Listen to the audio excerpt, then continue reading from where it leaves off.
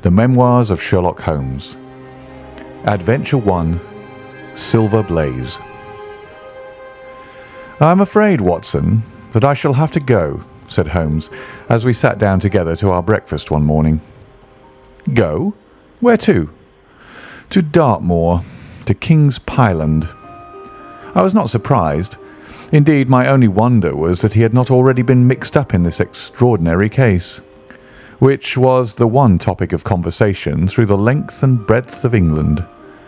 For a whole day my companion had rambled about the room with his chin upon his chest and his brows knitted, charging and recharging his pipe with the strongest black tobacco, and absolutely deaf to any of my questions or remarks. Fresh editions of every paper had been sent up by our newsagent, only to be glanced over and tossed down into a corner. Yet, silent as he was, I knew perfectly well what it was over which he was brooding. There was but one problem before the public which could challenge his powers of analysis, and that was the singular disappearance of the favourite for the Wessex Cup, and the tragic murder of its trainer. When, therefore, he suddenly announced his intention of setting out for the scene of the drama, it was only what I had been expecting and hoped for.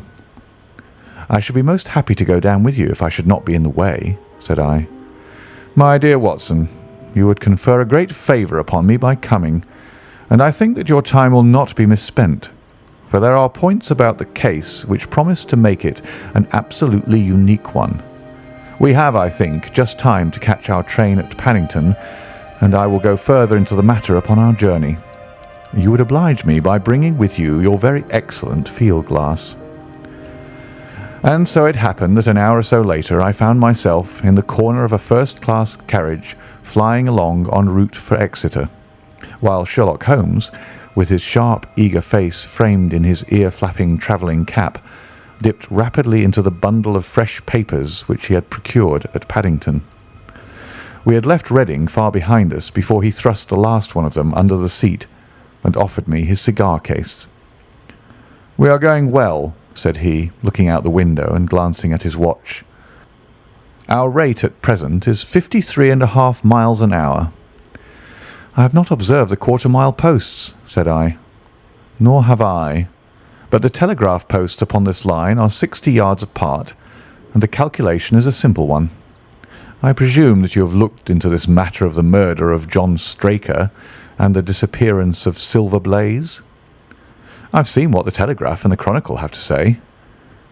"It is one of those cases where the art of the reasoner should be used rather for the sifting of details than for the acquiring of fresh evidence. The tragedy has been so uncommon, so complete, and of such personal importance to so many people, that we are suffering from a plethora of surmise, conjecture, and hypothesis. The difficulty is to detach the framework of fact, of absolute undeniable fact, from the embellishments of theorists and reporters. Then, having established ourselves upon this sound basis, it is our duty to see what inferences may be drawn and what are the special points upon which the whole mystery turns. On Tuesday evening I received telegrams from both Colonel Ross, the owner of the horse, and from Inspector Gregory, who is looking after the case, inviting my cooperation." "Tuesday evening!" I exclaimed. "And this is Thursday morning. Why didn't you go down yesterday?" "Because I made a blunder, my dear Watson, which is, I am afraid, a more common occurrence than anyone would think who only knew me through your memoirs. The fact is that I could not believe it possible that the most remarkable horse in England could long remain concealed, especially in so sparsely inhabited a place as the north of Dartmoor. From hour to hour yesterday I expected to hear that he had been found, and that his abductor was the murderer of John Straker. When, however, another morning had come, and I found that beyond the arrest of young Fitzroy Simpson nothing had been done, I felt that it was time for me to take action. Yet in some ways I feel that yesterday has not been wasted." "You have formed a theory, then?" "At least I have got a grip of the essential facts of the case. I shall enumerate them to you, for nothing clears up a case so much as stating it to another person, and I can hardly expect your cooperation if I do not show you the position from which we start." I lay back against the cushions, puffing at my cigar, while Holmes, leaning forward with his long, thin forefinger, checking off the points upon the palm of his left hand, gave me a sketch of the events which had led to our journey. "Silver Blaze," said he, "is from the Somomi stock, and holds as brilliant a record as his famous ancestor. He is now in his 5th year, and has brought in turn each of the prizes of the turf to Colonel Ross, his fortunate owner. Up to the time of the catastrophe he was the first favourite for the Wessex Cup, the betting being 3-1 on him. He has always, however, been a prime favourite with the racing public, and has never yet disappointed them, so that even at those odds enormous sums of money have been laid upon him.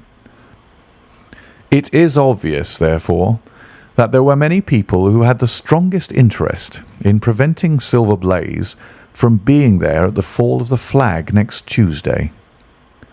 The fact was, of course, appreciated at King's Pyland, where the Colonel's training stable is situated. Every precaution was taken to guard the favourite. The trainer, John Straker, is a retired jockey who rode in Colonel Ross's colours before he became too heavy for the weighing chair. He has served the Colonel for 5 years as jockey and for 7 as trainer, and has always shown himself to be a zealous and honest servant. Under him were 3 lads, for the establishment was a small one, containing only 4 horses in all. One of these lads sat up each night in the stable, while the others slept in the loft. All 3 bore excellent characters. John Straker, who is a married man, lived in a small villa about 200 yards from the stables. He has no children, keeps 1 maidservant, and is comfortably off.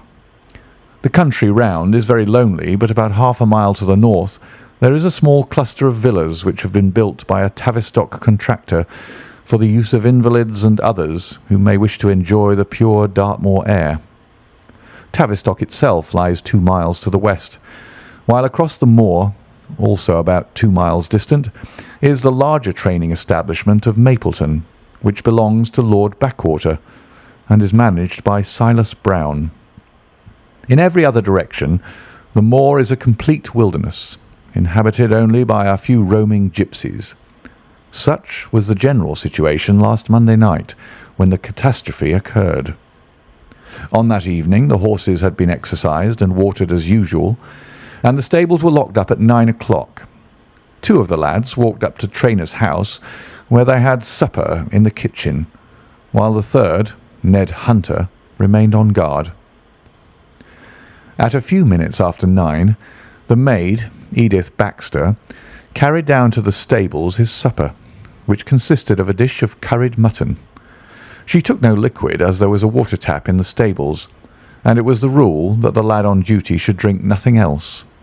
The maid carried a lantern with her, as it was very dark and the path ran across the open moor. Edith Baxter was within 30 yards of the stables when a man appeared out of the darkness and called to her to stop. As he stepped into the circle of yellow light thrown by the lantern, she saw that he was a person of gentlemanly bearing, dressed in a grey suit of tweeds with a cloth cap. He wore gaiters and carried a heavy stick with a knob to it. She was most impressed, however, by the extreme pallor of his face and by the nervousness of his manner. His age, she thought, would be rather over 30 than under it. "Can you tell me where I am?" he asked. "I had almost made up my mind to sleep on the moor when I saw the light of your lantern." "You are close to the King's Pyland training stables," said she. "Oh, indeed. What a stroke of luck!" he cried. "I understand that a stable boy sleeps there alone every night. Perhaps that is his supper which you are carrying to him. Now I am sure that you would not be too proud to earn the price of a new dress, would you?" He took a piece of white paper folded up out of his waistcoat pocket. "See that the boy has this tonight, and you shall have the prettiest frock that money can buy." She was frightened by the earnestness of his manner, and ran past him to the window through which she was accustomed to hand the meals. It was already opened, and Hunter was seated at the small table inside. She had begun to tell him of what had happened when the stranger came up again. "Good evening," said he, looking through the window. "I wanted to have a word with you." The girl has sworn that as he spoke, she noticed the corner of the little paper packet protruding from his closed hand. "What business have you here?" asked the lad. "It's business that may put something into your pocket," said the other.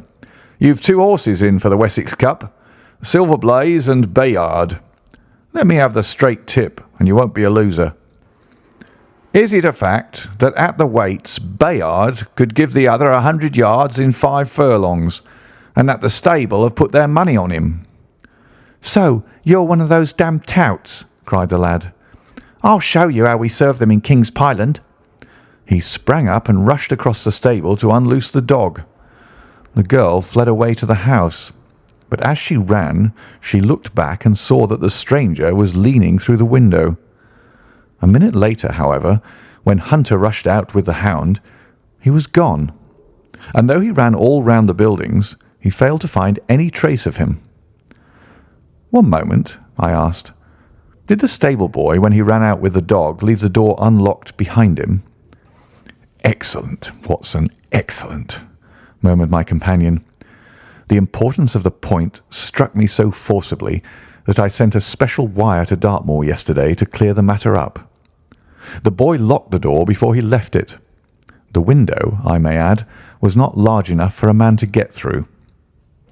Hunter waited until his fellow grooms had returned, when he sent a message to the trainer and told him what had occurred. Straker was excited at hearing the account, although he does not seem to have quite realized its true significance. It left him, however, vaguely uneasy, and Mrs. Straker, waking at 1 in the morning, found that he was dressing. In reply to her inquiries, he said that he could not sleep on account of his anxiety about the horses, and that he intended to walk down to the stables to see that all was well.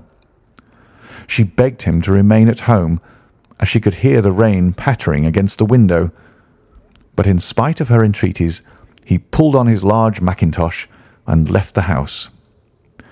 Mrs. Straker awoke at 7 in the morning to find that her husband had not yet returned. She dressed herself hastily, called the maid, and set off for the stables. The door was open. Inside, huddled together upon a chair, Hunter was sunk in a state of absolute stupor. The favourite stall was empty, and there were no signs of his trainer. The 2 lads who slept in the chaff-cutting loft above the harness room were quickly aroused. They had heard nothing during the night, for they are both sound sleepers.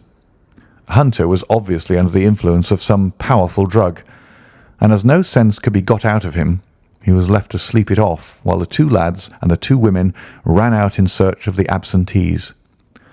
They still had hopes that the trainer had for some reason taken out the horse for early exercise, but on ascending the knoll near the house, from which all the neighbouring moors were visible, they not only could see no signs of the missing favourite, but they perceived something which warned them that they were in the presence of a tragedy.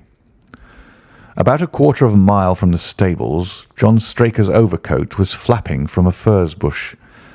Immediately beyond, there was a bowl-shaped depression in the moor, and at the bottom of this was found the dead body of the unfortunate trainer. His head had been shattered by a savage blow from some heavy weapon, and he was wounded on the thigh, where there was a long, clean cut, inflicted evidently by some very sharp instrument. It was clear, however, that Straker had defended himself vigorously against his assailants, for in his right hand he held a small knife, which was clotted with blood up to the handle, while in his left he clasped a red and black silk cravat, which was recognised by the maid as having been worn on the preceding evening by the stranger who had visited the stables.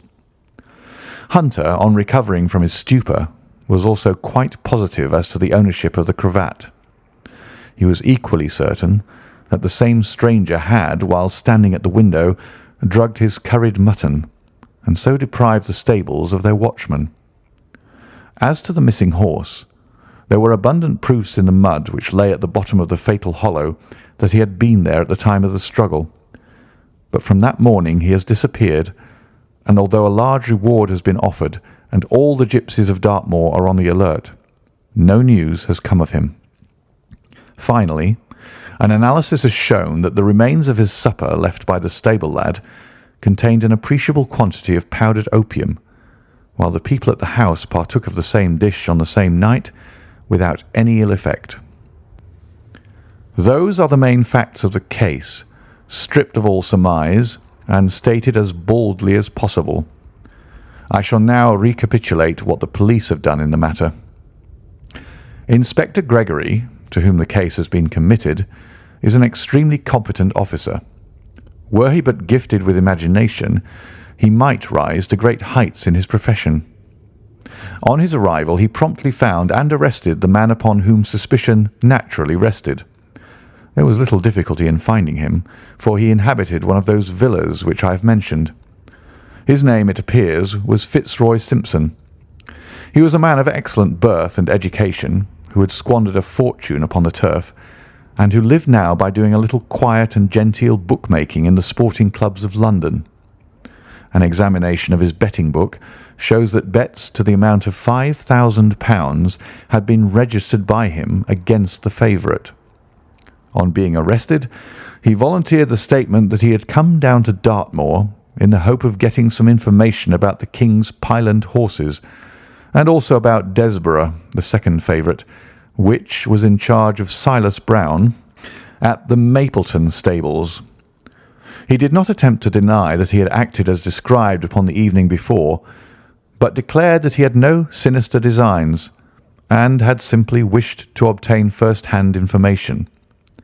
When confronted with his cravat, he turned very pale and was utterly unable to account for its presence in the hand of the murdered man. His wet clothing showed that he had been out in the storm of the night before, and his stick, which was a Penang lawyer weighted with lead, was just such a weapon as might, by repeated blows, have inflicted the terrible injuries to which the trainer had succumbed.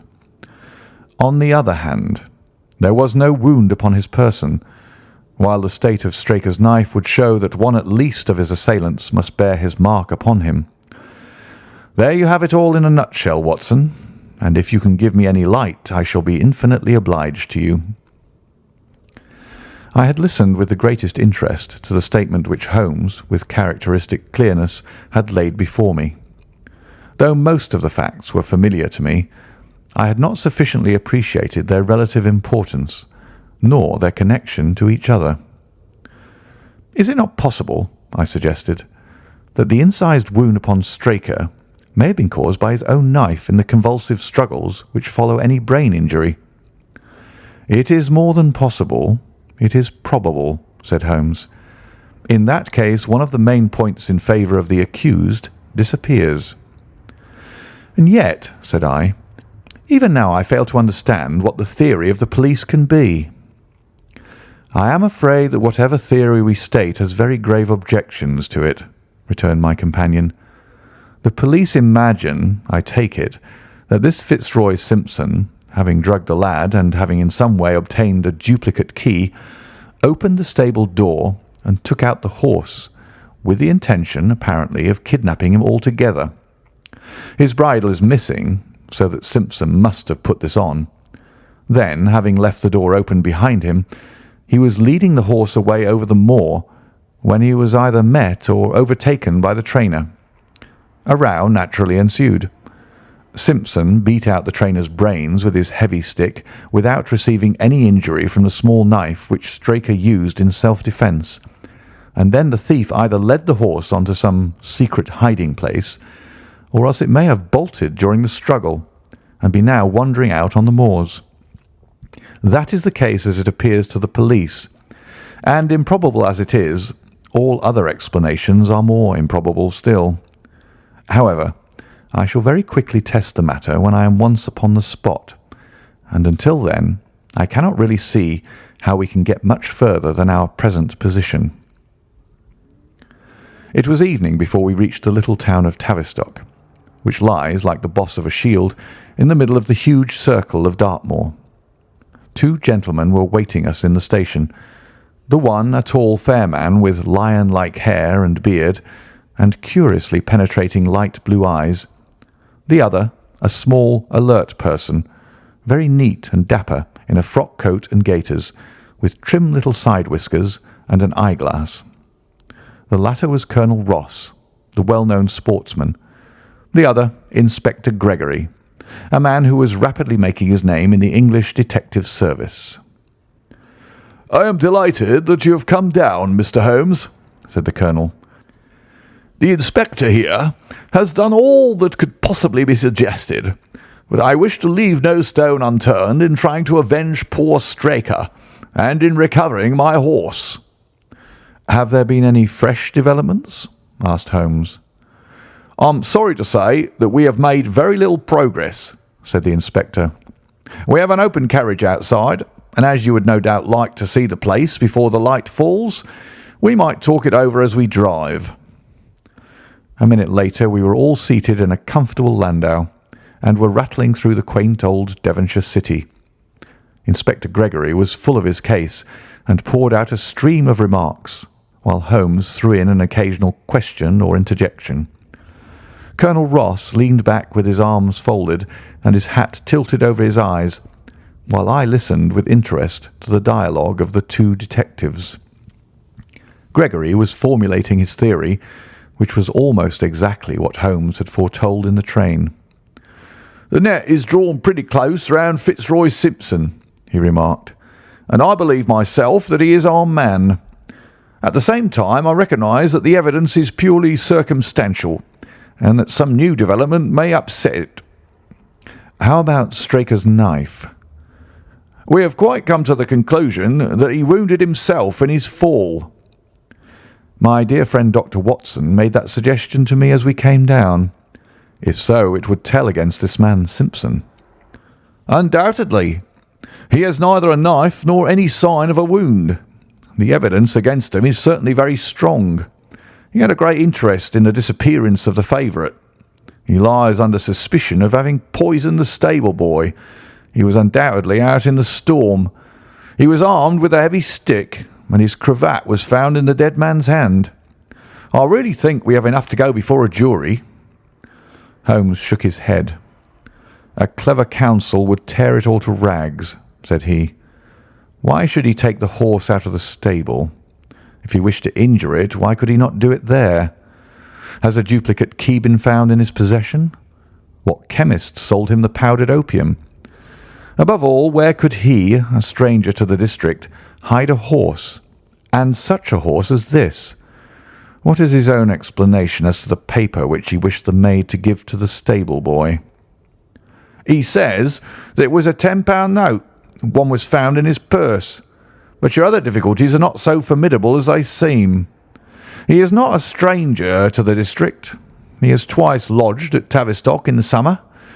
The opium was probably brought from London. The key, having served its purpose, will be hurled away. The horse may be at the bottom of one of the pits or old mines upon the moor." "What does he say about the cravat?" "He acknowledges that it is his, and declares that he had lost it. But a new element has been introduced into the case, which may account for his leading the horse from the stable." Holmes pricked up his ears. "We have found traces which show that a party of gipsies encamped on Monday night within a mile of the spot where the murder took place. On Tuesday they were gone. Now, presuming that there was some understanding between Simpson and these gipsies, might he not have been leading the horse to them when he was overtaken, and may they not have him now?" "It is certainly possible." "The moor is being scoured for these gipsies. I have also examined every stable and outhouse in Tavistock, and for a radius of 10 miles. "There is another training stable quite close, I understand." "Yes, and that is a factor which we must certainly not neglect. As Desborough, their horse, was second in the betting, they had an interest in the disappearance of the favourite. Silas Brown, the trainer, is known to have had large bets upon the event, and he was no friend to poor Straker. We have, however, examined the stables, and there is nothing to connect him with the affair." "And nothing to connect this man Simpson with the interests of the Mapleton stables?" "Nothing at all." Holmes leaned back in the carriage, and the conversation ceased. A few minutes later our driver pulled up at a neat little red brick villa with overhanging eaves which stood by the road. Some distance off, across a paddock, lay a long grey-tiled outbuilding. In every other direction the low curves of the moor, bronze-coloured from the fading ferns, stretched away to the skyline, broken only by the steeples of Tavistock, and by a cluster of houses away to the westward which marked the Mapleton stables. We all sprang out with the exception of Holmes, who continued to lean back with his eyes fixed upon the sky in front of him, entirely absorbed in his own thoughts. It was only when I touched his arm that he roused himself with a violent start and stepped out of the carriage. "Excuse me," said he, turning to Colonel Ross, who had looked at him in some surprise. "I was daydreaming." There was a gleam in his eyes and a suppressed excitement in his manner which convinced me, used as I was to his ways, that his hand was upon a clue, though I could not imagine where he had found it. "Perhaps you would prefer at once to go on to the scene of the crime, Mr. Holmes," said Gregory. "I think that I should prefer to stay here a little and go into one or two questions of detail. Straker was brought back here, I presume?" "Yes, he lies upstairs. The inquest is tomorrow." "He has been in your service some years, Colonel Ross?"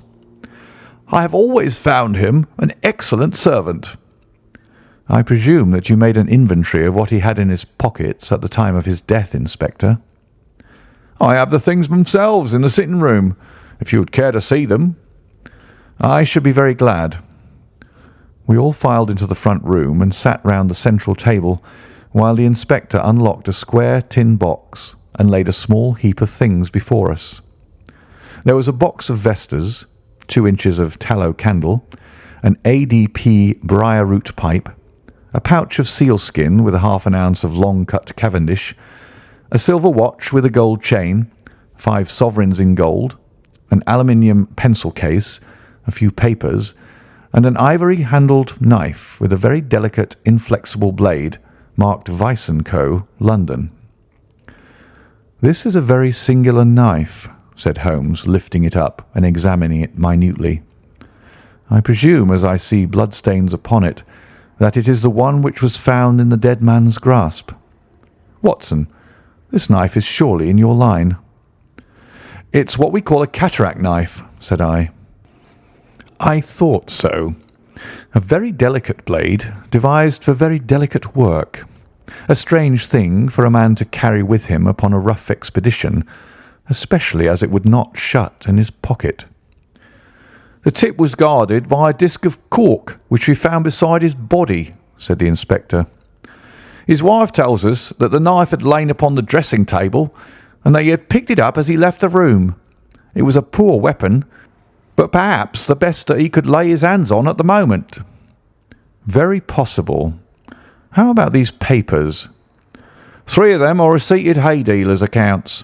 One of them is a letter of instructions from Colonel Ross. This other is a milliner's account for £37.15, made out by Madame Lesuria of Bond Street to William Derbyshire.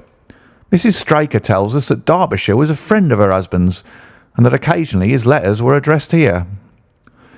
"Madame Derbyshire has somewhat expensive tastes," remarked Holmes, glancing down the account. 22 guineas is rather heavy for a single costume. However, there appears to be nothing more to learn, and we may now go down to the scene of the crime. As we emerged from the sitting-room, a woman, who had been waiting in the passage, took a step forward and laid her hand upon the inspector's sleeve. Her face was haggard and thin and eager, stamped with the print of a recent horror. "Have you got them? Have you found them?" she panted. "No, Mrs. Straker, but Mr. Holmes here has come from London to help us, and we shall do all that is possible." "Surely I met you in Plymouth at a garden party some little time ago, Mrs. Straker," said Holmes. "No, sir, you are mistaken." "Dear me, why, I could have sworn to it. You wore a costume of dove-coloured silk with ostrich feather trimming." "I never had such a dress, sir," answered the lady. "Ah, that quite settles it," said Holmes, and with an apology he followed the inspector outside. A short walk across the moor took us to the hollow in which the body had been found. At the brink of it was the furze bush upon which the coat had been hung. "There was no wind that night, I understand," said Holmes. "None, but very heavy rain." "In that case the overcoat was not blown against the furze bush, but placed there." "Yes, it was laid across the bush." "You fill me with interest. I perceive that the ground has been trampled up a good deal. No doubt many feet have been here since Monday night." "A piece of matting has been laid here at the side, and we have all stood upon it." "Excellent." "In this bag I have one of the boots which Straker wore, one of Fitzroy Simpson's shoes, and a cast horseshoe of silver blaze." "My dear Inspector, you surpass yourself." Holmes took the bag and, descending into the hollow, he pushed the matting into a more central position. Then, stretching himself upon his face and leaning his chin upon his hands, he made a careful study of the trampled mud in front of him. "Hullo," said he suddenly. "What's this?" It was a wax vesta, half burned, which was so coated with mud that it looked at first like a little chip of wood. "I cannot think how I came to overlook it," said the inspector with an expression of annoyance. "It was invisible, buried in the mud. I only saw it because I was looking for it." "What? You expected to find it?" "I thought it not unlikely." He took the boots from the bag and compared the impressions of each of them with marks upon the ground. Then he clambered up to the rim of the hollow and crawled about among the ferns and bushes. "I'm afraid that there are no more tracks," said the inspector. "I have examined the ground very carefully for 100 yards in each direction." "Indeed," said Holmes, rising. "I should not have the impertinence to do it again after what you say. But I should like to take a little walk over the moor before it grows dark, that I may know my ground tomorrow, and I think that I shall put this horseshoe into my pocket for luck." Colonel Ross, who had shown some signs of impatience at my companion's quiet and systematic method of work, glanced at his watch. "I wish you would come back with me, Inspector," said he. "There are several points on which I should like your advice, and especially as to whether we do not owe it to the public to remove our horse's name from the entries for the cup." "Certainly not," cried Holmes with decision. "I should let the name stand." The colonel bowed. "I am very glad to have had your opinion, sir," said he. "You will find us at poor Straker's house when you have finished your walk, and we can drive together into Tavistock." He turned back with the inspector, while Holmes and I walked slowly across the moor. The sun was beginning to sink behind the stables of Mapleton, and the long, sloping plain in front of us was tinged with gold, deepening into rich, ruddy browns where the faded ferns and brambles caught the evening light. But the glories of the landscape were all wasted upon my companion, who was sunk in the deepest thought. "It's this way, Watson," said he at last. "We may leave the question of who killed John Straker for the instant, and confine ourselves to finding out what has become of the horse. Now, supposing that he broke away during or after the tragedy, where could he have gone to? The horse is a very gregarious creature. If left to himself, his instincts would have been either to return to King's Pyland or go over to Mapleton. Why should he run wild upon the moor? He would surely have been seen by now, and why should gipsies kidnap him? These people always clear out when they hear of trouble, for they do not wish to be pestered by the police.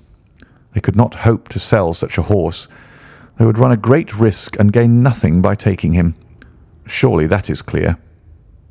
"Where is he, then?" "I have already said that he must have gone to King's Pyland or to Mapleton. He is not at King's Pyland. Therefore, he is at Mapleton. Let us take that as a working hypothesis and see what it leads us to. This part of the moor, as the inspector remarked, is very hard and dry, but it falls away towards Mapleton, and you can see from here that there is a long hollow over yonder which must have been very wet on Monday night. If our supposition is correct, then the horse must have crossed that, and there is the point where we should look for his tracks. We had been walking briskly during this conversation, and a few more minutes brought us to the hollow in question. At Holmes' request, I walked down the bank to the right, and he to the left. But I had not taken 50 paces before I heard him give a shout and saw him waving his hand to me. The track of a horse was plainly outlined in the soft earth in front of him, and the shoe which he took from his pocket exactly fitted the impression. "See the value of imagination," said Holmes. "It is the one quality which Gregory lacks. We imagined what might have happened, acted upon the supposition, and find ourselves justified. Let us proceed." We crossed the marshy bottom and passed over a quarter of a mile of dry, hard turf. Again the ground sloped, and again we came on the tracks. Then we lost them for half a mile, but only to pick them up once more quite close to Mapleton. It was Holmes who saw them first, and he stood pointing with a look of triumph upon his face. A man's track was visible beside the horse's. "The horse was alone before," I cried. "Quite so. It was alone before. Hullo, what is this?" The double track turned sharp off and took the direction of King's Pyland. Holmes whistled, and we both followed along after it.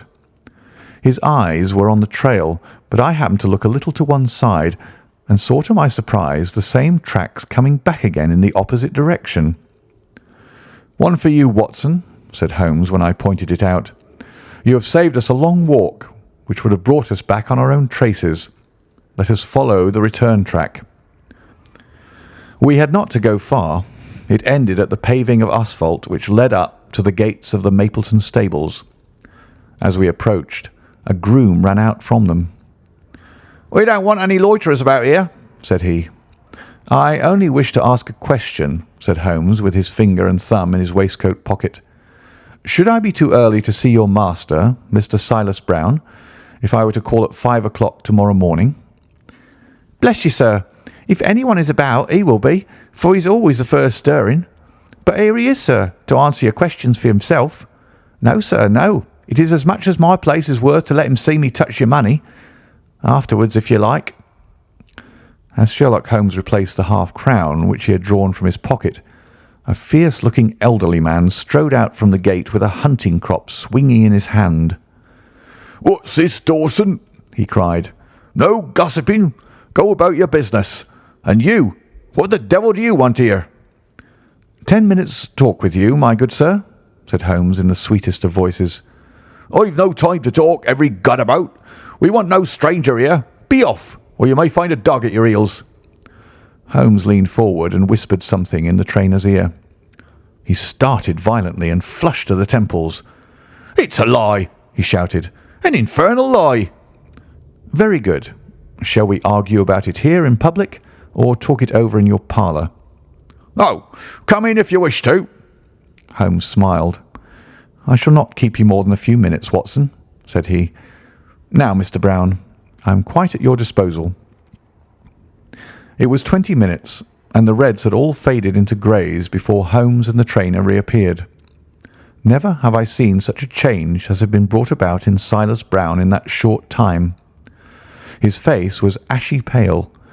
Beads of perspiration shone upon his brow, and his hands shook until the hunting crop wagged like a branch in the wind. His bullying, overbearing manner was all gone too, and he cringed along at my companion's side like a dog with its master. "Your instructions will be done. It shall all be done," said he. "There must be no mistake," said Holmes, looking round at him. The other winced as he read the menace in his eyes. "Oh, no, there shall be no mistake. It shall be here. Should I change it first or not?" Holmes thought a little and then burst out laughing. "No, don't," said he. "I shall write to you about it. No tricks now, or—" "Oh, you can trust me. You can trust me." "Yes, I think I can. Well, you shall hear from me tomorrow."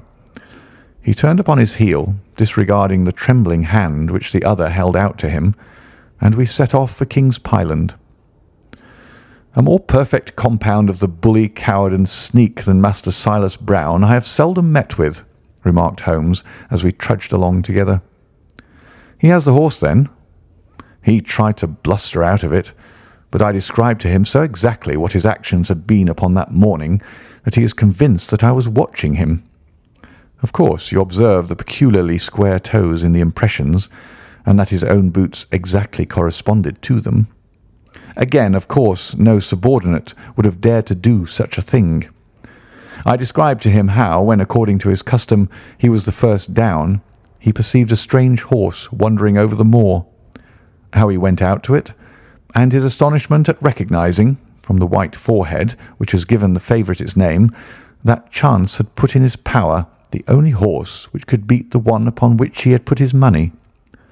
Then I described how his first impulse had been to lead him back to King's Pyland, and how the devil had shown him how he could hide the horse until the race was over, and how he had led it back and concealed it at Mapleton. When I told him every detail, he gave it up and thought only of saving his own skin. But his stables had been searched. Oh, an old horse-faker like him has many a dodge. But are you not afraid to leave the horse in his power now, since he has every interest in injuring it?" "My dear fellow, he will guard it as the apple of his eye. He knows that his only hope of mercy is to produce it safe." "Colonel Ross did not impress me as a man who would be likely to show much mercy in any case."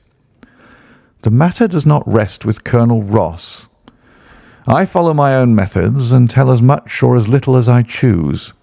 That is the advantage of being unofficial. I don't know whether you observed it, Watson, but the Colonel's manner has been just a trifle cavalier to me. I am inclined now to have a little amusement at his expense. Say nothing to him about the horse." "Certainly not without your permission. And, of course, this is all quite a minor point compared to the question of who killed John Straker." "And you will devote yourself to that?" "On the contrary, we both go back to London by the night train."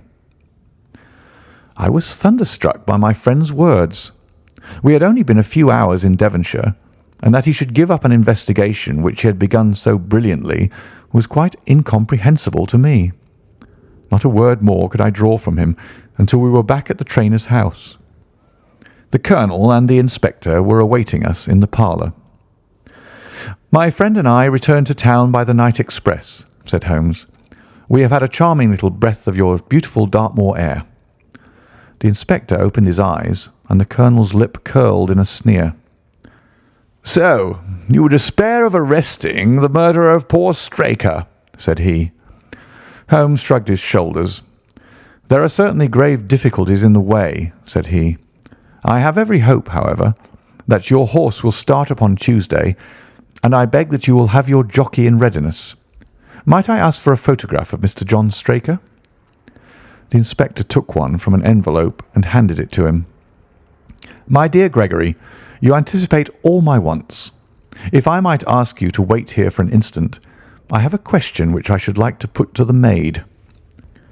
"I must say that I am rather disappointed in our London consultant," said Colonel Ross bluntly as my friend left the room. "I do not see that we are any further than when he came." "At least you have his assurance that your horse will run," said I. "Yes, I have his assurance," said the Colonel with a shrug of his shoulders. "I should prefer to have the horse."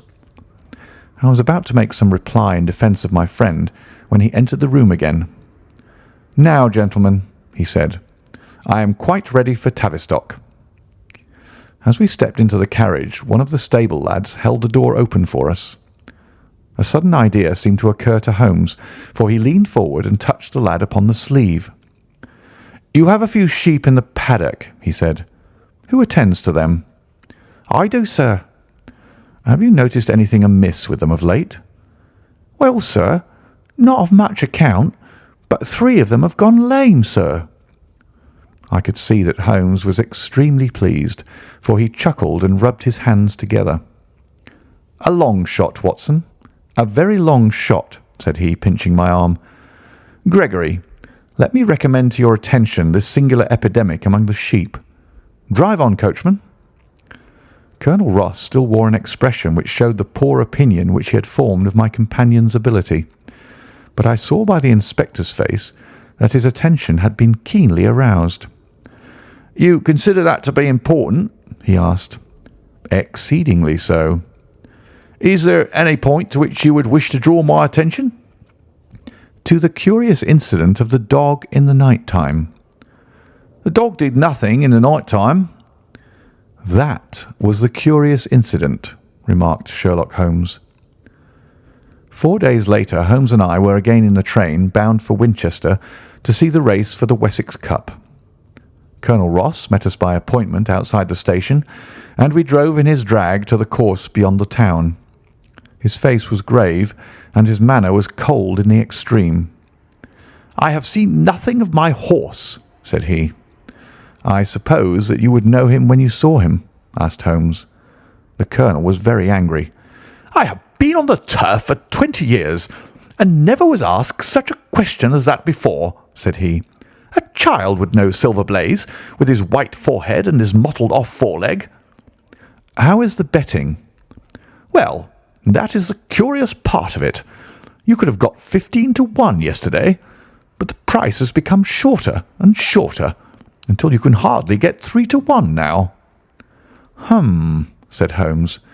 "Somebody knows something. That is clear." As the drag drew up in the enclosure near the grandstand, I glanced at the card to see the entries. "Wessex Plate," it ran. 50 sovs each, H feet with 1,000 sovs added for 4 and 5-year-olds. Second L300, third L200.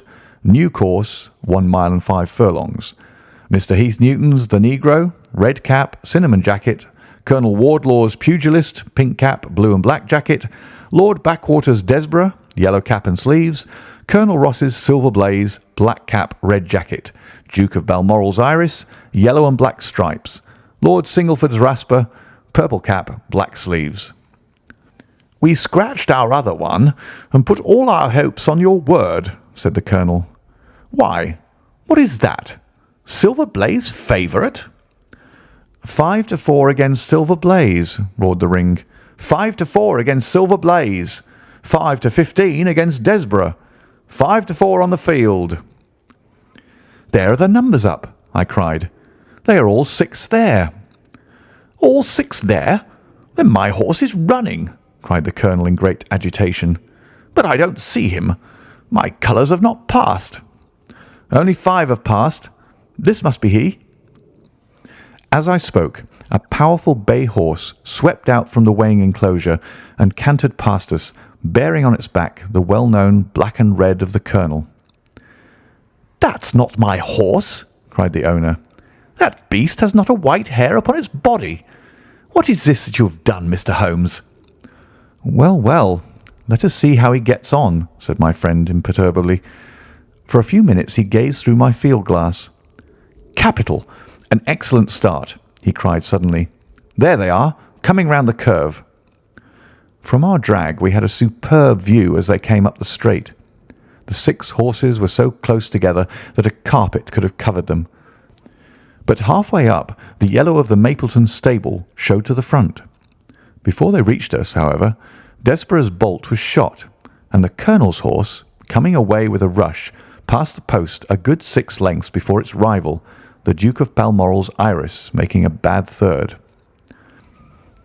"It's my race anyhow," gasped the colonel, passing his hand over his eyes. "I confess that I can make neither head nor tail of it. Don't you think that you've kept up your mystery long enough, Mr. Holmes?" "Certainly, Colonel. You shall know everything. Let us all go round and have a look at the horse together. Here he is," he continued as we made our way into the weighing enclosure, where only owners and their friends find admittance. "You have only to wash his face and his leg in the spirits of wine, and you will find that he is the same old Silver Blaze as ever." "You take my breath away." "I found him in the hands of a faker, and took the liberty of running him just as he was sent over." "My dear sir, you have done wonders. The horse looks very fit and well. It never went better in his life. I owe you 1,000 apologies for having doubted your ability. You have done me a great service by recovering my horse. You would do me a greater still if you could lay your hands on the murderer of John Straker." "I have done so," said Holmes quietly. The Colonel and I stared at him in amazement. "You've got him? Where is he, then?" "He is here." "Here? Where?" "In my company at the present moment." The Colonel flushed angrily. "I quite recognise that I am under obligations to you, Mr. Holmes," said he, "but I must regard what you have just said as either a very bad joke or an insult." Sherlock Holmes laughed. "I assure you that I have not associated you with the crime, Colonel," said he. "The real murderer is standing immediately behind you." He stepped past and laid his hand upon the glossy neck of the thoroughbred. "The horse!" cried both the Colonel and myself. "Yes, the horse. And it may lessen his guilt if I say that it was done in self-defence, and that John Straker was a man who was entirely unworthy of your confidence. But there goes the bell, and as I stand to win a little on this next race, I shall defer a lengthy explanation until a more fitting time." We had the corner of a Pullman car to ourselves that evening as we whirled back to London, and I fancy that the journey was a short one to Colonel Ross as well as to myself, as we listened to our companion's narrative of the events which had occurred at the Dartmoor training stables upon the Monday night, and the means by which he had unravelled them. "I confess," said he, "that any theories which I had formed from the newspaper reports were entirely erroneous, and yet there were indications there, had they not been overlaid by other details which concealed their true import. I went to Devonshire with the conviction that Fitzroy Simpson was the true culprit, although, of course, I saw that the evidence against him was by no means complete. It was while I was in the carriage, just as we reached the trainer's house, that the immense significance of the curried mutton occurred to me. You may remember that I was distrait and remained sitting after you had all alighted. I was marvelling in my own mind how I could possibly have overlooked so obvious a clue. "I confess," said the Colonel, "that even now I cannot see how it helps us." "It was the first link in my chain of reasoning. Powdered opium is by no means tasteless.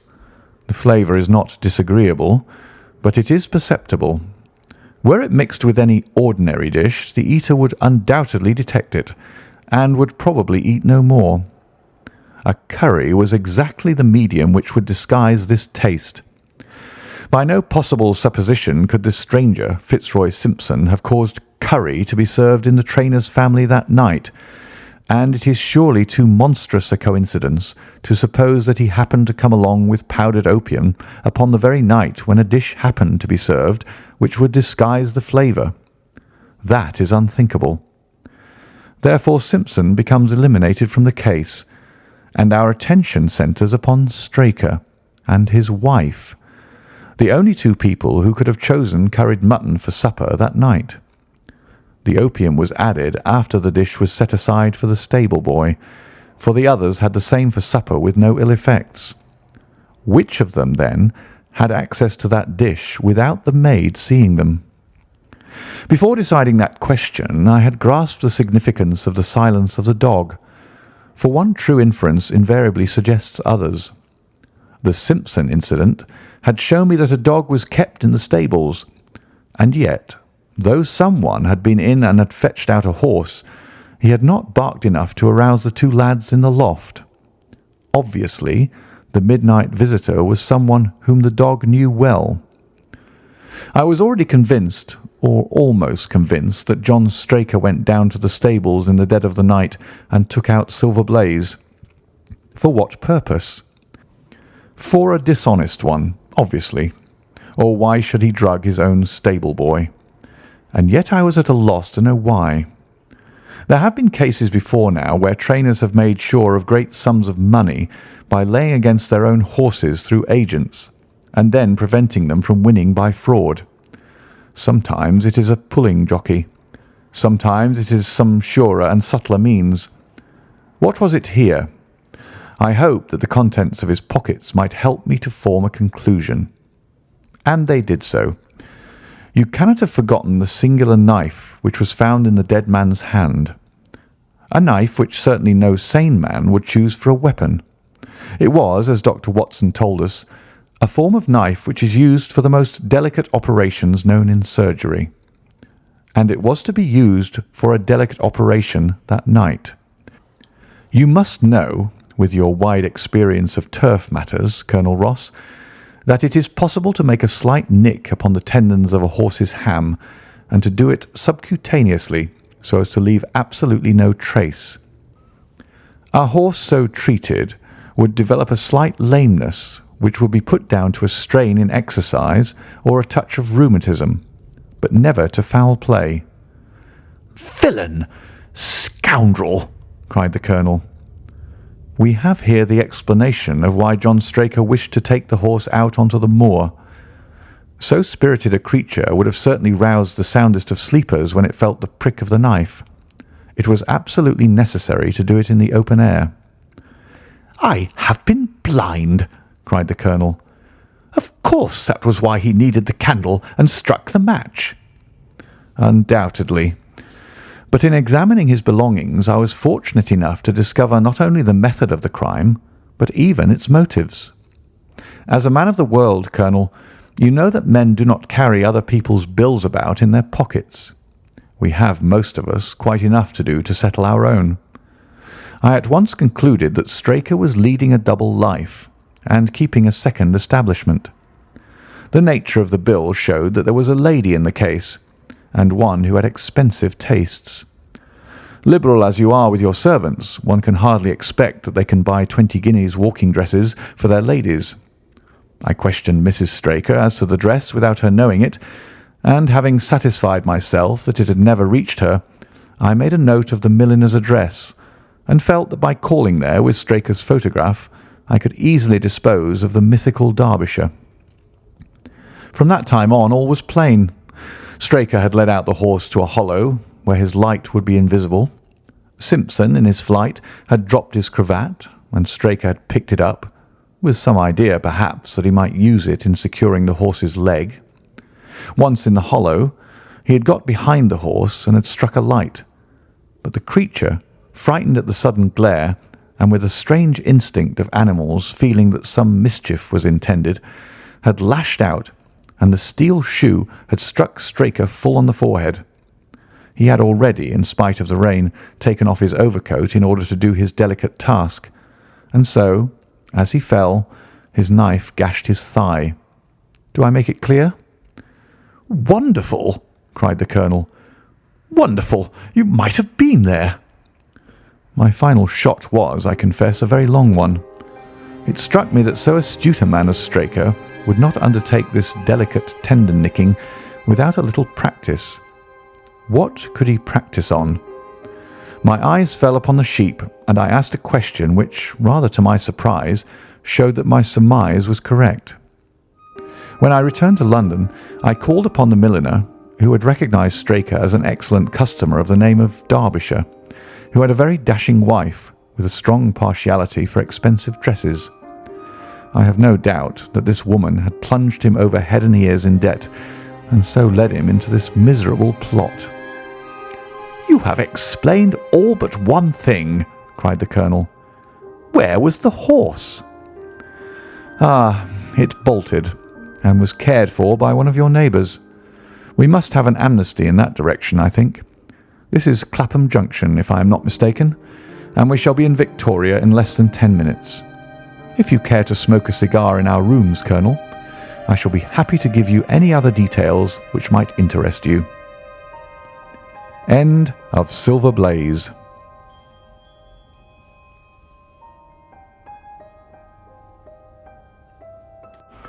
Adventure 2. The Yellow Face.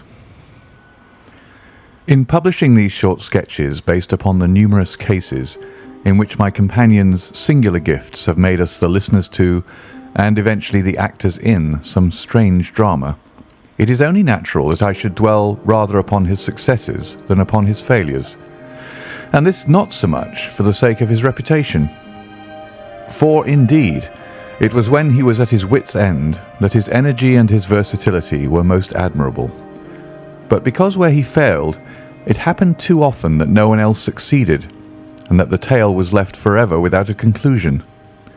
Now and again, however, it chanced that even when he erred, the truth was still discovered. I have noted of some half-dozen cases of the kind. The adventure of the Musgrave ritual and that which I am about to recount are the two which present the strongest features of interest. Sherlock Holmes was a man who seldom took exercise for exercise's sake. Few men were capable of greater muscular effort, and he was undoubtedly one of the finest boxers of his weight that I have ever seen. But he looked upon aimless bodily exertion as a waste of energy, and he seldom bestirred himself save when there was some professional object to be served. Then he was absolutely untiring and indefatigable. That he should have kept himself in training under such circumstances is remarkable, but his diet was usually of the sparest, and his habits were simple to the verge of austerity. Save for the occasional use of cocaine, he had no vices, and he only turned to the drug as a protest against the monotony of existence when cases were scanty and the papers uninteresting. One day in early spring he had so far relaxed as to go for a walk with me in the park, where the first faint shoots of green were breaking out upon the elms, and the sticky spear heads of the chestnuts were just beginning to burst into their five-fold leaves. For 2 hours we rambled about together, in silence for the most part, as befits two men who know each other intimately. It was nearly 5 before we were back in Baker Street once more. "Beg pardon, sir," said our page boy as he opened the door. "There's been a gentleman here asking for you, sir." Holmes glanced reproachfully at me. "So much for afternoon walks," said he. "Has this gentleman gone, then?" "Yes, sir." "Didn't you ask him in?" "Yes, sir. He came in." "How long did he wait?" "Half an hour, sir. He was a very restless gentleman, a walking and a stamping all the time he was here. I was waiting outside the door, sir, and I could hear him. At last he outs into the passage and he cries, 'Is that man never going to come?' Those were his very words, sir. 'You only need to wait a little longer,' says I. 'Then I'll wait in the open air, for I feel half choked,' says he. 'I'll be back before long.' And with that he ups and he outs, and all I could say wouldn't hold him back." "Well, well, you did your best," said Holmes as we walked into our room. "It's very annoying, though, Watson. I was badly in need of a case, and this looks, from the man's impatience, as if it were of importance. Hello, that's not your pipe on the table. He must have left his behind him. A nice old briar with a good long stem of what the tobacconists call amber. I wonder how many real amber mouthpieces there are in London. Some people think that a fly in it is a sign. Well, he must have been disturbed in his mind to leave a pipe behind him, which he evidently values highly." "How do you know that he values it highly?" I asked. "Well, I should put the original cost of the pipe at 7 6d. Now it has, you see, been twice mended, once in the wooden stem and once in the amber. Each of these mends, done, as you observe, with silver brands, must have cost more than the pipe did originally. The man must value the pipe highly when he prefers to patch it up rather than buy a new one with the same money." "Anything else?" I asked, for Holmes was turning the pipe about in his hand and staring at it in his peculiar pensive way. He held it up and tapped on it with his long, thin forefinger, as a professor might who was lecturing on a bone. "Pipes are occasionally of extraordinary interest," said he. "Nothing has more individuality, save perhaps watches and bootlaces. The indications here, however, are neither very marked nor very important. The owner is obviously a muscular man, left-handed with an excellent set of teeth, careless in his habits, and with no need to practice economy." My friend threw out the information in a very off-hand way, but I saw that he cocked his eye at me to see if I had followed his reasoning. "You think a man must be well-to-do if he smokes a 7-shilling pipe," said I. "This is Grosvenor mixture at 8 pence an ounce," Holmes answered, knocking a little out on his palm. "As he might get an excellent smoke for half the price, he has no need to practise economy." "And the other points?" "He has been in the habit of lighting his pipe at lamps and gas jets. You can see that it is quite charred all down one side. Of course, a match could not have done that. Why should a man hold a match to the side of his pipe? But you cannot light it at a lamp without getting the bowl charred, and it is all on the right side of the pipe. From that I gather that he is a left-handed man. You hold your own pipe to the lamp, and see how naturally you, being right-handed, hold the left side to the flame. You might do it once the other way, but not as a constancy. This has always been held so. Then he has bitten through his amber. It takes a muscular, energetic fellow, and one with a good set of teeth to do that. But if I am not mistaken, I hear him upon the stair, so we shall have something more interesting than his pipe to study." An instant later our door opened, and a tall young man entered the room. He was well but quietly dressed in a dark grey suit, and carried a brown wide-awake in his hand. I should have put him at about 30, though he was really some years older. "I beg your pardon," said he, with some embarrassment. "I suppose I should have knocked. Yes, of course, I should have knocked. The fact is that I am a little upset, and you must put it all down to that." He passed his hand over his forehead like a man who is half dazed, and then fell rather than sat down upon a chair. "I can see that you have not slept for a night or two," said Holmes, in his easy, genial way. "That tries a man's nerves more than work, and more even than pleasure. May I ask how I can help you?" "I wanted your advice, sir. I don't know what to do, and my whole life seems to have gone to pieces." "You wish to employ me as a consulting detective?" "Not that only. I want your opinion as a judicious man, as a man of the world. I want to know what I ought to do next. I hope to God you'll be able to tell me." He spoke in little sharp, jerky outbursts, and it seemed to me that to speak at all was very painful to him, and that his will all through was overriding his inclinations. "It's a very delicate thing," said he. "One does not like to speak of one's domestic affairs to strangers. It seems dreadful to discuss the conduct of one's wife with two men whom I have never seen before. It's horrible to have to do it, but I've got to the end of my tether, and I must have advice." "My dear Mr. Grant Munro," began Holmes. Our visitor sprang from his chair. "What?" he cried. "You know my name?" "If you wish to preserve your incognito," said Holmes, smiling, "I would suggest that you cease to write your name upon the lining of your hat, or else that you turn the crown towards the person whom you are addressing. I was about to say that my friend and I have listened to a good many strange secrets in this room, and that we have had the good fortune to bring peace to many troubled souls. I trust that we may do as much for you. Might I beg you, as time may prove to be of importance, to furnish me with the facts of your case without further delay?" Our visitor again passed his hand over his forehead, as if he found it bitterly hard. From every gesture and expression, I could see that he was a reserved, self-contained man, with a dash of pride in his nature, more likely to hide his wounds than to expose them. Then suddenly, with a fierce gesture of his closed hand, like one who throws reserve to the winds, he began. "The facts are these," said he. "I am a married man, and have been so for 3 years. During that time my wife and I have loved each other as fondly and lived as happily as any two that ever were joined. We have not had a difference, not one, in thought or word or deed. And now, since last Monday, there has suddenly sprung up a barrier between us, and I find that there is something in her life and in her thought of which I know as little as if she were the woman who brushes by me in the street. We are estranged, and I want to know why. Now, there is one thing that I want to impress upon you before I go any further. Mr. Holmes, Effie loves me. Don't let there be any mistake about that. She loves me with her whole heart and soul, and never more than now. I know it. I feel it.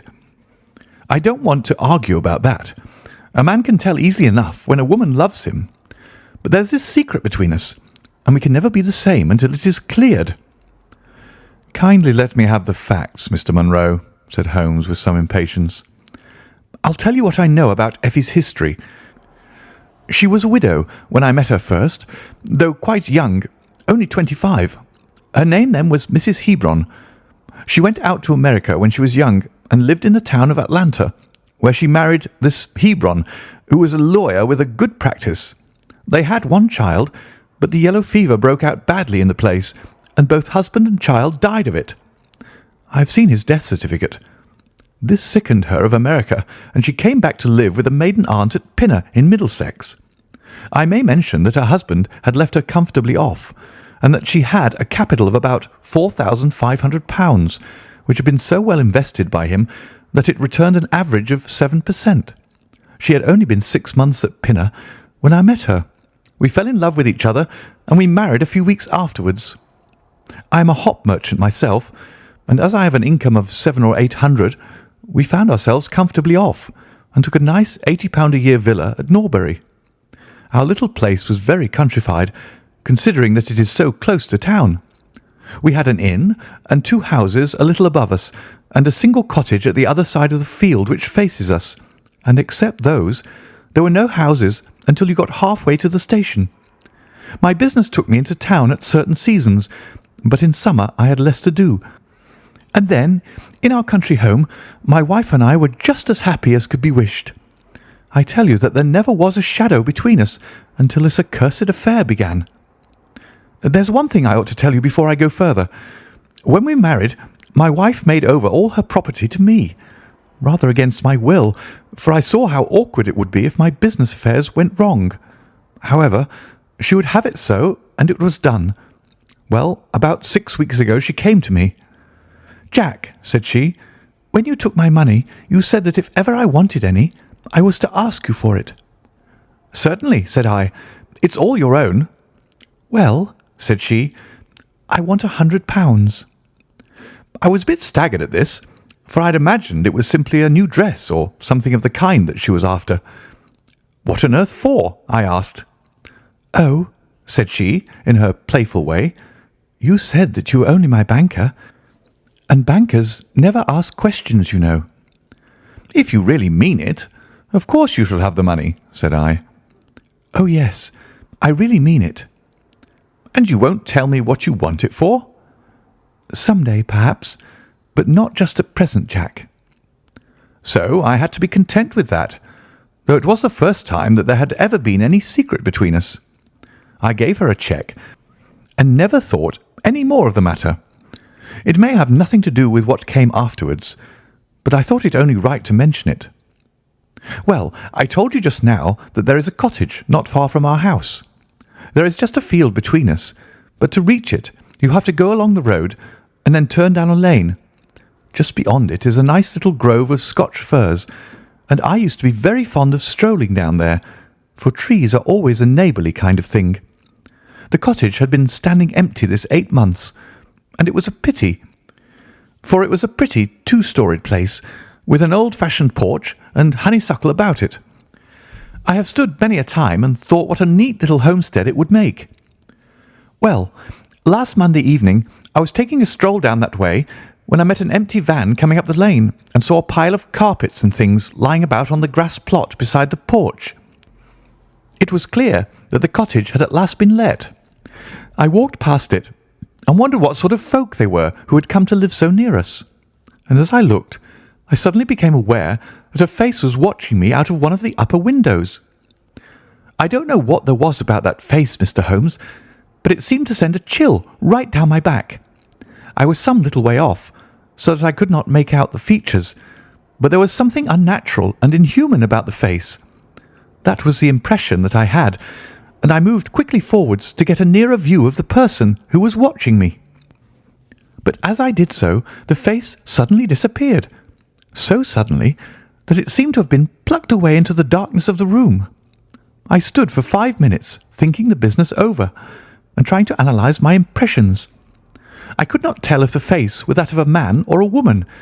It had been too far from me for that. But its colour was what had impressed me most. It was of a livid, chalky white, and with something set and rigid about it, which was shockingly unnatural. So disturbed was I that I determined to see a little more of the new inmates of the cottage. I approached and knocked at the door, which was instantly opened by a tall, gaunt woman with a harsh, forbidding face. "What may you be wanting?" she asked in a northern accent. "I am your neighbour over yonder," said I, nodding towards my house. "I see that you have only just moved in, so I thought that if I could be of any help to you in any—" "Aye, we'll just ask you when we want you," said she, and shut the door in my face. Annoyed at the churlish rebuff, I turned my back and walked home. All evening, though I tried to think of other things, my mind would still turn to the apparition at the window and the rudeness of the woman. I determined to say nothing about the former to my wife, for she is a nervous, highly strung woman, and I had no wish that she should share the unpleasant impression which had been produced upon myself. I remarked to her, however, before I fell asleep, that the cottage was now occupied, to which she returned no reply. I am usually an extremely sound sleeper. It has been a standing jest in the family that nothing could ever wake me during the night. And yet somehow, on that particular night, whether it may have been the slight excitement produced by my little adventure or not, I know not, but I slept much more lightly than usual.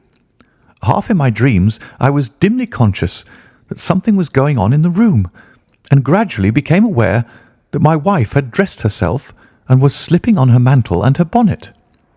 My lips were parted to murmur out some sleepy words of surprise or remonstrance at this untimely preparation, when suddenly my half-opened eyes fell upon her face, illuminated by the candlelight, and astonishment held me dumb. She wore an expression such as I had never seen before, such as I should have thought her incapable of assuming. She was deadly pale and breathing fast, glancing furtively towards the bed as she fastened her mantle to see if she had disturbed me. Then, thinking that I was still asleep, she slipped noiselessly from the room, and an instant later I heard a sharp creaking which could only come from the hinges of the front door. I sat up in bed and rapped my knuckles against the rail to make certain that I was truly awake. Then I took my watch from under the pillow. It was 3 a.m. What on this earth could my wife be doing out on the country road at 3 a.m?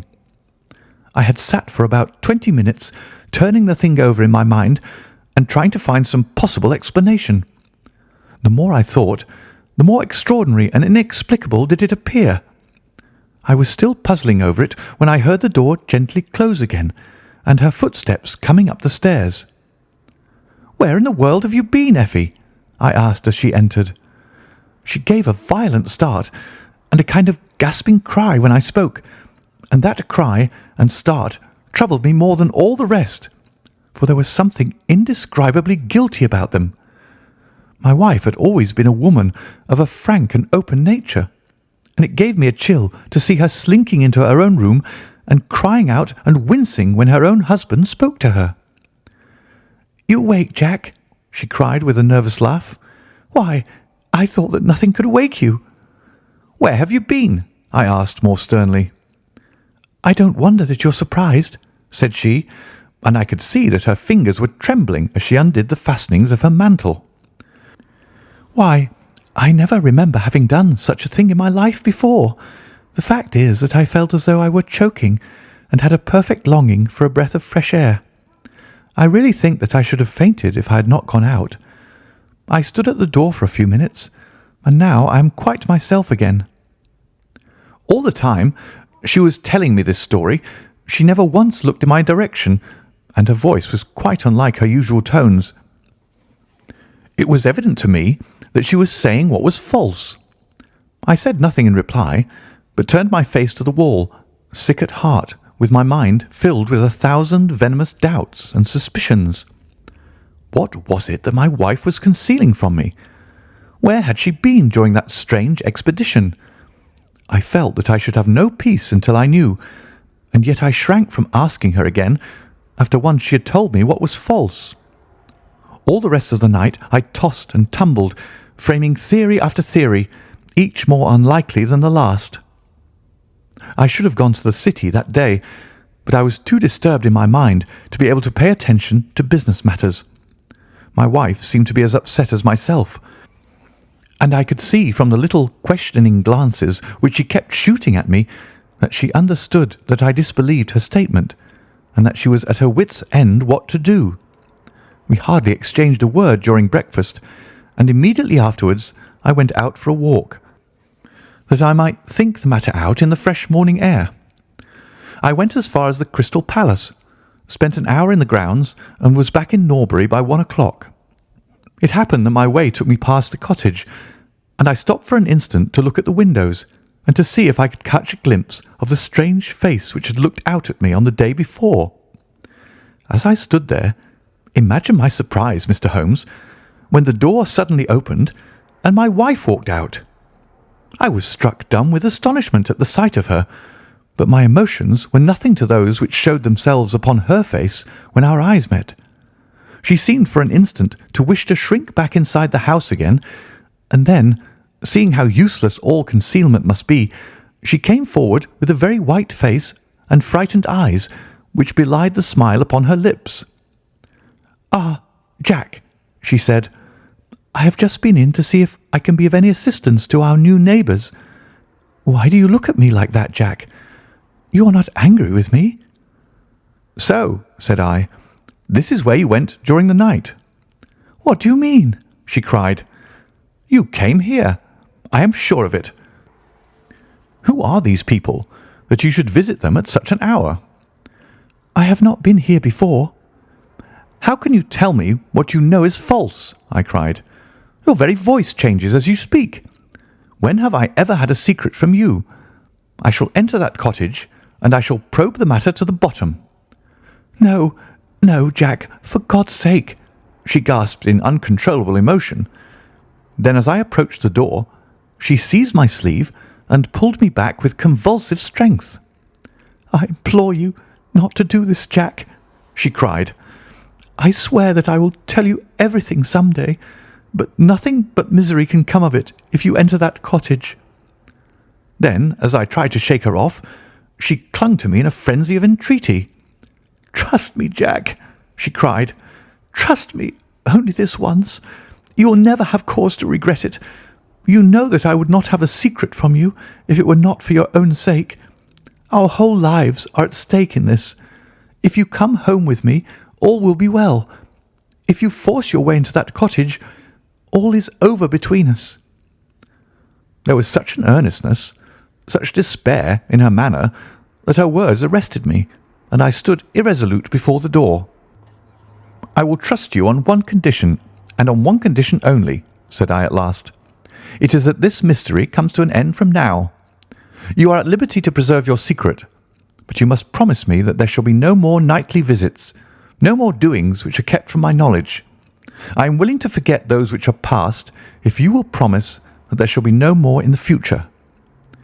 "I was sure that you would trust me," she cried, with a great sigh of relief. "It shall be just as you wish. Come away. Oh, come away up to the house." Still pulling at my sleeve, she led me away from the cottage. As we went, I glanced back, and there was that yellow, livid face watching us out of the upper window. What link could there be between that creature and my wife? Or how could the coarse, rough woman whom I had seen the day before be connected with her? It was a strange puzzle, and yet I knew that my mind could never know ease again until I had solved it.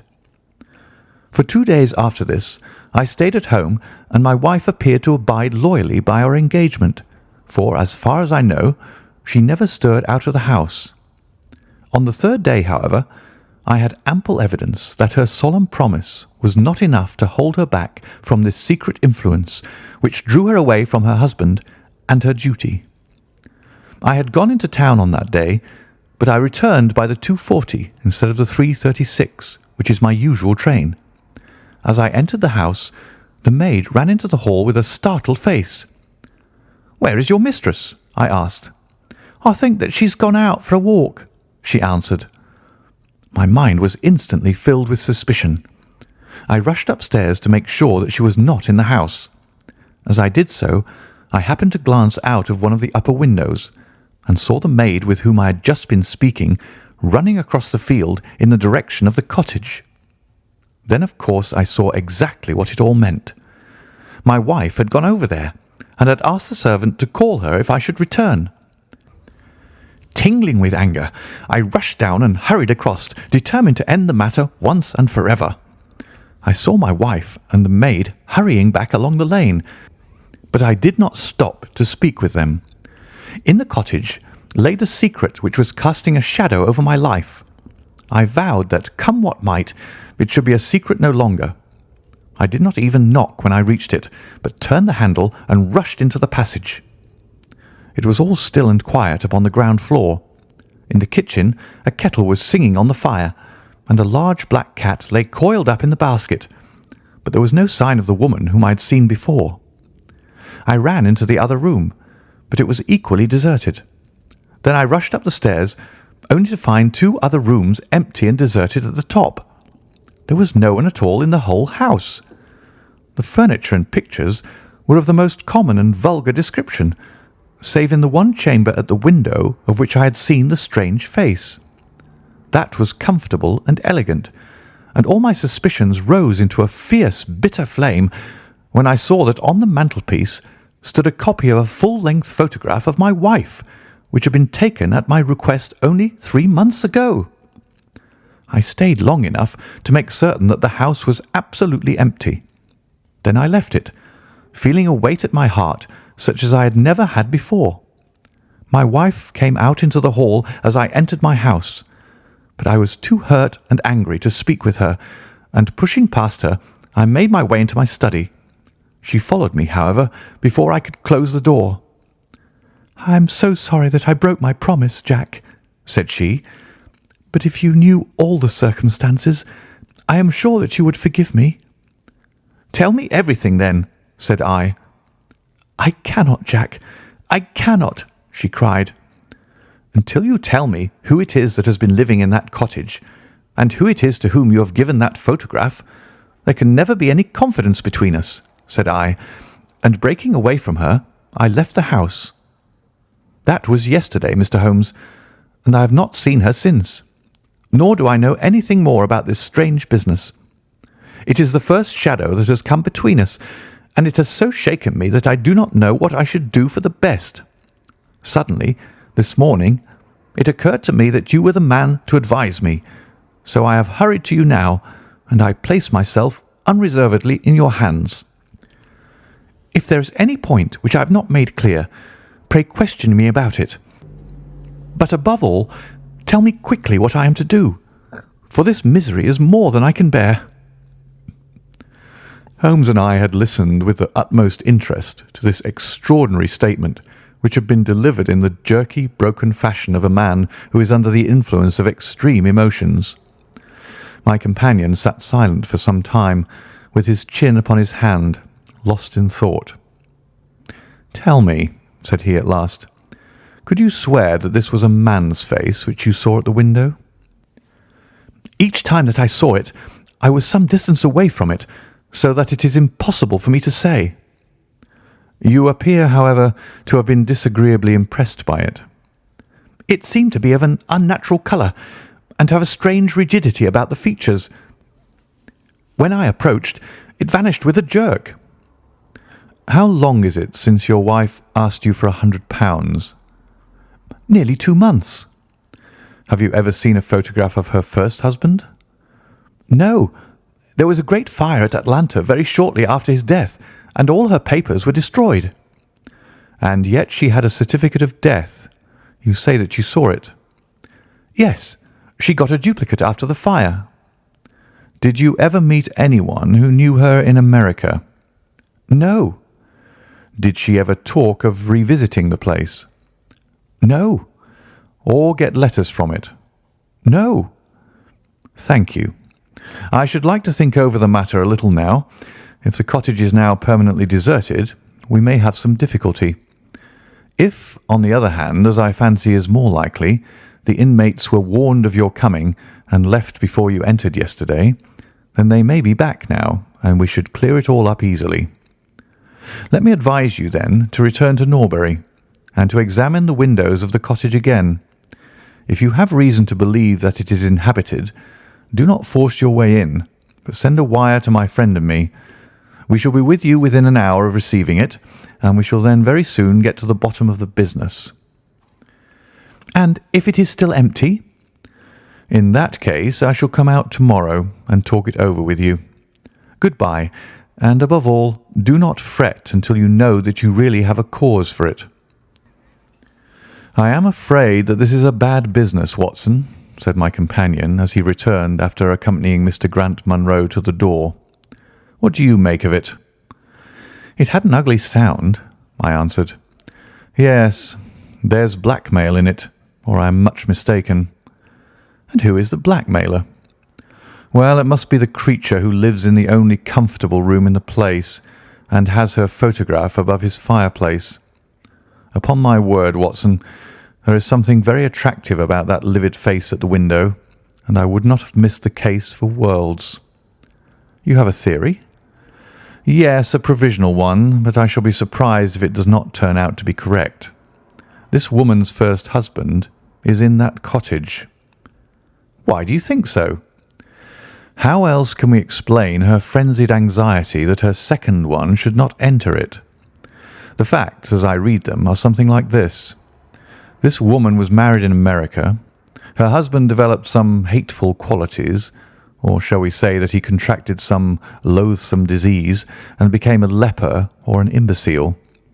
She flies from him at last, returns to England, changes her name and starts her life, as she thinks, afresh. She has been married 3 years and believes that her position is quite secure, having shown her husband the death certificate of some man whose name she has assumed, when suddenly her whereabouts is discovered by her first husband, or we may suppose by some unscrupulous woman who has attached herself to the invalid. They write to the wife and threaten to come and expose her. She asks for £100 and endeavours to buy them off. They come in spite of it, and when the husband mentions casually to the wife that there are newcomers in the cottage, she knows in some way that they are her pursuers. She waits until her husband is asleep, and then she rushes down to endeavour to persuade them to leave her in peace. Having no success, she goes again next morning, and her husband meets her, as he has told us, as she comes out. She promises him then not to go there again, but 2 days afterwards the hope of getting rid of those dreadful neighbours was too strong for her, and she made another attempt, taking down with her the photograph which had probably been demanded from her. In the midst of this interview the maid rushed in to say that the master had come home, on which the wife, knowing that he would come straight down to the cottage, hurried the inmates out the back door into the grove of fir trees probably, which was mentioned as standing near. In this way he found the place deserted. I shall be very much surprised, however, if it is still so when he reconnoitres it this evening. What do you think of my theory?" "It is all surmise, but at least it covers all the facts. When new facts come to our knowledge which cannot be covered by it, it will be time enough to reconsider it. We can do nothing more until we have a message from our friend at Norbury." But we had not very long time to wait for that. It came just as we had finished our tea. "The cottage is still tenanted," it said. "Have seen the face again at the window. Will meet the 7 o'clock train, and will take no steps until you arrive."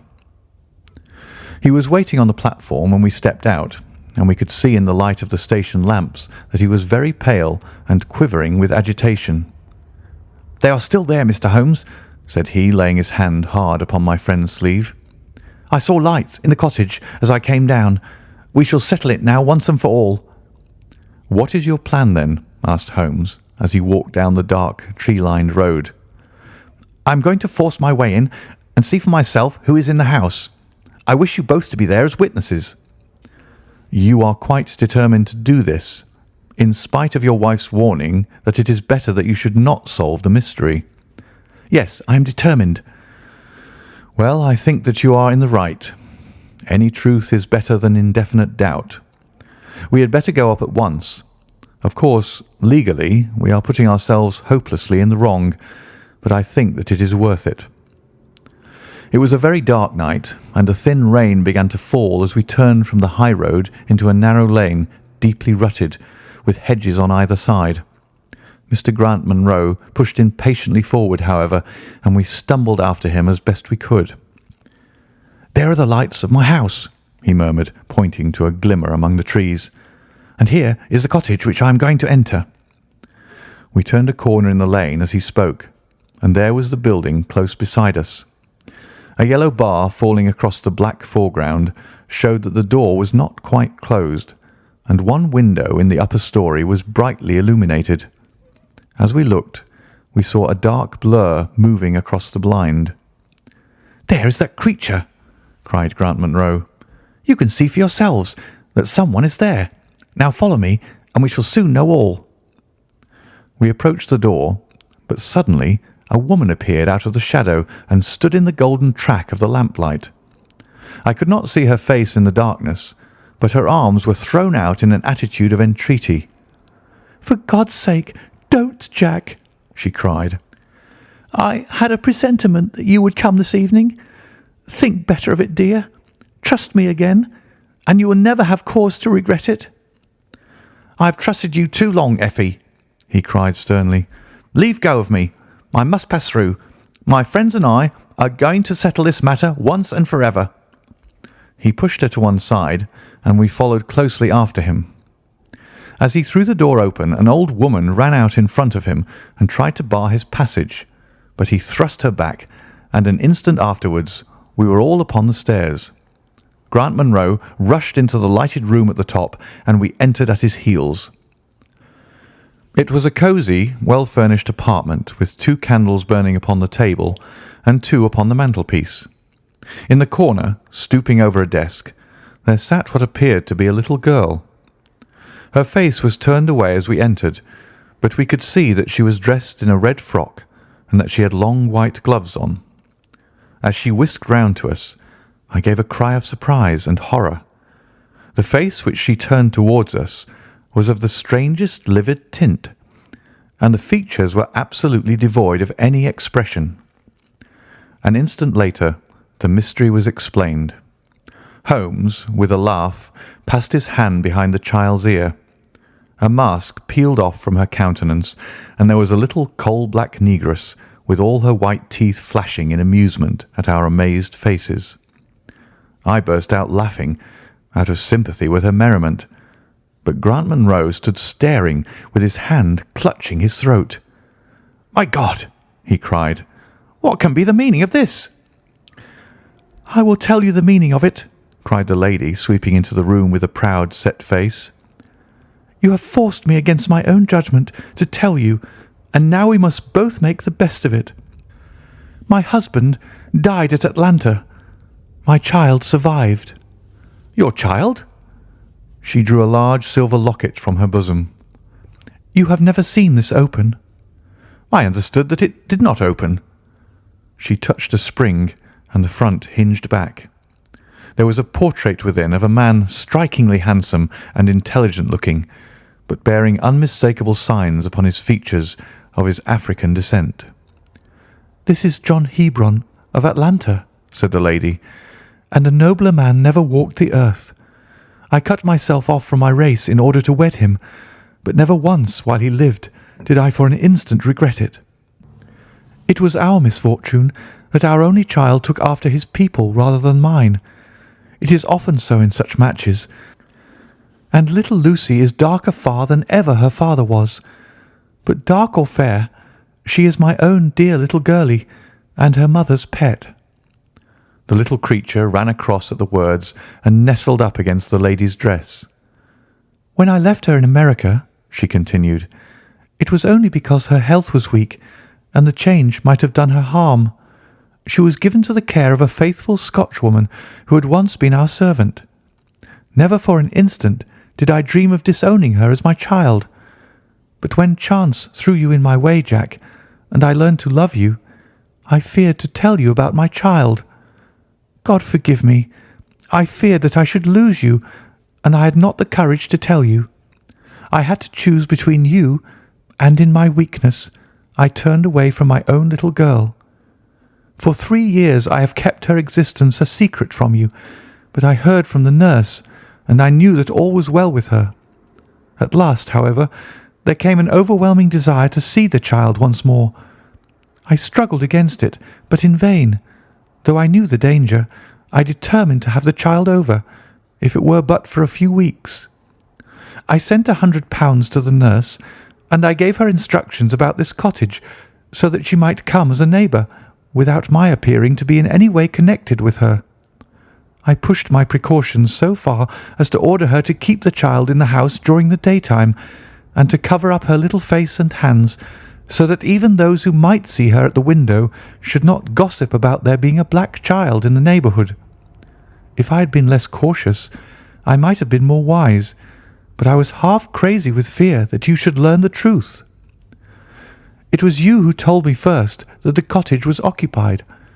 I should have waited for the morning, but I could not sleep for excitement, and so at last I slipped out, knowing how difficult it is to awake you. But you saw me go, and that was the beginning of my troubles. Next day you had my secret at your mercy, but you nobly refrained from pursuing your advantage. 3 days later, however, the nurse and child only just escaped from the back door as you rushed in at the front one, and now tonight you at last know all, and I ask you what is to become of us, my child and me." She clasped her hands and waited for an answer. It was a long 10 minutes before Grant Munro broke the silence, and when his answer came it was one of which I loved to think. He lifted the little child, kissed her, and then, still carrying her, he held his other hand out to his wife and turned towards the door. "We can talk it over more comfortably at home," said he. "I am not a very good man, Effie, but I think that I am a better one than you have given me credit for." Holmes and I followed them down the lane, and my friend plucked at my sleeve as we came out.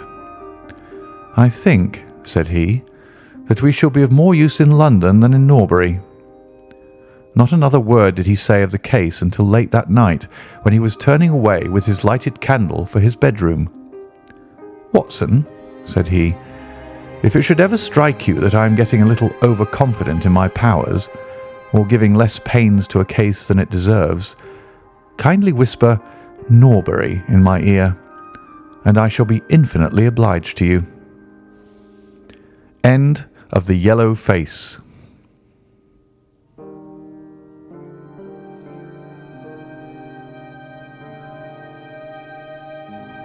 Adventure number 3. The Stockbroker's Clarke. Shortly after my marriage, I had bought a connection in the Paddington district. Old Mr. Farquhar, from whom I purchased it, had at one time an excellent general practice, but his age and an affliction of the nature of St. Vitus's dance, from which he suffered, had very much thinned it. The public, not unnaturally, goes on the principle that he who would heal others must himself be whole, and looks askance at the curative powers of the man whose own case is beyond the reach of his drugs. Thus, as my predecessor weakened, his practice declined, until, when I purchased it from him, it had sunk from 1,200 to little more than 300 a year. I had confidence, however, in my own youth and energy, and was convinced that in a very few years the concern would be as flourishing as ever. For 3 months after taking over the practice, I was kept very closely at work, and saw little of my friend Sherlock Holmes, for I was too busy to visit Baker Street, and he seldom went anywhere himself, save upon professional business. I was surprised, therefore, when one morning in June, as I sat reading the British Medical Journal after breakfast, I heard a ring at the bell, followed by the high, somewhat strident tones of my old companion's voice. "Ah, my dear Watson," said he, striding into the room, "I am very delighted to see you. I trust that Mrs. Watson has entirely recovered from all the little excitements connected with our adventure of the Sign of the Four." "Thank you, we're both doing very well," said I, shaking him warmly by the hand. "And I hope also," he continued, sitting down in the rocking chair, that the cares of medical practice have not entirely obliterated the interest which you used to take in our little deductive problems." "On the contrary," I answered, "it was only last night that I was looking over my old notes and classifying some of our past results." "I trust that you don't consider your collection closed." "Not at all. I should wish nothing better than to have some more of such experiences." "Today, for example?" "Yes, today, if you like." "And as far off as Birmingham?" "Certainly, if you wish it." "And the practice?" "I do my neighbour's when he goes. He's always ready to work off the debt." "Ha! Nothing could be better," said Holmes, leaning back in his chair and looking keenly at me from under his half-closed lids. "I perceive that you have been unwell lately. Summer colds are always a little trying." "I was confined to the house by a severe chill for 3 days last week. I thought, however, that I had cast off every trace of it." "So you have. You look remarkably robust." "How, then, did you know it?" "My dear fellow, you know my methods." "You deduced it, then?" "Certainly." "And from what?" "From your slippers." I glanced down at the new patent leathers which I was wearing. "How on earth—" I began, but Holmes answered my question before it was asked. "Your slippers are new," he said. "You could not have had them more than a few weeks. The soles, which you are at this moment presenting to me, are slightly scorched. For a moment I thought they might have got wet and been burned in the drying, but near the instep there is a small circular wafer of paper with the shopman's hieroglyphics upon it. Damp would of course have removed this. You had then been sitting with your feet outstretched to the fire, which a man would hardly do even in so wet a June as this if he were in his full health." Like all Holmes's reasoning, the thing seemed simplicity itself when it was once explained.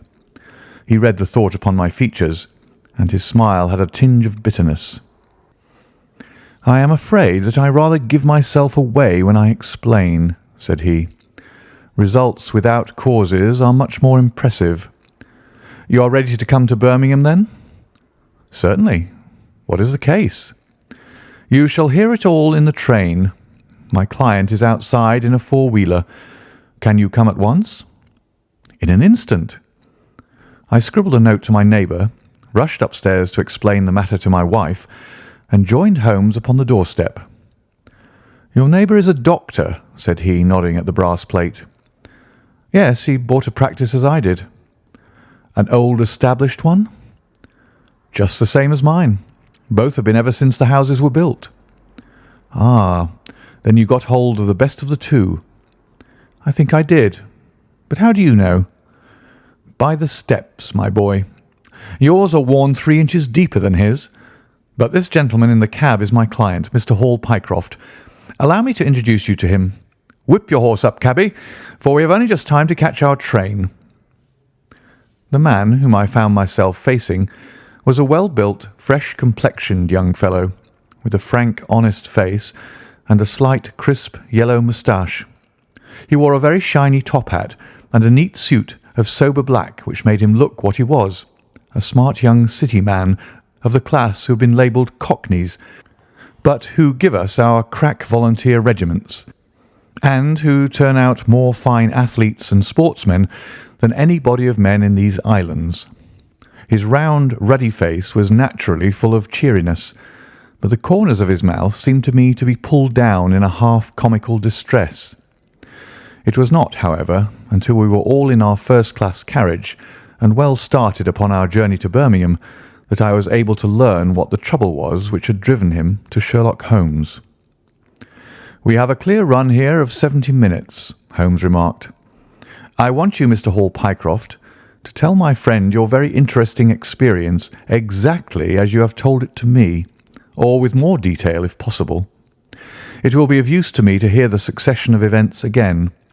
It is a case, Watson, which may prove to have something in it, or may prove to have nothing, but which, at least, presents those unusual and outre features which are as dear to you as they are to me. Now, Mr. Pycroft, I shall not interrupt you again." Our young companion looked at me with a twinkle in his eye. "The worst of the story is," said he, "that I should show myself up as such a confounded fool. Of course, it may work out all right, and I don't see that I could have done otherwise. But if I've lost my crib and got nothing in exchange, I shall feel what a soft Johnny I've been. I'm not very good at telling a story, Dr. Watson, but it is like this with me. I used to have a billet at Cox and Woodhouse's of Draper's Gardens, but they were let in early in the spring through the Venezuelan loan, as no doubt you remember, and came a nasty cropper. I've been with them 5 years, and old Coxon gave me a ripping good testimonial when the smash came, but of course we Clarkes were all turned adrift, the 27 of us. I tried here and tried there, but there were lots of other chaps on the same lay as myself, and it was a perfect frost for a long time. I'd been taking £3 a week at Coxon's, and I'd saved about 70 of them, but I soon worked my way through that and out the other end. I was fairly at the end of my tether at last, and could hardly find the stamps to answer the advertisements or the envelopes to stick them to. I'd worn out my boots, paddling up office stairs, and I seemed just as far from getting a billet as ever. At last, I saw a vacancy at Mawson and Williams, the great stockbroking firm in Lombard Street. I dare say EC is not much in your line, but I can tell you that this is about the richest house in London. The advertisement was to be answered by letter only. I sent in my testimonial, an application, but without the least hope of getting in. Back came an answer by return saying that if I would appear next Monday, I might take over my new duties at once, provided that my appearance was satisfactory. No one knows how these things are worked. Some people say that the manager just plunges his hand into the heap and takes the first that comes. Anyhow, it was my innings that time, and I don't have a wish to feel better pleased. The screw was £1 a week rise, and the duties just about the same as at Coxon's. And now I come to the queer part of the business. I was in diggings out Hampstead way, 17 Potter's Terrace. Well, I was sitting doing a smoke that very evening, after I'd been promised the appointment, when up came my landlady with a card which had Arthur Pinner, financial agent, printed upon it. I had never heard the name before, and could not imagine what he wanted with me. But of course I asked her to show him up. In he walked, a middle-sized, dark-haired, dark-eyed, black-bearded man with a touch of the sheeny about his nose. He had a brisk kind of way with him, and he spoke sharply like a man who knew the value of time. "Mr. Old Pycraft, I believe," said he. "Yes, sir," I answered, pushing a chair towards him. "Lately engaged at Coxon and Woodhouse's." "Yes, sir." "And now on the staff of Mawson's." "Quite so." "Well," said he, "the fact is that I have heard some really extraordinary stories about your financial ability. You remember Parker, who used to be Coxon's manager? He could never say enough about it." Of course I was pleased to hear this. I had always been pretty sharp in the office, but I never dreamed that I was talked about in the city in this fashion. "You have a good memory," said he. "Pretty fair," I answered modestly. "Have you kept in touch with the market while you've been out of work?" he asked. "Yes, I read the stock exchange list every morning." "Now that shows real application," he cried. "This is the way to prosper. You won't mind me testing you, will you? Let me see. How are Ayrshire's?" 106 1/4 to 105 7/8. "And New Zealand Consolidated?" 104. "And British Broken Hills?" 7 to 7 6.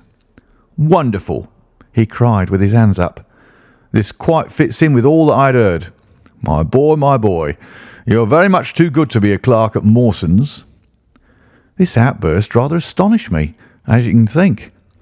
"Well," said I, "other people don't think quite so much of me as you seem to do, Mr. Pinner. I had a hard enough fight to get this berth, and I'm very glad to have it." "Pooh, man, you should soar above it. You're not in your true sphere. Now, I'll tell you how it stands with me. What I have to offer is little enough when measured by your ability, but when compared with Mawson's, it's light to dark. Let me see. When do you go to Mawson's?" "On Monday." "Aha! I think I would risk a little sporting flutter that you don't go there at all." "Not go to Mawson's?" "No, sir. By that day you'll be the business manager of the Franco-Midland Hardware Company Limited, with 134 branches in the towns and villages of France, not counting one in Brussels and one in San Remo." This took my breath away. "I never heard of it," said I. "Very likely not. It has been kept very quiet, for the capital was all privately subscribed, and it's too good a thing to let the public into. My brother, Harry Pinner, is promoter, and joins the board after allotment as managing director. He knew I was in the swim down here, and asked me to pick up a good man cheap, a young pushing man with plenty of snap about him. Parker spoke of you, and that brought me here tonight. We can only offer you a beggarly 500 to start with." "500 a year?" I shouted. "Only that at the beginning, but you are to have an overriding commission of 1% on all business done by your agents, and you may take my word for it that this will come to more than your salary." "But I know nothing about hardware." "Tut, my boy, you know about figures." My head buzzed, and I could hardly sit still in my chair, but suddenly a little chill of doubt came upon me. "I must be frank with you," said I. "Mawson only gives me 200, but Mawson is safe. Now, really, I know so little about your company that—" "Ah, smart, smart," he cried in a kind of ecstasy of delight. "You are the very man for us. You're not to be talked over, and quite right too. Now, here's a note for £100, and if you think that we can do business, you may just slip it into your pocket as an advance upon your salary." "This is very handsome," said I. "When should I take over my new duties?" "Be in Birmingham tomorrow at 1, said he. "I have a note in my pocket here which you will take to my brother. You'll find him at 126B Corporation Street, where the temporary offices of the company are situated. Of course, he must confirm your engagement, but between ourselves it will be all right." "Really, I hardly know how to express my gratitude, Mr. Pinner," said I. "Not at all, my boy. You've only got your deserts. There are one or two small things, mere formalities, which I must arrange with you. You have a bit of paper beside you there. Kindly write upon it, 'I am perfectly willing to act as business manager to the Franco-Midland Hardware Company Limited at a minimum salary of £500. I did as he asked, and he put the paper in his pocket. "There is one other detail," said he. "What do you intend to do about Mawson's?" I'd forgotten all about Mawson's in my joy. "I'll write and resign," said I. "Precisely what I don't want you to do. I had a row over you with Mawson's manager. I'd gone up to ask him about you, and he was very offensive, accused me of coaxing you away from the service of the firm, and that sort of thing.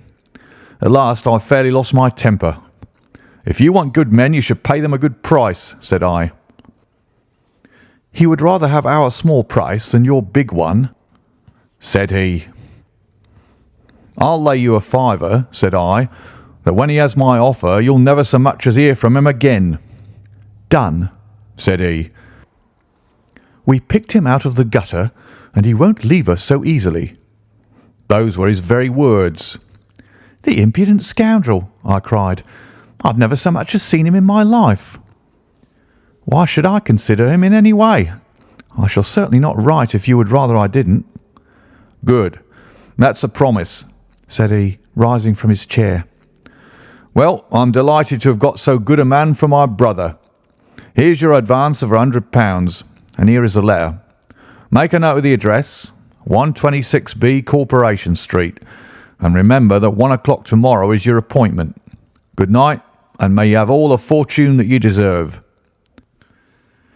That's just about all that passed between us, as near as I can remember.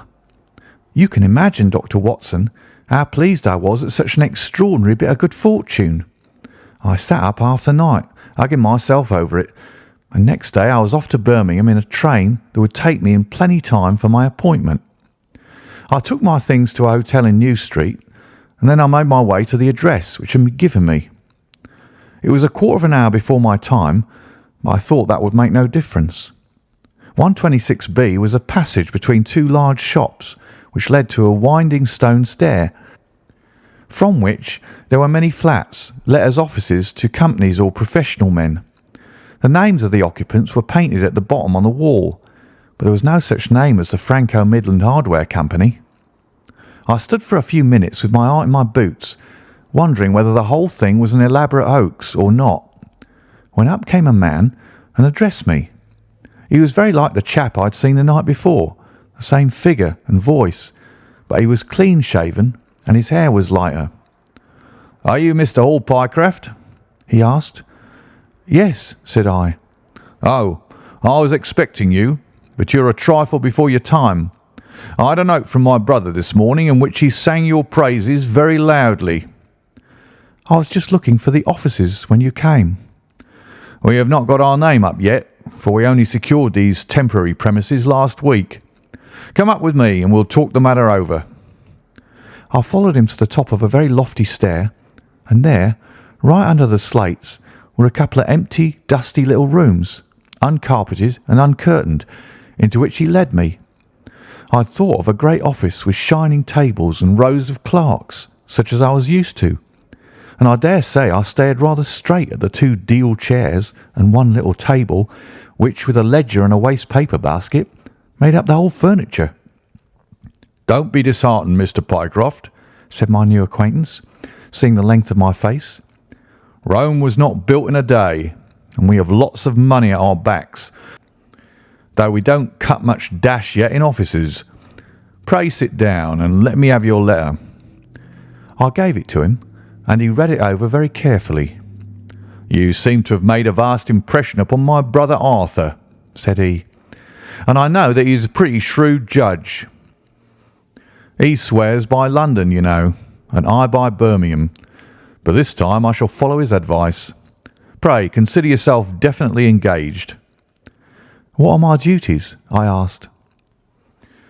"You will eventually manage the great depot in Paris, which will pour a flood of English crockery into the shops of 134 agents in France. The purchase will be completed in a week, and meanwhile you'll remain in Birmingham and make yourself useful." "How?" For answer, he took a big red book out of a drawer. "This is a directory of Paris," said he, "with the trades after the names of the people. I want you to take it home with you and to mark off all the hardware sellers with their addresses. It will be of the greatest use to me to have them." "Surely they are classified lists," I suggested. "Not reliable ones. Their system is different from ours. Stick at it and let me have the list by Monday at 12. Good day, Mr. Pycroft. If you continue to show zeal and intelligence, you'll find the company a good master." I went back to the hotel with the big book under my arm, and with very conflicting feelings in my breast. On the one hand, I was definitely engaged, and I had £100 in my pocket. On the other, the look of the offices, the absence of name on the wall, and other of the points which would strike a businessman had left a bad impression as to the position of my employers. However, come what might, I had my money, so I settled down to my task. All Sunday I was kept hard at work, and yet by Monday I had only got as far as H. I went round to my employer, found him in the same dismantled kind of room, and was told to keep at it until Wednesday, and then come again. On Wednesday it was still unfinished, so I hammered away until Friday, that is, yesterday. Then I brought it round to Mr. Harry Pinner. "Thank you very much," said he. "I fear that I underrated the difficulty of the task. This list will be of very material assistance to me." "It took some time," said I. "And now," said he, "I want you to make a list of the furniture shops, for they all sell crockery." "Very good." "And you can come up tomorrow evening at 7 and let me know how you're getting on. Don't overwork yourself. A couple of hours at day's music hall in the evening would do you no harm after your labours." He laughed as he spoke, and I saw with a thrill that his second tooth upon the left-hand side had been very badly stuffed with gold. Sherlock Holmes rubbed his hands with delight, and I stared with astonishment at our client. "You may well look surprised, Dr. Watson, but it is this way," said he. "When I was speaking to the other chap in London, at the time that he laughed at my not going to Mawson's, I happened to notice that his tooth was stuffed in this very identical fashion. The glint of the gold in each case caught my eye, you see. When I put that with the voice and figure being the same, and only those things altered which might be changed by a razor or a wig, I could not doubt that it was the same man. Of course, you expect two brothers to be alike, but not that they should have the same tooth stuffed in the same way. He bowed me out, and I found myself in the street, hardly knowing whether I was on my head or my heels. Back I went to my hotel, put my head in a basin of cold water, and tried to think it out. Why had he sent me from London to Birmingham? Why had he got there before me? And why had he written a letter from himself to himself? It was altogether too much for me, and I could make no sense of it.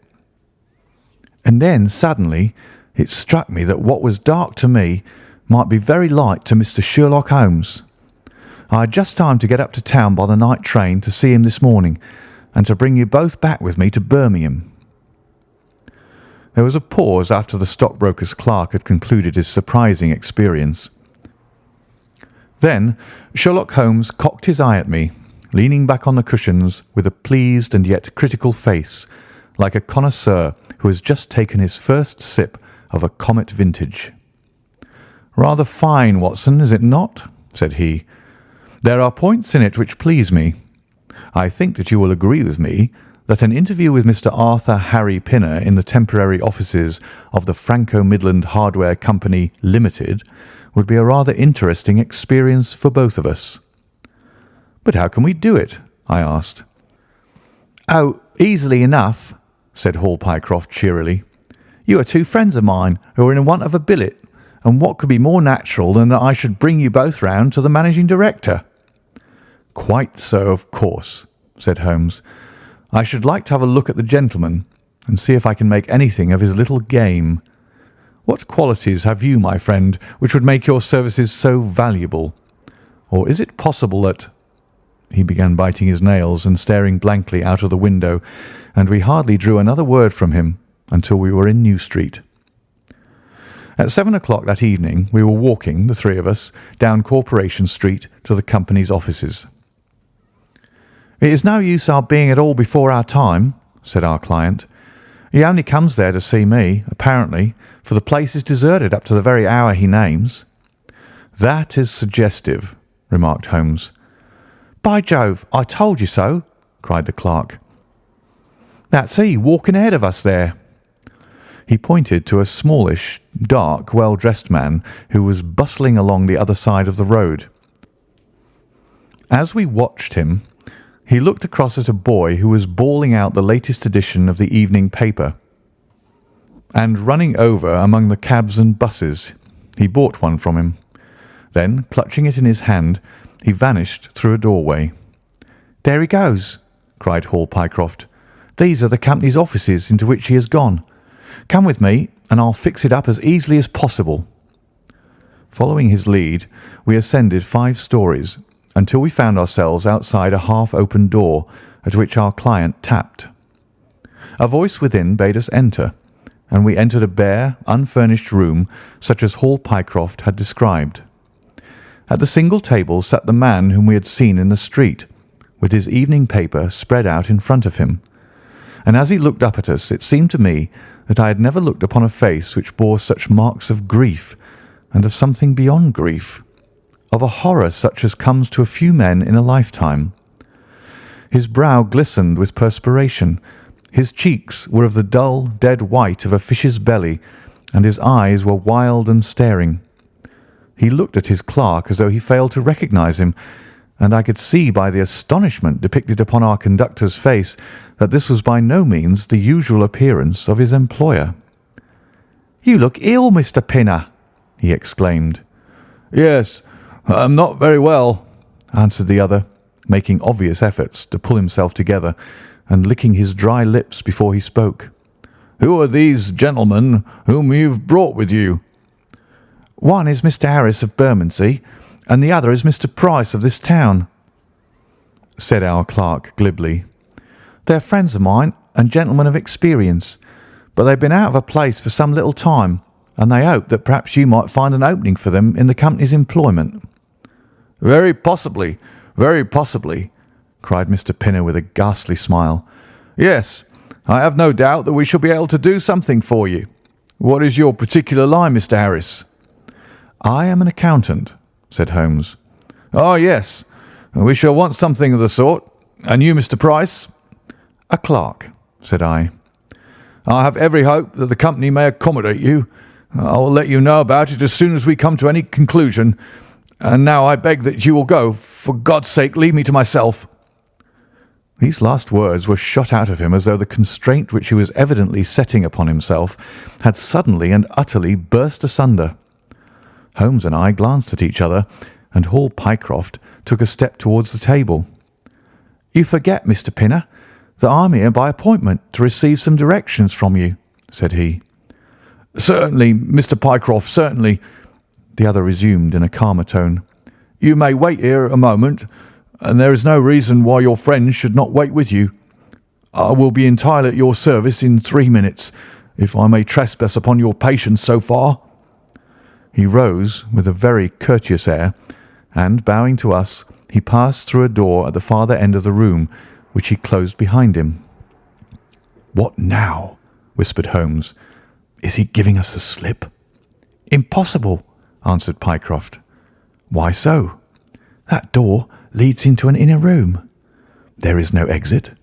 "None." "Is it furnished?" "It was empty yesterday." "Then what on earth can he be doing?" There is something which I don't understand in this manner. If ever a man was 3 parts mad with terror, that man's name is Pinner. What can have put the shivers on him? "He suspects that we're detectives," I suggested. "That's it," Mycroft. Holmes shook his head. He did not turn pale. "He was pale when we entered the room," said he. "It is just possible that—" His words were interrupted by a sharp rat-tat from the direction of the inner door. "What the deuce is he knocking at his own door for?" cried the clerk. Again, and much louder, came the rat-tat-tat. We all gazed expectantly at the closed door. Glancing at Holmes, I saw his face turn rigid, and he leaned forward in intense excitement. Then suddenly came a low, guggling, gargling sound, and a brisk drumming upon woodwork. Holmes sprang frantically across the room and pushed at the door. It was fastened on the inner side. Following his example, we threw ourselves upon it with all our weight. One hinge snapped, then the other, and down came the door with a crash.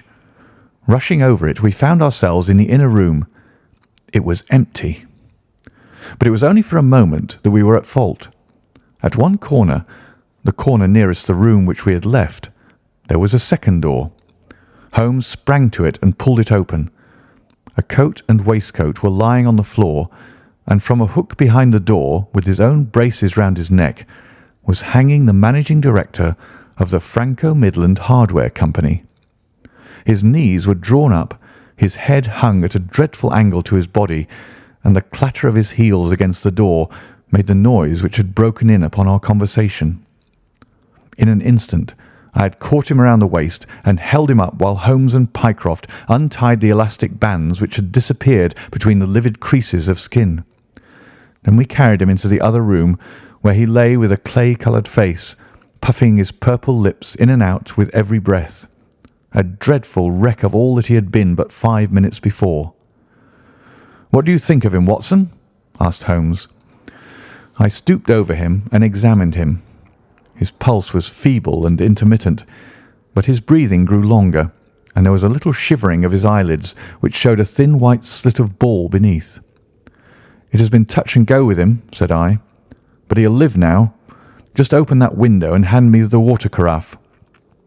I undid his collar, poured the cold water over his face, and raised and sank his arms until he drew a long, natural breath. "It's only a question of time now," said I, as I turned away from him. Holmes stood by the table with his hands deep in his trousers pockets and his chin upon his breast. "I suppose we ought to call the police in now," said he, "and yet I confess that I'd like to give them a complete case when they come." "It's a blessed mystery to me," cried Pycroft, scratching his head. "Whatever they wanted to bring me all the way up here for, and then—" "Pooh! All that is clear enough," said Holmes impatiently. "It is this last sudden move." "You can understand the rest, then?" "I think that it is fairly obvious. What do you say, Watson?" I shrugged my shoulders. "I must confess that I am out of my depths," said I. "Oh, surely, if you consider the events at first, they can only point to one conclusion." "What do you make of them?" "Well, the whole thing hinges upon 2 points. The first is the making of Pycroft write a declaration by which he entered the service of this preposterous company. Do you not see how very suggestive that is?" "I'm afraid I missed the point." "Well, why did they want him to do it? Not as a business matter, for these arrangements are usually verbal, and there was no earthly business reason why this should be an exception. Don't you see, my young friend, that they were very anxious to obtain a specimen of your handwriting, and had no other way of doing it?" "And why?" "Quite so. Why? When we answer that, we have made some progress with our little problem. Why? There can be only one adequate reason. Someone wanted to learn to imitate your writing, and had to procure a specimen of it first. And now if we pass on to the second point, we find that each throws light upon the other. That point is the request made by Pinner that you should not resign your place, but should leave the manager of his important business in the full expectation that a Mr. Hall Pycroft, whom he had never seen, was about to enter the office upon the Monday morning." "My God!" cried our client. "What a blind beetle I've been!" "Now you see the point about the handwriting. Suppose that someone turned up in your place who wrote a completely different hand from that in which you had applied for the vacancy. Of course, the game would have been up. But in the interval the rogue had learned to imitate you, and his position was therefore secure, as I presume that nobody in the office had ever set eyes upon you." "Not a soul," groaned Hall Pycroft. "Very good. Of course, it was of the utmost importance to prevent you from thinking better of it, and also to keep you from coming into contact with anyone who might tell you that your double was at work in Mawson's office. Therefore, they gave you a handsome advance on your salary, and ran you off to the Midlands, where they gave you enough work to do to prevent you going to London, where you might have burst their little game up. That is all plain enough." "But why should this man pretend to be his own brother?" "Well, that is pretty clear also. There are evidently only 2 of them in it. The other is impersonating you at the office. This one acted as your engager, and then found that he could not find you an employer without admitting a third person into his plot. That he was most unwilling to do. He changed his appearance as far as he could, and trusted that the likeness, which you could not fail to observe, would be put down to a family resemblance. But for the happy chance of the gold stuffing, your suspicions would probably never have been aroused." Hall Pycroft shook his clenched hands in the air. "Good Lord!" he cried. "While I have been fooled in this way, what has this other Hall Pycroft been doing at Mawson's? What shall we do, Mr. Holmes? Tell me what to do." "We must wire to Mawson's." "They shut at 12 on Saturdays." "Never mind.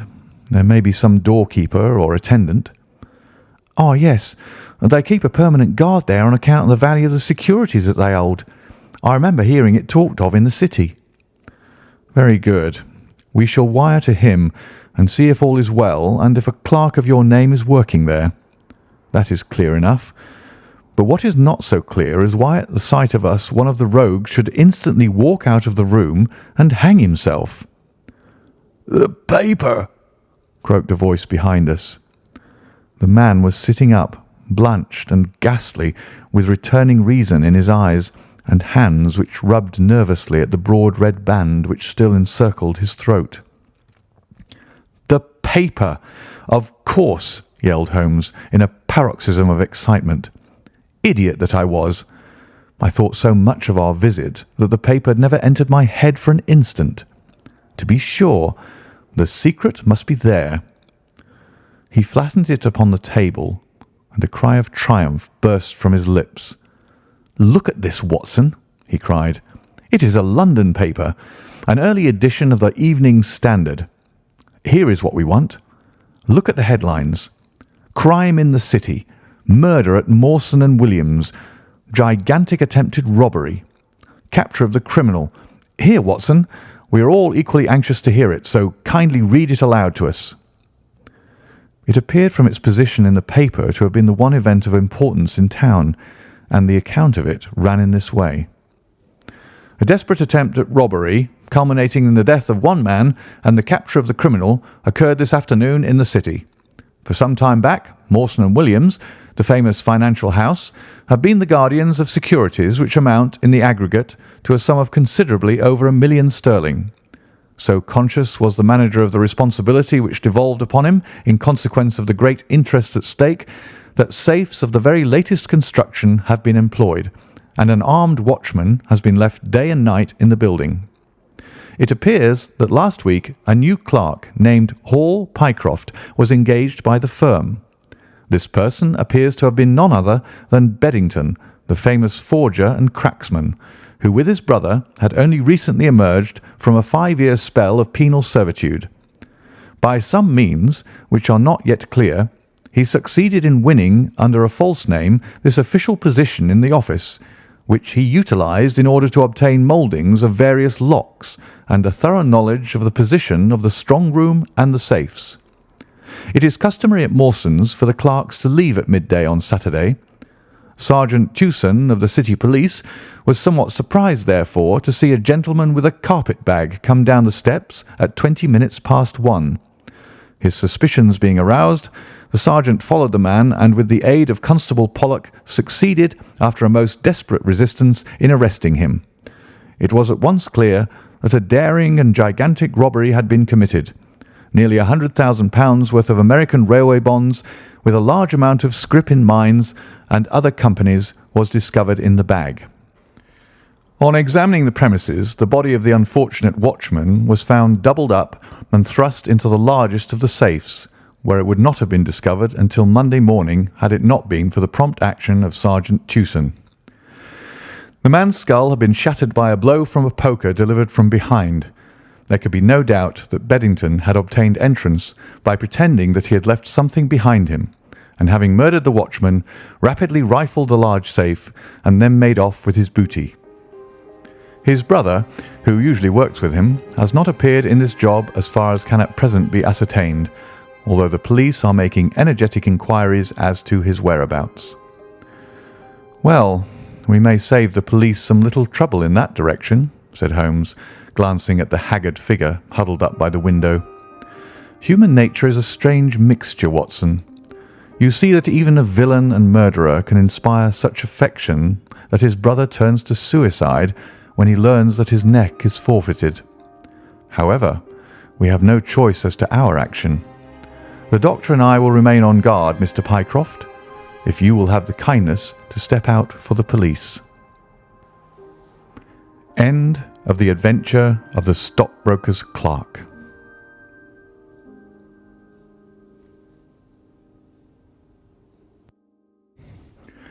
Adventure 4. The Gloria Scott. "I have some papers here," said my friend Sherlock Holmes as we sat one winter's night on either side of the fire, "which I really think, Watson, that it would be worth your while to glance over. These are the documents in the extraordinary case of the Gloria Scott, and this is the message which struck Justice of the Peace Trevor dead with horror when he read it." He had picked from a drawer a little tarnished cylinder, and undoing the tape he handed me a short note scrawled upon a half-sheet of slate-grey paper. "The supply of game for London is going steadily up," it ran. "Headkeeper Hudson, we believe, has been now told to receive all orders for flypaper and for preservation of your hen pheasant's life." As I glanced up from reading this enigmatical message, I saw Holmes chuckling at the expression upon my face. "You look a little bewildered," said he. "I cannot see how such a message as this could inspire horror. It seems to me to be rather grotesque than otherwise." "Very likely. Yet the fact remains that the reader, who was a fine, robust old man, was knocked clean down by it as if it had been the butt end of a pistol." "You arouse my curiosity," said I. "But why did you just say now that there were very particular reasons why I should study this case?" "Because it was the first in which I was ever engaged." I had often endeavoured to elicit from my companion what had first turned his mind in the direction of criminal research, but had never caught him before in a communicative humour. Now he sat forward in this armchair and spread out the documents upon his knees. Then he lit his pipe and sat for some time smoking and turning them over. "You never heard me talk of Victor Trevor?" he asked. "He was the only friend I made during the 2 years I was at college. I was never a very sociable fellow, Watson, always rather fond of moping in my rooms and working out my own little methods of thought, so that I never mixed much with the men of my year.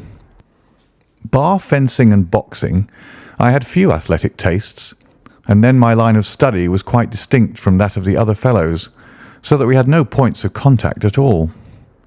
Trevor was the only man I knew, and that only through the accident of his bull terrier freezing onto my ankle one morning as I went down to chapel. It was a prosaic way of forming a friendship, but it was effective. I was laid by the heels for 10 days, but Trevor used to come in to inquire after me. At first it was only a minute's chat, but soon his visits lengthened, and before the end of the term we were close friends. He was a hearty, full-blooded fellow, full of spirits and energy, the very opposite to me in most respects, but we had some subjects in common, and it was a bond of union when I found that he was as friendless as I.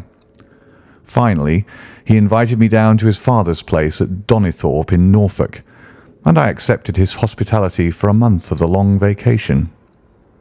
Old Trevor was evidently a man of some wealth and consideration, a J.P. and a landed proprietor.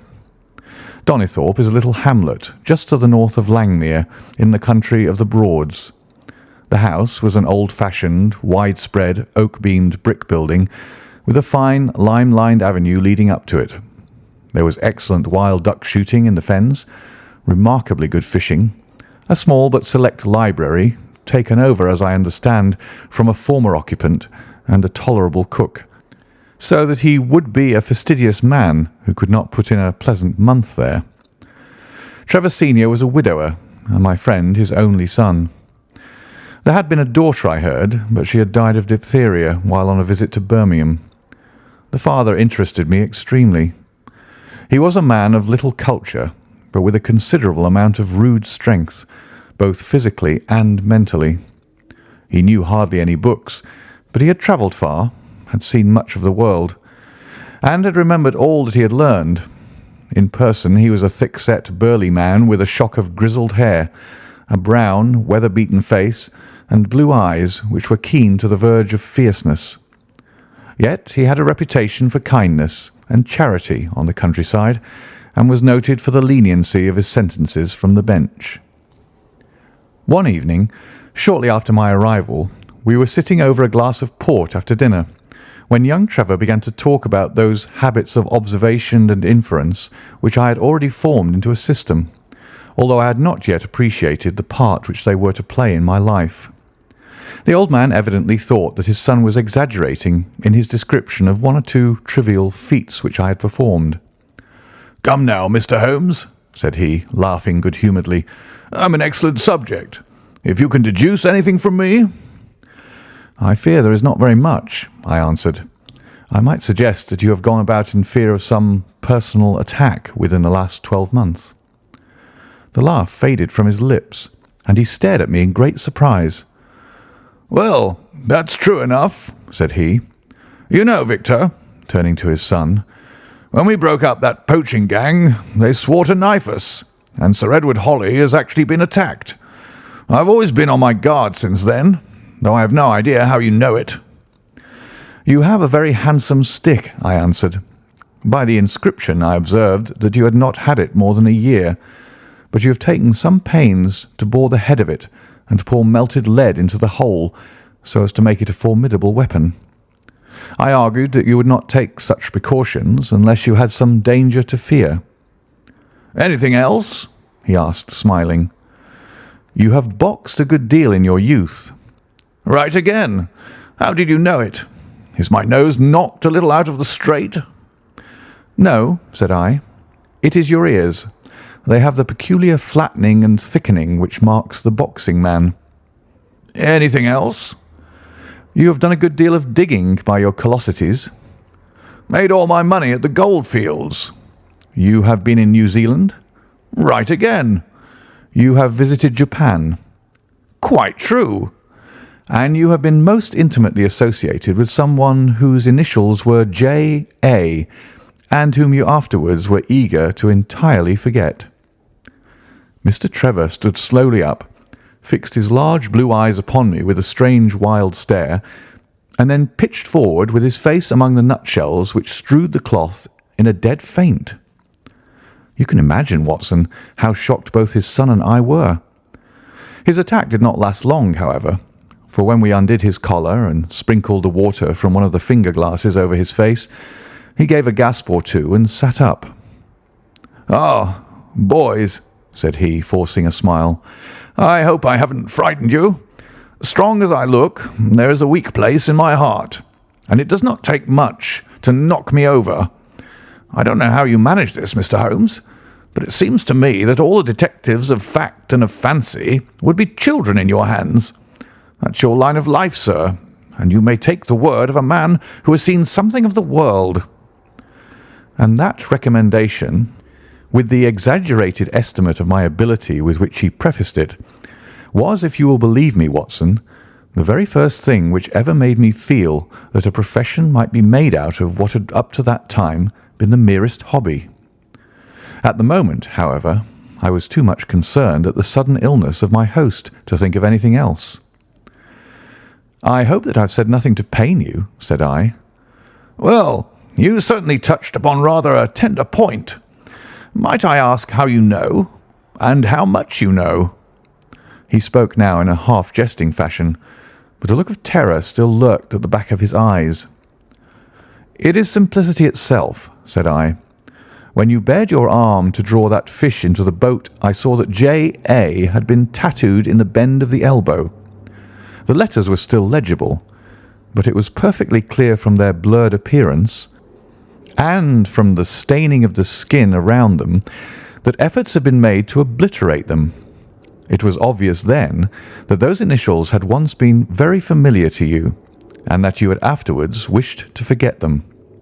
"What an eye you have!" he cried, with a sigh of relief. "It is just as you say. But we won't talk of it. Of all ghosts, the ghosts of our old lovers are the worst.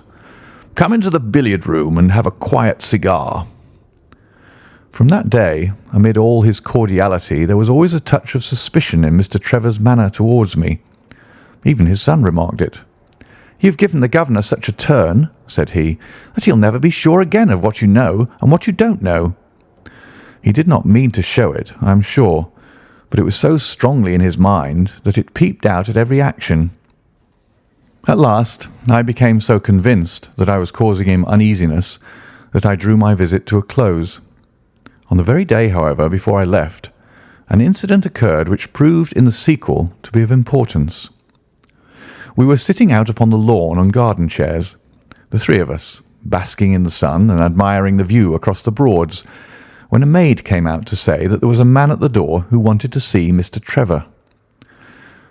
"What is his name?" asked my host. "He would not give any." "What does he want, then?" "He says that you know him, and that he only wants a moment's conversation." "Show him round here." An instant afterwards there appeared a little wizened fellow with a cringing manner and a shambling style of walking. He wore an open jacket with a splotch of tar on the sleeve, a red and black check shirt, dungaree trousers, and heavy boots badly worn. His face was thin and brown and crafty, with a perpetual smile upon it, which showed an irregular line of yellow teeth, and his crinkled hands were half closed in a way that is distinctive of sailors. As he came slouching across the lawn, I heard Mr. Trevor made a sort of hiccuping noise in his throat, and jumping out of his chair, he ran into the house. He was back in a moment, and I smelt a strong reek of brandy as he passed me. "Well, my man," said he, "what can I do for you?" The sailor stood looking at him with puckered eyes and with the same loose-lipped smile upon his face. "You don't know me?" he asked. "Why, dear me, it is surely Hudson," said Mr. Trevor in a tone of surprise. "Hudson it is, sir," said the seaman. "Why, it's 30 year and more since I saw you last. Here you are in your house, and me still picking my salt meat out of the harness cask." "Tut, you will find that I have not forgotten old times," cried Mr. Trevor, and walking towards the sailor, he said something in a low voice. "Go into the kitchen," he continued out loud, "and you will get food and drink. I have no doubt that I shall find you a situation." "Thank you, sir," said the seaman, touching his forelock. "I'm just off a 2-yearer in an 8-knot tramp, short-handed at that, and I wants a rest. I thought I'd get it either with Mr. Beddoes or with you." "Ah," cried Trevor, "you know where Mr. Beddoes is?" "Bless you, sir, I know where all my old friends are," said the fellow with a sinister smile, and he slouched off after the maid to the kitchen. Mr. Trevor mumbled something to us about having been shipmate with the man when he was going back to the diggings, and then, leaving us on the lawn, he went indoors. An hour later, when we entered the house, we found him stretched dead drunk upon the dining-room sofa. The whole incident left a most ugly impression upon my mind, and I was not sorry next day to leave Donnithorpe behind me, for I felt that my presence must be a source of embarrassment to my friend. All this occurred during the first month of the long vacation. I went up to my London rooms, where I spent 7 weeks working out a few experiments in organic chemistry. One day, however, when the autumn was far advanced and the vacation drawing to a close, I received a telegram from my friend imploring me to return to Donnithorpe and saying that he was in great need of my advice and assistance. Of course, I dropped everything and set out for the north once more. He met me with the dog-cart at the station, and I saw at a glance that the last 2 months had been very trying ones for him. He had grown thin and careworn, and had lost the loud, cheery manner for which he had been remarkable. "The governor is dying," were the first words he said. "Impossible!" I cried. "What is the matter?" "Apoplexy, nervous shock. He's been on the verge all day. I doubt if we shall find him alive." I was, as you may think, Watson, horrified at this unexpected news. "What has caused it?" I asked. "Ah, that is the point. Jump in and we can talk it over while we drive.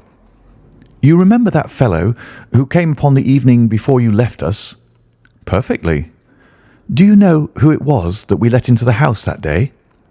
"I have no idea." "It was the devil, Holmes," he cried. I stared at him in astonishment. "Yes, it was the devil himself. We have not had a peaceful hour since, not one. The governor has never held up his head from that evening, and now the life has been crushed out of him and his heart broken, all through this accursed Hudson." "What power had he, then?" "Ah, that is what I would give so much to know. The kindly, charitable, good old governor. How could he have fallen into the clutches of such a ruffian? But I am so glad that you have come, Holmes. I trust very much to your judgment and discretion, and I know that you will advise me for the best." We were dashing along the smooth white country road, with the long stretch of the Broads in front of us glimmering in the red light of the setting sun. From a grove upon our left, I could already see the high chimneys and the flagstaff which marked the squire's dwelling. "My father made the fellow gardener," said my companion, "and then, as that did not satisfy him, he was promoted to be butler. The house seemed to be at his mercy, and he wandered about and did what he chose in it. The maids complained of his drunken habits and his vile language. The dad raised their wages all round to recompense them for the annoyance.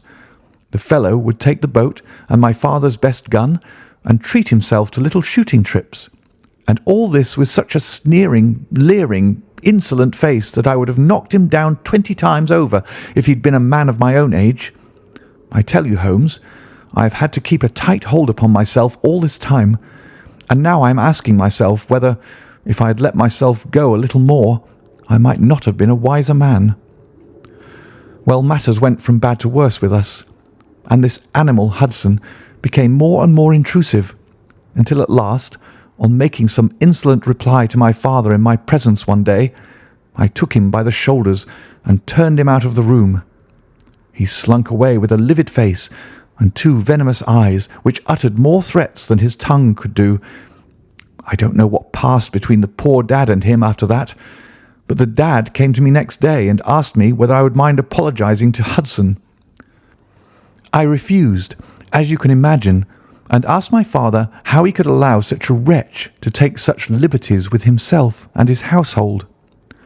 "Ah, my boy," said he, "it is all very well to talk, but you don't know how I am placed. But you shall know, Victor. I'll see that you shall know, come what may. You wouldn't believe harm of your poor old father, would you, lad?" He was very much moved and shut himself up in the study all day, where I could see through the window that he was writing busily. That evening there came what seemed to me to be a grand release, for Hudson told us that he was going to leave us. He walked into the dining room as we sat after dinner and announced his intention in the thick voice of a half-drunken man. "I've had enough of Norfolk," said he. "I'll run down to Mr. Beddoes in Hampshire. He'll be as glad to see me as you were, I dare say." "You're not going away in an unkind spirit, Hudson, I hope?" said my father, with a tameness which made my blood boil. "I've not had my apology," said he, sulkily, glancing in my direction.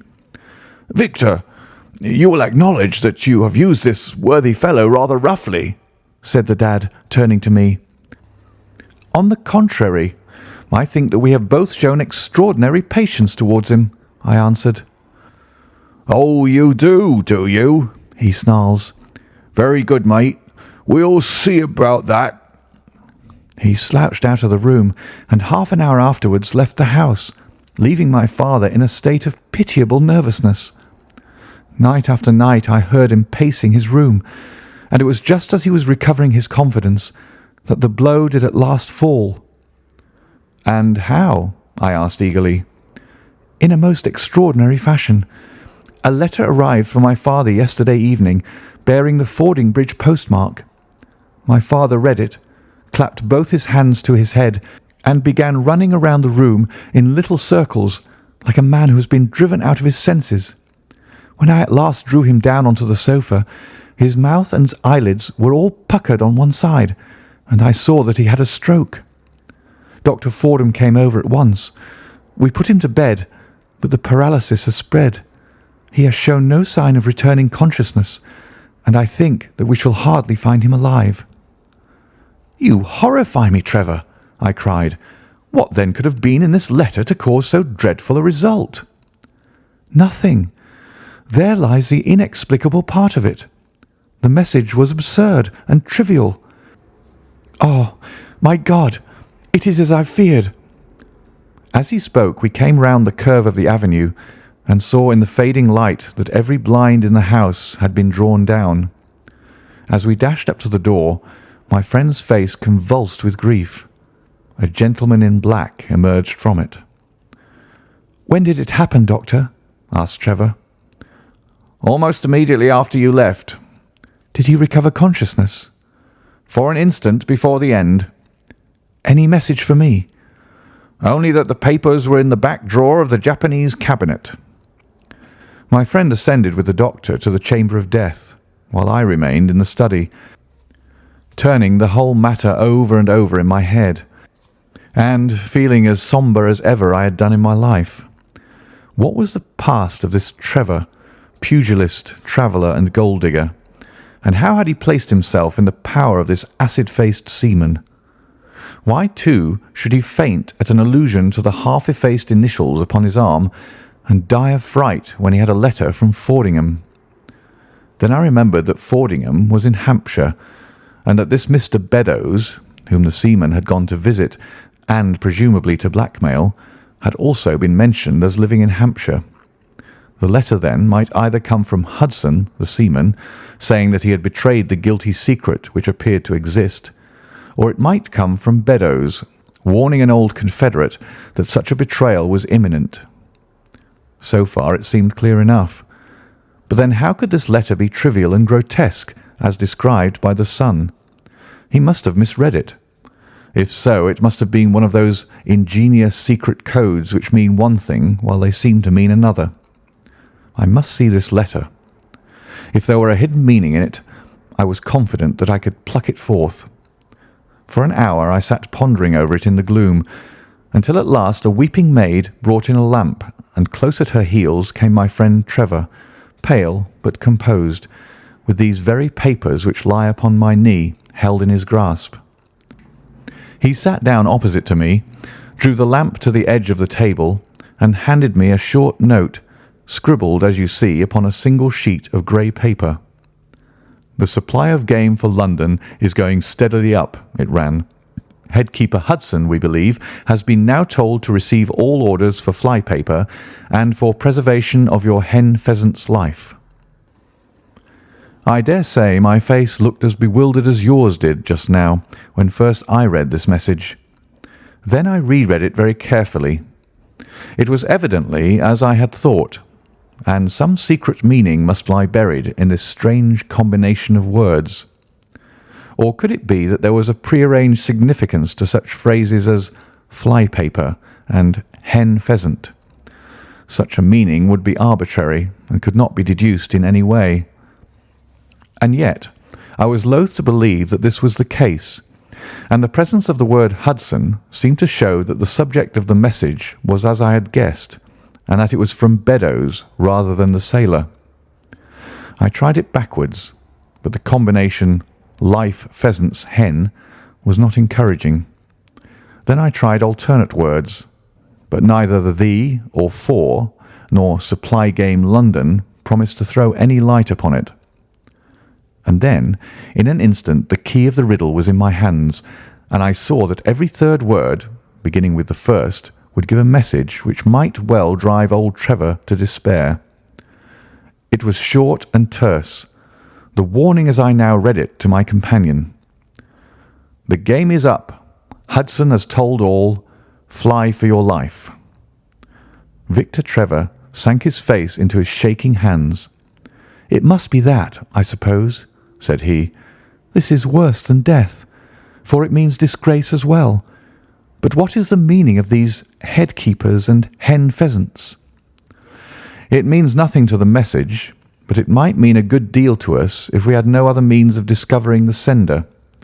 You see that he has begun by writing 'the game is,' and so on. Afterwards he had, to fulfil the prearranged cipher, to fill in any two words in each space. He would naturally use the first words which came to his mind, and if there were so many which referred to sport among them, you may be tolerably sure that he is either an ardent shot or interested in breeding. Do you know anything of this Beddoes?" "Why, now that you mention it," said he, "I remember that my poor father used to have an invitation from him to shoot over his preserves every autumn." "Then it is undoubtedly from him that the note comes," said I. "It only remains for us to find out what this secret was which the sailor Hudson seems to have held over the heads of these two wealthy and respected men."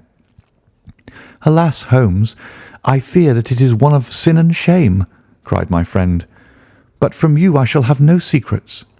Here is the statement which was drawn up by my father when he knew that the danger from Hudson had become imminent. I found it in the Japanese cabinet, as he told the doctor. Take it and read it to me, for I have neither the strength nor the courage to do it myself." These are the very papers, Watson, which he handed to me, and I will read them to you as I read them in the old study that night to him. They are endorsed outside, as you see.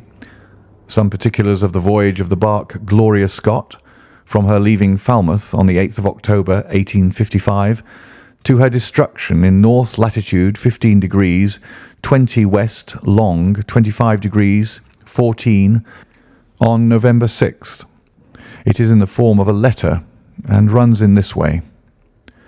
My dear, dear son, now that approaching disgrace begins to darken the closing years of my life, I can write with all truth and honesty that it is not the terror of the law, it is not the loss of my position in the county, nor is it my fall in the eyes of all who have known me which cuts me to the heart. But it is the thought that you should come to blush for me. You who love me and who have seldom, I hope, had reason to do other than respect me. But if the blow falls which is forever hanging over me, then I should wish you to read this, that you may know straight from me how far I have been to blame. On the other hand, if all should go well, which may kind God Almighty grant, then if by any chance this paper should be still undestroyed and should fall into your hands, I conjure you by all you hold sacred, by the memory of your dear mother, and by the love which had been between us, to hurl it into the fire, and to never give one thought to it again. If then your eye goes on to read this line, I know that I shall already have been exposed and dragged from my home, or as is more likely, for you know that my heart is weak, by lying with my tongue sealed forever in death. In either case, the time for suppression is past, and every word which I tell you is the naked truth, and this I swear, as I hope, for mercy. My name, dear lad, is not Trevor. I was James Armitage in my younger days, and you can understand now the shock that it was to me a few weeks ago when your college friend addressed me in words which seemed to imply that he had surprised my secret. As Armitage it was that I entered a London banking house, and as Armitage I was convicted of breaking my country's laws and was sentenced to transportation. Do not think very harshly of me, laddie. It was a debt of honour, so-called, which I had to pay, and I used money which was not my own to do it, in the certainty that I could replace it before there could be any possibility of its being missed. But the most dreadful ill luck pursued me. The money which I had reckoned upon never came to hand, and a premature examination of accounts exposed my deficit.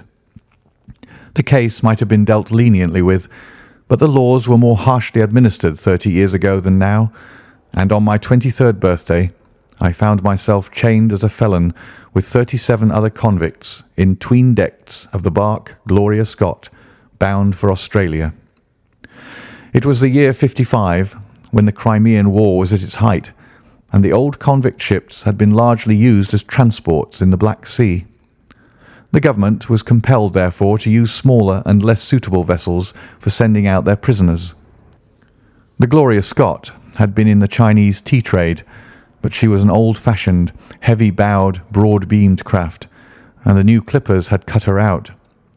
She was a 500-ton boat, and besides her 38 jailbirds, she carried 26 of a crew, 18 soldiers, a captain, 3 mates, a doctor, a chaplain, and 4 warders. Nearly 100 souls were in her, all told, when we set sail from Falmouth. The partitions between the cells of the convicts, instead of being of thick oak, as is usual in convict ships, were quite thin and frail. The man next to me, upon the aft side, was one whom I had particularly noticed when we were led down the quay. He was a young man with a clear, hairless face, a long, thin nose, and rather nut-cracker jaws. He carried his head very jauntily in the air, had a swaggering style of walking, and was, above all else, remarkable for his extraordinary height.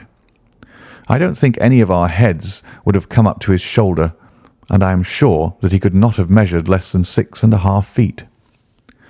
It was strange among so many sad and weary faces to see one which was full of energy and resolution.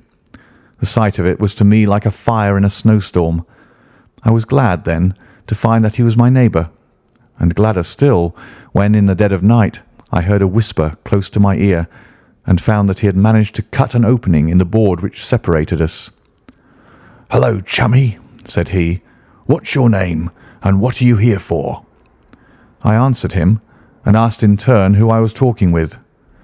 "I am Jack Prendergast," said he, "and by God, you'll learn to bless my name before you've done with me." I remembered hearing of his case, for it was one which had made an immense sensation throughout the country some time before my own arrest. He was a man of good family and of great ability, but of incurably vicious habits, who had by an ingenious system of fraud obtained huge sums of money from the leading London merchants. "Ha ha, you remember my case," said he proudly. "Very well indeed." "Then maybe you remember something queer about it." "What was that then?" "I'd had nearly $250,000, hadn't I?" "So it was said." "But none was recovered, eh?" "No." "Well, where do you suppose the balance is?" he asked. "I have no idea," said I. "Right between my finger and thumb," he cried. "By God, I've got more pounds to my name than you've had hairs on your head. And if you've money, my son, and know how to handle it and spread it, you can do anything. Now, you don't think it likely that a man who could do anything is going to wear his breeches out sitting in the stinking hold of a rat-gutted, beetle-ridden, mouldy old coffin of a China coaster? No, sir. Such a man will look after himself and will look after his chums. You may lay to that. You hold on to him, and you may kiss the book that he'll haul you through." That was his style of talk, and at first I thought it meant nothing. But after a while, when he had tested me and sworn me in with all possible solemnity, he let me understand that there really was a plot to gain command of the vessel. A dozen of the prisoners had hatched it before they came aboard. Prendergast was the leader, and his money was the motive power. "I'd a partner," said he, "a rare good man, as true as a stock to a barrel. He's got the dibs, he has, and where do you think he is at this moment? Why, he's the chaplain of this ship. The chaplain, no less. He came aboard with a black coat and his papers right, and money enough in his box to buy the thing right up from keel to main truck. The crew are his, body and soul. He could buy 'em at so much a gross with a cash discount, and he did it before ever they signed on. He's got 2 of the warders and Maria, the second mate, and he'd get the captain himself if he thought him worth it." "What are we to do then?" I asked. "What do you think?" said he. "We'll make the coats of some of these soldiers redder than ever the tailor did." "But they are armed," said I. "And so shall we be, my boy. There's a brace of pistols for every mother's son of us, and if we can't carry this ship with the crew at our back, it's time we were all sent to a young Mrs. boarding school. You speak to your mate upon the left tonight, and see if he is to be trusted." I did so, and found my other neighbour to be a young fellow in much the same position as myself, whose crime had been forgery. His name was Evans, but he afterwards changed it, like myself, and he is now a rich and prosperous man in the south of England. He was ready enough to join the conspiracy as the only means of saving ourselves, and before we had crossed the bay there were only 2 of the prisoners who were not in the secret. One of these was of weak mind, and we did not dare to trust him, and the other was suffering from jaundice and could not be of any use to us. From the beginning there was really nothing to prevent us from taking possession of the ship. The crew were a set of ruffians specially picked for the job. The sham chaplain came into our cells to exhort us, carrying a black bag supposed to be full of tracts. And so often did he come that by the 3rd day we had each stowed away at the foot of our beds a file, a brace of pistols, a pound of powder, and 20 slugs. 2 of the warders were agents of Prendergast, and the second mate was his right-hand man. The captain, the 2 mates, 2 warders, Lieutenant Martin, his 18 soldiers, and the doctor were all that we had against us. Yet, safe as it was, we determined to neglect no precaution and to make our attack suddenly by night. It came, however, more quickly than we expected, and in this way. One evening, about the 3rd week after our start, the doctor had come down to see one of the prisoners who was ill, and putting his hand down on the bottom of his bunk, he felt the outline of the pistols. If he had been silent, he might have blown the whole thing. But he was a nervous little chap, so he gave a cry of surprise and turned so pale that the man knew what was up in an instant and seized him. He was gagged before he could give the alarm and tied down upon the bed. He had unlocked the door that led to the deck, and we were through it in a rush. The 2 sentries were shot down, and so was a corporal who came running to see what was the matter. There were 2 more soldiers at the door of the stateroom, and their muskets seemed not to be loaded, for they never fired upon us, and they were shot while trying to fix their bayonets. Then we rushed on into the captain's cabin, but as we pushed open the door, there was an explosion from within, and there he lay with his brains smeared over the chart of the Atlantic, which was pinned upon the table, while the chaplain stood with a smoking pistol in his hand at his elbow. The 2 mates had both been seized by the crew, and the whole business seemed to be settled. The stateroom was next to the cabin, and we flocked in there and flopped down on the settees, all speaking together, for we were just mad with the feeling that we were free once more. There were lockers all round, and Wilson, the sham chaplain, knocked one of them in and pulled out a dozen of brown sherry. We cracked off the necks of the bottles, poured the stuff out into tumblers, and were just tossing them off, when in an instant, without warning, there came the roar of muskets in our ears, and the saloon was so full of smoke that we couldn't see across the table. When it cleared again, the place was a shambles. Wilson and 8 others were wriggling on the top of each other on the floor, and the blood and the brown sherry on that table turn me sick now when I think of it. We were so cowed by the sight that I think we should have given the job up if it had not been for Prendergast. He bellowed like a bull and rushed for the door with all that were left alive at his heels. Out we ran, and there on the poop were the lieutenant and 10 of his men. The swing skylights above the saloon table had been a bit open, and they had fired on us through the slit. We got on them before they could load, and they stood to it like men, but we had the upper hand of them, and in 5 minutes it was all over. My God, was there ever a slaughterhouse like that ship? Prendergast was like a raging devil, and he picked the soldiers up as if they had been children and threw them overboard alive or dead. There was one sergeant that was horribly wounded, and yet kept on swimming for a surprising time, until someone in mercy blew out his brains. When the fighting was over, there was no one left of our enemies except just the warders, the mates, and the doctor. It was over them that the great quarrel arose. There were many of us who were glad enough to win back our freedom, and yet who had no wish to have murder on our souls. It was one thing to knock the soldiers over with their muskets in their hands, and it was another to stand by while men were being killed in cold blood. 8 of us, 5 convicts and 3 sailors, said that we would not see it done. But there was no moving Prendergast and those who were with him. Our only chance of safety lay in making a clean job of it, said he, and he would not leave a tongue with power to wag in a witness box. It nearly came to our sharing the fate of the prisoners, but at last he said that if we wished we might take a boat and go. We jumped at the offer, for we were already sick of these bloodthirsty doings, and we saw that there would be worse before it was done. We were given a suit of sailor togs each, a barrel of water, 2 casks, one of junk and one of biscuits, and a compass. Prendergast threw us over a chart, told us that we were shipwrecked mariners whose ship had foundered in latitude 15 degrees and long 25 degrees west, and then cut the painter and let us go. And now I come to the most surprising part of my story, my dear son. The seamen had hauled the foreyard aback during the rising, but now, as we left them, they brought it square again, and as there was a light wind from the north and east, the bark began to draw slowly away from us. Our boat lay rising and falling upon the long, smooth rollers, and Evans and I, who were the most educated of the party, were sitting in the sheets working out our position and planning what coast we should make for.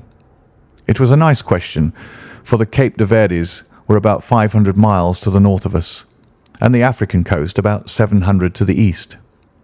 On the whole, as the wind was coming round to the north, we thought that Sierra Leone might be best, and turned our head in that direction, the bark being at that time nearly hull down on our starboard quarter.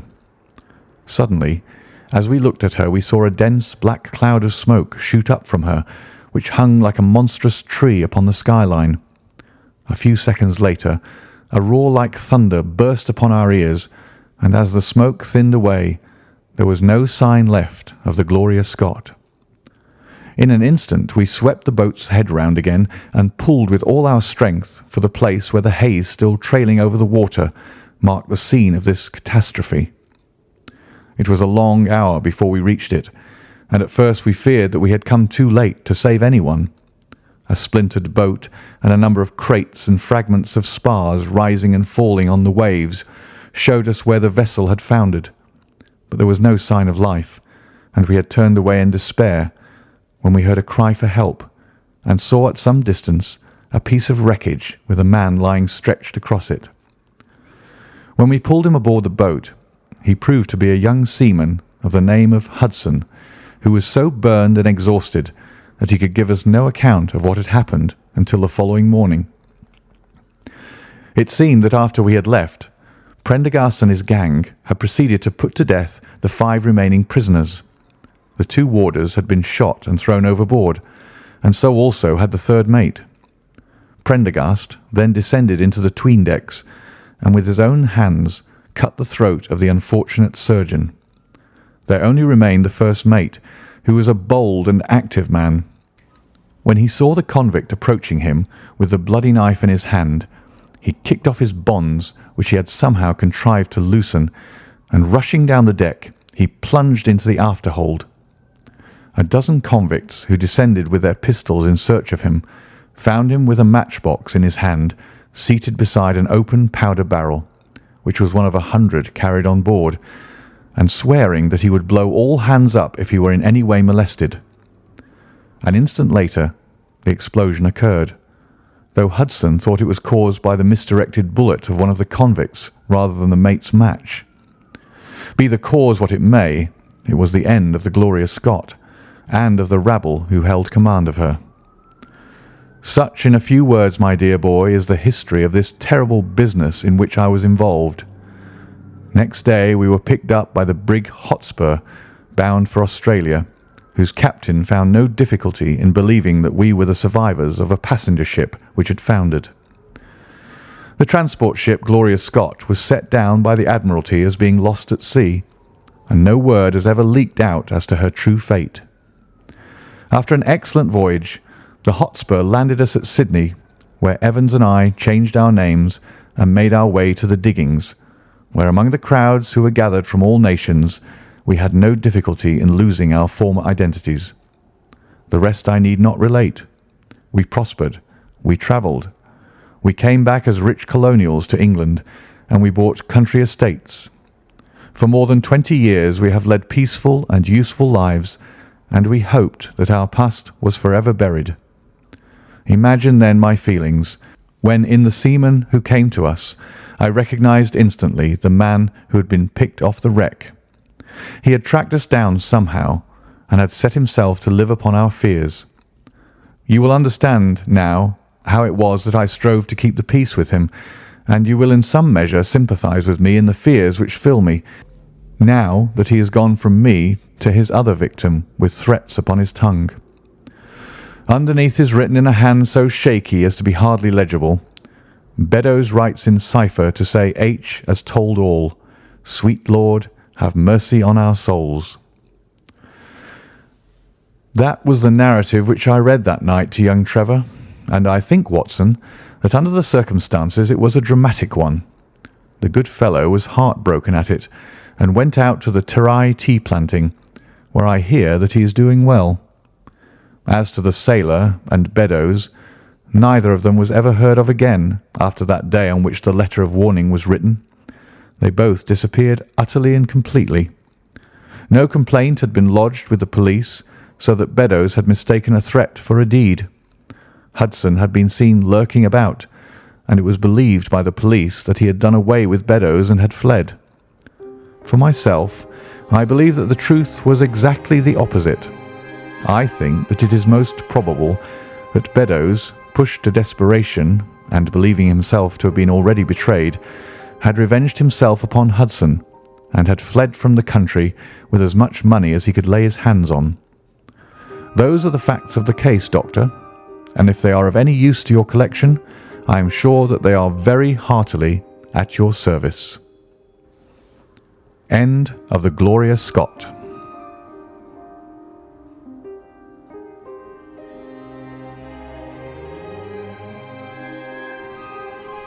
Adventure 5.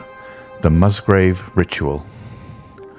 An anomaly which often struck me in the character of my friend Sherlock Holmes was that although in his methods of thought he was the neatest and most methodical of mankind, and although also he affected a certain quiet primness of dress, he was nonetheless in his personal habits one of the most untidy men that ever drove a fellow lodger to distraction. Not that I am in the least conventional in that respect myself.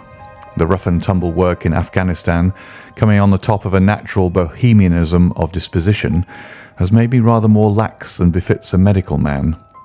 But with me there is a limit, and when I find a man who keeps his cigars in the coal scuttle, his tobacco in the toe end of a Persian slipper, and his unanswered correspondence transfixed by a jackknife into the very centre of his wooden mantelpiece, then I begin to give myself virtuous airs. I have always held, too, that pistol practice should be distinctly an open-air pastime, and when Holmes, in one of his queer humours, would sit in an armchair with his hair trigger and 100 Boxer cartridges, and proceed to adorn the opposite wall with a patriotic V.R. done in bullet pocks, I felt strongly that neither the atmosphere nor the appearance of our room was improved by it. Our chambers were always full of chemicals, and of criminal relics which had a way of wandering into unlikely positions and of turning up in the butter dish or in even less desirable places. But his papers were my great crux. He had a horror of destroying documents, especially those which were connected with his past cases, and yet it was only once in every year or two that he would muster energy to docket and arrange them.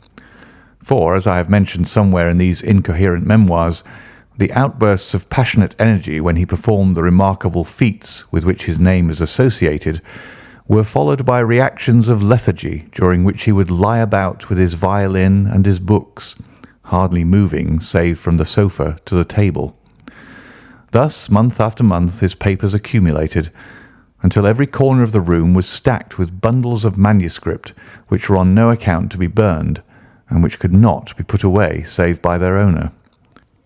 One winter's night, as we sat together by the fire, I ventured to suggest to him that as he had finished pasting extracts into his commonplace book, he might employ the next 2 hours in making our room a little more habitable.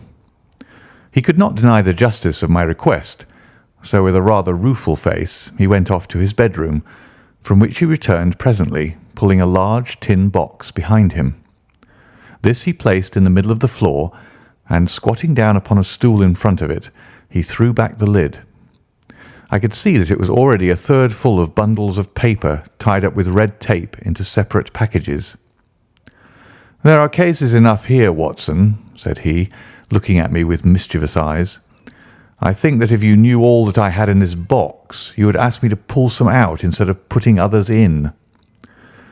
"These are the records of your early work, then?" I asked. "I have often wished that I had notes of those cases." "Yes, my boy. These were all done prematurely before my biographer had come to glorify me." He lifted bundle after bundle in a tender, caressing sort of way. "They are not all successes, Watson," said he, "but there are some pretty little problems among them. Here's the record of the Tarleton murders, and the case of Vanbury, the wine merchant, and the adventure of the old Russian woman, and the singular affair of the aluminium crutch, as well as a full account of Ricoletti of the club foot and his abominable wife. And here, now this really is something a little recherché." He dived his arm down to the bottom of the chest and brought up a small wooden box with a sliding lid, such as children's toys are kept in. From within he produced a crumpled piece of paper, an old-fashioned brass key, a peg of wood with a ball of string attached to it, and 3 rusty old discs of metal. "Well, my boy, what do you make of this lot?" he asked, smiling at my expression. "It is a curious collection." "Very curious, and the story that hangs around it will strike you as being more curious still." "These relics have a history, then?" "So much so that they are history." What do you mean by that?" Sherlock Holmes picked them up one by one and laid them along the edge of the table. Then he reseated himself in his chair and looked them over with a gleam of satisfaction in his eyes. "These," said he, "are all that I have left to remind me of the adventure of the Musgrave Ritual." I had heard him mention the case more than once, though I had never been able to gather the details. "I should be so glad," said I, "if you'd give me an account of it." "And leave the litter as it is?" he cried mischievously. "Your tidiness won't bear much strain after all, Watson. But I should be glad that you should add this case to your annals, for there are points in it which make it quite unique in the criminal records of this, or, I believe, of any other country. A collection of my trifling achievements would certainly be incomplete which contained no account of this very singular business. You may remember how the affair of the Gloria Scott and my conversation with the unhappy man whose fate I told you of first turned my attention in the direction of the profession which had become my life's work. You see me now when my name has become known far and wide, and when I am generally recognised both by the public and by the official force as being a final court of appeal in doubtful cases. Even when you knew me first, at the time of the affair which you have commemorated in A Study in Scarlet, I had already established a considerable, though not a very lucrative, connection. You can hardly realise, then, how difficult I found it at first, and how long I had to wait before I succeeded in making any headway. When I first came up to London, I had rooms in Montague Street, just round the corner from the British Museum, and there I waited, filling in my too abundant leisure time by studying all those branches of science which might make me more efficient. Now and again cases came in my way, principally through the introduction of old fellow students, for during my last years at the university there was a good deal of talk there about myself and my methods. The third of these cases was that of the Musgrave Ritual, and it is to the interest which was aroused by that singular chain of events and the large issues which proved to be at stake that I trace my first stride towards the position which I now hold. Reginald Musgrave had been in the same college as myself, and I had some slight acquaintance with him. He was not generally popular among the undergraduates, though it always seemed to me that what was set down as pride was really an attempt to cover extreme natural diffidence. In appearance he was a man of exceedingly aristocratic type, thin, high-nosed, and large-eyed, with languid and yet courtly manners. He was indeed a scion of one of the very oldest families in the kingdom, though his branch was a cadet one which had separated from the northern Musgraves some time in the 16th century, and had established itself in western Sussex, where the manor house of Hurlstone is perhaps the oldest inhabited building in the county. Something of his birthplace seemed to cling to the man, and I never looked at his pale, keen face or the poise of his head without associating him with grey archways and mullioned windows and all the venerable wreckage of a feudal keep. Once or twice we drifted into talk, and I can remember that more than once he expressed a keen interest in my methods of observation and inference. For 4 years I had seen nothing of him until one morning he walked into my room in Montague Street. He had changed little, was dressed like a young man of fashion. He was always a bit of a dandy, and preserved the same quiet, suave manner which had formerly distinguished him. "How has all gone with you, Musgrave?" I asked, after we had cordially shaken hands. "You probably heard of my poor father's death," said he. "He was carried off about 2 years ago. Since then I have, of course, had the Hurlstone estates to manage, and as I am member for my district as well, my life has been a busy one. But I understand, Holmes, that you are turning to practical ends those powers with which you used to amaze us." "Yes," said I. "I have taken to living by my wits." "I am delighted to hear it, for your advice at present would be exceedingly valuable to me.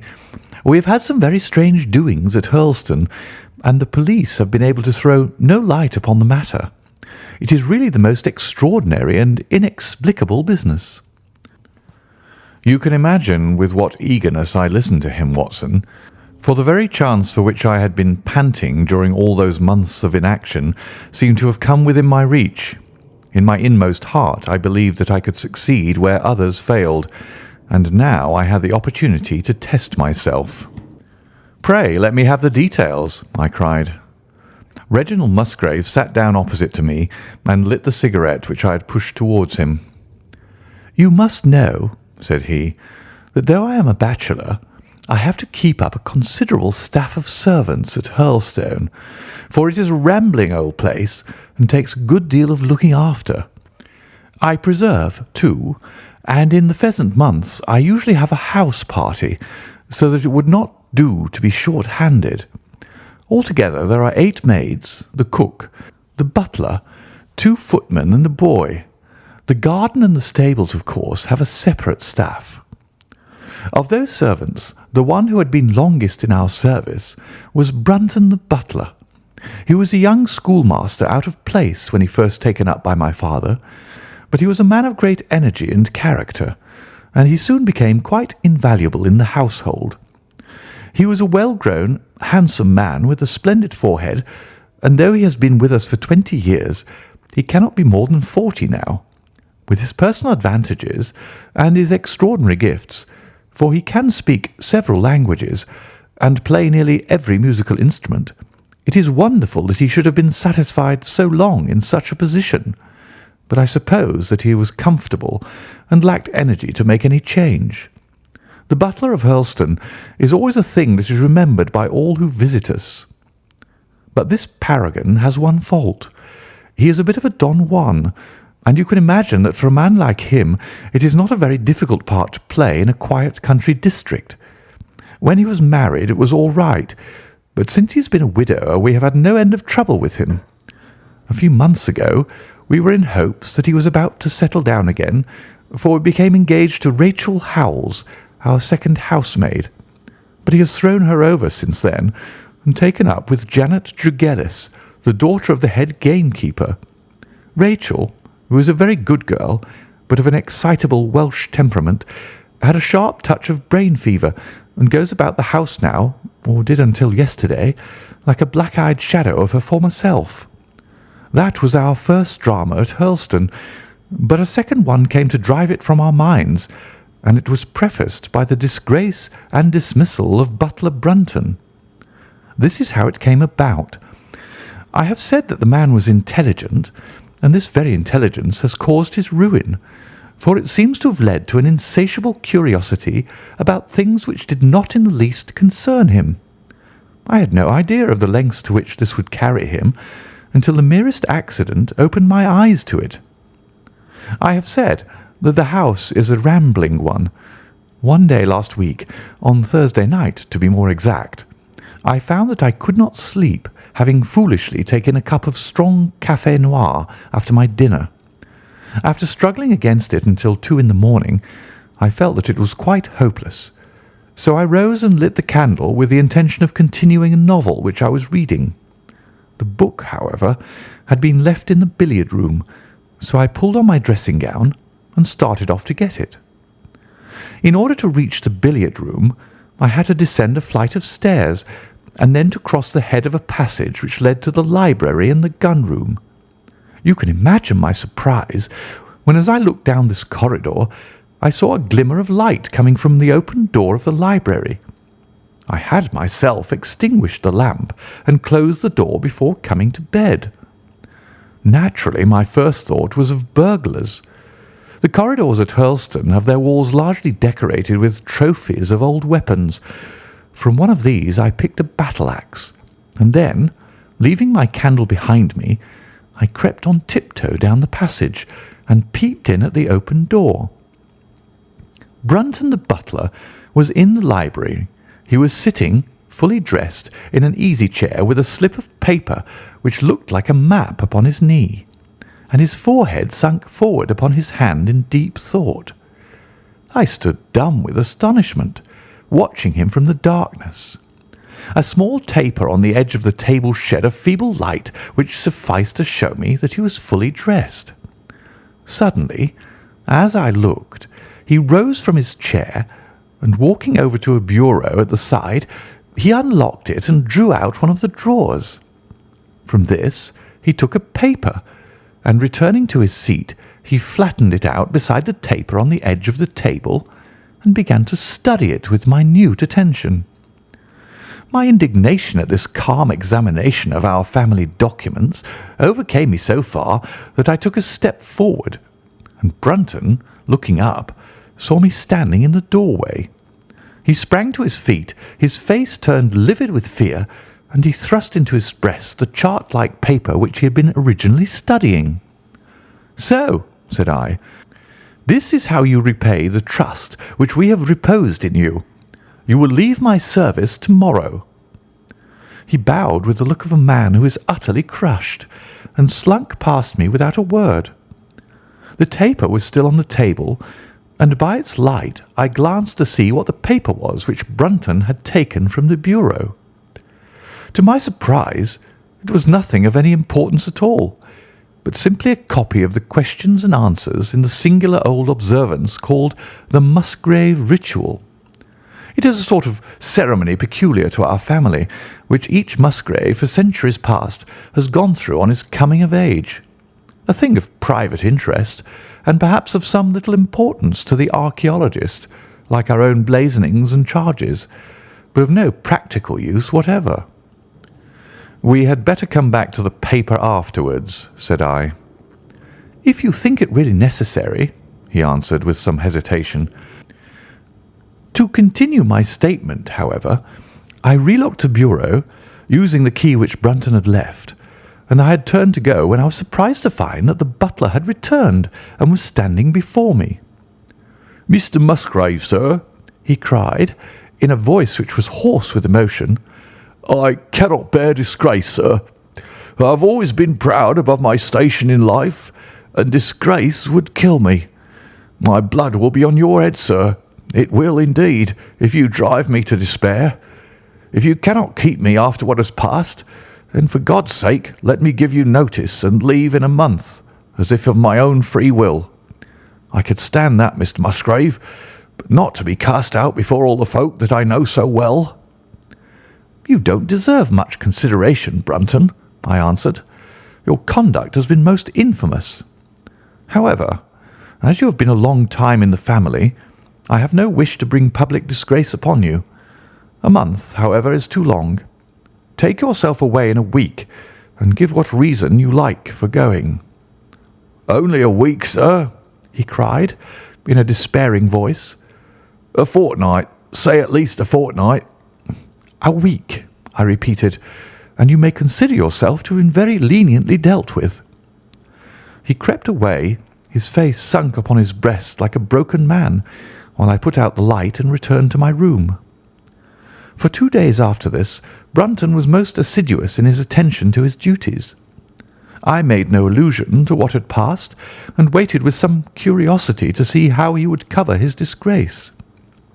On the third morning, however, he did not appear, as was his custom after breakfast, to receive my instructions for the day.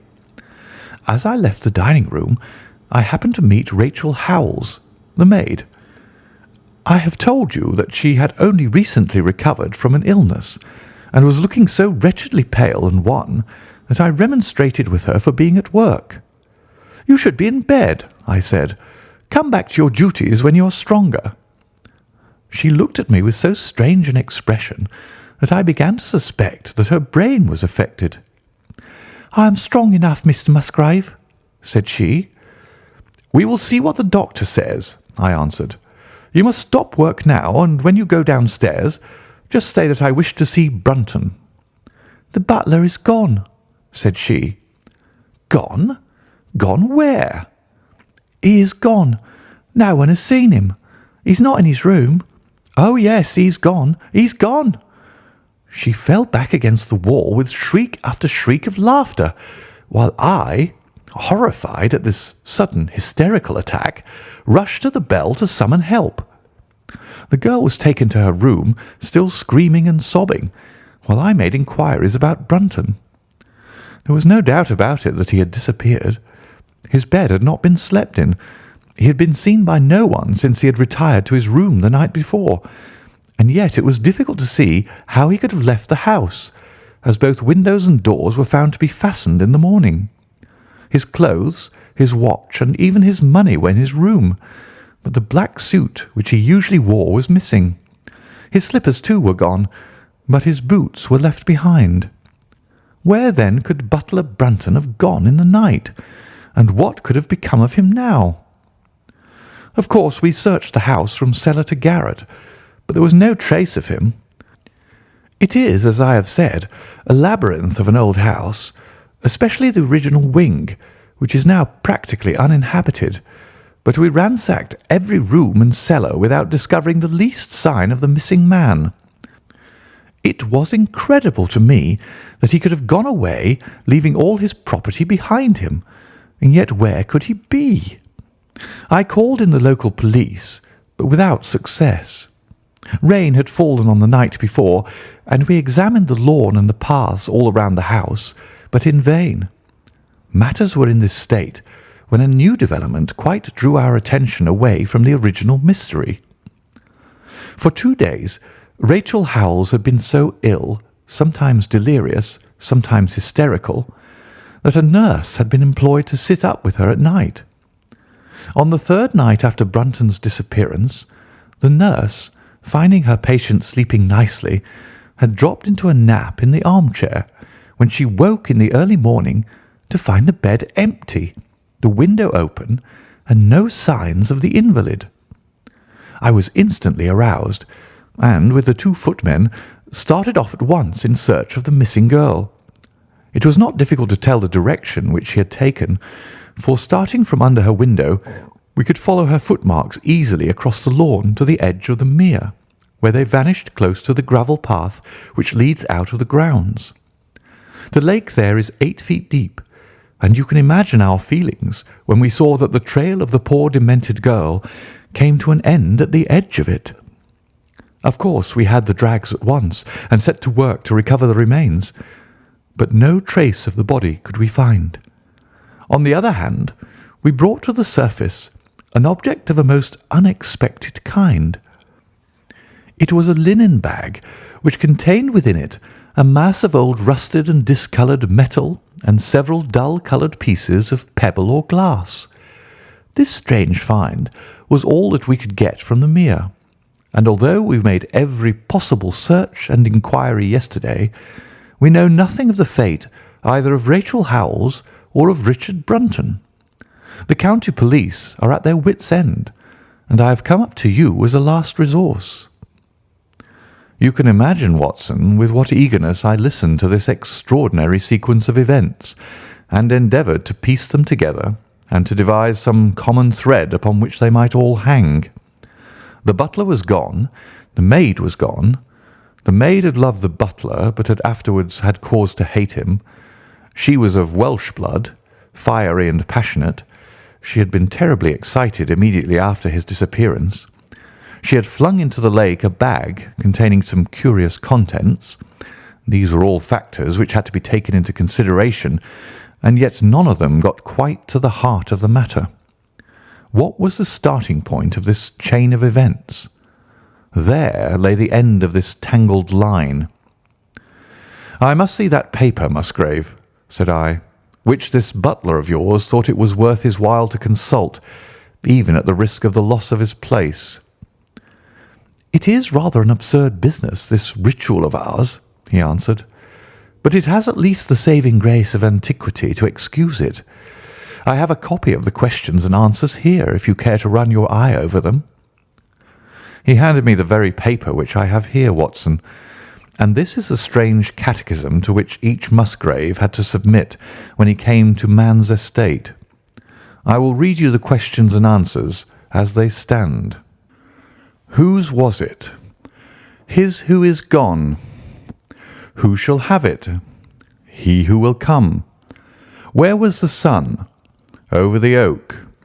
Where was the shadow? Under the elm. How was it stepped?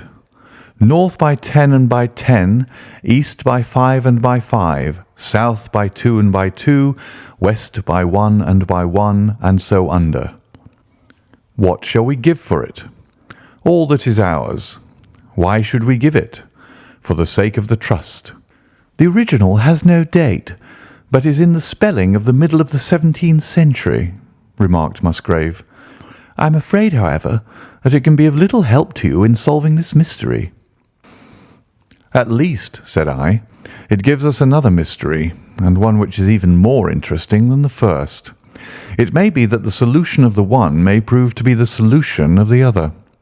You will excuse me, Musgrave, if I say that your butler appears to me to have been a very clever man, and to have had a clearer insight than 10 generations of his masters. I hardly follow you, said Musgrave. The paper seems to me to be of no practical importance. But to me it seems immensely practical, and I fancy that Brunton took the same view. He had probably seen it before that night on which you caught him. It is very possible. We took no pains to hide it. He simply wished, I should imagine, to refresh his memory upon that last occasion. He had, as I understand, some sort of map or chart which he was comparing with the manuscript, and which he thrust into his pocket when you appeared. That is true. But what could he have to do with this old family custom of ours, and what does this rigmarole mean? I don't think that we should have much difficulty in determining that, said I. With your permission, we will take the first train down to Sussex and go a little more deeply into the matter upon the spot. The same afternoon saw us both at Hurlstone. Possibly you have seen pictures and read descriptions of the famous old building, so I will confine my account of it to saying that it is built in the shape of an L, the long arm being the more modern portion, and the shorter the ancient nucleus from which the other had developed. Over the low, heavily linteled door in the centre of this old part is chiselled the date 1607, but experts are agreed that the beams and stonework are really much older than this. The enormously thick walls and tiny windows of this part had in the last century driven the family into building the new wing, and the old one was used now as a storehouse and a cellar, when it was used at all. A splendid park with fine old timber surrounds the house, and the lake to which my client had referred lay close to the avenue about 200 yards from the building. I was already firmly convinced, Watson, that there were not 3 separate mysteries here, but only one, and that if I could read the Musgrave ritual aright, I should hold in my hand the clue which would lead me to the truth concerning both the butler Brunton and the maid Howells. To that, then, I turned all my energies. Why should this servant be so anxious to master this old formula?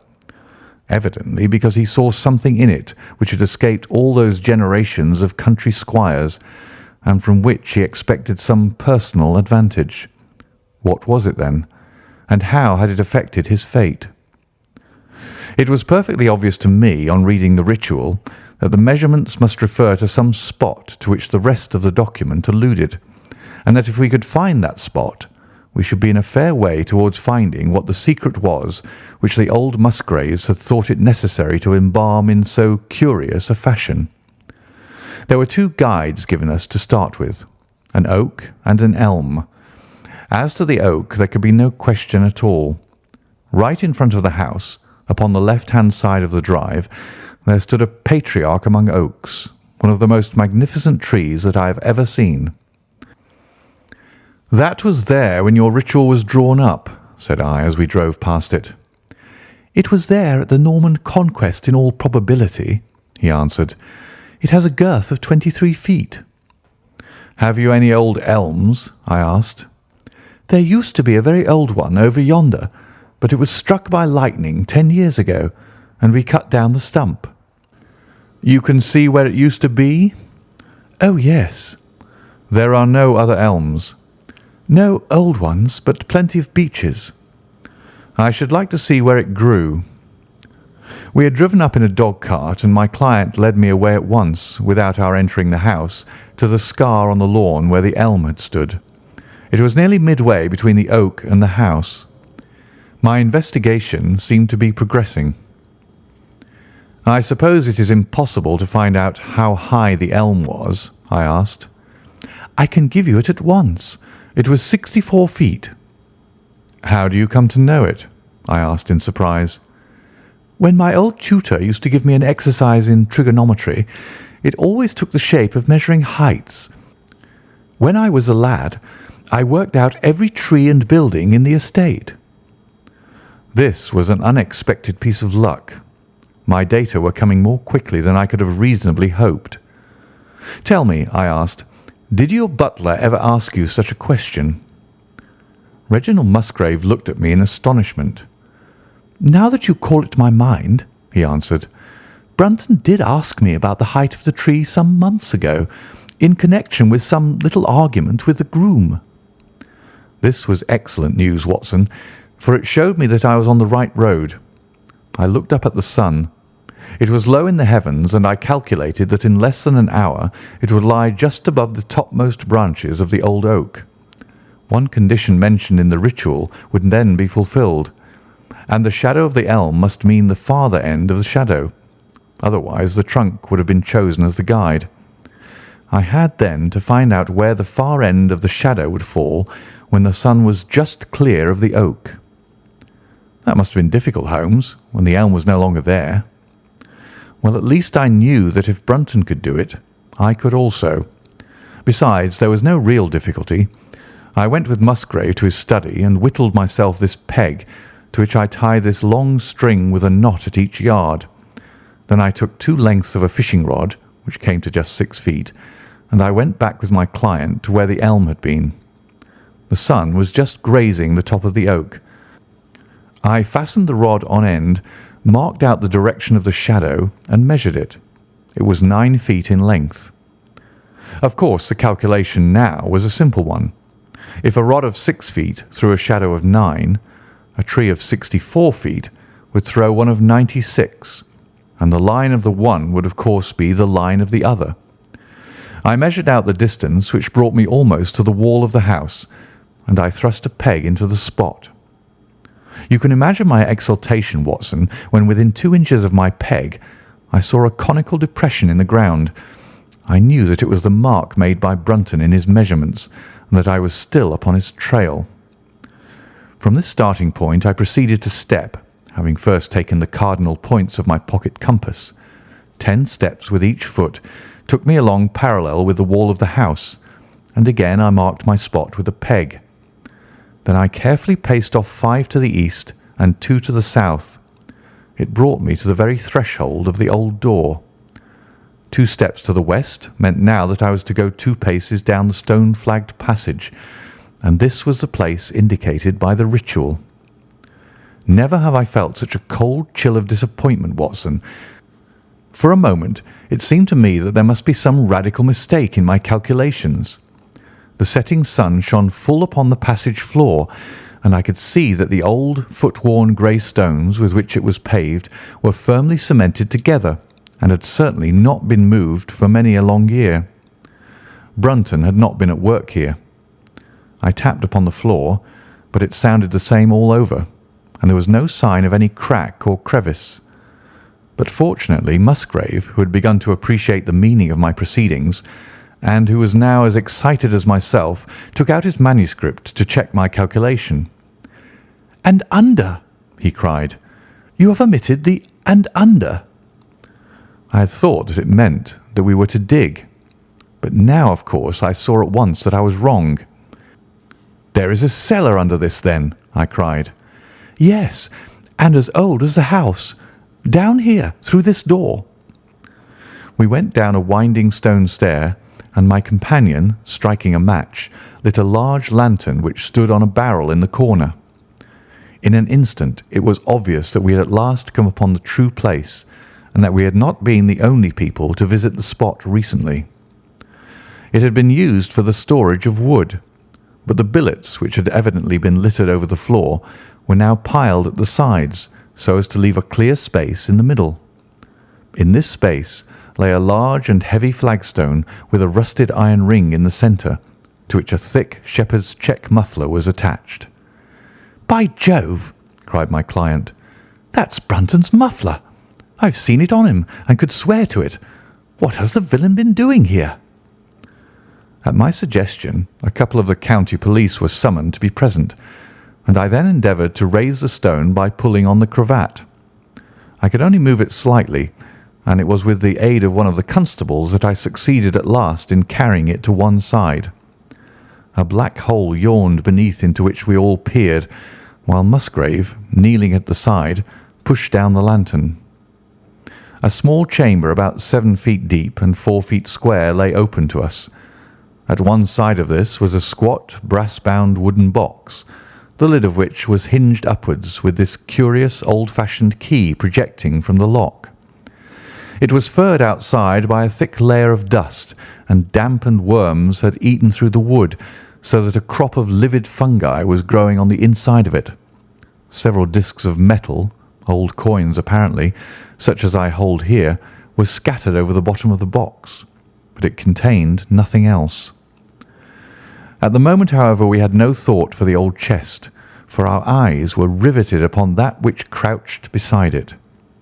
It was the figure of a man clad in a suit of black, who squatted down upon his hams with his forehead sunk upon the edge of the box and his 2 arms thrown out on each side of it. The attitude had drawn all the stagnant blood to the face, and no man could have recognized that distorted, liver-coloured countenance, but his height, his dress, and his hair were all sufficient to show my client, when we had drawn the body up, that it was indeed his missing butler. He had been dead some days, but there was no wound or bruise upon his person to show how he had met his dreadful end. When his body had been carried from the cellar, we found ourselves still confronted with a problem which was almost as formidable as that which we had started. I confess that so far, Watson, I had been disappointed in my investigation. I had reckoned upon solving the matter when once I had found the place referred to in the ritual. But now I was there, and was apparently as far as ever from knowing what it was which the family had concealed with such elaborate precautions. It is true that I had thrown a light upon the fate of Brunton, but now I had to ascertain how that fate had come upon him, and what part had been played in the matter by the woman who had disappeared. I sat down upon a keg in the corner and thought the whole matter carefully over. You know my methods in such cases, Watson. I put myself in the man's place, and having first gauged his intelligence, I try to imagine how I should myself have proceeded under the same circumstances. In this case the matter was simplified by Brunton's intelligence being quite first-rate, so that it was unnecessary to make any allowance for the personal equation, as the astronomers have dubbed it. He knew that something valuable was concealed. He had spotted the place. He found that the stone which covered it was just too heavy for a man to move unaided. What would he do next? He could not get help from outside, even if he had someone whom he could trust, without the unbarring of doors and considerable risk of detection. It was better, if he could, to have his helpmate inside the house. But whom could he ask? This girl had been devoted to him. A man always finds it hard to realize that he may have finally lost a woman's love, however badly he may have treated her. He would try by a few attentions to make his peace with the girl Howells, and then would engage her as his accomplice. Together they would come at night to the cellar, and their united force would suffice to raise the stone. So far I could follow their actions as if I had actually seen them. But for 2 of them, and one a woman, it must have been heavy work, the raising of that stone. A burly Sussex policeman and I had found it no light job. What would they do to assist them? Probably what I should have done myself. I rose and examined carefully the different billets of wood which were scattered round the floor. Almost at once I came upon what I expected. One piece, about 3 feet in length, had a very marked indentation at one end, while several were flattened at the sides as if they had been compressed by some considerable weight. Evidently, as they had dragged the stone up, they had thrust the chunks of wood into the chink, until at last, when the opening was large enough to crawl through, they would hold it open by a billet placed lengthwise, which might very well become indented at the lower end, since the whole weight of the stone would press it down to the edge of this other slab. So far, I was still on safe ground. And now, how was I to proceed to reconstruct this midnight drama?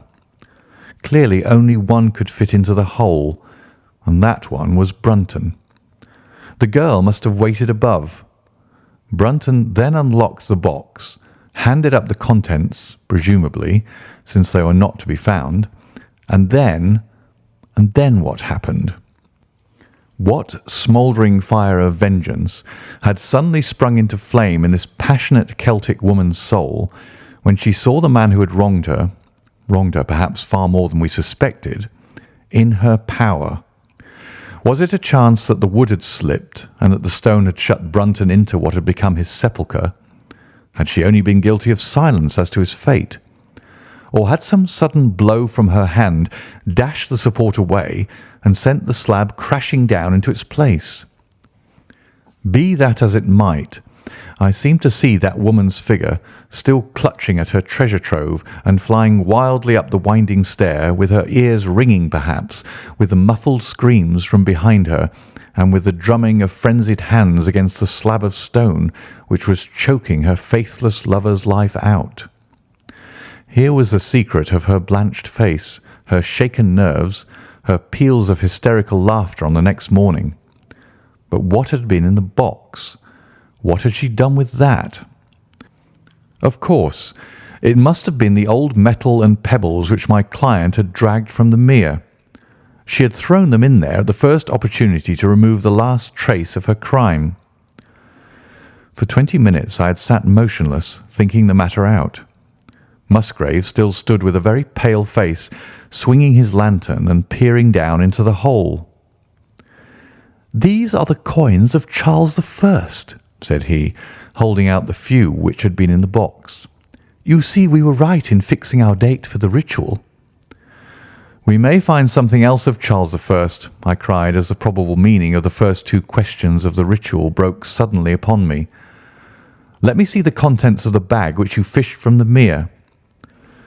We ascended to his study, and he laid the debris before me.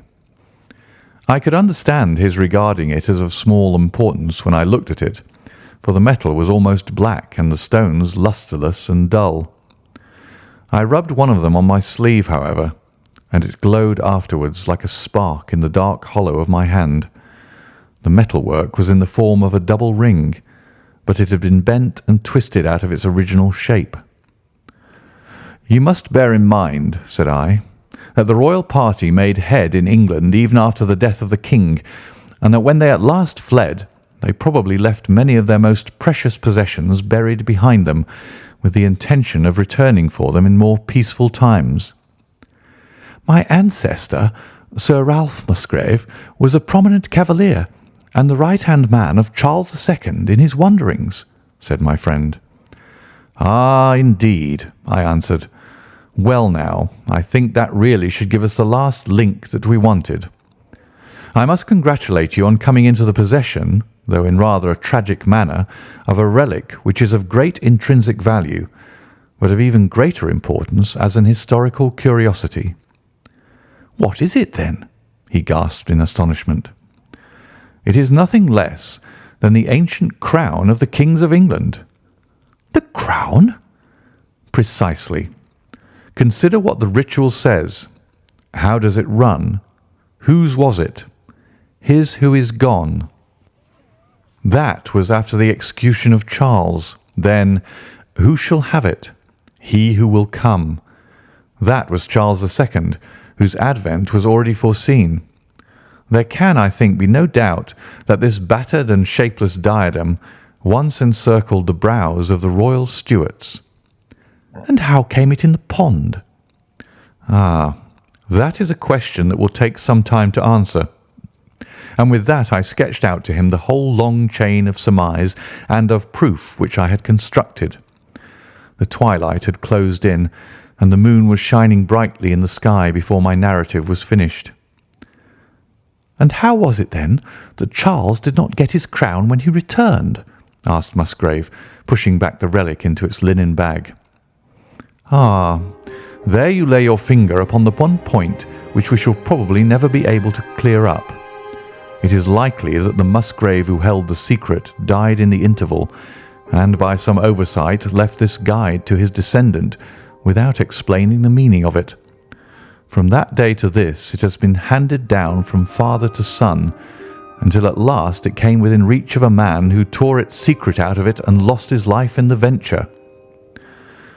And that's the story of the Musgrave Ritual, Watson. They have the crown down at Hurlstone, though they had some legal bother and a considerable sum to pay before they were allowed to retain it. I am sure that if you mentioned my name, they would be happy to show it to you. Of the woman nothing was ever heard, and the probability is that she got away out of England and carried herself and the memory of her crime to some land beyond the seas. End of the Musgrave Ritual.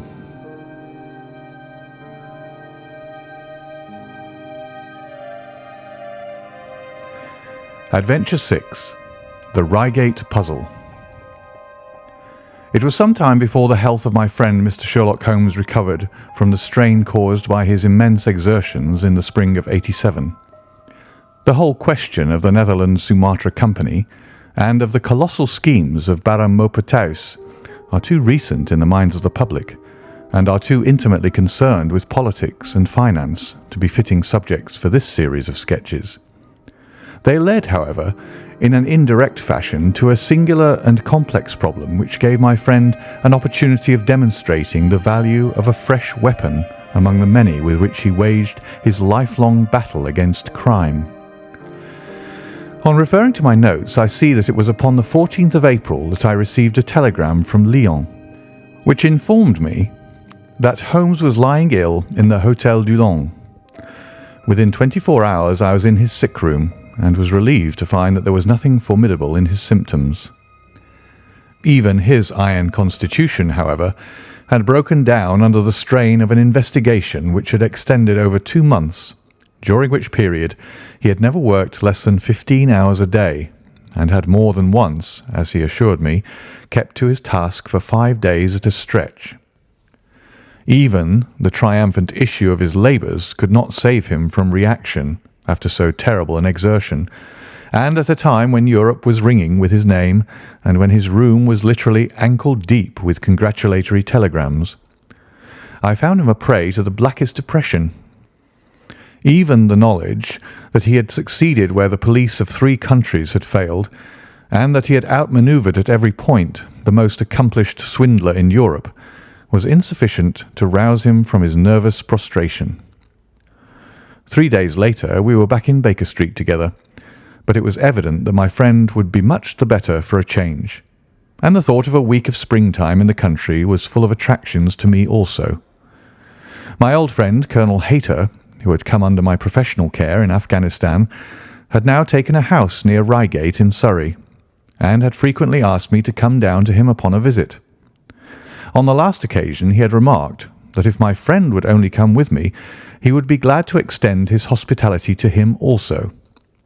A little diplomacy was needed, but when Holmes understood that the establishment was a bachelor one, and that he would be allowed the fullest freedom, he fell in with my plans, and a week after our return from Lyon, we were under the colonel's roof. Hayter was a fine old soldier who had seen much of the world, and he soon found, as I had expected, that Holmes and he had much in common. On the evening of our arrival, we were sitting in the colonel's gun-room after dinner, Holmes stretched upon the sofa, while Hayter and I looked over his little armoury of Eastern weapons. "By the way," said he suddenly, "I think I'll take one of these pistols upstairs with me in case we have an alarm." "An alarm?" said I. "Yes, we've had a scare in this part lately. Old Acton, who is one of our county magnates, had his house broken into last Monday. No great damage done, but the fellows are still at large." "No clue?" asked Holmes, cocking his eye at the colonel. "None as yet, but the affair is a petty one. One of our little country crimes, which must seem too small for your attention, Mr. Holmes, after this great international affair." Holmes waved away the compliment, though his smile showed that it had pleased him. "Was there any feature of interest?" "I fancy not. The thieves ransacked the library and got very little for their pains. The whole place was turned upside down, drawers burst open, and presses ransacked, with the result that an odd volume of Pope's Homer, 2 plated candlesticks, an ivory letter weight, a small oak barometer, and a ball of twine are all that have vanished." "What an extraordinary assortment!" I exclaimed. "Oh, the fellows evidently grabbed hold of everything they could get." Holmes grunted from the sofa. "The county police ought to make something of that," said he. "Why, it is surely obvious that—" But I held up a warning finger. "You are here for a rest, my dear fellow. For heaven's sake, don't get started on a new problem when your nerves are all in shreds." Holmes shrugged his shoulders with a glance of comic resignation towards the Colonel, and the talk drifted away into less dangerous channels. It was destined, however, that all my professional caution should be wasted, for next morning the problem obtruded itself upon us in such a way that it was impossible to ignore it, and our country visit took a turn which neither of us could have anticipated. We were at breakfast when the Colonel's butler rushed in with all his propriety shaken out of him. "Have you heard the news, sir?" he gasped. "At the Cunninghams, sir." "Burglary?" cried the Colonel with his coffee cup in mid-air. "Murder." The Colonel whistled. "By Jove," said he. "Who's killed, then? The J.P. or his son?" "Neither, sir. It was William, the coachman. Shot through the heart, sir, and never spoke again." "Who shot him, then?" "The burglar, sir. He was off like a shot and got clean away. He just broke in at the pantry window when William came on him and met his end in saving his master's property." "What time?" "It was late last night, sir. Somewhere about 12. "Ah, then, we'll step over afterwards," said the Colonel, coolly settling down to his breakfast again. "It's a baddish business," he added when the butler had gone. "He's our leading man about here, is old Cunningham, and a very decent fellow, too.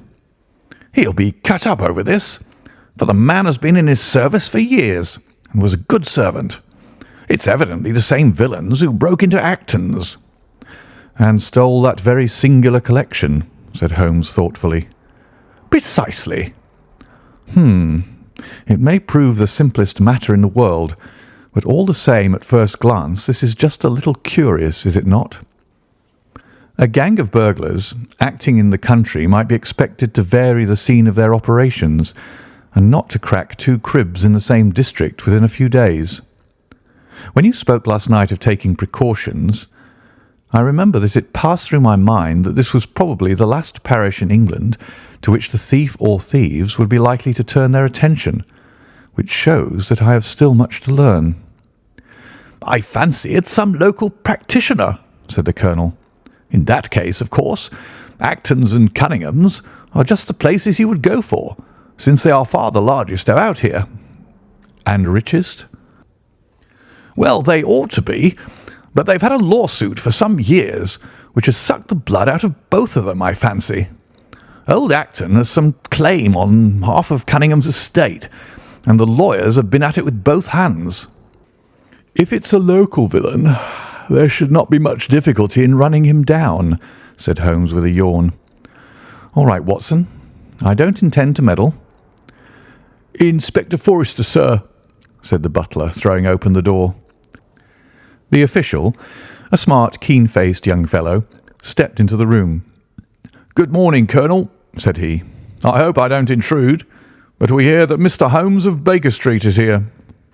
The Colonel waved his hand towards my friend, and the inspector bowed. "We thought that perhaps you would care to step across, Mr. Holmes."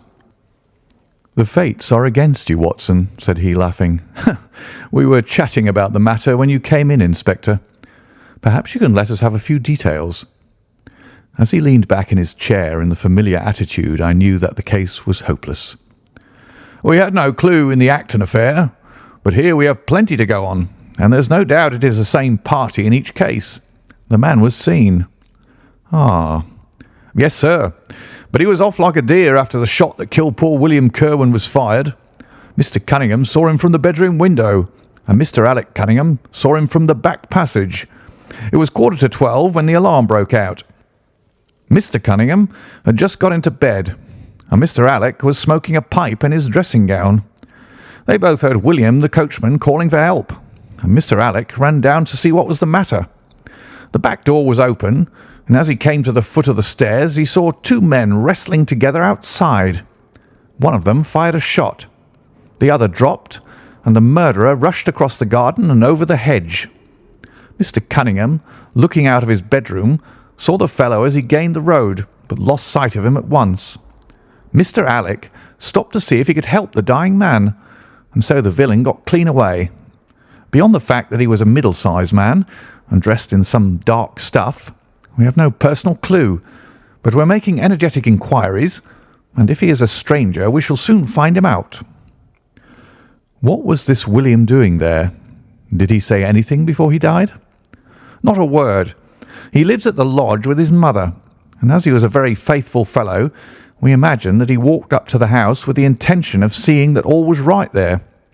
Of course, this Acton business has put everyone on their guard. The robber must have just burst open the door. The lock has been forced when William came upon him." "Did William say anything to his mother before going out?" "She's very old and deaf, and we can get no information from her. The shock has made her half-witted, but I understand that she was never very bright. There is one very important circumstance, however. Look at this." He took a small piece of torn paper from a notebook and spread it out upon his knee. "This was found between the finger and thumb of the dead man. It appears to be a fragment torn from a larger sheet. You will observe that the hour mentioned upon it is the very time at which the poor fellow met his fate. You see that his murderer might have torn the rest of the sheet from him, or he might have taken this fragment from the murderer. It reads almost as though it were an appointment." Holmes took up the scrap of paper, a facsimile of which is here produced. "D. At 11:45, learn what may be." "Presuming that is an appointment," continued the inspector, "it is of course a conceivable theory that this William Kirwan, though he had the reputation of being an honest man, may have been in league with the thief. He may have met him there, may even have helped him to break in the door, and then they may have fallen out between themselves." "This writing is of extraordinary interest," said Holmes, who had been examining it with intense concentration. "These are much deeper waters than I had thought." He sank his head upon his hands, while the inspector smiled at the effect which his case had had upon the famous London specialist. "Your last remark," said Holmes presently, "as to the possibility of there being an understanding between the burglar and the servant, and this being a note of appointment from one to the other, is an ingenious and not entirely impossible supposition. But this writing opens up—" He sank his head into his hands again and remained for some minutes in the deepest thought. When he raised his face again, I was surprised to see that his cheek was tinged with colour, and his eyes as bright as before his illness. He sprang to his feet with all his old energy. "I'll tell you what," said he. "I should like to have a quiet little glance into the details of this case. There is something in it which fascinates me extremely. If you will permit me, Colonel, I will leave my friend Watson and you, and I will step around with the inspector to test the truth of one or two little fancies of mine. I will be with you again in half an hour." An hour and a half had elapsed before the inspector returned alone. "Mr. Holmes is walking up and down in the field outside," said he. "He wants us all four to go up to the house together." "To Mr. Cunningham's?" "Yes, sir." "What for?" The inspector shrugged his shoulders. "I don't quite know, sir. Between ourselves, I think Mr. Holmes had not quite got over his illness yet. He's been behaving very queerly, and is very much excited." "I don't think you need alarm yourself," said I. "I have usually found that there was method in his madness." "Some folks might say there was madness in his method," muttered the inspector. "But he's all on fire to start, Colonel, so we'd best go out if you're ready."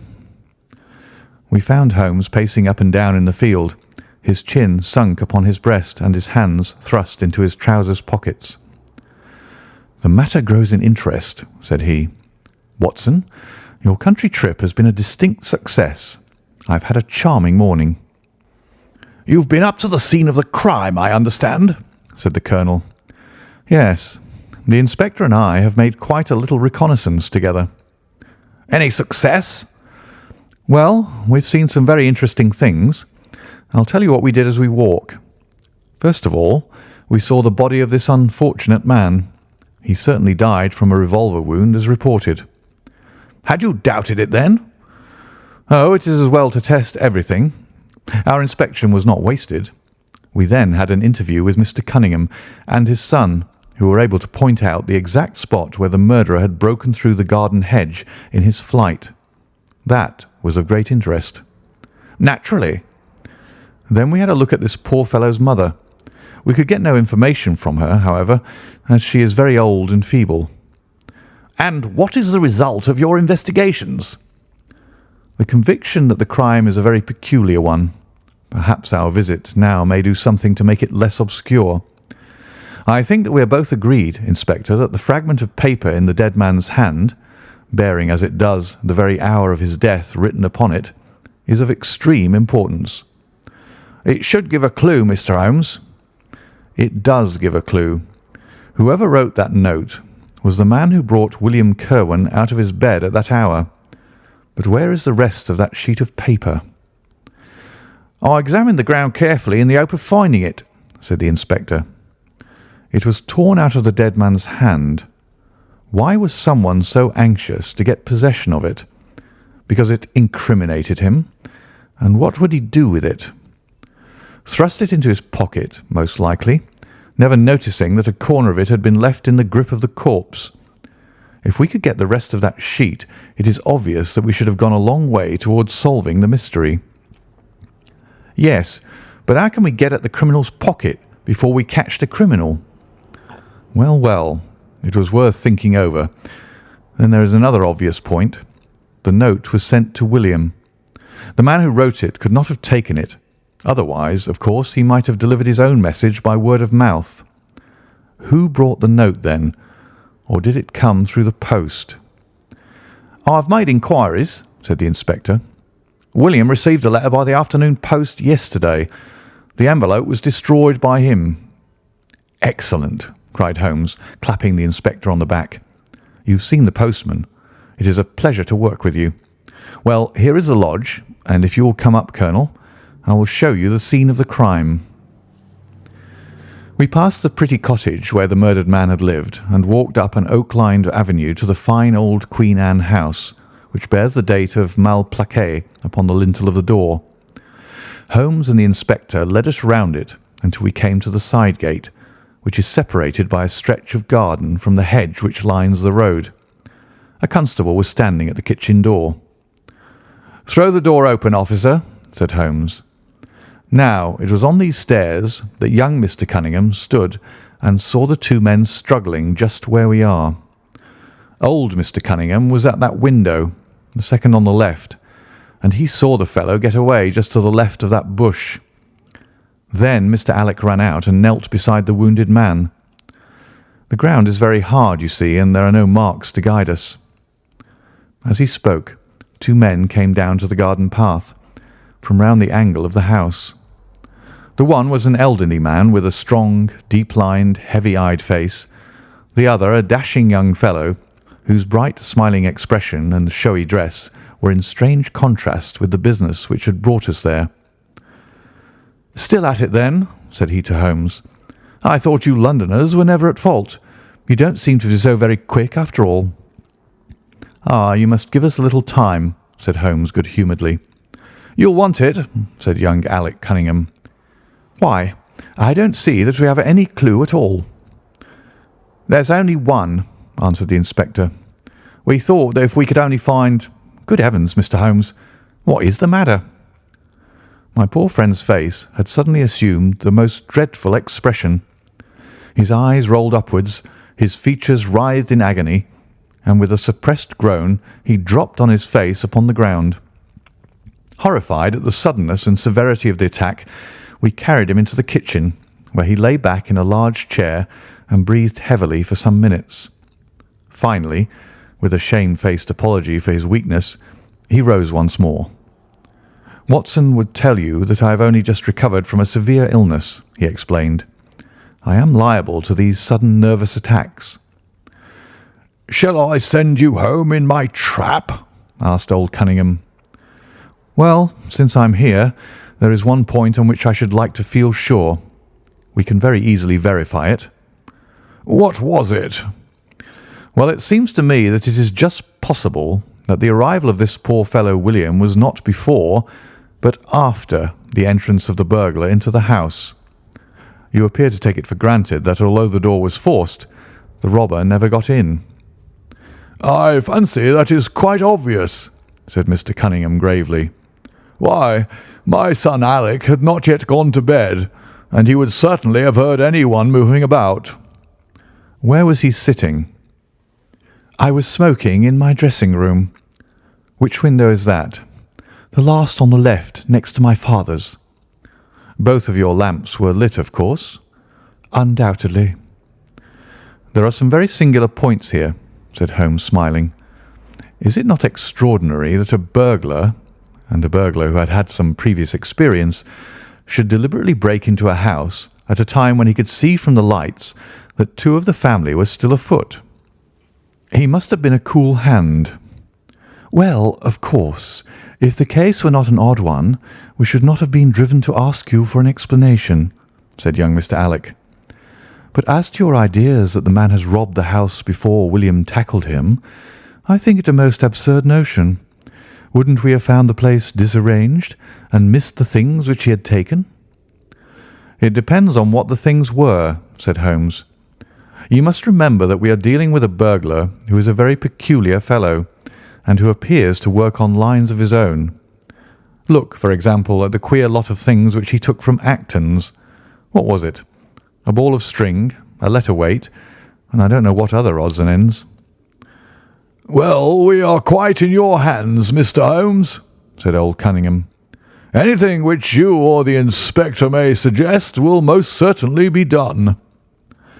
In the first place, said Holmes, I should like you to offer a reward, coming from yourself, for the officials may take a little time before they would agree upon the sum, and these things cannot be done too promptly. I have jotted down the form here. If you would not mind signing it, £50 was quite enough, I thought. I would willingly give you 500, said the J.P., taking the slip of paper and the pencil which Holmes handed to him. This is not quite correct, however, he added, glancing over the document. I wrote it rather hurriedly. You see, you begin, whereas at about 1:45 on Tuesday morning an attempt was made, and so on. It was at 11:45, as a matter of fact. I was pained at the mistake, for I knew how keenly Holmes would feel any slip of the kind. It was his speciality to be accurate as to fact, but his recent illness had shaken him, and this one little incident was enough to show me that he was still far from being himself. He was obviously embarrassed for an instant, while the inspector raised his eyebrows, and Alec Cunningham burst into a laugh. The old gentleman corrected the mistake, however, and handed the paper back to Holmes. Get it printed as soon as possible, he said. I think your idea is an excellent one. Holmes put the slip of paper carefully away into his pocket-book. And now, said he, it really would be a good thing that we should all go over the house together and make certain that this rather erratic burglar did not, after all, carry anything away with him.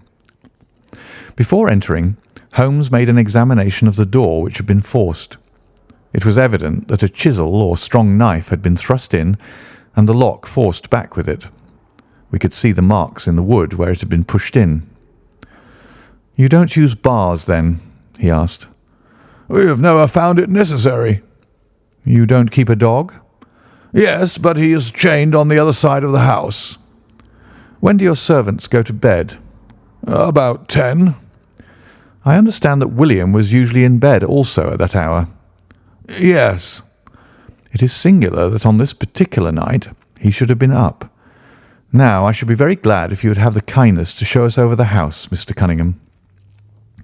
A stone-flagged passage, with the kitchens branching away from it, led by a wooden staircase directly to the first floor of the house. It came out upon the landing opposite to a second, more ornamental stair, which came up from the front hall. Out of this landing opened the drawing-room, and several bedrooms, including those of Mr. Cunningham and his son. Holmes walked slowly, taking keen note of the architecture of the house. I could tell from his expression that he was on a hot scent, and yet I could not in the least imagine in what direction his inferences were leading him. "My good sir," said Mr. Cunningham with some impatience, "this is surely very unnecessary. That is my room at the end of the stairs, and my son's is the one beyond it. I leave it to your judgment whether it was possible for the thief to have come up here without disturbing us." "You must try round and get on a fresh scent, I fancy," said the son with a rather malicious smile. "Still, I must ask you to humour me a little further. I should like, for example, to see how far the windows of the bedrooms command the front. This, I understand, is your son's room." He pushed open the door. "And that, I presume, is the dressing room in which he sat smoking when the alarm was given. Where does the window of that look out to?" He stepped across the bedroom, pushed open the door, and glanced around the other chamber. "I hope that you are satisfied now," said Mr. Cunningham tartly. "Thank you. I think I have seen all that I wished." "Then if it is really necessary, we can go into my room." "If it is not too much trouble." The J.P. shrugged his shoulders and led the way into his own chamber, which was a plainly furnished and commonplace room. As we moved across it in the direction of the window, Holmes fell back until he and I were the last of the group. Near the foot of the bed stood a dish of oranges and a carafe of water. As we passed it, Holmes, to my unutterable astonishment, leaned over in front of me and deliberately knocked the whole thing over. The glass smashed into 1,000 pieces, and the fruit rolled about into every corner of the room. "You've done it now, Watson," said he coolly. "A pretty mess you've made of the carpet." I stooped in some confusion and began to pick up the fruit, understanding for some reason my companion desired me to take the blame upon myself. The others did the same and set the table on its legs again. "Hullo!" cried the inspector. "Where's he got to?" Holmes had disappeared. "Wait here an instant," said young Alec Cunningham. "The fellow is off his head, in my opinion. Come with me, father, and see where he has got to." They rushed out of the room, leaving the inspector, the colonel, and me staring at each other. "'Pon my word, I'm inclined to agree with Master Alec," said the official. "It may be the effect of his illness, but it seems to me that—" His words were cut short by a sudden scream of "Help! Help! Murder!" With a thrill, I recognised the voice of that of my friend. I rushed madly from the room onto the landing. The cries, which had sunk down into a hoarse, inarticulate shouting, came from the room which we had first visited. I dashed in and on into the dressing room beyond. The two Cunninghams were bending over the prostrate figure of Sherlock Holmes, the younger clutching his throat with both hands, while the elder seemed to be twisting one of his wrists. In an instant the three of us had torn them away from him, and Holmes staggered to his feet, very pale and evidently greatly exhausted. "Arrest these men, Inspector," he gasped. "On what charge?" "That of murdering their coachman, William Kirwan." The inspector stared about him in bewilderment. "Oh, come now, Mr. Holmes," said he at last. "I'm sure you don't really mean to—" "Tut, man, look at their faces," cried Holmes curtly. Never certainly have I seen a plainer confession of guilt upon human countenances. The older man seemed numbed and dazed, with a heavy, sullen expression upon his strongly marked face. The son, on the other hand, had dropped all that jaunty, dashing style which had characterized him, and the ferocity of a dangerous wild beast gleamed in his dark eyes and distorted his handsome features. The inspector said nothing, but stepping to the door, he blew his whistle. Two of his constables came at the call. "I have no alternative, Mr. Cunningham," said he. "I trust that this may all prove to be an absurd mistake, but you can see that— would you— Drop it!" He struck out with his hand, and a revolver which the younger man was in the act of cocking clattered down upon the floor. "Keep that," said Holmes quietly, putting his foot upon it. "You will find it useful at the trial. but this is what we really wanted." He held up a little crumpled piece of paper. "The remainder of the sheet!" cried the inspector. "Precisely." "And where was it?" "Where I was sure it must be. I'll make the whole matter clear to you presently. I think, Colonel, that you and Watson might return now, and I will be with you again in an hour at the furthest. The inspector and I must have a word with the prisoners, but you will certainly see me back at luncheon time." Sherlock Holmes was as good as his word, for about 1 o'clock he rejoined us in the Colonel's smoking room. He was accompanied by a little elderly gentleman, who was introduced to me as the Mr. Acton whose house had been the scene of the original burglary. "I wish Mr. Acton to be present while I demonstrated this small matter to you," said Holmes, "for it is natural that he should take a keen interest in the details. I am afraid, my dear Colonel, that you must regret the hour that you took in such a stormy petrel as I am." "On the contrary," answered the Colonel warmly, "I consider it the greatest privilege to have been permitted to study your methods of working. I confess that they quite surpass my expectations, and that I am utterly unable to account for your result. I have not yet seen the vestige of a clue." "I am afraid that my explanation may disillusion you, but it has always been my habit to hide none of my methods, either from my friend Watson or from anyone who might take an intelligent interest in them. But first, as I am rather shaken by the knocking about which I had in the dressing-room, I think that I shall help myself to a dash of your brandy, Colonel. My strength had been rather tried of late." "I trust that you had no more of those nervous attacks." Sherlock Holmes laughed heartily. "We will come to that in its turn," said he. "I will lay an account of the case before you in its due order, showing you the various points which guided me in my decision. Pray interrupt me if there is any inference which is not perfectly clear to you. It is of the highest importance in the art of detection to be able to recognize, out of a number of facts, which are incidental and which vital. Otherwise your energy and attention must be dissipated instead of being concentrated. Now, in this case, there was not the slightest doubt in my mind from the first that the key of the whole matter must be looked for in the scrap of paper in the dead man's hand. Before going into this, I would draw your attention to the fact that if Alec Cunningham's narrative was correct, and if the assailant, after shooting William Kirwan, had instantly fled, then it obviously could not be he who tore the paper from the dead man's hand.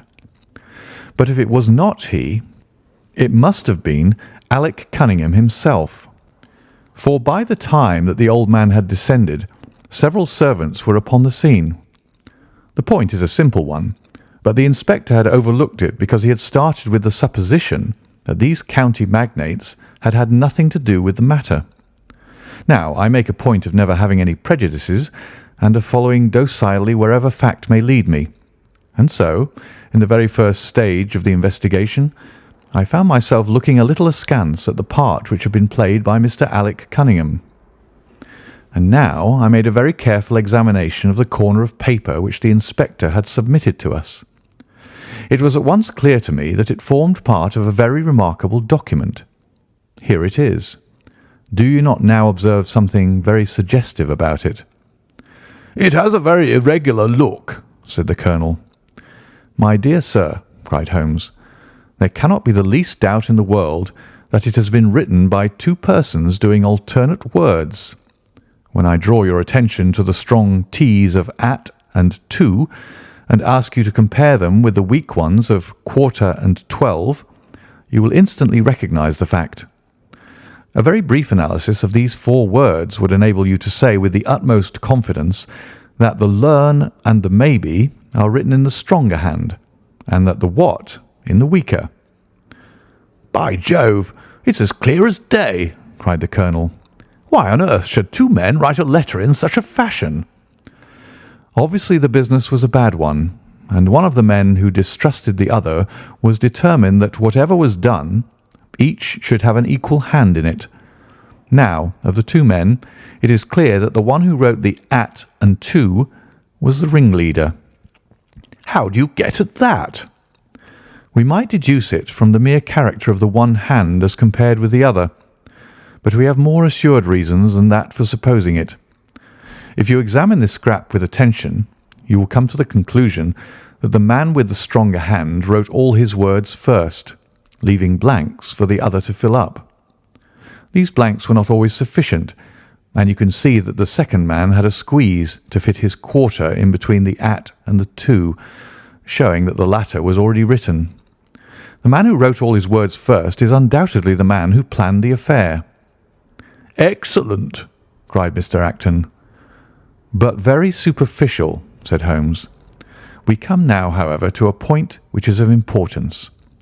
You may not be aware that the deduction of a man's age from his writing is one which has been brought to considerable accuracy by experts. In normal cases one can place a man in his true decade with tolerable confidence.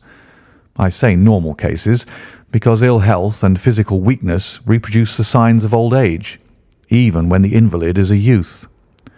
In this case, looking at the bold, strong hand of the one and the rather broken-backed appearance of the other, which still retains its legibility although the T's have begun to lose their crossing, we can say that the one was a young man and the other was advanced in years without being positively decrepit." "Excellent!" cried Mr. Acton again. "There is a further point, however, which is subtler and of greater interest. There is something in common between these hands. They belong to men who are blood relatives. It may be most obvious to you in the Greek E's, but to me there are many small points which indicate the same thing. I have no doubt at all that a family mannerism can be traced in these two specimens of writing. I am only, of course, giving you the leading results now of my examination of the paper. There were 23 other deductions which would be of more interest to experts than to you. They all tend to deepen the impression upon my mind that the Cunninghams, father and son, had written this letter. Having got so far, my next step was, of course, to examine into the details of the crime, and to see how far they would help us. I went up to the house with the inspector and saw all that was to be seen. The wound upon the dead man was, as I was able to determine with absolute confidence, fired from a revolver at the distance of something over 4 yards. There was no powder blackening on the clothes. Evidently, therefore, Alec Cunningham had lied when he said that the two men were struggling when the shot was fired. Again, both father and son agreed as to the place where the man escaped into the road. At that point, however, as it happens, there is a broadish ditch, moist at the bottom. As there were no indications of boot marks about this ditch, I was absolutely sure not only that the Cunninghams had again lied, but that there had never been any unknown man upon the scene at all. And now I have to consider the motive of this singular crime. To get at this, I endeavoured first of all to solve the reason of the original burglary at Mr. Acton's. I understood from something which the Colonel told us that a lawsuit had been going on between you, Mr. Acton, and the Cunninghams. Of course, it instantly occurred to me that they had broken into your library with the intention of getting at some document which might be of importance in the case. "Precisely so," said Mr. Acton. "There can be no possible doubt as to their intentions. I have the clearest claim upon half of their present estate, and if they could have found a single paper, which fortunately was in the strong box of my solicitors, they would undoubtedly have crippled our case." "There you are," said Holmes, smiling. "It was a dangerous, reckless attempt in which I seemed to trace the influence of young Alec. Having found nothing, they tried to divert suspicion by making it appear to be an ordinary burglary, to which end they carried off whatever they could lay their hands upon. That is all clear enough, but there was much that was still obscure. What I wanted above all was to get the missing part of that note. I was certain that Alec had torn it out of the dead man's hand, and almost certain that he must have thrust it into the pocket of his dressing gown. Where else could he have put it?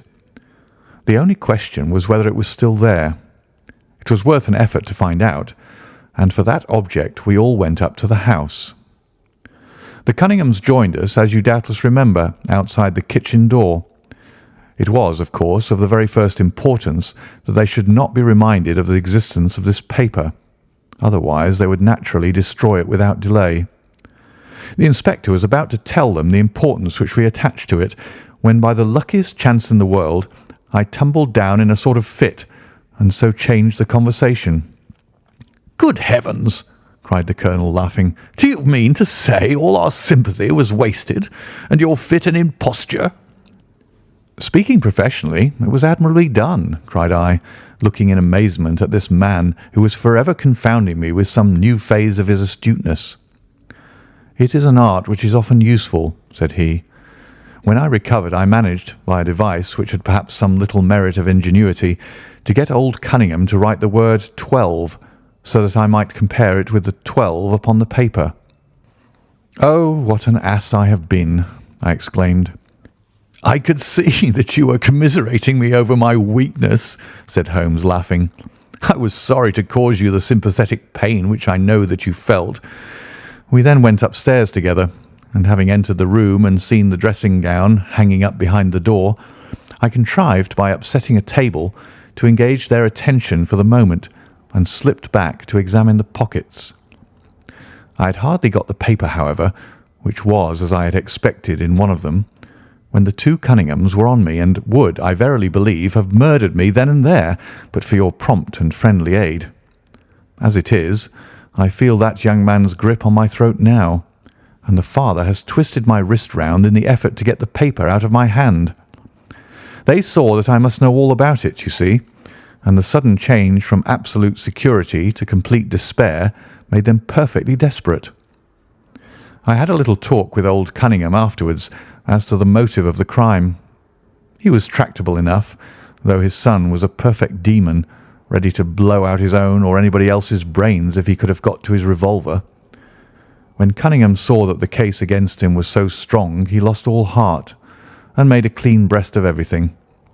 It seems that William had secretly followed his two masters on the night when they made their raid upon Mr. Acton's, and having thus got them into his power, proceeded under threats of exposure to levy blackmail upon them.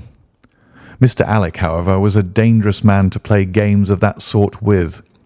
It was a stroke of positive genius on his part to see in the burglary scare which was convulsing the countryside an opportunity of plausibly getting rid of the man whom he feared. William was decoyed up and shot, and had they only got the whole of the note and paid a little more attention to detail in the accessories, it is very possible that suspicion might never have been aroused. "And the note?" I asked. Sherlock Holmes placed the subjoined paper before us. "If you will only come around to the east gate, it will very much surprise you and be of the greatest service to you, and also to Annie Morrison, but say nothing to anyone upon the matter." "It is very much the sort of thing that I expected," said he. "Of course, we do not yet know what the relations may have been between Alec Cunningham, William Kirwan, and Annie Morrison. The result shows that the trap was skilfully baited. I am sure that you cannot fail to be delighted with the traces of heredity shown in the P's and in the tails of the G's. The absence of the I dots in the old man's writing is also more characteristic. Watson, I think our quiet rest in the country has been a distinct success, and I shall certainly return much invigorated to Baker Street tomorrow." End of the Reigate Puzzle.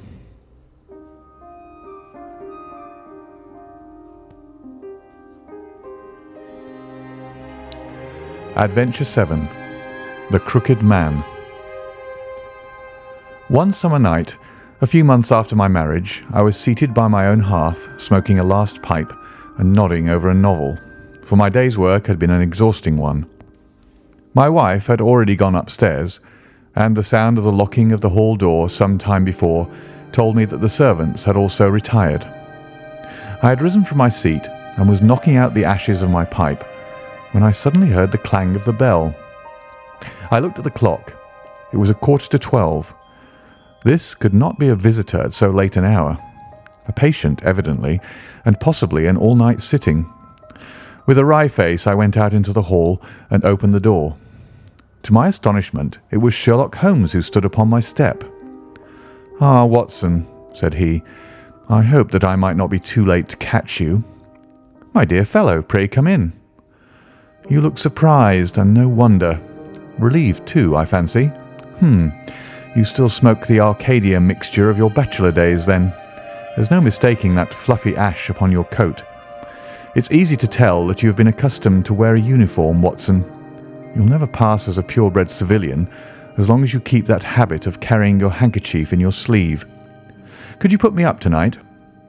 "With pleasure." "You told me that you had bachelor quarters for one, and I see that you have no gentleman visitor at present. Your hat stand proclaims as much." "I shall be delighted if you will stay." "Thank you. I'll fill the vacant peg then. Sorry to see that you've had the British workman in the house. He's a token of evil. Not the drains, I hope." "No, the gas." "Ah, he has left 2 nail marks from his boot upon your linoleum, just where the light strikes it. No, thank you. I had some supper at Waterloo, but I'll smoke a pipe with you with pleasure." I handed him my pouch, and he seated himself opposite to me and smoked for some time in silence. I was well aware that nothing but business of importance would have brought him to me at such an hour, so I waited patiently until he should come round to it. "I see that you are professionally rather busy just now," said he, glancing very keenly across at me. "Yes, I've had a busy day," I answered. "It may seem very foolish in your eyes," I added, "but really I don't know how you deduced it." Holmes chuckled to himself. "I have the advantage of knowing your habits, my dear Watson," said he. "When your round is a short one, you walk, and when it is a long one, you use a hansom. As I perceive that your boots, although used, are by no means dirty, I cannot doubt that you are at present busy enough to justify the hansom." "Excellent!" I cried. "Elementary," said he. "It is one of those instances where the reasoner can produce an effect which seems remarkable to his neighbour, because the latter has missed the one little point which is the basis of the deduction. The same may be said, my dear fellow, for the effect of some of these little sketches of yours, which is entirely meretricious, depending as it does upon your retaining in your own hands some factors in the problem which are never imparted to the reader. Now, at present, I am in the position of these same readers, for I hold in this hand several threads of one of the strangest cases which ever perplexed a man's brain, and yet I lack the one or two which are needful to complete my theory. But I'll have them, Watson. I'll have them." His eyes kindled and a slight flush sprang into his thin cheeks. For an instant only. When I glanced again, his face had resumed that Red Indian composure which had made so many regard him as a machine rather than a man. "The problem presents features of interest," said he. "I may even say exceptional features of interest. I have already looked into the matter and have come, as I think, within sight of my solution. If you could accompany me in the last step, you might be of considerable service to me." "I should be delighted." "Could you go as far as Aldershot tomorrow?" "I have no doubt Jackson would take my practice." "Very good. I want to start by the 11:10 from Waterloo." "That would give me time." "Then if you're not too sleepy, I will give you a sketch of what has happened and of what remains to be done." "I was sleepy before you came. I'm quite wakeful now." "I will compress the story as far as may be done without omitting anything vital to the case. It is conceivable that you may even have read some account of the matter. It is the supposed murder of Colonel Berkeley of the Royal Munsters at Aldershot which I am investigating."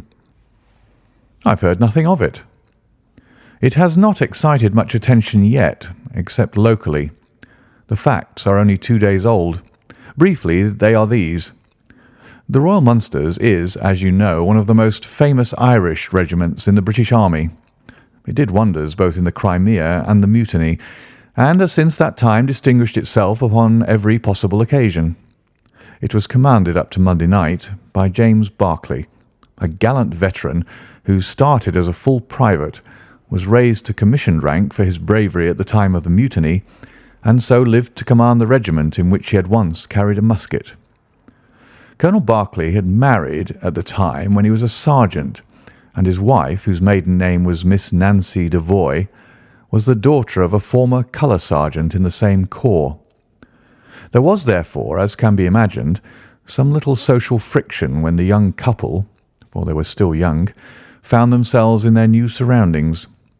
They appear, however, to have quickly adapted themselves, and Mrs. Berkeley has always, I understand, been as popular with the ladies of the regiment as her husband was with his brother officers.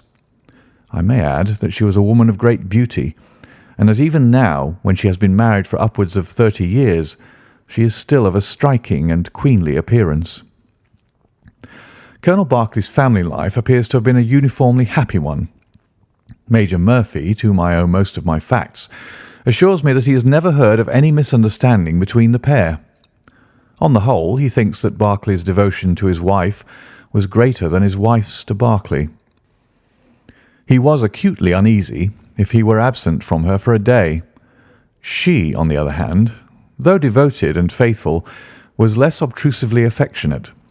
But they were regarded in the regiment as the very model of a middle-aged couple. There was absolutely nothing in their mutual relations to prepare people for the tragedy which was to follow. Colonel Berkeley himself seems to have had some singular traits in his character.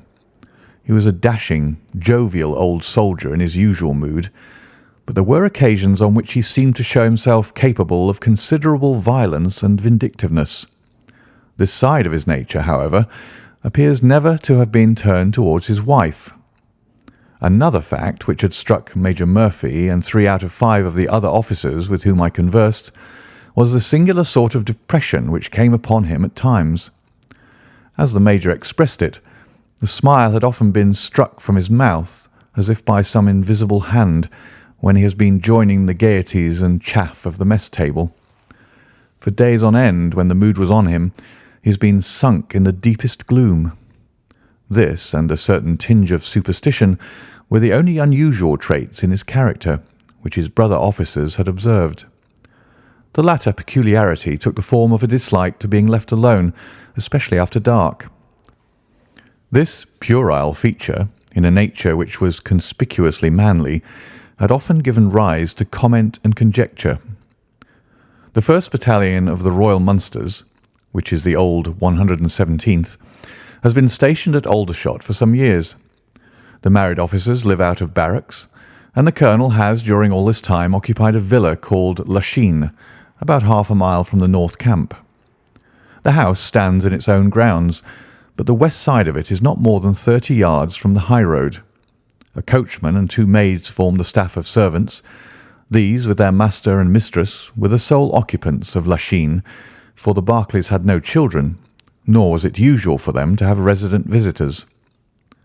Now for the events at Lachine between 9 and 10 on the evening of last Monday. Mrs. Berkeley was, it appears, a member of the Roman Catholic Church, and had interested herself very much in the establishment of the Guild of St. George, which was formed in connection with the Watt Street Chapel for the purpose of supplying the poor with cast-off clothing. A meeting of the Guild had been held that evening at 8, and Mrs. Berkeley had hurried over her dinner in order to be present at it. When leaving the house, she was heard by the coachman to make some commonplace remark to her husband, and to assure him that she would be back before very long. She then called for Mrs. Morrison, a young lady who lives in the next villa, and the two went off together to their meeting. It lasted 40 minutes, and at 9:15, Mrs. Berkeley returned home, having left Miss Morrison at her door as she passed. There's a room which is used as a morning room at Lachine. This faces the road and opens by a large glass folding door onto the lawn. The lawn is 30 yards across and is only divided from the highway by a low wall with an iron rail above it. It was into this room that Mrs. Berkeley went upon her return.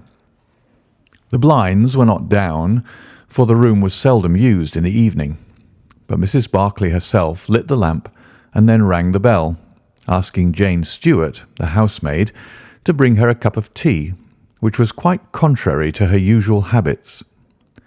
The colonel had been sitting in the dining room, but hearing that his wife had returned, he joined her in the morning room. The coachman saw him cross the hall and enter it. He was never seen again alive. The tea which had been ordered was brought up at the end of 10 minutes, but the maid, as she approached the door, was surprised to hear the voices of her master and mistress in furious altercation.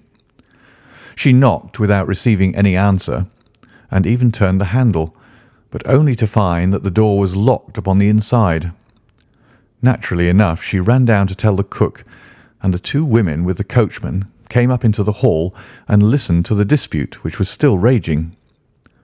They all agreed that only two voices were to be heard, those of Berkeley and of his wife. Berkeley's remarks were subdued and abrupt, so that none of them were audible to the listeners. The ladies, on the other hand, were most bitter, and when she raised her voice could be plainly heard. "You coward!" she repeated over and over again. "What can be done? What can be done now? Give me back my life. I will never so much as breathe the same air with you again, you coward, you coward!" Those were scraps of her conversation, ending in a sudden, dreadful cry in the man's voice, with a crash and a piercing scream from the woman.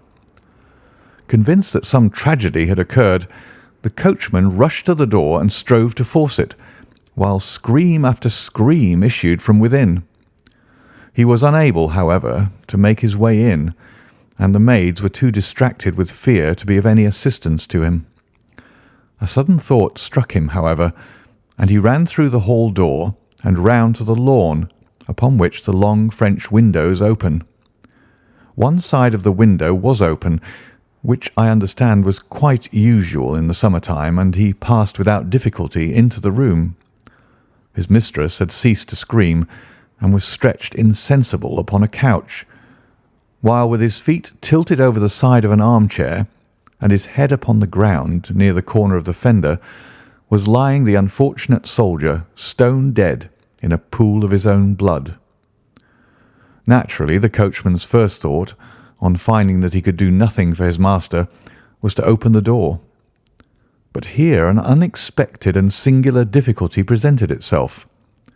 The key was not in the inner side of the door, nor could he find it anywhere in the room. He went out again, therefore, through the window, and having obtained the help of a policeman and of a medical man, he returned. The lady, against whom naturally the strongest suspicion rested, was removed to her room, still in a state of insensibility.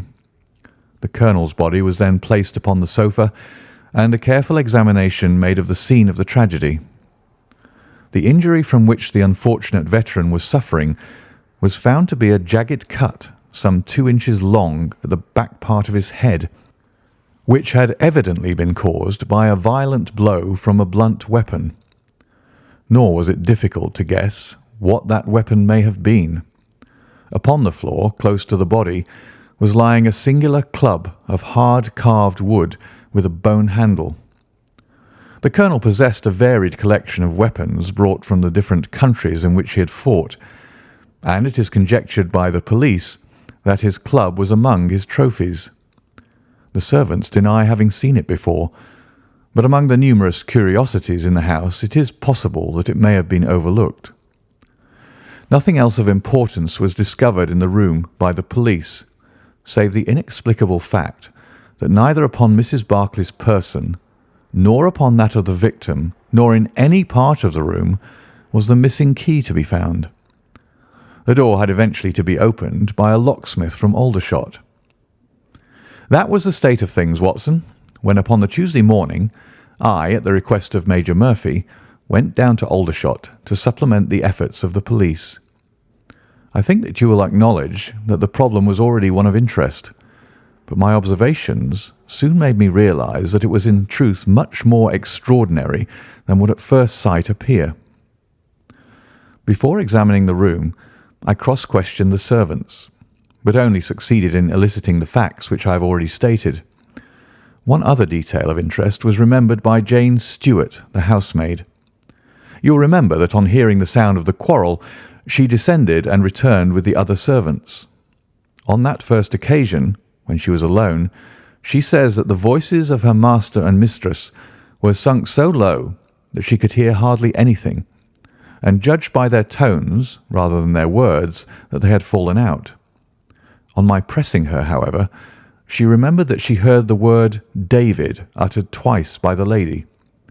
The point is of the utmost importance as guiding us towards the reason of the sudden quarrel. The Colonel's name, you remember, was James. There was one thing in the case which had made the deepest impression both upon the servants and the police. This was the contortion of the Colonel's face. It had set, according to their account, into the most dreadful expression of fear and horror which a human countenance is capable of assuming. More than one person fainted at the mere sight of him, so terrible was the effect. It was quite certain that he had foreseen his fate, and that it had caused him the utmost horror. This, of course, fitted in well enough with the police theory. If the Colonel could have seen his wife making a murderous attack upon him. Nor was the fact of the wound being on the back of his head a fatal objection to this, as he might have turned to avoid the blow.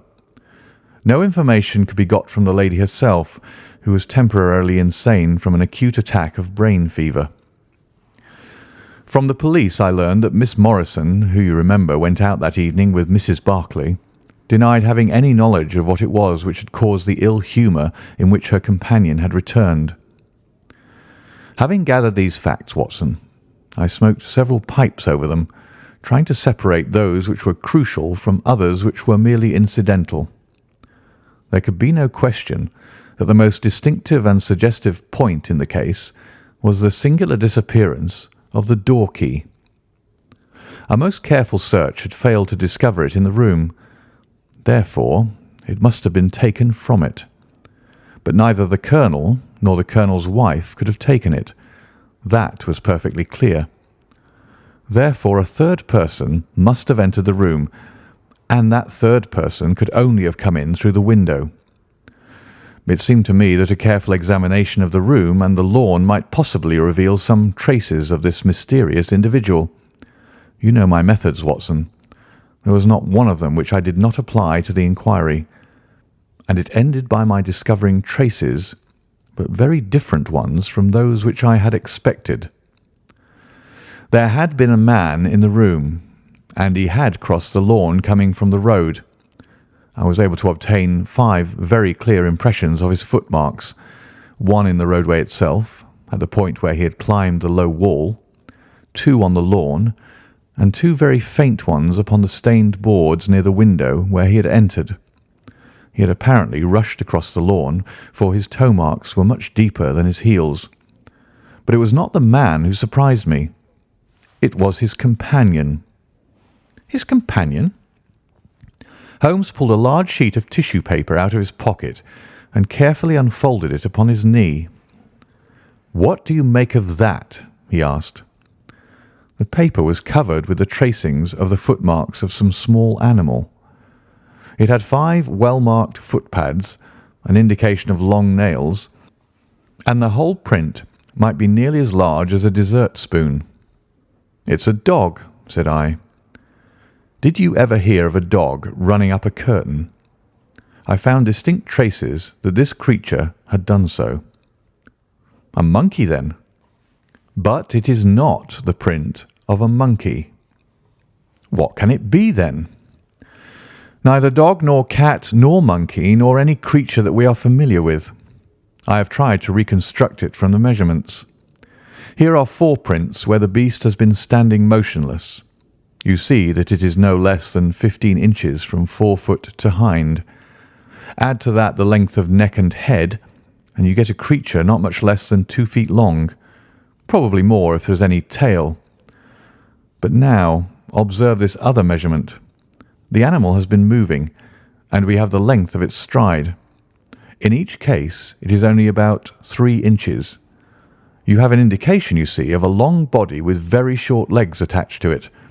It has not been considerate enough to leave any of its hair behind it, but its general shape must be what I have indicated, and it can run up a curtain, and it is carnivorous."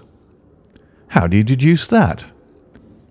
"Because it ran up the curtain. A canary's cage was hanging in the window, and its aim seems to have been to get at the bird." "Then what was the beast?" "Ah, if I could give it a name, it might go a long way towards solving the case. On the whole, it was probably some creature of the weasel and stoat tribe, and yet it is larger than any of these that I have seen." "But what had it to do with the crime?" "That also is still obscure, but we have learned a good deal, you perceive. We know that a man stood in the road looking at the quarrel between the Barclays. The blinds were up and the room lighted. We know also that he ran across the lawn, entered the room, accompanied by a strange animal, and that he either struck the colonel or, as is equally possible, that the colonel fell down from sheer fright at the sight of him and cut his head on the corner of the fender. Finally, we have the curious fact that the intruder carried away the key with him when he left." "Your discoveries seem to have left the business more obscure than it was before," said I. "Quite so. They undoubtedly showed that the affair was much deeper than was at first conjectured. I thought the matter over, and I came to the conclusion that I must approach the case from another aspect. But really, Watson, I'm keeping you up, and I might just as well tell you all this on our way to Aldershot tomorrow." "Thank you. You've gone rather too far to stop." It is quite certain that when Mrs. Barclay left the house at 7:30, she was on good terms with her husband. She was never, as I think I've said, ostentatiously affectionate, but she was heard by the coachman chatting with the colonel in a friendly fashion. Now, it was equally certain that immediately on her return she had gone to the room in which she was least likely to see her husband, had flown to tea as an agitated woman will, and finally, on his coming in to her, had broken into violent recriminations. Therefore something had occurred between 7:30 and 9 o'clock which had completely altered her feelings towards him. But Miss Morrison had been with her during the whole of that hour and a half. It was absolutely certain, therefore, in spite of her denial, that she must know something of the matter. My first conjecture was that possibly there had been some passages between this young lady and the old soldier, which the former had now confessed to the wife. That would account for the angry return, and also for the girl's denial that anything had occurred. Nor would it be entirely incompatible with most of the words overheard. But there was the reference to David, and there was the known affection of the colonel for his wife to weigh against it, to say nothing of the tragic intrusion of this other man, which might of course be entirely disconnected with what had gone before. It was not easy to pick one's steps, but on the whole I was inclined to dismiss the idea that there had been anything between the colonel and Miss Morrison, but more than ever convinced that the young lady held the clue as to what it was which had turned Mrs. Barclay to hatred of her husband. I took the obvious course, therefore, of calling upon Miss M., of explaining to her that I was perfectly certain that she held the facts in her possession, and of assuring her that her friend Mrs. Barclay might find herself in the dock upon a capital charge unless the matter were cleared up.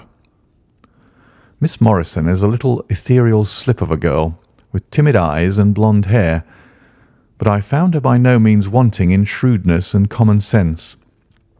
She sat thinking for some time after I had spoken, and then turning to me with a brisk air of resolution, she broke into a remarkable statement, which I will condense for your benefit. "I promised my friend that I would say nothing of the matter, and a promise is a promise," said she. "But if I can really help her when so serious a charge is laid against her, and when her own mouth, poor darling, is closed by illness, then I think I am absolved from my promise. I will tell you exactly what happened upon Monday evening. We were returning from the Watt Street Mission about 9:15 o'clock. On our way we had to pass through Hudson Street, which is a very quiet thoroughfare. There is only one lamp in it upon the left-hand side, and as we approached this lamp, I saw a man coming towards us with his back very bent and something like a box slung over one of his shoulders. He appeared to be deformed, for he carried his head low and walked with his knees bent. We were passing him when he raised his face to look at us in the circle of light thrown by the lamp, and as he did so, he stopped and screamed out in a dreadful voice, "My God, it's Nancy!" Mrs. Barclay turned as white as death, and would have fallen down had the dreadful-looking creature not caught hold of her. I was going to call for the police, but she, to my surprise, spoke quite civilly to the fellow. "I thought you had been dead this 30 years, Henry," said she, in a shaking voice. "So I have," said he, and it was awful to hear the tones that he said it in. He had a very dark, fearsome face, and a gleam in his eyes that comes back to me in my dreams. His hair and whiskers were shot with grey, and his face was all crinkled and puckered like a withered apple. "Just walk on a little way, dear," said Mrs. Barclay. "I want to have a word with this man. There's nothing to be afraid of." She tried to speak boldly, but she was still deadly pale, and could hardly get her words out for the trembling of her lips. I did as she asked me, and they talked together for a few minutes. Then she came down the street with her eyes blazing, and I saw the crippled wretch standing by the lamp-post and shaking his clenched fists in the air as if he were mad with rage. She never said a word until we were at the door again, when she took me by the hand and begged me to tell no one what had happened. "It's an old acquaintance of mine who has come down in the world," said she. When I promised her I would say nothing, she kissed me, and I have never seen her since. I have told you now the whole truth, and if I withheld it from the police, it is because I did not realize then the danger in which my dear friend stood. I know that it can only be to her advantage that everything should be known." There was her statement, Watson, and to me, as you can imagine, it was like a light on a dark night. Everything which had been disconnected before began at once to assume its true place, and I had a shadowy presentiment of the whole sequence of events. My next step, obviously, was to find the man who had produced such a remarkable impression upon Mrs. Barclay. If he was still in Aldershot, it should not be a very difficult matter. There are not such a very great number of civilians, and a deformed man was sure to have attracted attention. I spent a day in the search, and by evening, this very evening, Watson, I had run him down. The man's name is Henry Wood, and he lives in lodgings in this same street in which the ladies met him. He has only been 5 days in the place. In the character of a registration agent, I had a most interesting gossip with his landlady. The man is by trade a conjurer and performer, going round the canteens after nightfall and giving a little entertainment at each. He carries some creature about with him in that box, about which the landlady seemed to be in considerable trepidation, for she had never seen an animal like it. He uses it in some of his tricks, according to her account. So much the woman was able to tell me, and also that it was a wonder the man lived, seeing how twisted he was, and that he spoke in a strange tongue sometimes, and that for the last 2 nights she had heard him groaning and weeping in his bedroom. He was all right as far as money went, but in his deposit he had given her what looked like a bad florin. She showed it to me, Watson, and it was an Indian rupee. So now, my dear fellow, you see exactly how we stand and why it is I want you. It is perfectly plain that after the ladies parted from this man, he followed them at a distance, that he saw the quarrel between husband and wife through the window, that he rushed in, and that the creature which he carried in his box got loose. That is all very certain, but he is the only person in this world who can tell us exactly what happened in that room. And you intend to ask him?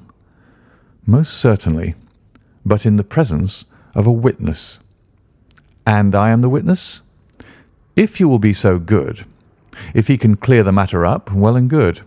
If he refuses, we have no alternative but to apply for a warrant. But how do you know he'll be there when we return? You may be sure that I took some precautions.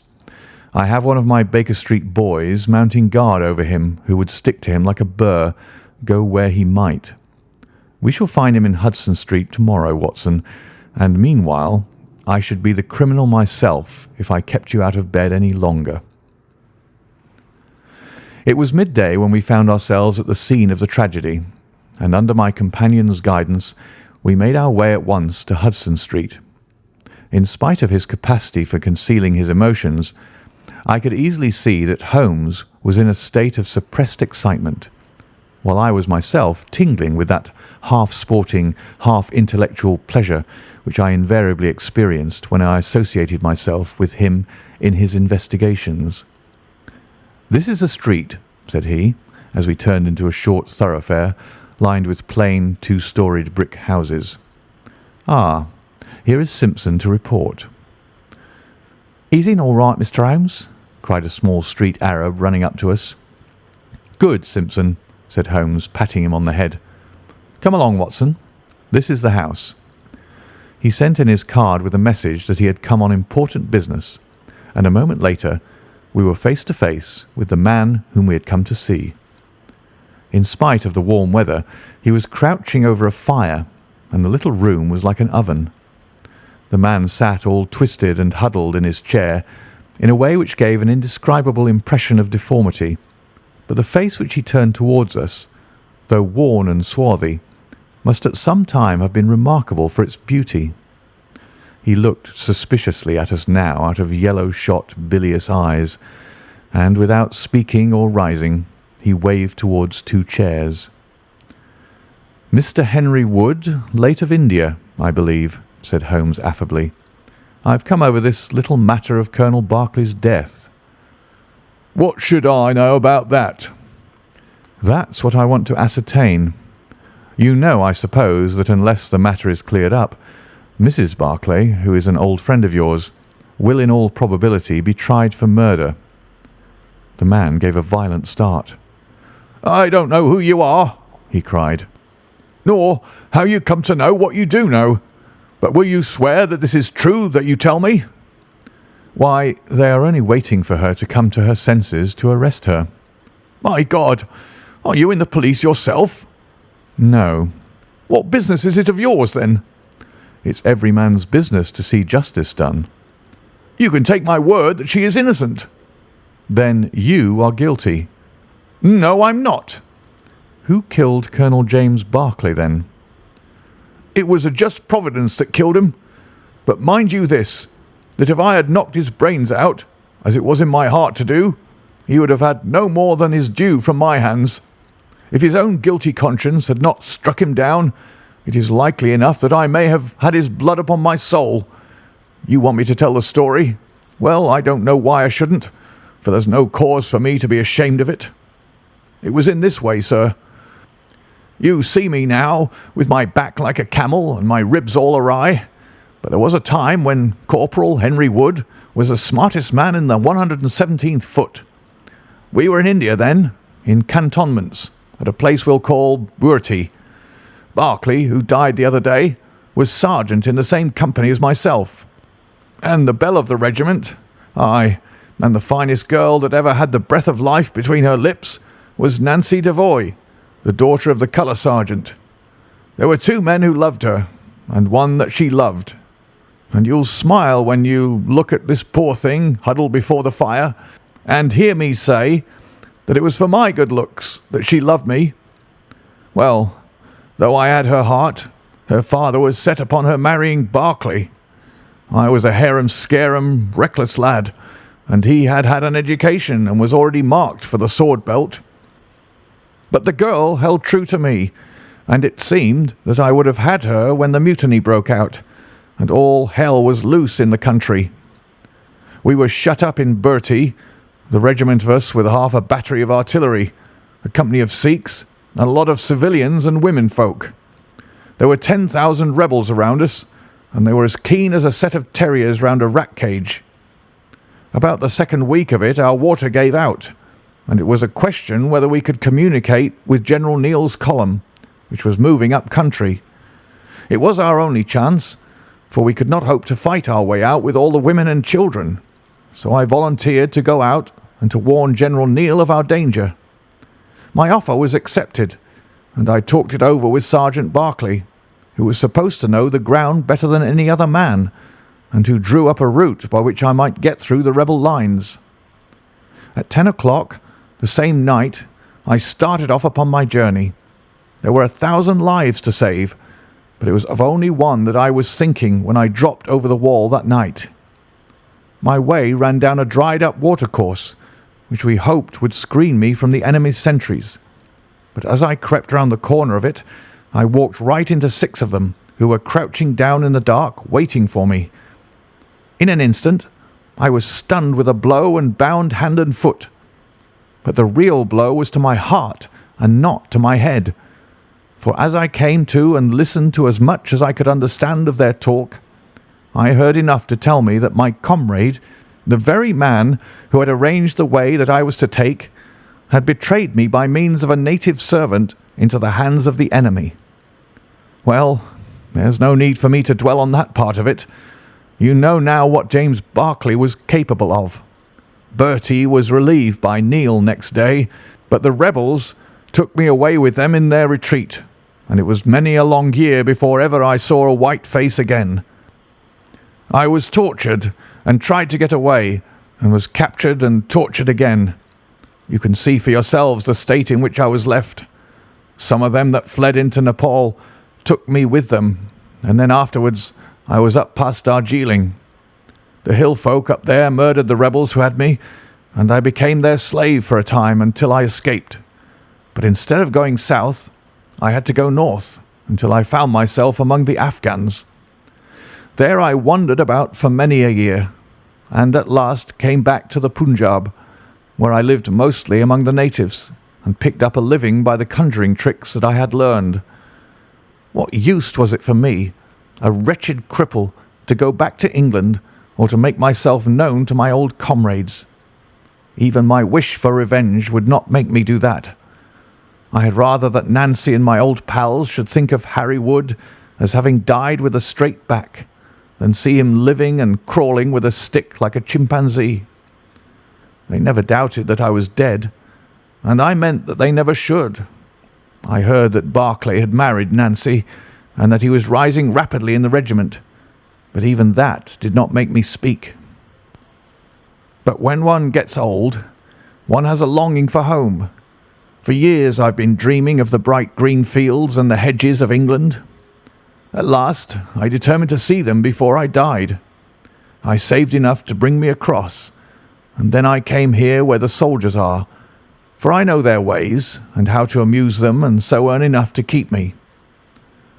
Your narrative is most interesting, said Sherlock Holmes. I have already heard of your meeting with Mrs. Barclay and your mutual recognition. You then, as I understand, followed her home and saw through the window an altercation between her husband and her, in which she doubtless cast his conduct to you in his teeth. Your own feelings overcame you, and you ran across the lawn and broke in upon them. I did, sir, and at the sight of me, he looked as I have never seen a man look before, and over he went with his head on the fender. But he was dead before he fell. I read death on his face as plain as I can read that text over the fire. The bare sight of me was like a bullet through his guilty heart. And then? Then Nancy fainted, and I caught up the key of the door from her hand, intending to unlock it and get help. But as I was doing it, it seemed to me better to leave it alone and get away, for the thing might look black against me, and anyway my secret would be out if I were taken. In my haste I thrust the key into my pocket and dropped my stick while I was chasing Teddy, who had run up the curtain. When I got him into his box, from which he had slipped, I was off as fast as I could run. Who's Teddy? Asked Holmes. The man leaned over and pulled up the front of a kind of hutch in the corner. In an instant, out there slipped a beautiful reddish-brown creature, thin and lithe, with the legs of a stoat, a long thin nose, and a pair of the finest red eyes that ever I saw in an animal's head. "It's a mongoose," I cried. "Well, some call them that, and some call them ichneumon," said the man. "Snake catcher is what I call them, and Teddy is amazing quick on cobras. I have one here without the fangs, and Teddy catches it every night to please the folk in the canteen. Any other point, sir?" "Well, we may have to apply to you again if Mrs. Barclay should prove to be in serious trouble. In that case, of course, I'd come forward." "But if not, there is no object in raking up this scandal against a dead man, foully as he has acted. You have at least the satisfaction of knowing that for 30 years of his life his conscience bitterly reproached him for this wicked deed. Ah, there goes Major Murphy on the other side of the street. Goodbye, Wood. I want to learn if anything has happened since yesterday." We were in time to overtake the Major before he reached the corner. "Oh, Holmes," he said, "I suppose you've heard that all this fuss has come to nothing." "What then?" "The inquest is just over. The medical evidence shows conclusively that death was due to apoplexy. You see, it was quite a simple case after all." "Oh, remarkably superficial," said Holmes, smiling. "Come, Watson, I don't think we shall be wanted in Aldershot any more." "There's one thing," said I, as we walked down to the station. "If the husband's name was James and the other was Henry, what was this talk about David?" "That one word, my dear Watson, should have told me the whole story had I been the ideal reasoner which you are so fond of depicting. It was evidently a term of reproach." "Of reproach?" "Yes. David strayed a little occasionally, you know, and on one occasion in the same direction as Sergeant James Barclay. You remember the small affair of Uriah and Bathsheba. My biblical knowledge is a trifle rusty, I fear, but you will find the story in the 1st or 2nd of Samuel." End of The Crooked Man.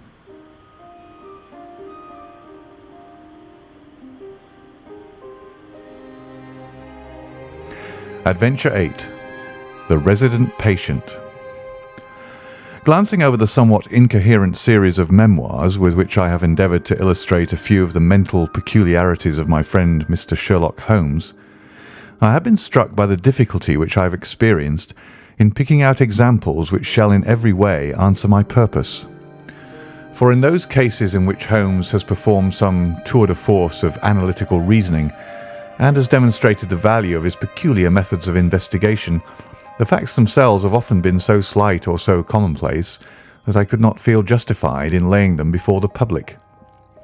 On the other hand, it has frequently happened that he has been concerned in some research where the facts have been of the most remarkable and dramatic character, but where the share which he has himself taken in determining their causes has been less pronounced than I, as his biographer, could wish.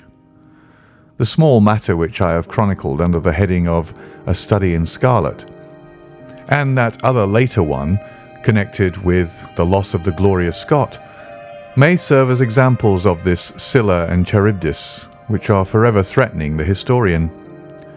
It may be that in the business of which I am now about to write the part which my friend played is not sufficiently accentuated, and yet the whole train of circumstances is so remarkable that I cannot bring myself to omit it entirely from this series. It had been a close, rainy day in October.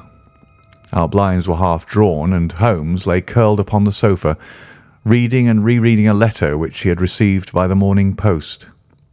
For myself, my term of service in India had trained me to stand heat better than cold, and a thermometer of 90 was no hardship. But the paper was uninteresting. Parliament had risen, everybody was out of town, and I yearned for the glades of the New Forest or the shingle of Southsea. A depleted bank account had caused me to postpone my holiday, and as to my companion, neither the country nor the sea presented the slightest attraction to him. He loved to lie in the very centre of 5 millions of people, with his filaments stretching out and running through them, responsive to every little rumour or suspicion of unsolved crime. Appreciation of nature found no place among his many gifts, and his only change was when he turned his mind from the evil-doer of the town to track down his brother of the country. Finding that Holmes was too absorbed for conversation, I had tossed aside the barren paper, and leaning back in my chair, I fell into a brown study. Suddenly, my companion's voice broke in upon my thoughts. "You are right, Watson," said he. "It does seem a very preposterous way of settling a dispute." "Most preposterous!" I exclaimed, and then, Suddenly realizing how he had echoed the inmost thought of my soul, I sat up in my chair and stared at him in blank amazement. "What is this, Holmes?" I cried. "This is beyond anything which I could have imagined." He laughed heartily at my perplexity. "You remember," said he, "that some little time ago, when I read you the passage in one of Poe's sketches, in which a close reasoner follows the unspoken thought of his companion, you were inclined to treat the matter as a mere tour de force of the author. On my remarking that I was constantly in the habit of doing the same thing, you expressed incredulity." "Oh, no." "Perhaps not with your tongue, my dear Watson, but certainly with your eyebrows. So when I saw you throw down your paper and enter upon a train of thought, I was very happy to have the opportunity of reading it off, and eventually of breaking into it, as a proof that I had been in rapport with you. But I was still far from satisfied. In the example which you read to me," said I, "the reasoner drew his conclusions from the actions of the man whom he observed. If I remember right, he stumbled over a heap of stones, looked up at the stars, and so on. But I've been seated quietly in my chair, and what clues can I have given you?" "You do yourself an injustice. The features are given to man as the means by which he shall express his emotions, and yours are faithful servants." "Do you mean to say that you read my train of thoughts from my features?" "Your features, and especially your eyes. Perhaps you cannot yourself recall how your reverie commenced?" "No, I cannot." "Then I will tell you. After throwing down your paper, which was the action which drew my attention to you, you sat for half a minute with a vacant expression. Then your eyes fixed themselves upon your newly framed picture of General Gordon, and I saw by the alteration in your face that a train of thought had been started. But it did not lead very far. Your eyes turned across to the unframed portrait of Henry Ward Beecher, which stands upon the top of your books. You then glanced up at the wall, and of course your meaning was obvious. You were thinking that if the portrait were framed, it would just cover that bare space and correspond with Gordon's picture over there." "You followed me wonderfully," I exclaimed. "So far I could hardly have gone astray.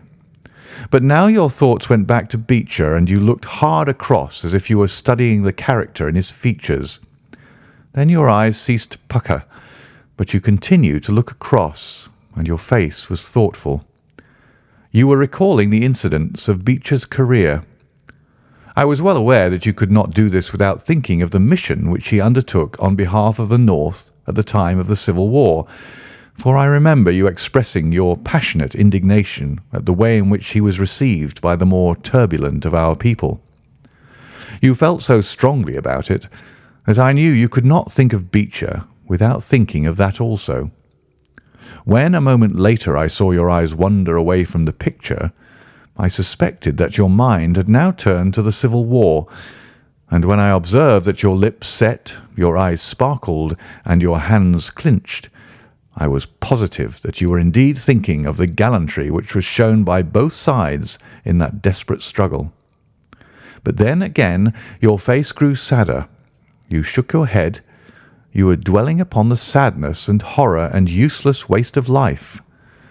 Your hand stole towards your own old wound, and a smile quivered on your lips, which showed me that the ridiculous side of this method of settling international questions had forced itself upon your mind. At this point, I agreed with you that it was preposterous, and was glad to find that all my deductions had been correct." "Absolutely," said I. "And now that you've explained it, I confess that I am as amazed as before." "It was very superficial, my dear Watson, I assure you.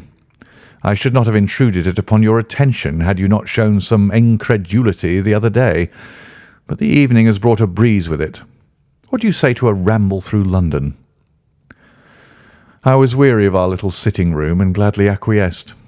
For 3 hours we strolled about together, watching the ever-changing kaleidoscope of life as it ebbs and flows through Fleet Street and the Strand. His characteristic talk, with its keen observance of detail and subtle power of inference, held me amused and enthralled. It was 10 o'clock before we reached Baker Street again. A brougham was waiting at our door. A doctor's, general practitioner, I perceive," said Holmes. "Not been long in practice, but has a good deal to do. Come to consult us, I fancy. Lucky we came back." I was sufficiently conversant with Holmes's methods to be able to follow his reasoning, and to see that the nature and state of the various medical instruments in the wicker basket which hung in the lamplight inside the brougham had given him the data for his swift deduction. The light in our window above showed that his late visit was indeed intended for us. With some curiosity as to what could have sent a brother medico to us at such an hour, I followed Holmes into our sanctum. A pale, taper-faced man with sandy whiskers rose up from a chair by the fire as we entered. His age may not have been more than 3 or 34, but his haggard expression and unhealthy hue told of a life which has sapped his strength and robbed him of his youth. His manner was nervous and shy, like that of a sensitive gentleman, and the thin white hand which he laid on the mantelpiece as he rose was that of an artist rather than of a surgeon. His dress was quiet and sombre, a black frock coat, dark trousers, and a touch of colour about his necktie. "Good evening, Doctor," said Holmes cheerily. "I am glad to see that you have only been waiting a very few minutes." "You spoke to my coachman, then?" "No, it was the candle on the side table that told me. Pray resume your seat and let me know how I can serve you." "My name is Dr. Percy Trevelyan," said our visitor, "and I live at 403 Brook Street." "Are you not the author of a monograph upon obscure nervous lesions?" I asked. His pale cheeks flushed with pleasure at hearing that his work was known to me. "I so seldom hear of the work that I thought it was quite dead," said he.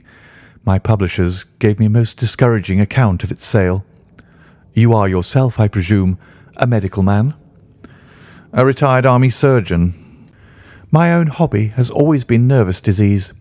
I should wish to make it an absolute speciality, but of course a man must take what he can get at first. This, however, is beside the question, Mr. Sherlock Holmes, and I quite appreciate how valuable your time is.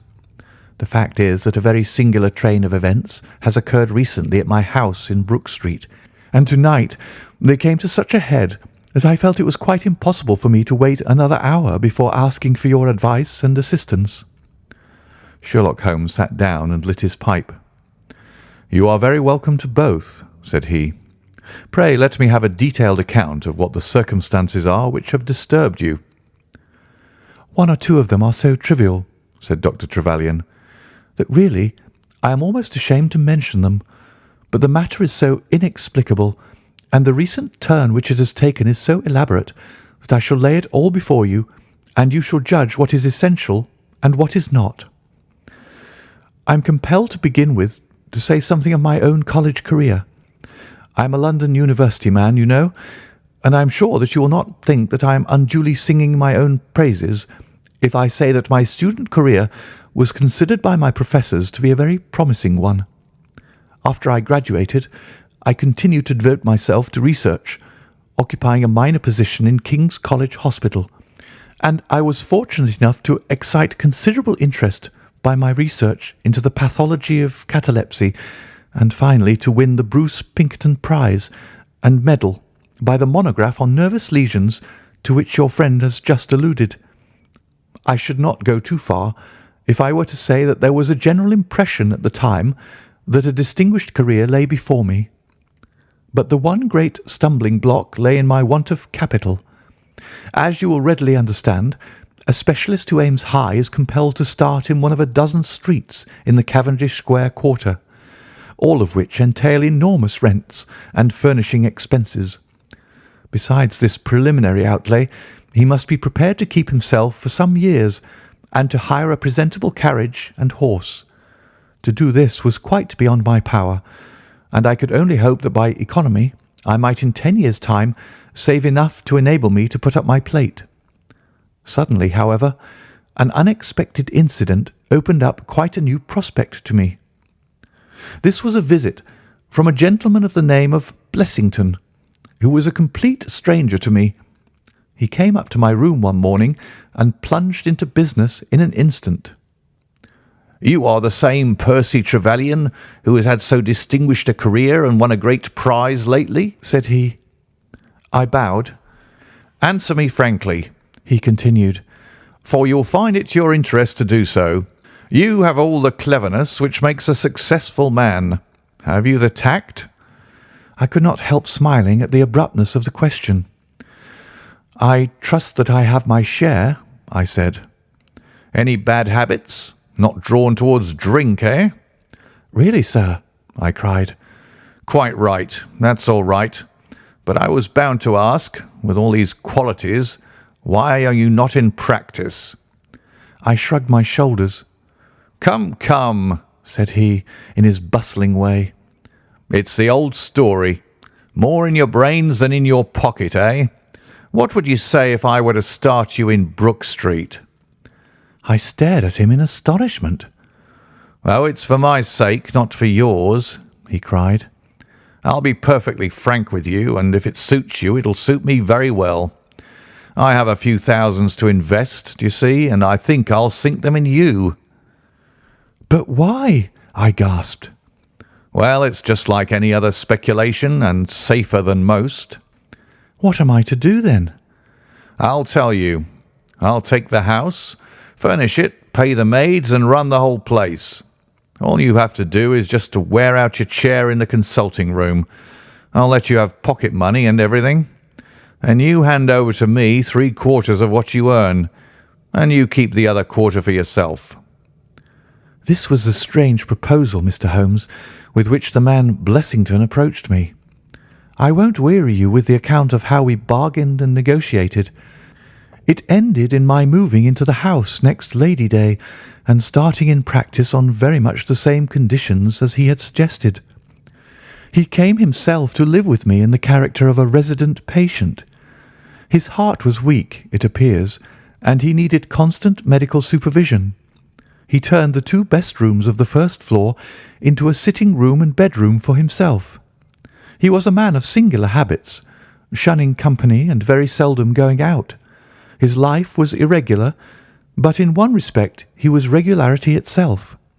Every evening, at the same hour, he walked into the consulting room, examined the books, put down 5 and 3 for every guinea that I had earned, and carried the rest off to the strong box in his own room. I may say with confidence that he never had occasion to regret his speculation. From the first it was a success. A few good cases, and the reputation which I had won in the hospital brought me rapidly to the front, and during the last few years I have made him a rich man. So much, Mr. Holmes, for my past history and my relations with Mr. Blessington. It only remains for me now to tell you what has occurred to bring me here tonight. Some weeks ago, Mr. Blessington came down to me in, as it seemed to me, a state of considerable agitation.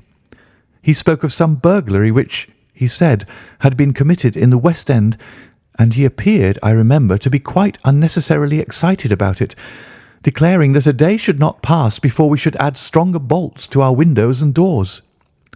For a week he continued to be in a peculiar state of restlessness, peering continually out of the windows and ceasing to take the short walk which had usually been the prelude to his dinner. From his manner, it struck me that he was in mortal dread of something or somebody, but when I questioned him upon the point, he became so offensive that I was compelled to drop the subject. Gradually, as time passed, his fears appeared to die away, and he had renewed his former habits, when a fresh event reduced him to the pitiable state of prostration in which he now lies. What happened was this.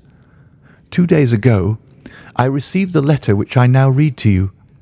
Neither address nor date is attached to it. A Russian nobleman who is now resident in England, it runs, would be glad to avail himself of the professional assistance of Dr. Percy Trevelyan. He has been for some years a victim to cataleptic attacks, on which, as is well known, Dr. Trevelyan is an authority. He proposes to call at about 6:15 tomorrow evening, if Dr. Trevelyan will make it convenient to be at home." This letter interested me deeply, because the chief difficulty in the study of catalepsy is the rareness of the disease. You may believe, then, that I was in my consulting room when, at the appointed hour, the page showed in the patient. He was an elderly man, thin, demure, and commonplace. By no means the conception one forms of a Russian nobleman. I was much more struck by the appearance of his companion. This was a tall young man, surprisingly handsome, with a dark, fierce face and the lips and chest of a Hercules. He had his hand under the other's arm as they entered, and helped him to a chair with a tenderness which one would hardly have expected from his appearance. "You will excuse me coming in, doctor," said he to me, speaking English with a slight lisp. "This is my father, and his health is a matter of the most overwhelming importance to me." I was touched by his filial anxiety. "You would perhaps care to remain during the consultation?" said I. "Not for the world," he cried with a gesture of horror. "It is more painful to me than I can express.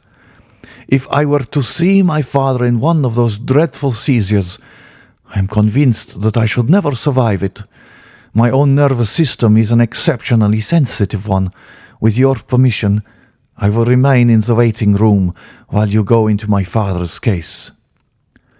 To this, of course, I assented, and the young man withdrew.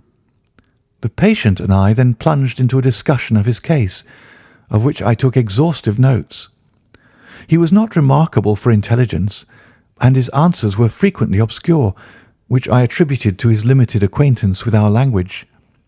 Suddenly, however, as I sat writing, he ceased to give any answer at all to my inquiries, and on my turning towards him, I was shocked to see that he was sitting bolt upright in his chair, staring at me with a perfectly blank and rigid face.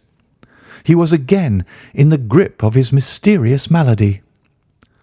My first feeling, as I have just said, was one of pity and horror. My second, I fear, was rather one of professional satisfaction. I made notes of my patient's pulse and temperature, tested the rigidity of his muscles, and examined his reflexes. There was nothing markedly abnormal in any of these conditions, which harmonized with my former experiences. I had obtained good results in such cases by the inhalation of nitrite of amyl, and the present seemed an admirable opportunity of testing its virtues. The bottle was downstairs in my laboratory, so leaving my patient seated in his chair, I ran down to get it. There was some little delay in finding it, 5 minutes, let us say, and then I returned. Imagine my amazement to find the room empty and the patient gone. Of course, my first act was to run into the waiting room. The son had gone also. The hall door had been closed, but not shut. My page, who admits patients, is a new boy, and by no means quick. He waits downstairs and runs up to show patients out when I ring the consulting room bell. He had heard nothing, and the affair remained a complete mystery. Mr. Blessington came in from his walk shortly afterwards, but I did not say anything to him upon the subject, for, to tell the truth, I have got in the way of late of holding as little communication with him as possible. Well, I never thought that I should see anything more of the Russian and his son, so you can imagine my amazement when, at the very same hour this evening, they both came marching into my consulting room just as they had done before. "I feel that I owe you a great many apologies for my abrupt departure yesterday, doctor," said my patient. "I confess that I was very much surprised at it," said I. "Well, the fact is," he remarked, "that when I recover from these attacks, my mind is always very clouded as to all that has gone before. I woke up in a strange room, as it seemed to me, and made my way out into the street in a sort of dazed way when you were absent. And I," said the son, seeing my father pass the door of the waiting room, naturally thought that the consultation had come to an end. It was not until we had reached home that I began to realize the true state of affairs." "Well," said I, laughing, "there is no harm done, except that you puzzled me terribly. So if you, sir, would kindly step into the waiting room, I shall be happy to continue our consultation, which was brought to so abrupt an ending." For half an hour or so I discussed that old gentleman's symptoms with him, and then, having prescribed for him, I saw him go off upon the arm of his son. I have told you that Mr. Blessington generally chose this hour of the day for his exercise. He came in shortly afterwards and passed upstairs. An instant later I heard him running down, and he burst into my consulting room like a man who is mad with panic. "Who has been in my room?" he cried. "No one," said I. "It's a lie!" he yelled. "Come up and look." I passed over the grossness of his language, as he seemed half out of his mind with fear. When I went upstairs with him, he pointed to several footprints upon the light carpet. "Do you mean to say those are mine?" he cried. They were certainly very much larger than any which he could have made, and were evidently quite fresh. It rained hard this afternoon, as you know, and my patients were the only people who called. It must have been the case, then, that the man in the waiting room had, for some unknown reason, while I was busy with the other, ascended to the room of my resident patient. Nothing had been touched or taken, but there were the footprints to prove that the intrusion was an undoubted fact. Mr. Blessington seemed more excited over the matter than I should have thought possible, though of course it was enough to disturb anybody's peace of mind. He actually sat crying in an armchair, and I could hardly get him to speak coherently. It was his suggestion that I should come round to you, and of course I at once saw the propriety of it, for certainly the incident is a very singular one, though he appears to completely overrate its importance. If you would only come back with me in my brougham, you would at least be able to soothe him, though I can hardly hope that you will be able to explain this remarkable occurrence." Sherlock Holmes had listened to this long narrative with an intentness which showed me that his interest was keenly aroused. His face was as impassive as ever, but his lids had dropped more heavily over his eyes, and his smoke had curled up more thickly from his pipe to emphasize each curious episode in the doctor's tale. As our visitor concluded, Holmes sprang up without a word, handed me my hat, picked his own from the table, and followed Dr. Trevelyan to the door. Within a quarter of an hour we had been dropped at the door of the physician's residence in Brook Street, one of those sombre, flat-faced houses which one associates with a West End practice.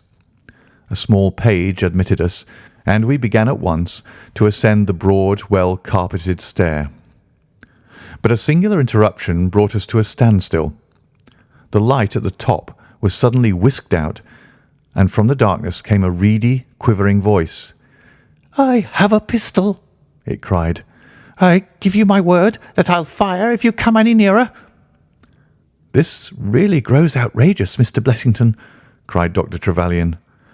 "Oh, then it is you, Doctor," said the voice with a great heave of relief. "But those other gentlemen, are they what they pretend to be?" We were conscious of a long scrutiny out of the darkness. Yes, it's all right," said the voice at last. "You can come up, and I am sorry if my precautions have annoyed you." He relit the stair gas as he spoke, and we saw before us a singular-looking man, whose appearance as well as his voice testified to his jangled nerves. He was very fat, but had apparently at some time been much fatter, so that the skin hung about his face in loose pouches, like the cheeks of a bloodhound. He was of a sickly colour, and his thin, sandy hair seemed to bristle up with the intensity of his emotion. In his hand he held a pistol, but he thrust it into his pocket as we advanced. "Good evening, Mr. Holmes," said he. "I am sure I am very much obliged to you for coming round. No one ever needed your advice more than I do. I suppose that Dr. Trevelyan has told you of this most unwarrantable intrusion into my rooms?" "Quite so," said Holmes. "Who are these two men, Mr. Blessington, and why do they wish to molest you?" "Well, well," said the resident patient in a nervous fashion. "Of course, it is hard to say that. You can hardly expect me to answer that, Mr. Holmes." "Do you mean that you don't know?" "Come in here, if you please. Just have the kindness to step in here." He led the way into his bedroom, which was large and comfortably furnished. "You see that?" said he, pointing to a big black box at the end of his bed. "I have never been a very rich man, Mr. Holmes. Never made but one investment in my life, as Dr. Trevelyan would tell you. But I don't believe in bankers. I would never trust a banker, Mr. Holmes. Between ourselves, what little I have is in that box. So you can understand what it means to me when unknown people force themselves into my rooms." Holmes looked at Blessington in his questioning way and shook his head. "I cannot possibly advise you if you try to deceive me," said he. "But I have told you everything." Holmes turned on his heel with a gesture of disgust. "Good night, Dr. Trevelyan," said he. "And no advice for me?" cried Blessington in a breaking voice. "My advice to you, sir, is to speak the truth." A minute later we were in the street and walking for home. We had crossed Oxford Street and were halfway down Harley Street before I could get a word from my companion. "Sorry to bring you out on such a fool's errand, Watson," he said at last. "It is an interesting case, too, at the bottom of it." "I can make little of it," I confessed. "Well, it is quite evident that there are two men, more perhaps, but at least two, who are determined for some reason to get at this fellow Blessington. I have no doubt in my mind that both on the first and on the second occasion that young man penetrated to Blessington's room while his confederate, by an ingenious device, kept the doctor from interfering." "And the catalepsy?" "A fraudulent imitation, Watson, though I should hardly dare to hint as much to our specialist. It is a very easy complaint to imitate. I have done it myself." "And then?" "By the purest chance, Blessington was out on each occasion. Their reason for choosing so unusual an hour for a consultation was obviously to ensure that there should be no other patient in the waiting room. It just happened, however, that this hour coincided with Blessington's constitutional, which seems to show that they were not very well acquainted with his daily routine. Of course, if they had been merely after plunder, they would at least have made some attempt to search for it. Besides, I can read in a man's eye when it is his own skin that he is frightened for. It is inconceivable that this fellow could have made two such vindictive enemies as these appear to be without knowing of it. I hold it, therefore, to be certain that he does know who these men are, and that for reasons of his own he suppresses it. It is just possible that tomorrow may find him in a more communicative mood." "Is there not one alternative?" I suggested. "Grotesquely improbable, no doubt, but still just conceivable. Might the whole story of the cataleptic Russian and his son be a concoction of Dr. Trevelyan's, who has, for his own purposes, been in Blessington's rooms?" I saw in the gaslight that Holmes wore an amused smile at this brilliant departure of mine. "My dear fellow," said he, "it was one of the first solutions which occurred to me, but I was soon able to corroborate the doctor's tale. This young man has left prints upon the stair carpet, which made it quite superfluous for me to ask to see those which he had made in the room. When I tell you that his shoes were square-toed, instead of being pointed like Blessington's, and were quite an inch and a third longer than the doctor's, you will acknowledge that there can be no doubt as to his individuality. But we may sleep on it now, for I shall be surprised if we do not hear something further from Brook Street in the morning." Sherlock Holmes's prophecy was soon fulfilled, and in a dramatic fashion. At 7:30 next morning, in the first glimmer of daylight, I found him standing by my bedside in his dressing gown. "There's a brougham waiting for us, Watson," said he. "What's the matter, then?" "The Brook Street business." "Any fresh news?" "Tragic, but ambiguous," said he, pulling up the blind. "Look at this." a sheet from a notebook with "For God's sake, come at once, P.T." scrawled upon it in pencil. Our friend the doctor was hard put to it when he wrote this. Come along, my dear fellow, for it's an urgent call. In a quarter of an hour or so we were back at the physician's house. He came running out to meet us with a face of horror. "Oh, such a business!" he cried with his hands to his temples. "What then?" "Blessington has committed suicide." Holmes whistled. "Yes, he hanged himself during the night." We had entered, and the doctor had preceded us into what was evidently his waiting room. "I really hardly know what I'm doing," he cried. "The police are already upstairs. It has shaken me most dreadfully." "When did you find out?" "He has a cup of tea taken in to him early every morning. When the maid entered about 7, there the unfortunate fellow was hanging in the middle of the room. He had tied his cord to the hook on which the heavy lamp used to hang, and he had jumped off from the top of the very box that he showed us yesterday." Holmes stood for a moment in deep thought. "With your permission," said he at last, "I should like to go upstairs and look into the matter." We both ascended, followed by the doctor. It was a dreadful sight which met us as we entered the bedroom door. I have spoken of the impression of flabbiness which this man Blessington conveyed. As he dangled from the hook, it was exaggerated and intensified until he was scarce human in his appearance. The neck was drawn out like a plucked chicken's, making the rest of him seem the more obese and unnatural by contrast. He was clad only in his long nightdress, and his swollen ankles and ungainly feet protruded starkly from beneath it. Beside him stood a smart-looking police inspector who was taking notes in a pocket-book. "Oh, Mr. Holmes," said he heartily as my friend entered. "I'm delighted to see you." "Good morning, Lanner," answered Holmes. "You won't think me an intruder, I am sure. Have you heard of the events which led up to this affair?" "Yeah, I heard something of them." "Have you formed any opinion?" "As far as I can see, the man has been driven out of his senses by fright. The bed has been well slept in, you see. There's his impression deep enough.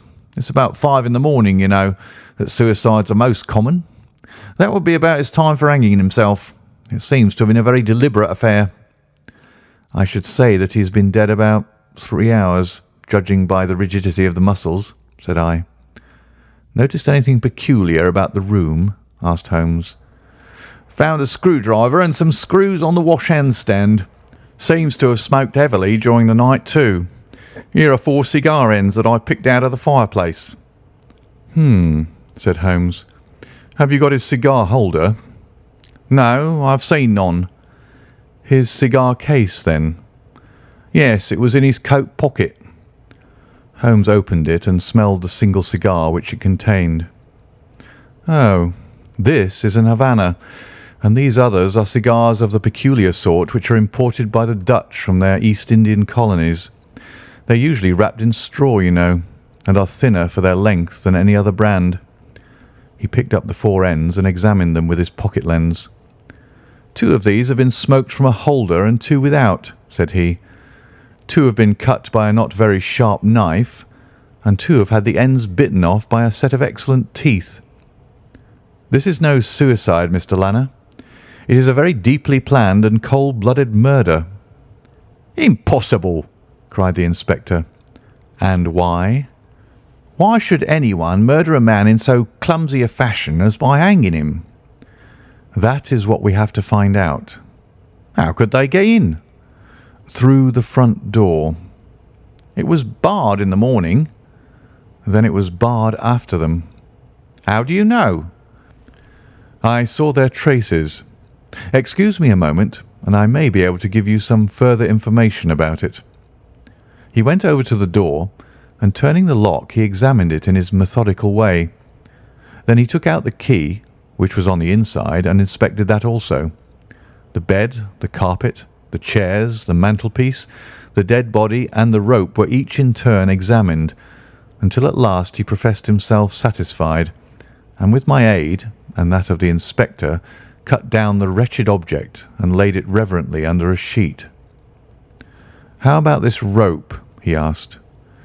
"It is cut off this," said Dr. Trevelyan, drawing a large coil from under the bed. "He was morbidly nervous of fire, and always kept this beside him, so that he might escape by the window in case the stairs were burning." "That must have saved them trouble," said Holmes thoughtfully.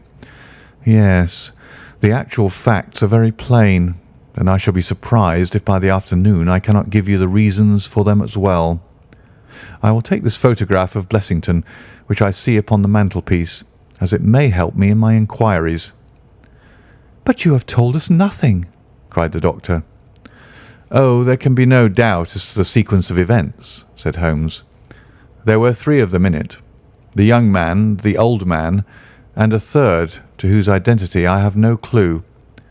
The first 2, I need hardly remark, are the same who masqueraded as the Russian count and his son, so we can give a very full description of them. They were admitted by a confederate inside the house. If I might offer you a word of advice, Inspector, it would be to arrest the page, who, as I understand, has only recently come into your service, Doctor." "The young imp cannot be found," said Dr. Trevelyan. "The maid and the cook have just been searching for him." Holmes shrugged his shoulders. "He has played a not unimportant part in this drama," said he. "The 3 men having ascended the stairs, which they did on tiptoe, the elder man first, the younger man second, and the unknown man in the rear." "My dear Holmes!" I ejaculated. "Oh, there could be no question as to the superimposing of the footmarks. I had the advantage of learning which was which last night. They ascended, then, to Mr. Blessington's room, the door of which they found to be locked. With the help of a wire, however, they forced round the key, even without the lens you will perceive by the scratches on this ward where the pressure was applied. On entering the room, their first proceeding must have been to gag Mr. Blessington. He may have been asleep, or he may have been so paralysed with terror as to have been unable to cry out. These walls are thick, and it is conceivable that his shriek, if he had time to utter one, was unheard. Having secured him, it is evident to me that a consultation of some sort was held.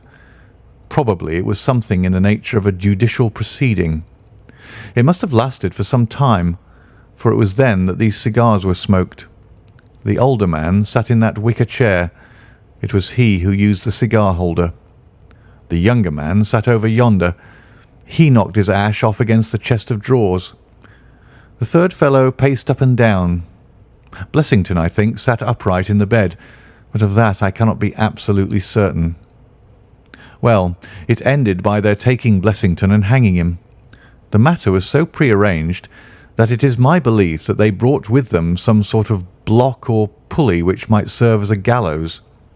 That screwdriver, and those screws were, as I conceive, for fixing it up.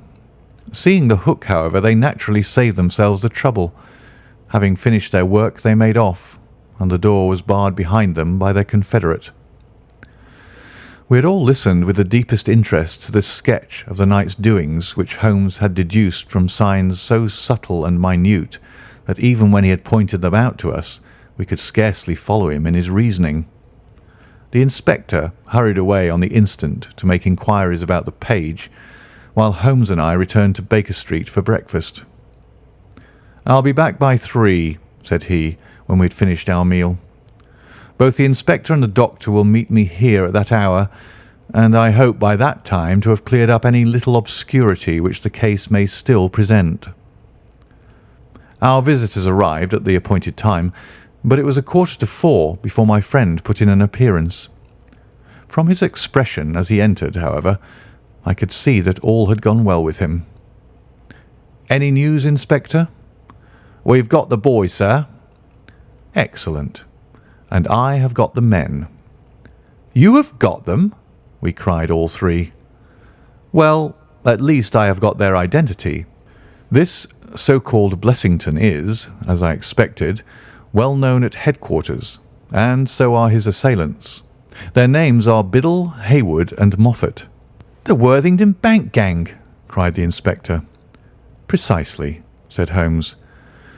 "Then Blessington must have been Sutton." "Exactly," said Holmes.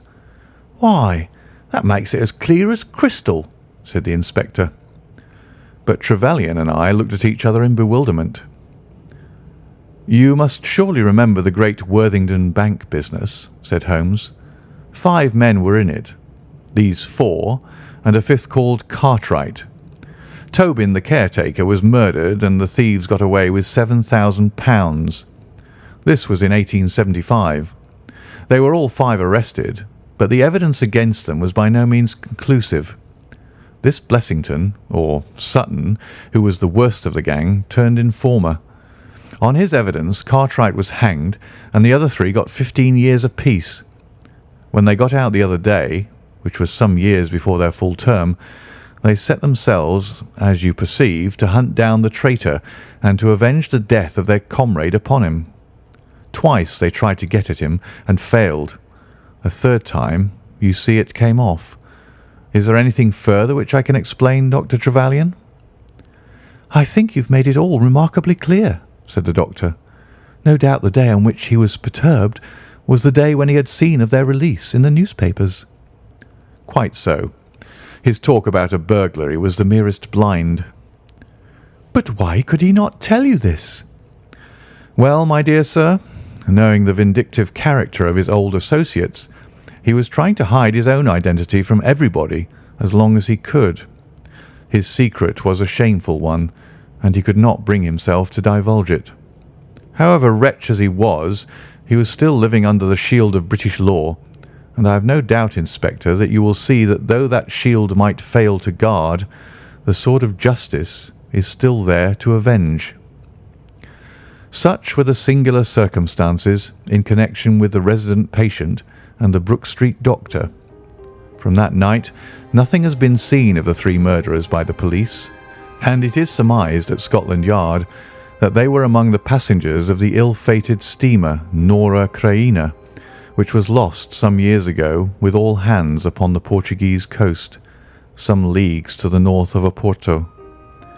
The proceedings against the page broke down for want of evidence, and the Brook Street mystery, as it was called, has never until now been fully dealt with in any public print. End of The Resident Patient.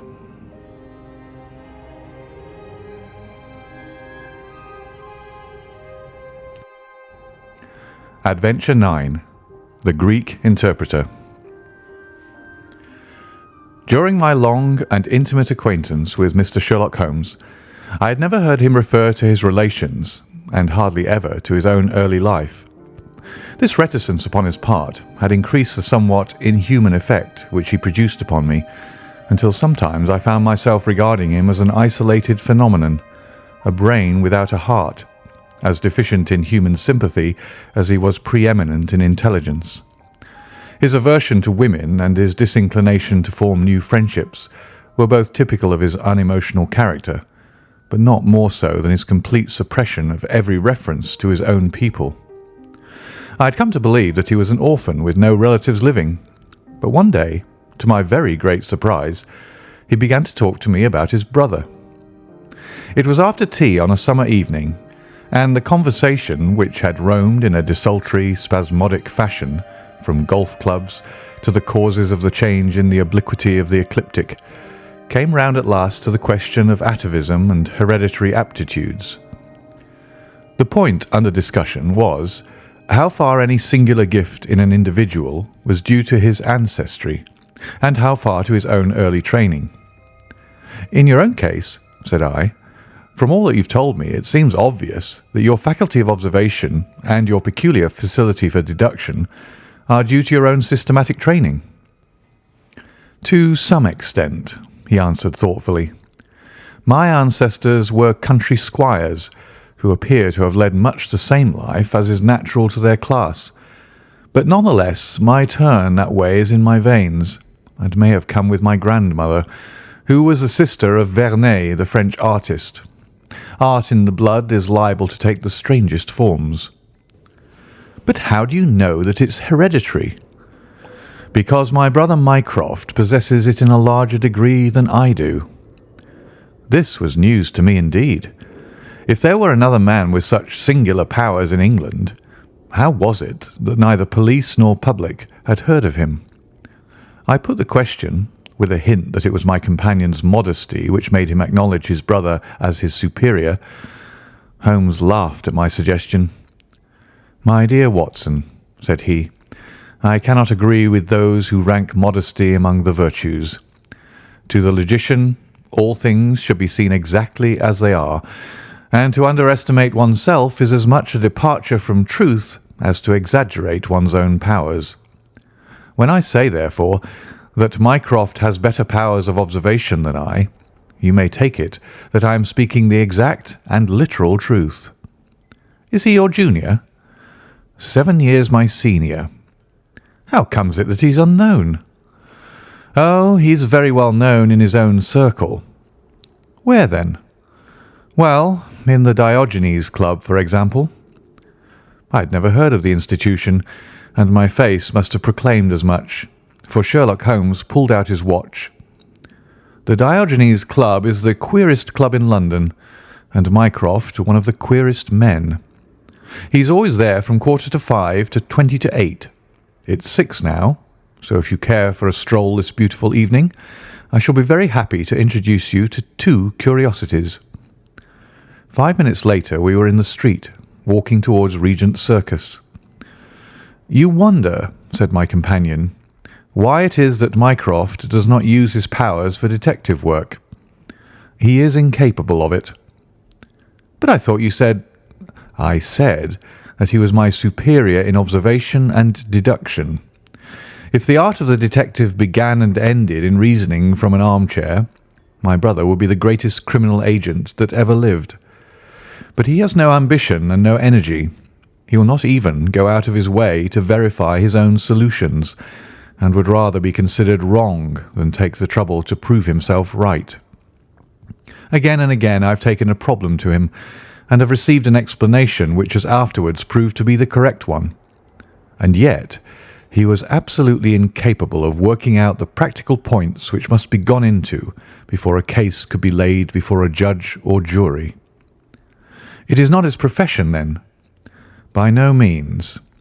What is to me a means of livelihood is to him the merest hobby of a dilettante. He has an extraordinary faculty for figures, and audits the books in some of the government departments.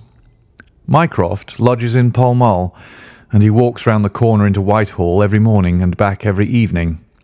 From year's end to year's end he takes no other exercise, and is seen nowhere else, except only in the Diogenes Club, which is just opposite his rooms."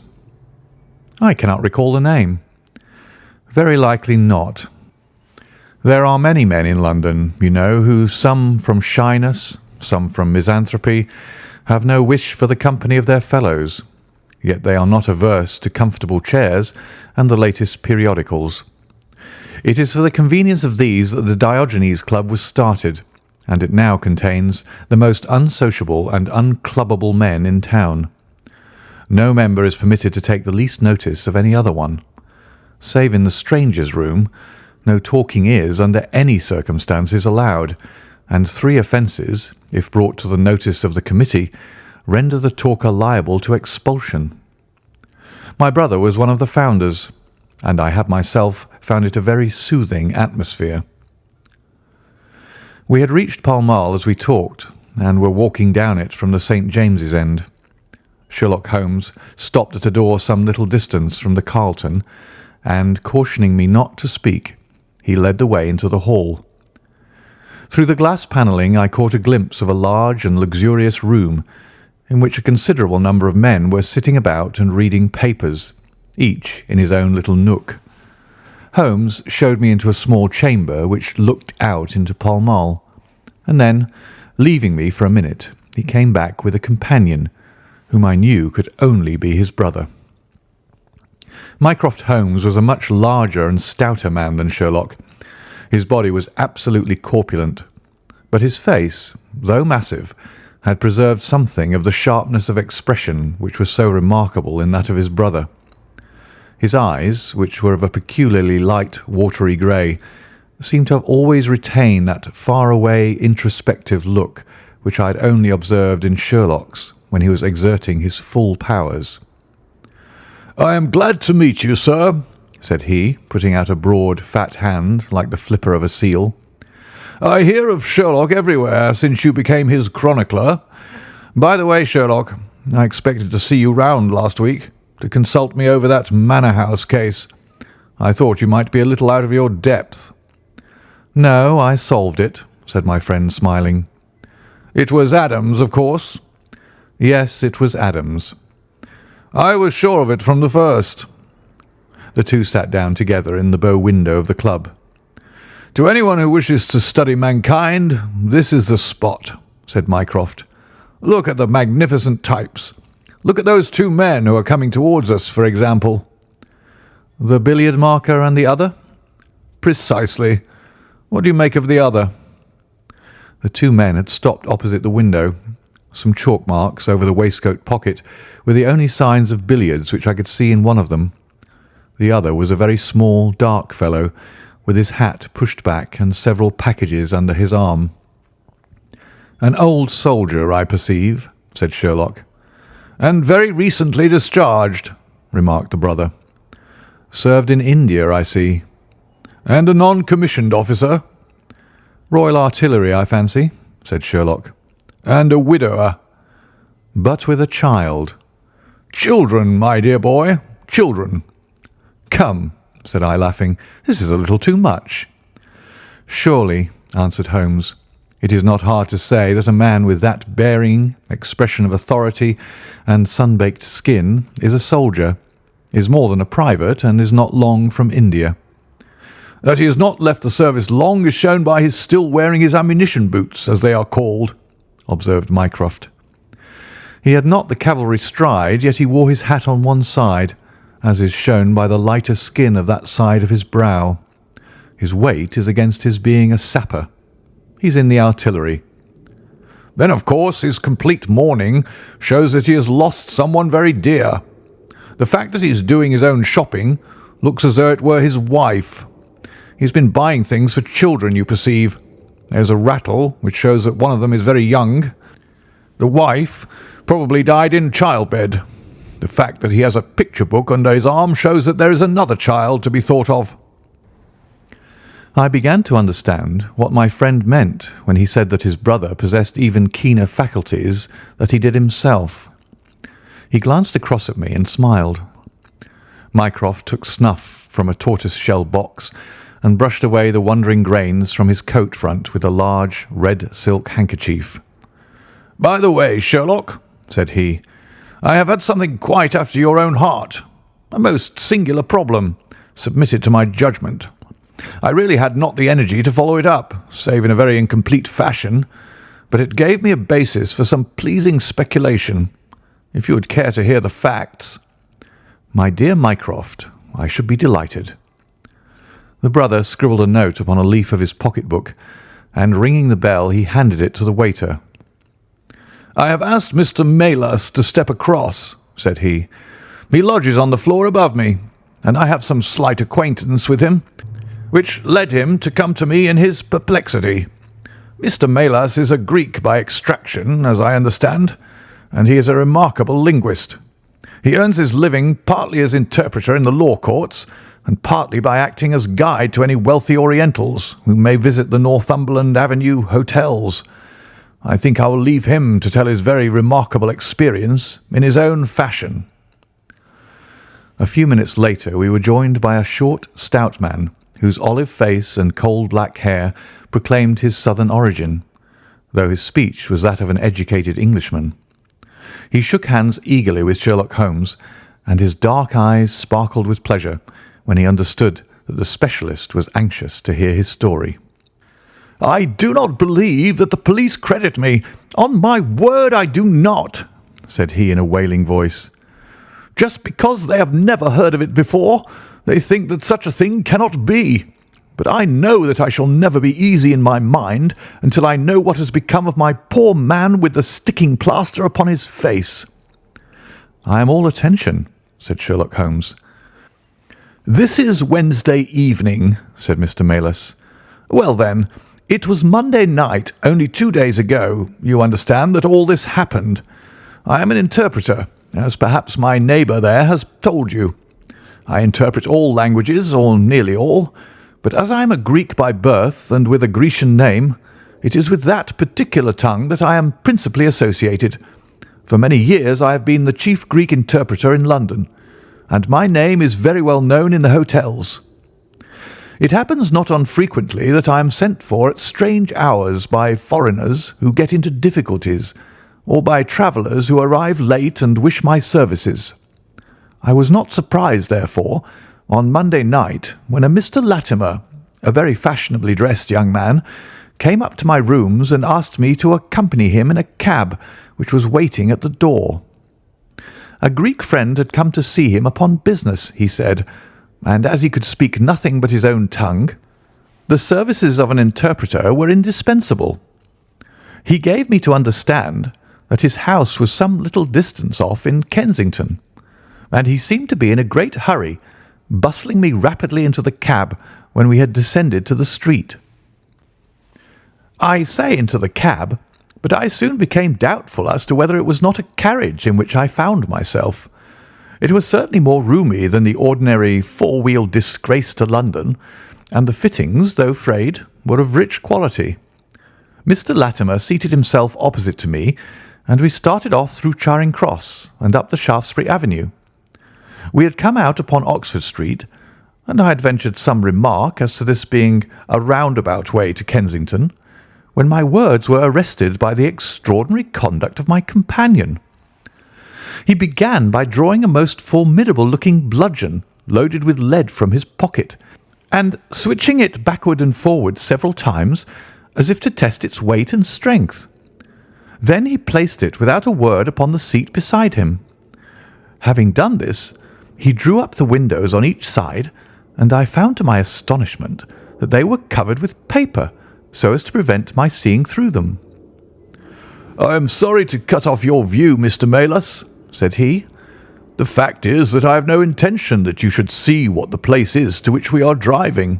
It might possibly be inconvenient to me if you could find your way there again." As you can imagine, I was utterly taken aback by such an address. My companion was a powerful, broad-shouldered young fellow, and apart from the weapon, I should not have had the slightest chance in a struggle with him. "This is a very extraordinary conduct, Mr. Latimer," I stammered. "You must be aware that what you are doing is quite illegal." "It is something of a liberty, no doubt," said he, "but we'll make it up to you. I must warn you, however, Mr. Melas, that if at any time tonight you attempt to raise an alarm, or do anything which is against my interests, you will find it a very serious thing.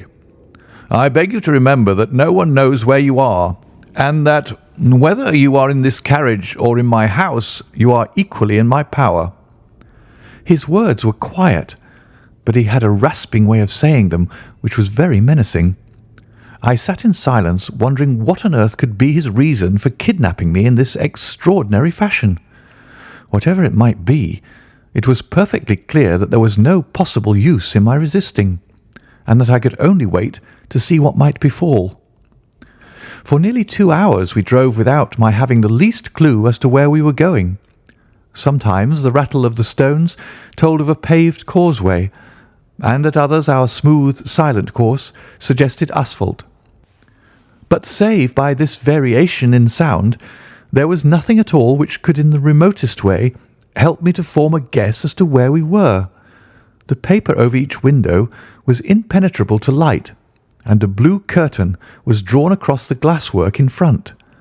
It was 7:15 when we left Pall Mall, and my watch showed me that it was 10 minutes to 9 when we at last came to a standstill. My companion let down the window, and I caught a glimpse of a low, arched doorway with a lamp burning above it. As I was hurried from the carriage, it swung open, and I found myself inside the house with a vague impression of a lawn and trees on each side of me as I entered. Whether these were private grounds, however, or bona fide country, was more than I could possibly venture to say. There was a coloured gas lamp inside, which was turned so low that I could see little, save that the hall was of some size and hung with pictures. In the dim light, I could make out that the person who had opened the door was a small, mean-looking, middle-aged man with rounded shoulders. As he turned towards us, the glint of the light showed me that he was wearing glasses. "Is this Mr. Malus, Harold?" said he. "Yes." "Well done, well done. No ill will, Mr. Malus, I hope, but we could not get on without you. If you deal fair with us, you'll not regret it. But if you try any tricks, God help you." He spoke in a nervous, jerky fashion, and with little giggling laughs in between, but somehow he impressed me with fear more than the other. "What do you want with me?" I asked. "Only to ask a few questions of a Greek gentleman who is visiting us, and to let us have the answers. But say no more than you are told to say, or—" Here came the nervous giggle again. "You had better never have been born." As he spoke, he opened a door and showed the way into a room which appeared to be very richly furnished, but again the only light was afforded by a single lamp half turned down. The chamber was certainly large, and the way in which my feet sank into the carpet as I stepped across it told me of its richness. I caught glimpses of velvet chairs, a high white marble mantelpiece, and what seemed to be a suit of Japanese armour at one side of it. There was a chair just under the lamp, and the elderly man motioned that I should sit in it. The younger had left us, but he suddenly returned through another door, leading with him a gentleman clad in some sort of loose dressing gown, who moved slowly towards us. As he came into the circle of dim light, which enables me to see him more clearly, I was thrilled with horror at his appearance. He was deadly pale and terribly emaciated, with the protruding brilliant eyes of a man whose spirit was greater than his strength.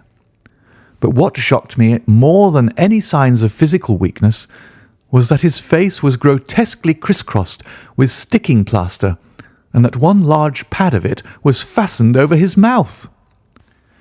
"Have you the slate, Harold?" cried the older man, as this strange being fell rather than sat down into a chair. "Are his hands loose? Now then, give him the pencil. You are to ask the questions, Mr. Malus, and he will write the answers. Ask him first of all whether he is prepared to sign the papers." The man's eyes flashed fire. "Never," he wrote in Greek upon the slate. "On no condition?" I asked at the bidding of our tyrant. "Only if I see her married in my presence by a Greek priest whom I know." The man giggled in his venomous way. "You know what awaits you, then?" "I care nothing for myself." These are samples of the questions and answers which made up our strange, half-spoken, half-written conversation.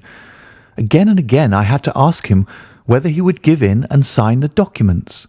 Again and again I had the same indignant reply. But soon a happy thought came to me. I took to adding on little sentences of my own to each question, innocent ones at first, to test whether either of our companions knew anything of the matter. And then, as I found that they showed no signs, I played a more dangerous game. Our conversation ran something like this. "You can do no good by this obstinacy. Who are you?" "I care not. I am a stranger in London." "Your fate will be upon your own head. How long have you been here?" "Let it be so. 3 weeks." "The property can never be yours. What ails you?" "It shall not go to villains. They are starving me." "You shall go free if you sign. What house is this?" "I will never sign. I do not know." "You are not doing her any service. What is your name?" "Let me hear her say so." "Cratides." "You shall see her if you sign. Where are you from?" "Then I shall never see her." "Athens." Another 5 minutes, Mr. Holmes, and I should have wormed out the whole story under their very noses. My very next question might have cleared the matter up, but at that instant the door opened and a woman stepped into the room. I could not see her clearly enough to know more than that she was tall and graceful, with black hair and clad in some sort of loose white gown. "Harold," said she, speaking English with a broken accent, "I could not stay away longer. It is so lonely up there with only, oh my God, it is Paul." These last words were in Greek, and at the same instant the man with a convulsive effort tore the plaster from his lips and screaming out, "Sophie, Sophie!" rushed into the woman's arms. Their embrace was but for an instant, however, for the younger man seized the woman and pushed her out of the room, while the elder easily overpowered his emaciated victim and dragged him away through the other door. For a moment I was left alone in the room, and I sprang to my feet with some vague idea that I might in some way get a clue to what this house was in which I found myself. Fortunately, however, I took no steps, for looking up I saw that the older man was standing in the doorway with his eyes fixed upon me. "That will do, Mr. Melas," said he. "You perceive that we have taken you into our confidence over some very private business. We should not have troubled you, only that our friend who speaks Greek and who began these negotiations has been forced to return to the East. It was quite necessary for us to find someone to take his place, and we were fortunate in hearing of your powers." I bowed. "There are 5 sovereigns here," said he, walking up to me, "which will, I hope, be a sufficient fee. But remember," he added, tapping me lightly on the chest and giggling, "if you speak to a human soul about this, one human soul, mind, well, may God have mercy upon your soul." I cannot tell you the loathing and horror with which this insignificant-looking man inspired me. I could see him better now as the lamplight shone upon him. His features were peaky and sallow, and his little pointed beard was thready and ill-nourished. He pushed his face forward as he spoke, and his lips and eyelids were continually twitching like a man with St. Vitus's dance. I could not help thinking that his strange, catchy little laugh was also a symptom of some nervous malady. The terror of his face lay in his eyes, however, steel grey and glistening coldly with a malignant, inexorable cruelty in their depths. "We shall know if you speak of this," said he. "We have our own means of information. Now you'll find the carriage waiting, and my friend will see you on your way." I was hurried through the hall and into the vehicle, again obtaining that momentary glimpse of trees and a garden. Mr. Latimer followed closely at my heels and took his place opposite to me without a word. In silence we again drove for an interminable distance, with the windows raised, until at last, just after midnight, the carriage pulled up.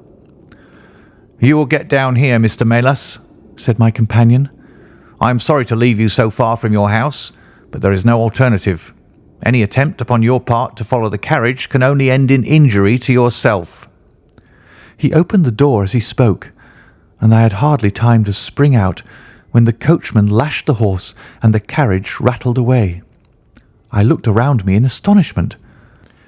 I was on some sort of heathy common, mottled over with dark clumps of furze bushes.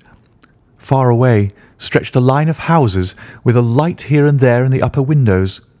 On the other side I saw the red signal lamps of a railway. The carriage which had brought me was already out of sight. I stood gazing round and wondering where on earth I might be, when I saw someone coming towards me in the darkness. As he came up to me, I made out that he was a railway porter.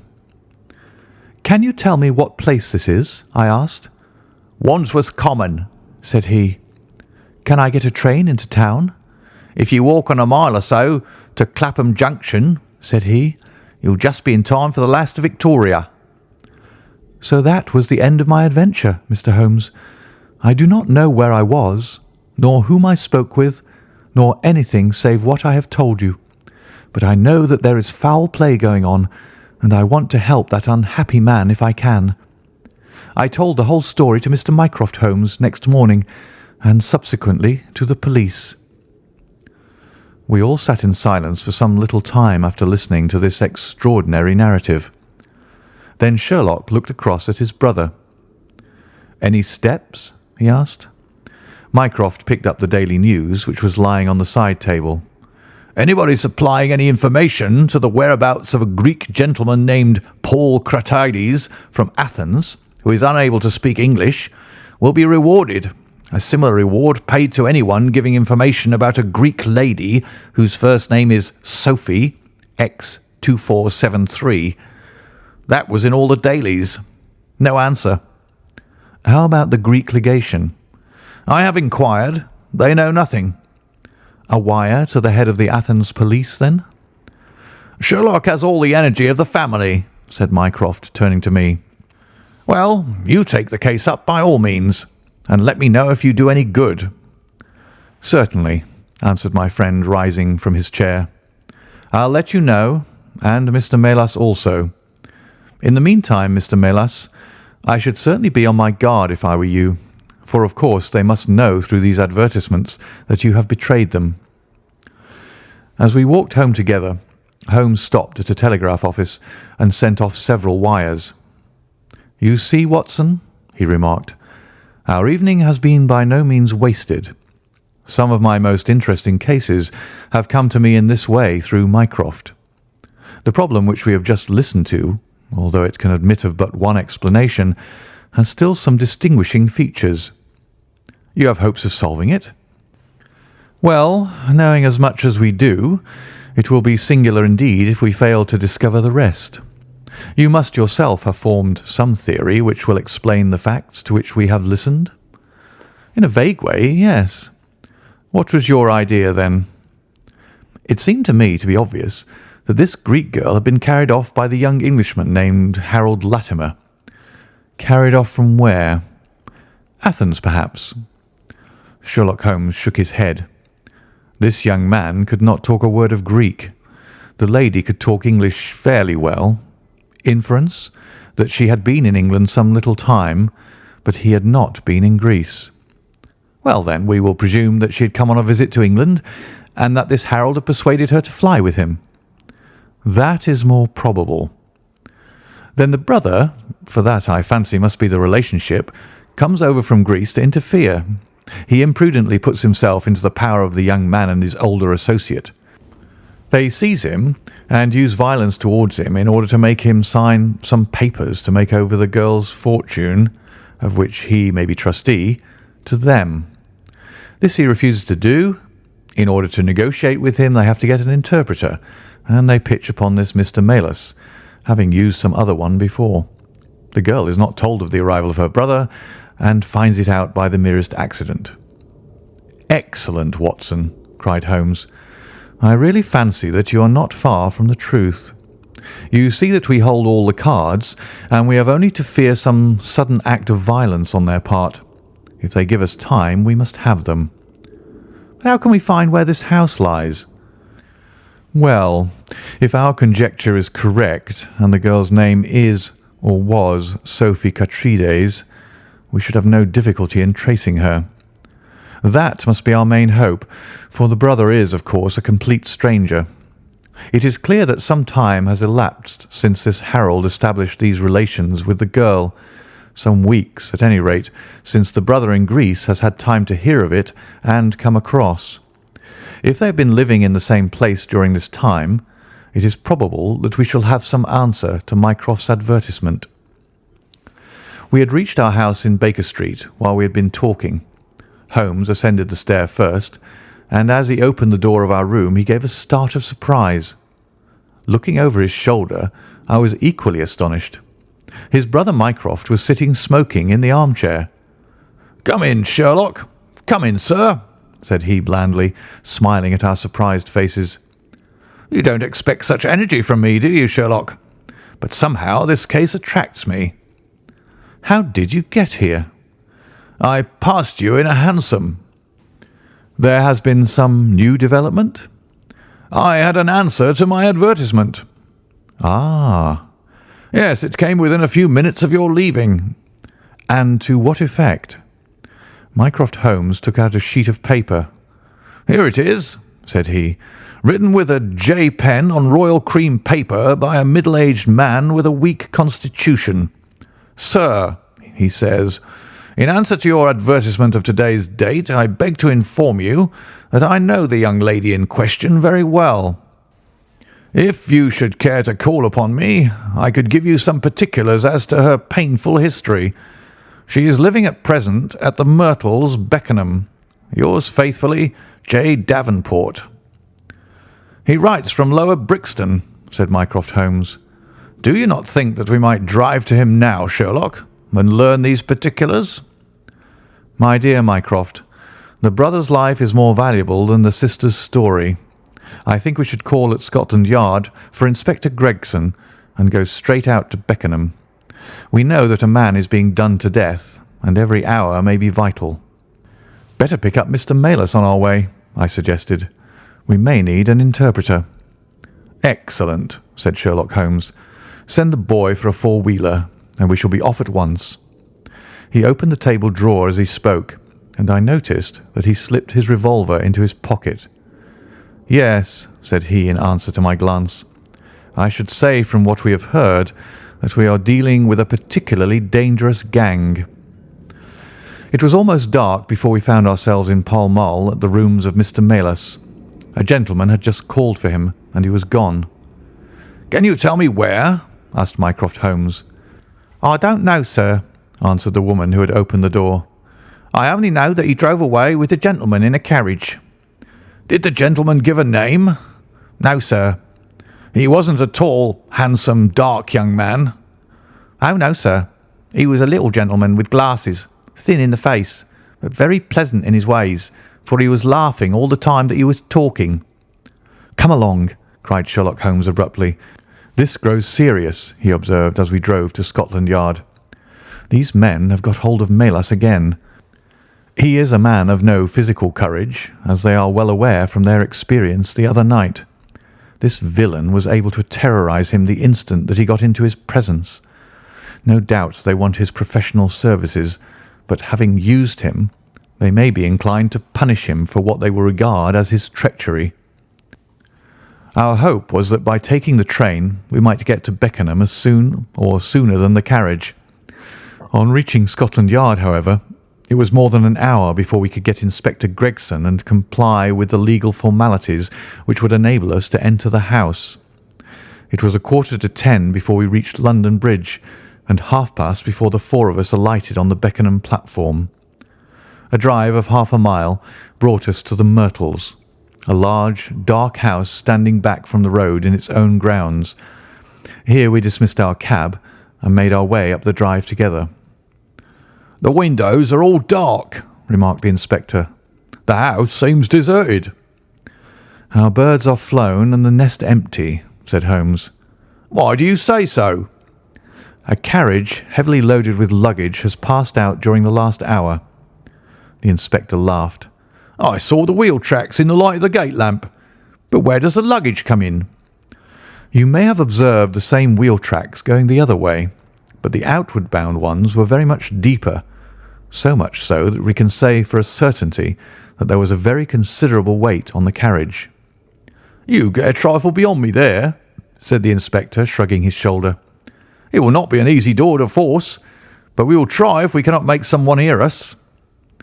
He hammered loudly at the knocker and pulled at the bell, but without any success. Holmes had slipped away, but he came back in a few minutes. I have a window open, said he.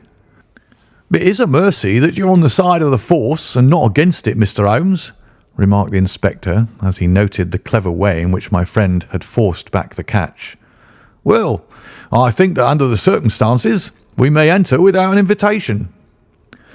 One after the other we made our way into a large apartment, which was evidently that in which Mr. Maylis had found himself.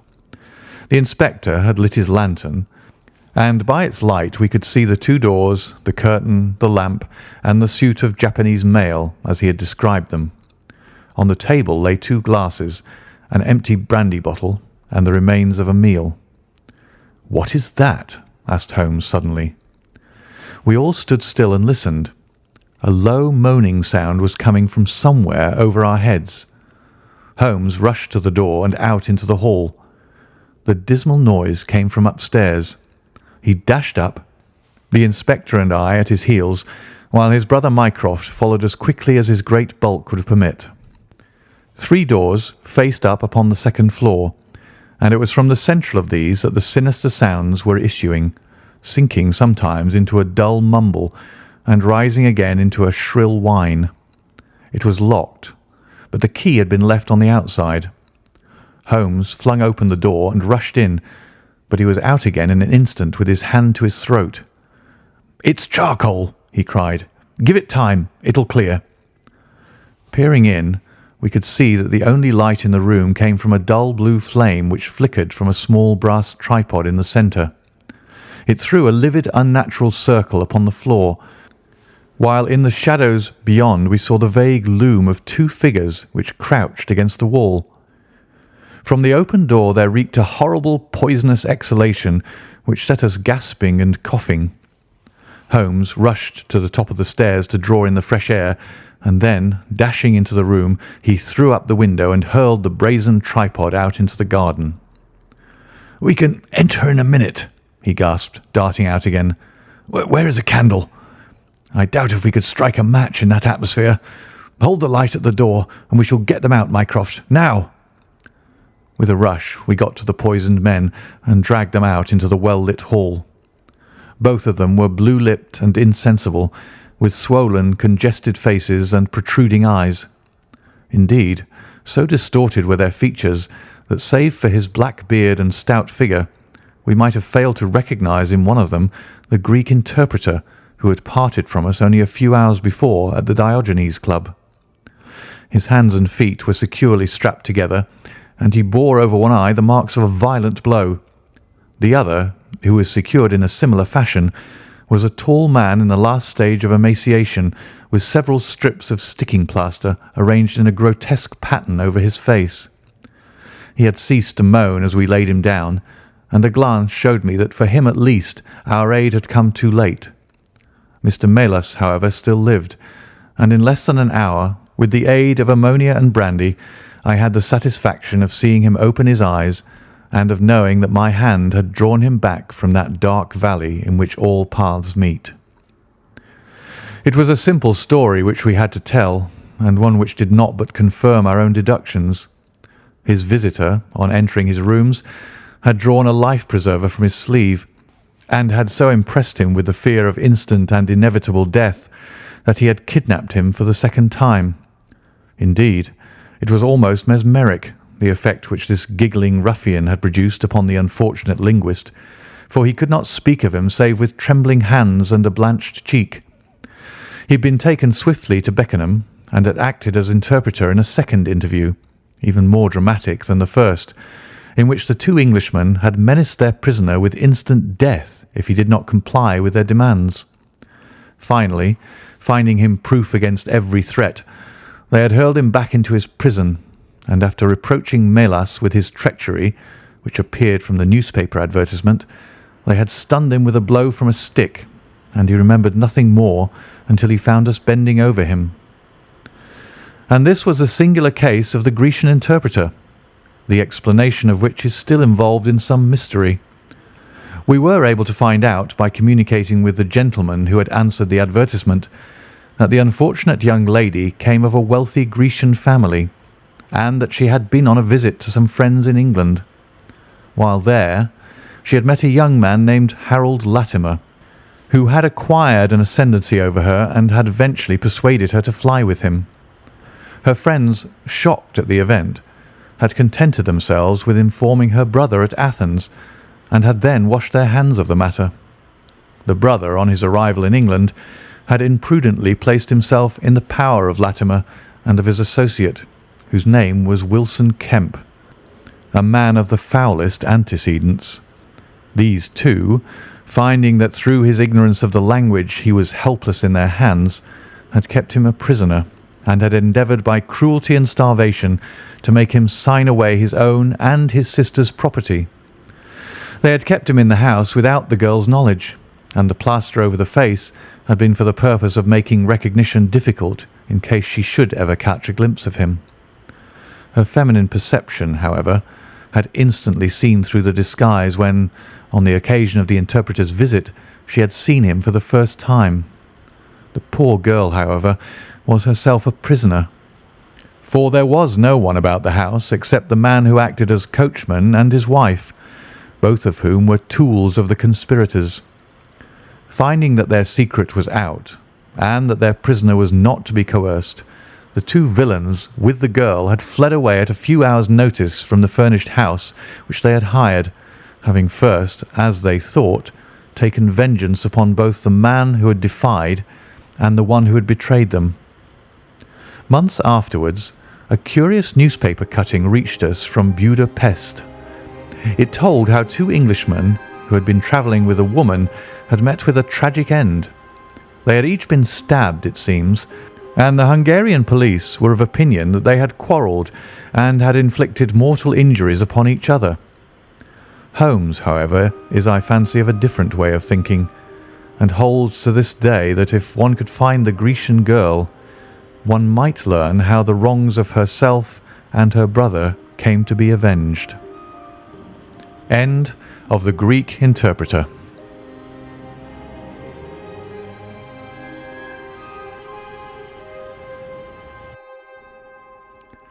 Adventure 10. The Naval Treaty. Part 1. The July which immediately succeeded my marriage was made memorable by 3 cases of interest, in which I had the privilege of being associated with Sherlock Holmes and of studying his methods. I find them recorded in my notes under the headings of The Adventure of the Second Stain, The Adventure of the Naval Treaty, and The Adventure of the Tired Captain.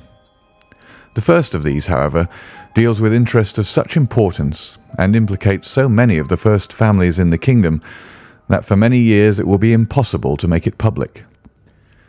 No case, however, in which Holmes was engaged has ever illustrated the value of his analytical methods so clearly or has impressed those who were associated with him so deeply. I still retain an almost verbatim report of the interview in which he demonstrated the true facts of the case to Monsieur de Bugue of the Paris police, and Fritz von Waldbaum, the well-known specialist of Danzig, both of whom had wasted their energies upon what proved to be side issues. The new century will have come, however, before the story can be safely told. Meanwhile, I pass on to the second on my list, which promised also at one time to be of national importance, and was marked by several incidents which give it a quite unique character. During my school days, I had been intimately associated with a lad named Percy Phelps, who was of much the same age as myself, though he was 2 classes ahead of me. He was a very brilliant boy, and carried away every prize which the school had to offer, finished his exploits by winning a scholarship which sent him on to continue his triumphant career at Cambridge. He was, I remember, extremely well connected, and even when we were all little boys together, we knew that his mother's brother was Lord Holdhurst, the great Conservative politician. This gaudy relationship did him little good at school. On the contrary, it seemed rather a piquant thing to us to chevy him about the playground and hit him over the shins with a wicket, but it was another thing when he came out into the world. I heard vaguely that his abilities and the influences which he commanded had won him a good position at the Foreign Office, and then he passed completely out of my mind until the following letter recalled his existence. Briarbrae, Woking. My dear Watson, I have no doubt that you can remember Tadpole Phelps, who was in the 5th form when you were in the 3rd. It is possible even that you may have heard that through my uncle's influence I obtained a good appointment at the Foreign Office, and that I was in a situation of trust and honour until a horrible misfortune came suddenly to blast my career. There is no use writing of the details of that dreadful event. In the event of your acceding to my request, it is probable that I shall have to narrate them to you. I have only just recovered from 9 weeks of brain fever, and am still exceedingly weak. Do you think that you could bring your friend Mr. Holmes down to see me? I should like to have his opinion of the case, though the authorities assure me that nothing more can be done. Do try to bring him down, and as soon as possible. Every minute seems an hour while I live in this state of horrible suspense. Assure him that if I have not asked his advice sooner, it was not because I did not appreciate his talents, but because I have been off my head ever since the blow fell. Now I am clear again, though I dare not think of it too much for fear of a relapse. I am still so weak that I have to write, as you see, by dictating. Do try to bring him. Your old schoolfellow, Percy Phelps. There was something that touched me as I read this letter, something pitiable in the reiterated appeals to bring Holmes. So moved was I that even had it been a difficult matter, I should have tried it. But of course I knew well that Holmes loved his art, so that he was ever as ready to bring his aid as his client could be to receive it. My wife agreed with me that not a moment should be lost in laying the matter before him, and so within an hour of breakfast time I found myself back once more in the old rooms in Baker Street. Holmes was seated at his side table, clad in his dressing gown, and working hard over a chemical investigation. A large curved retort was boiling furiously in the bluish flame of a Bunsen burner, and the distilled drops were condensing into a 2-litre measure. My friend hardly glanced up as I entered, and I, seeing that his investigation must be of importance, seated myself in an armchair and waited. He dipped into this bottle or that, drawing out a few drops of each with his glass pipette, and finally brought a test tube containing a solution over to the table. In his right hand he held a slip of litmus paper. "You come at a crisis, Watson," said he. "If this paper remains blue, all is well. If it turns red, it means a man's life." He dipped it into the test tube, and it flushed at once into a dull, dirty crimson. I thought as much," he cried. "I will be at your service in an instant, Watson. You will find tobacco in the Persian slipper." He turned to his desk and scribbled off several telegrams, which were handed over to the page boy. Then he threw himself down into the chair opposite and drew up his knees until his fingers clasped round his long, thin shins. "A very commonplace little murder," said he. "You've got something better, I fancy. You are the stormy petrel of crime, Watson. What is it?" I handed him the letter, which he read with the most concentrated attention. "It does not tell us very much, does it?" he remarked as he handed it back to me. "Hardly anything. And yet the writing is of interest. But the writing is not his own." "Precisely. It is a woman's." "A man's, surely," I cried. "No, a woman's, and a woman of rare character. You see, at the commencement of an investigation, it is something to know that your client is in close contact with someone who, for good or evil, has an exceptional nature. My interest is already awakened in the case. If you are ready, we will start at once for Woking, and see this diplomatist who is in such evil case, and the lady to whom he dictates his letter." We were fortunate enough to catch an early train at Waterloo, and in a little under an hour we found ourselves among the fir woods and the heather of Woking.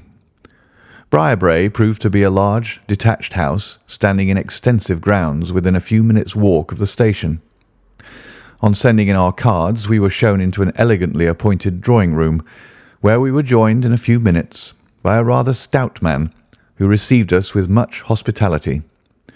His age may have been nearer 40 than 30, but his cheeks were so ruddy and his eyes so merry that he still conveyed the impression of a plump and mischievous boy. "I am so glad that you've come," said he, shaking our hands with effusion. "Percy has been inquiring for you all morning. Ah, poor old chap! He clings to any straw. His father and his mother asked me to see you, for the mere mention of the subject is very painful to them." "We have no details yet," observed Holmes. "I perceive that you are not yourself a member of the family."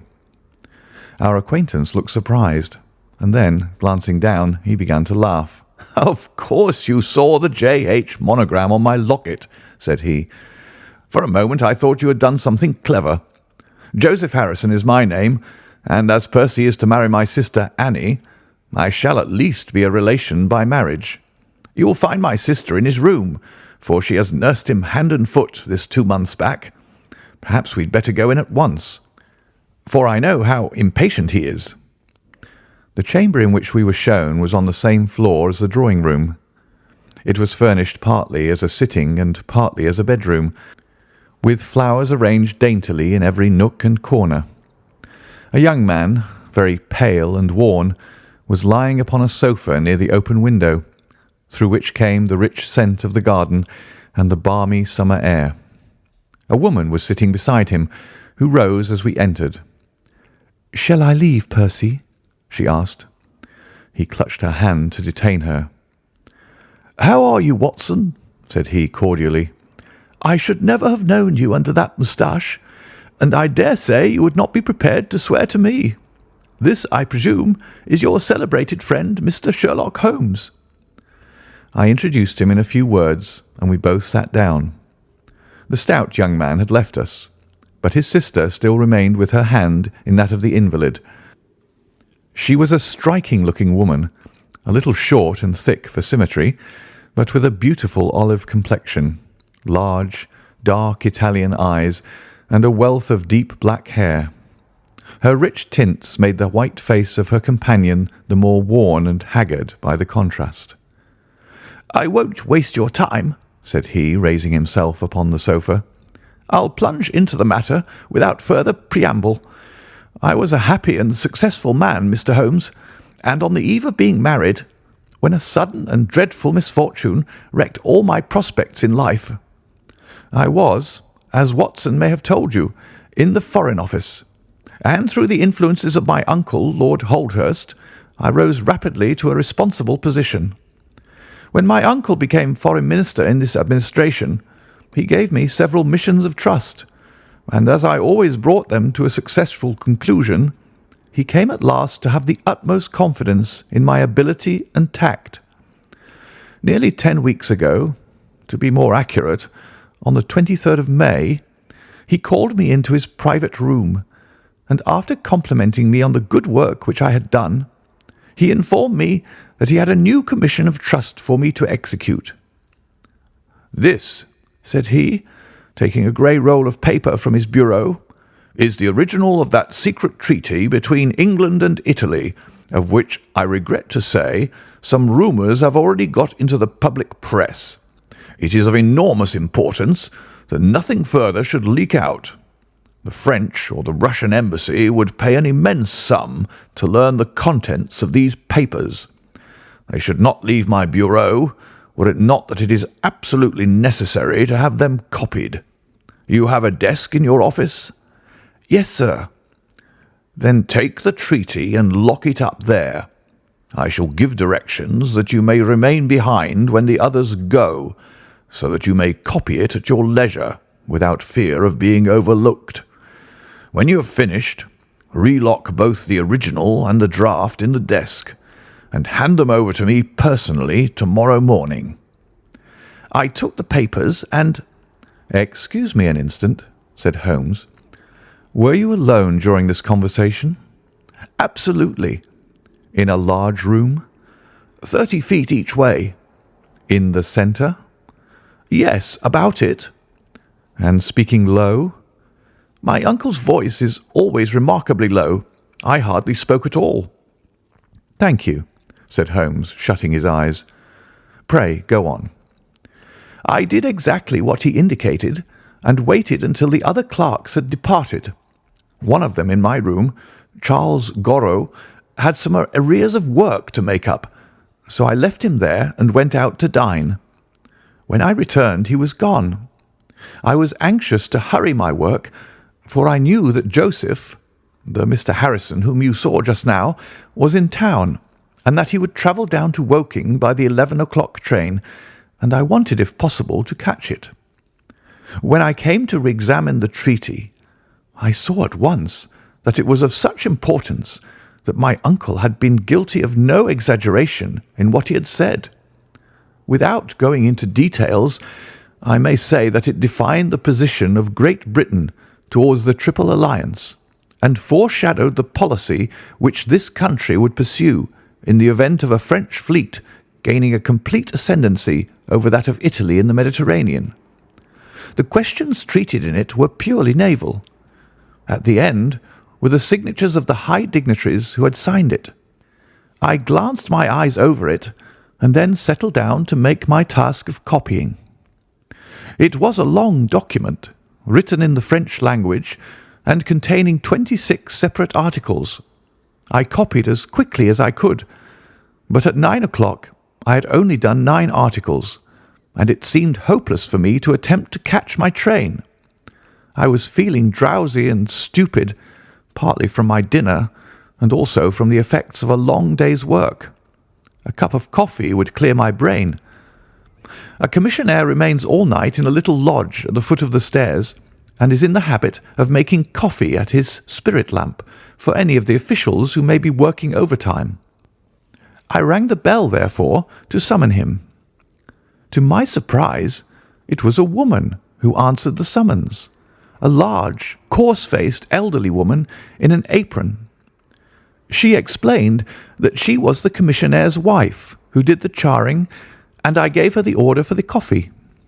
I wrote 2 more articles, and then, feeling more drowsy than ever, I rose and walked up and down the room to stretch my legs.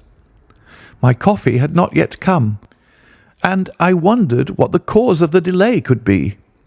Opening the door, I started down the corridor to find out.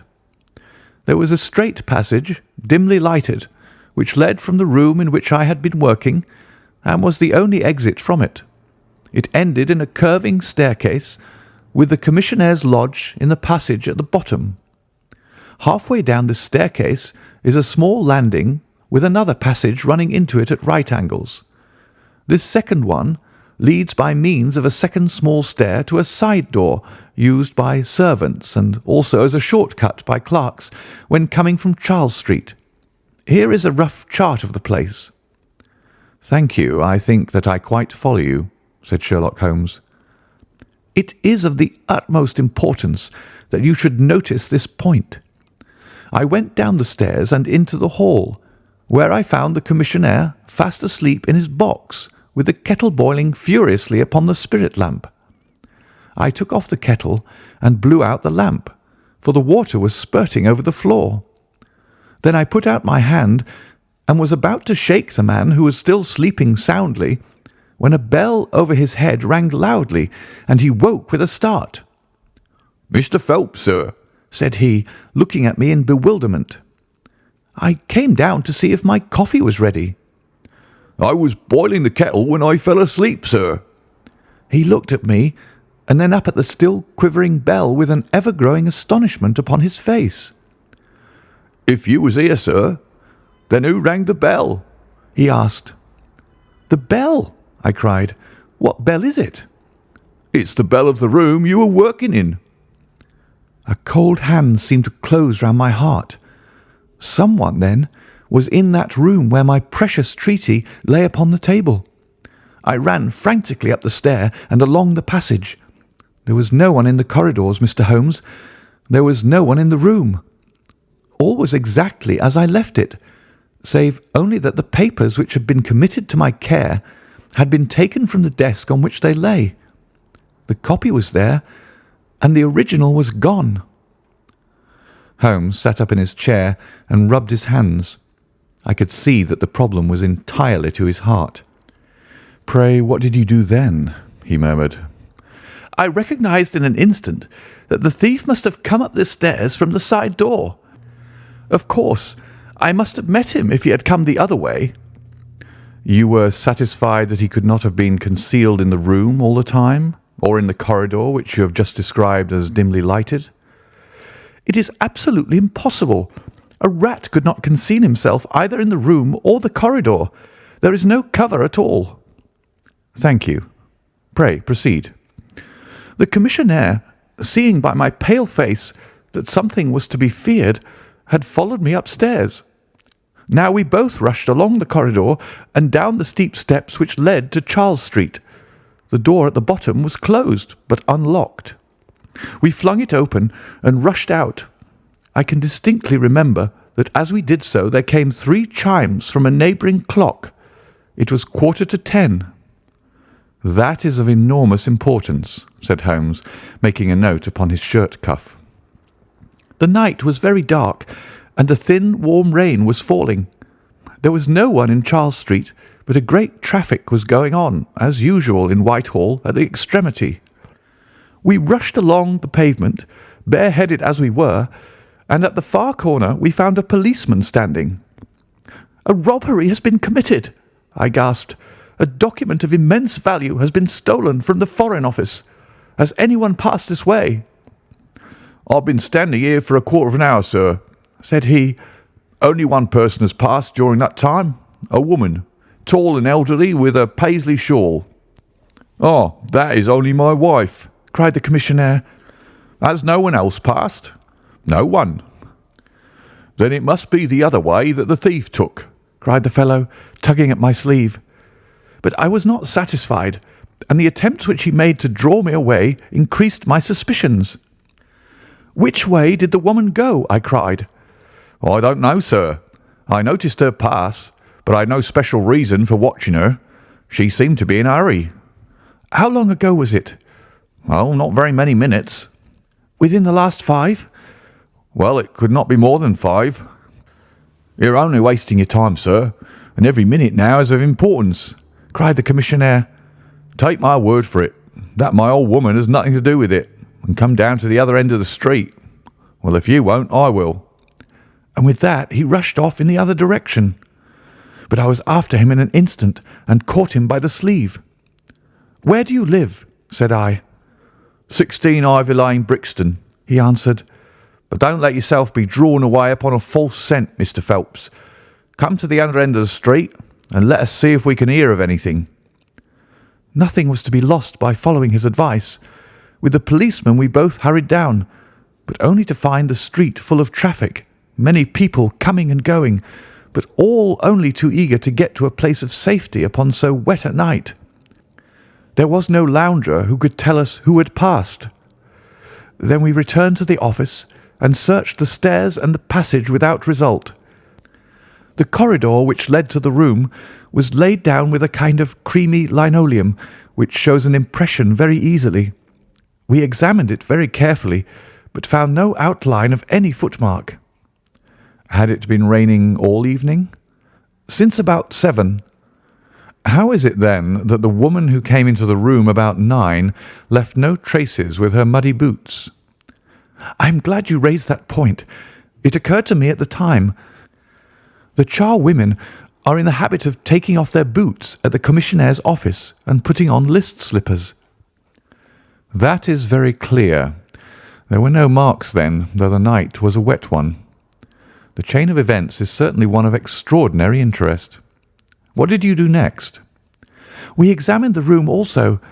There is no possibility of a secret door, and the windows are quite 30 feet from the ground. Both of them were fastened on the inside. The carpet prevents any possibility of a trapdoor, and the ceiling is of the ordinary whitewashed kind. I will pledge my life that whoever stole my papers could only have come through the door. How about the fireplace? They use none. There is a stove. The bell rope hangs from the wire just to the right of my desk. Whoever rang it must have come right up to the desk to do it. But why should any criminal wish to ring the bell? It is a most insoluble mystery. Certainly the incident was unusual. What were your next steps? You examined the room, I presume, to see if the intruder had left any traces, any cigar end or dropped glove or hairpin or other trifle. There was nothing of the sort. No smell? Well, we never thought of that. Ah, a scent of tobacco would have been worth a great deal to us in such an investigation. I never smoke myself, so I think I should have observed if there had been any smell of tobacco.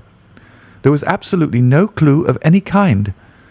The only tangible fact was that the commissionnaire's wife, Mrs. Tangey was the name, had hurried out of the place. He could give no explanation, save that it was about the time when the woman always went home. The policeman and I agreed that our best plan would be to seize the woman before she could get rid of the papers, presuming that she had them.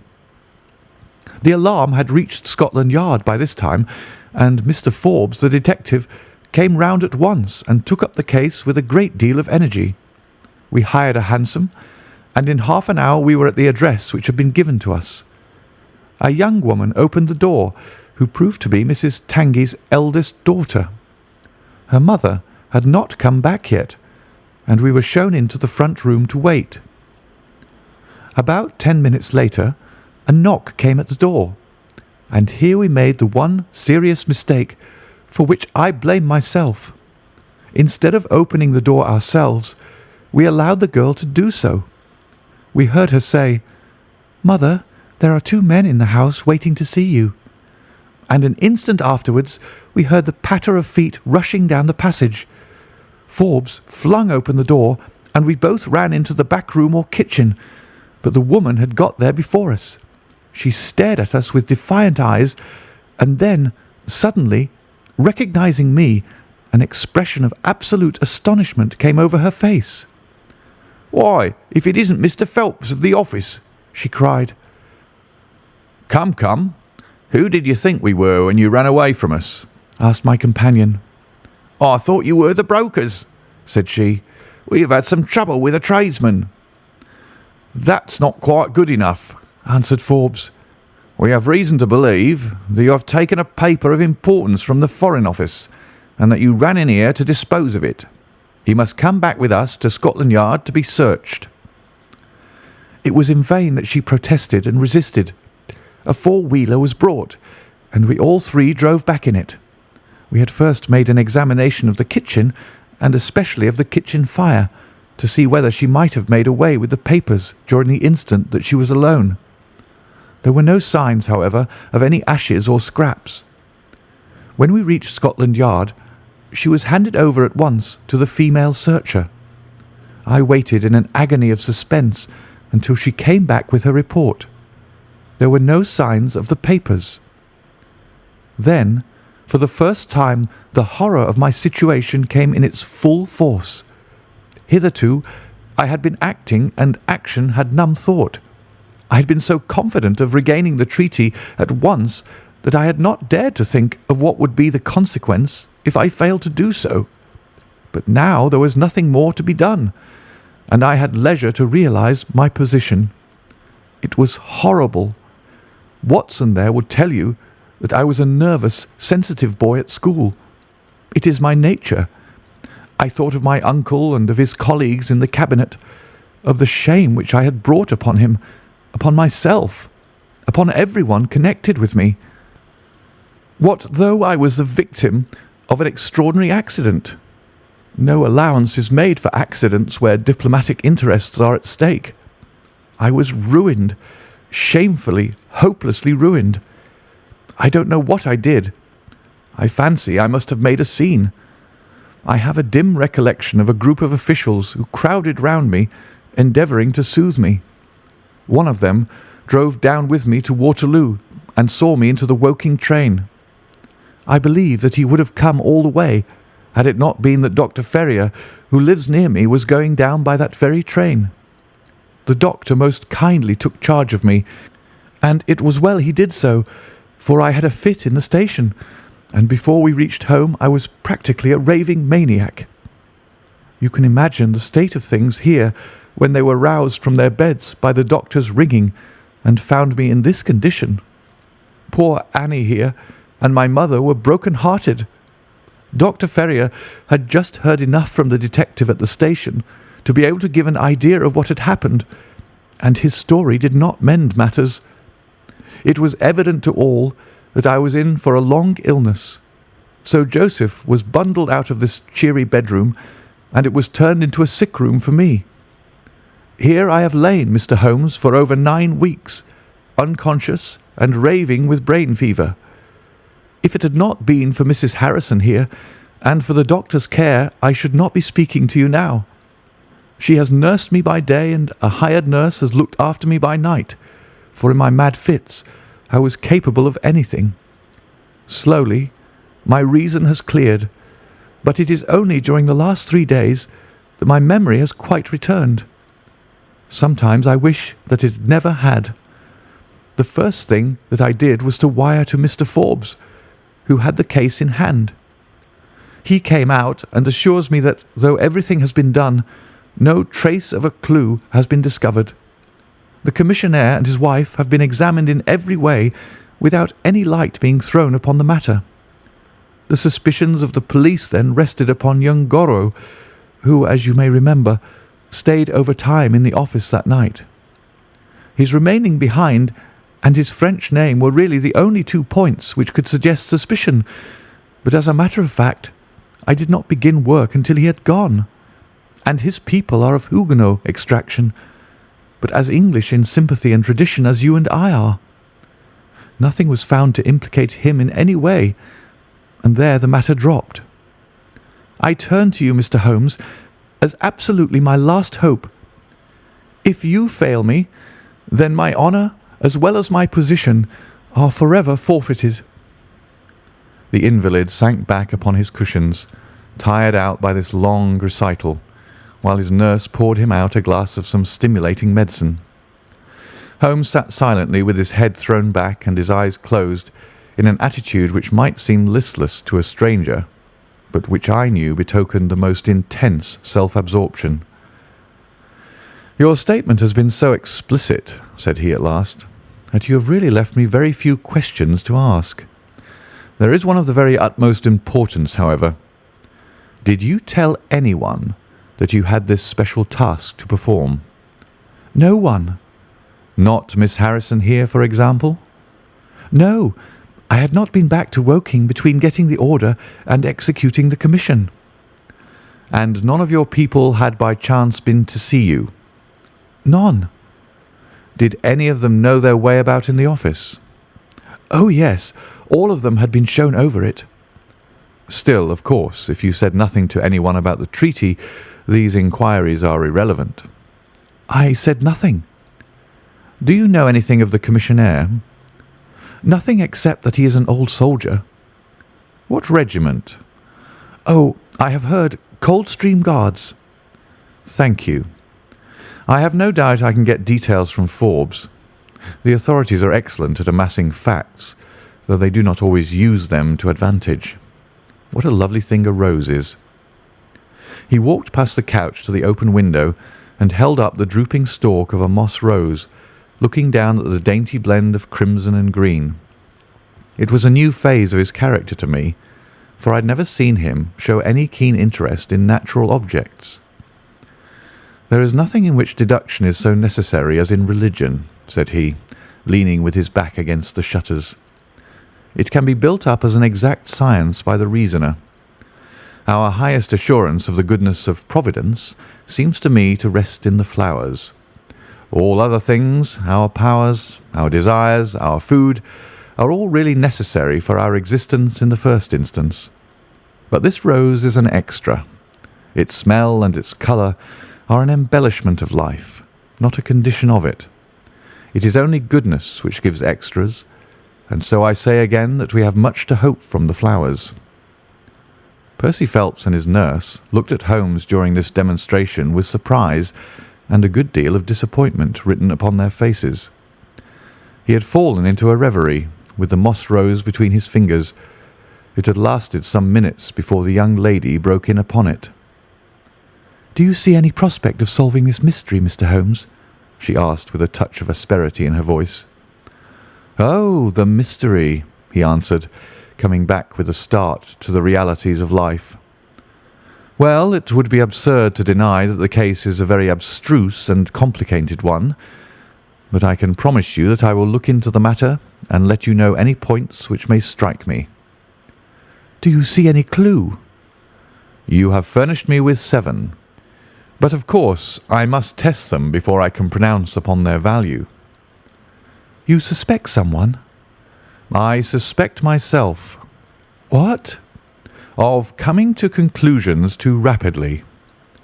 "Then go to London and test your conclusions." "Your advice is very excellent, Miss Harrison," said Holmes, rising. "I think, Watson, we cannot do better.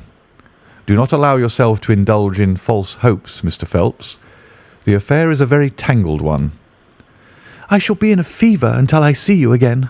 cried the diplomatist. "Well, I'll come out by the same train tomorrow, though it's more than likely that my report will be a negative one." "God bless you for promising to come," cried our client. "It gives me fresh life to know that something is being done. By the way, I have had a letter from Lord Holdhurst." "Ha! What did he say?" "He was cold, but not harsh. I dare say my severe illness prevented him from being that. He repeated that the matter was of the utmost importance, and added that no steps would be taken about my future, by which he means, of course, my dismissal, until my health was restored and I had an opportunity of repairing my misfortune." "Well, that was reasonable and considerate," said Holmes. "Come, Watson, for we have a good day's work before us in town." Mr. Joseph Harrison drove us down to the station, and we were soon whirling up in a Portsmouth train. Holmes was sunk in profound thought, and hardly opened his mouth until we had passed Clapham Junction. "It's a very cheery thing to come into London by any of these lines which run high and allow you to look down upon the houses like this." I thought he was joking, for the view was sordid enough, but he soon explained himself. "Look at those big, isolated clumps of building rising up above the slates like brick islands in a lead-coloured sea. The board schools? Lighthouses, my boy, beacons of the future, capsules with hundreds of bright little seeds in each, out of which will spring the wise, better England of the future. I suppose that man Phelps does not drink?" "I should not think so." "Nor should I, but we are bound to take every possibility into account.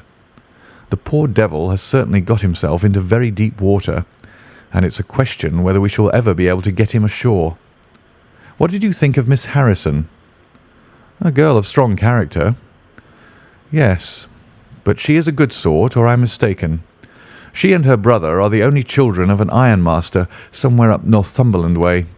He got engaged to her when travelling last winter, and she came down to be introduced to his people with her brother as escort.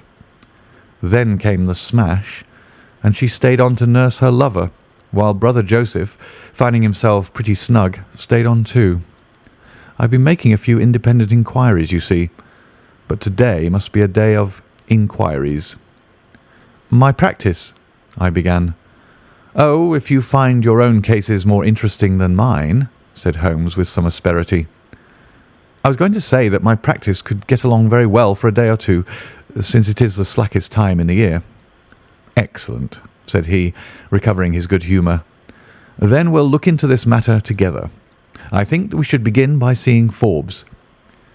He can probably tell us all the details we want until we know from what side the case is to be approached." "You said you had a clue?" "Well, we have several, but we can only test their value by further inquiry. The most difficult crime to track is the one which is purposeless. Now, this is not purposeless. Who is it who profits by it? There is the French ambassador, there is the Russian, there is whoever might sell it to either of these, and there is Lord Holdhurst." "Lord Holdhurst?" "Well, it is just conceivable that a statesman might find himself in a position where he was not sorry to have such a document accidentally destroyed." "Not a statesman with the honourable record of Lord Holdhurst." "It is a possibility, and we cannot afford to disregard it. We shall see the noble lord to-day, and find out if he can tell us anything. Meanwhile, I have already set inquiries on foot." "Already?" "Yes, I sent wires from Woking Station to every evening paper in London. This advertisement will appear in each of them." He handed over a sheet torn from a notebook. On it was scribbled in pencil, £10 reward, the number of the cab which dropped a fare at or about the door of the Foreign Office in Charles Street at 9:45 in the evening of May 23rd. Apply 221B, Baker Street. "You're confident that the thief came in a cab?" "If not, there is no harm done.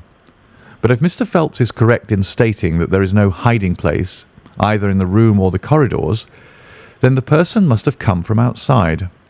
If he came from outside on so wet a night, and yet left no trace of damp upon the linoleum, which was examined within a few minutes of his passing, then it is exceeding probable that he came in a cab. Yes, I think that we may safely deduce a cab. It sounds plausible. That is one of the clues of which I spoke. It may lead us to something. And then, of course, there is the bell, which is the most distinctive feature of the case. Why should the bell ring? Was it the thief who did it out of bravado? Or was it someone who was with the thief who did it in order to prevent the crime? Or was it an accident? Or was it...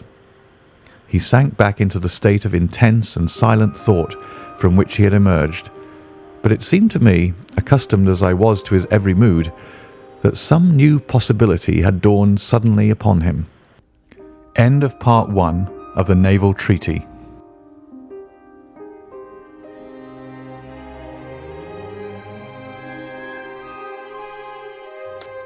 Part 2.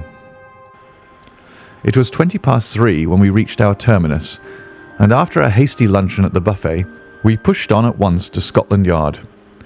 Holmes had already wired to Forbes, and we found him waiting to receive us, a small, foxy man with a sharp but by no means amiable expression. He was decidedly frigid in his manner to us, especially when he heard the errand upon which we had come. "I've heard of your methods before now, Mr. Holmes," said he tartly. "You're ready enough to use all the information that the police can lay at your disposal, and then you try to finish the case yourself and bring discredit on them." "On the contrary," said Holmes, "out of my last 53 cases my name has only appeared in 4, and the police have had all the credit in 49. I don't blame you for not knowing this, for you are young and inexperienced, but if you wish to get on in your new duties, you will work with me and not against me." "I'll be very glad of a hint or two," said the detective, changing his manner. "I've certainly had no credit from the case so far." "What steps have you taken?" "Tanguy, the commissionaire, has been shadowed. He left the guards with a good character, and we can find nothing against him. His wife is a bad lot, though. I fancy she knows more about this than appears." "Have you shadowed her?" "We have set one of our women on to her. Mrs. Tanguy drinks, and our woman has been with her twice when she was well on, but she could get nothing out of her." "I understand that they have brokers in the house." "Yes, but they were paid off." "Where did the money come from?" "That was all right. His pension was due. They have not shown any sign of being in funds." "What explanation did she give of having answered the bell when Mr. Phelps rang for the coffee?" "She said that her husband was very tired and she wished to relieve him." "Well, certainly that would agree with his being found a little later asleep in his chair. There is nothing against them, then, but the woman's character. Did you ask her why she hurried away that night? Her haste attracted the attention of the police constable." "She was later than usual and wanted to get home." "Did you point out to her that you and Mr. Phelps, who started at least 20 minutes after her, got home before her?" "She explains that by the difference between a bus and a hansom." "Did she make it clear why, on reaching her house, she ran into the back kitchen?" "Because she had the money there with which to pay off the brokers." "She has at least an answer for everything. Did you ask her whether in leaving she met anyone or saw anyone loitering about Charles Street?" "She saw no one but the constable." "Well, you seem to have cross-examined her pretty thoroughly. What else have you done?" "The clerk, Gorrow, has been shadowed all these 9 weeks, but without result. We can show nothing against him." "Anything else?" "Well, we have nothing else to go upon. No evidence of any kind." "Have you formed a theory about how that bell rang?" "Well, I must confess that it beats me. It was a cool hand, whoever it was, to go and give the alarm like that." "Yes, it was a queer thing to do. Many thanks to you for what you've told me. If I can put the man into your hands, you shall hear from me. Come along, Watson." "Where are we going to now?" I asked as we left the office. "We are now going to interview Lord Holdhurst, the Cabinet Minister and future Premier of England." We were fortunate in finding that Lord Holdhurst was still in his chambers in Downing Street, and on Holmes sending in his card we were instantly shown up. The statesman received us with that old-fashioned courtesy for which he is remarkable, and seated us on the two luxuriant loungers on either side of the fireplace. Standing on the rug between us, with his slight, tall figure, his sharp features, thoughtful face, and curling hair prematurely tinged with grey, he seemed to represent that not too common type, a nobleman who is in truth noble. "Your name is very familiar to me, Mr. Holmes," said he, smiling, "and of course I cannot pretend to be ignorant of the object of your visit. There has only been one occurrence in these offices which could call for your attention. In whose interest are you acting, may I ask?" "In that of Mr. Percy Phelps," answered Holmes. "Ah, my unfortunate nephew. You can understand that our kinship makes it the more impossible for me to screen him in any way. I fear that the incident must have a very prejudicial effect upon his career." "But if the document is found?" "Ah, that of course would be different. I had one or two questions which I wish to ask you, Lord Holdhurst." "I shall be happy to give you any information in my power." "Was it in this room that you gave your instructions as to the copying of the document?" "It was." "Then you could hardly have been overheard." "It is out of the question." "Did you ever mention to anyone that it was your intention to give anyone the treaty to be copied?" "Never." "You are certain of that?" "Absolutely." "Well, since you never said so, and Mr. Phelps never said so, and nobody else knew anything of the matter, then the thief's presence in the room was purely accidental. He saw his chance, and he took it." The statesman smiled. "You take me out of my province there," said he. Holmes considered for a moment. "There is another very important point which I wish to discuss with you," said he. "You feared, as I understand, that very grave results might follow from the details of this treaty becoming known." A shadow passed over the expressive face of the statesman. "Very grave results indeed." "And have they occurred?" "Not yet." "If the treaty had reached, let us say, the French or Russian Foreign Office, you would expect to hear of it." "I should," said Lord Holdhurst with a wry face. "Since nearly 10 weeks have elapsed, then, and nothing has been heard, it is not unfair to suppose that for some reason the treaty has not reached them." Lord Holdhurst shrugged his shoulders. "We can hardly suppose, Mr. Holmes, that the thief took the treaty in order to frame it and hang it up." "Perhaps he's waiting for a better price." "If he waits a little longer, he will get no price at all. The treaty will cease to be secret in a few months." "That is most important," said Holmes. "Of course, it is a possible supposition that the thief has had a sudden illness." "An attack of brain fever, for example?" asked the statesman, flashing a swift glance at him. "I did not say so," said Holmes imperturbably. "And now, Lord Holdhurst, we have already taken up too much of your valuable time, and we shall wish you good day."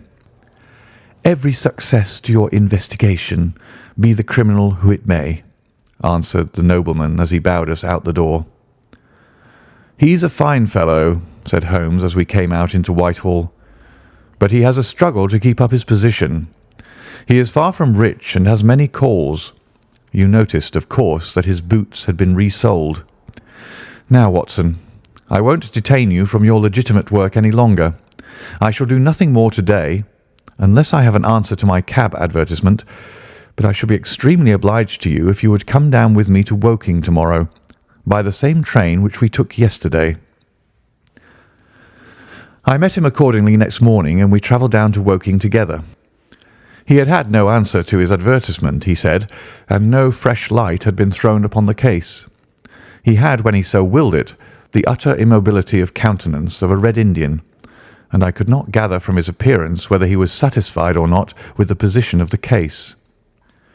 His conversation, I remember, was about the Bertillon system of measurements, and he expressed his enthusiastic admiration of the French savant.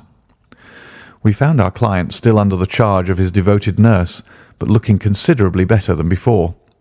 He rose from the sofa and greeted us without difficulty when we entered. "Any news?" he asked eagerly. "My report, as I expected, is a negative one," said Holmes. "I have seen Forbes, and I have seen your uncle, and I have set one or two trains of inquiry upon foot which may lead to something." "You have not lost heart, then?" "By no means." "God bless you for saying that," cried Miss Harrison.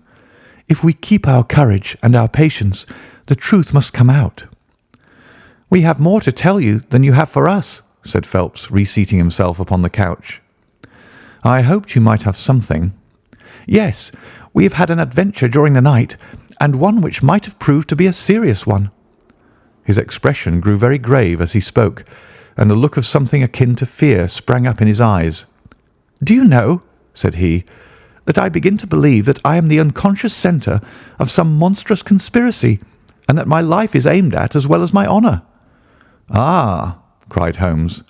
"It sounds incredible, for I have not, as far as I know, an enemy in the world. Yet from last night's experience I can come to no other conclusion." "Pray let me hear it." "You must know that last night was the very first night that I have ever slept without a nurse in the room. I was so much better that I thought I could dispense with one. I had a night light burning, however. Well, about 2 in the morning I had sunk into a light sleep when I was suddenly aroused by a slight noise. It was like the sound which a mouse makes when it is gnawing a plank, and I lay listening to it for some time under the impression that it must come from that cause. Then it grew louder, and suddenly there came from the window a sharp metallic snick.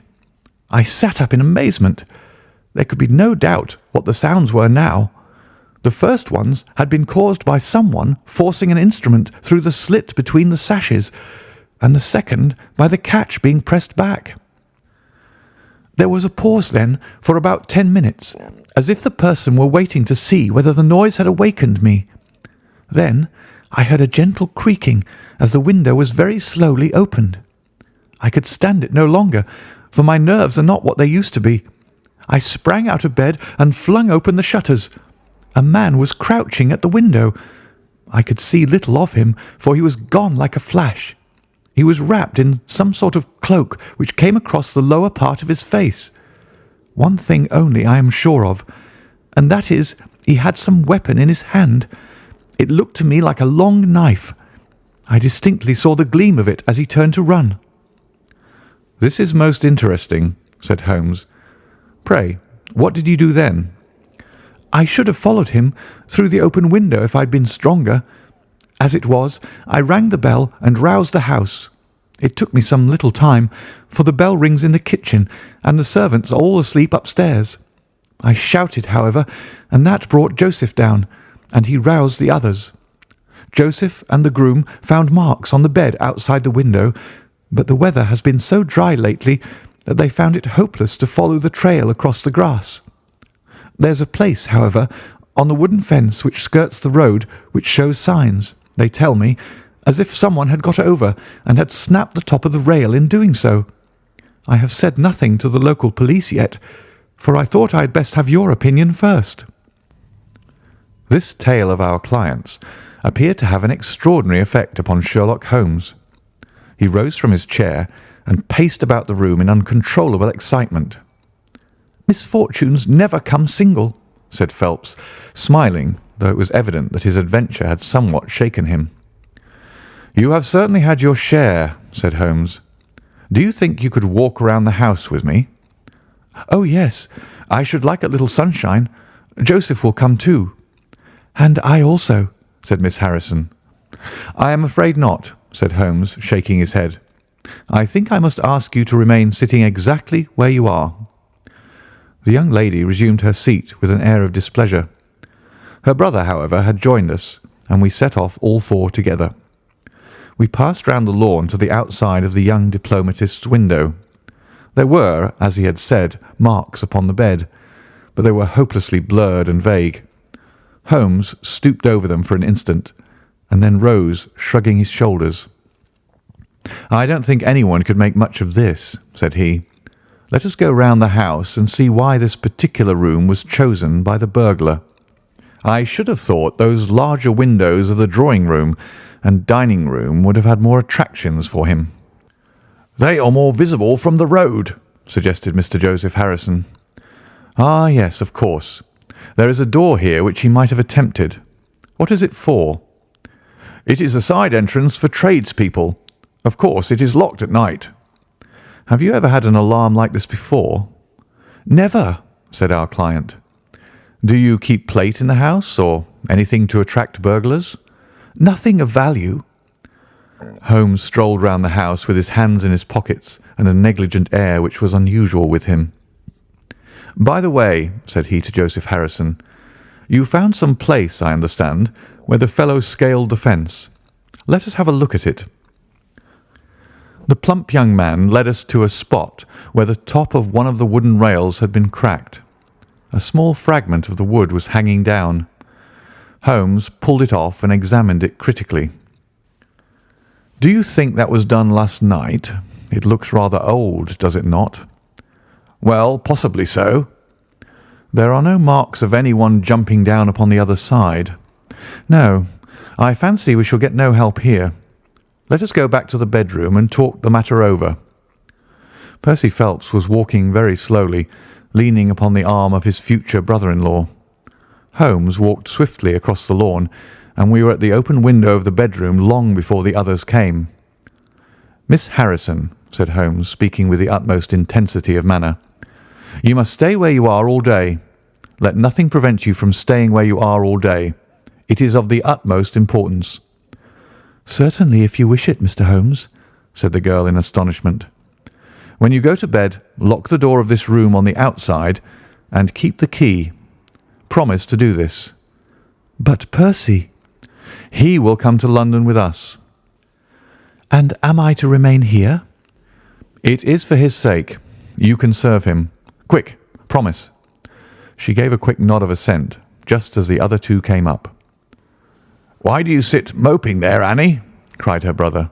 "Come out into the sunshine." "No, thank you, Joseph. I have a slight headache, and this room is deliciously cool and soothing." "What do you propose now, Mr. Holmes?" asked our client.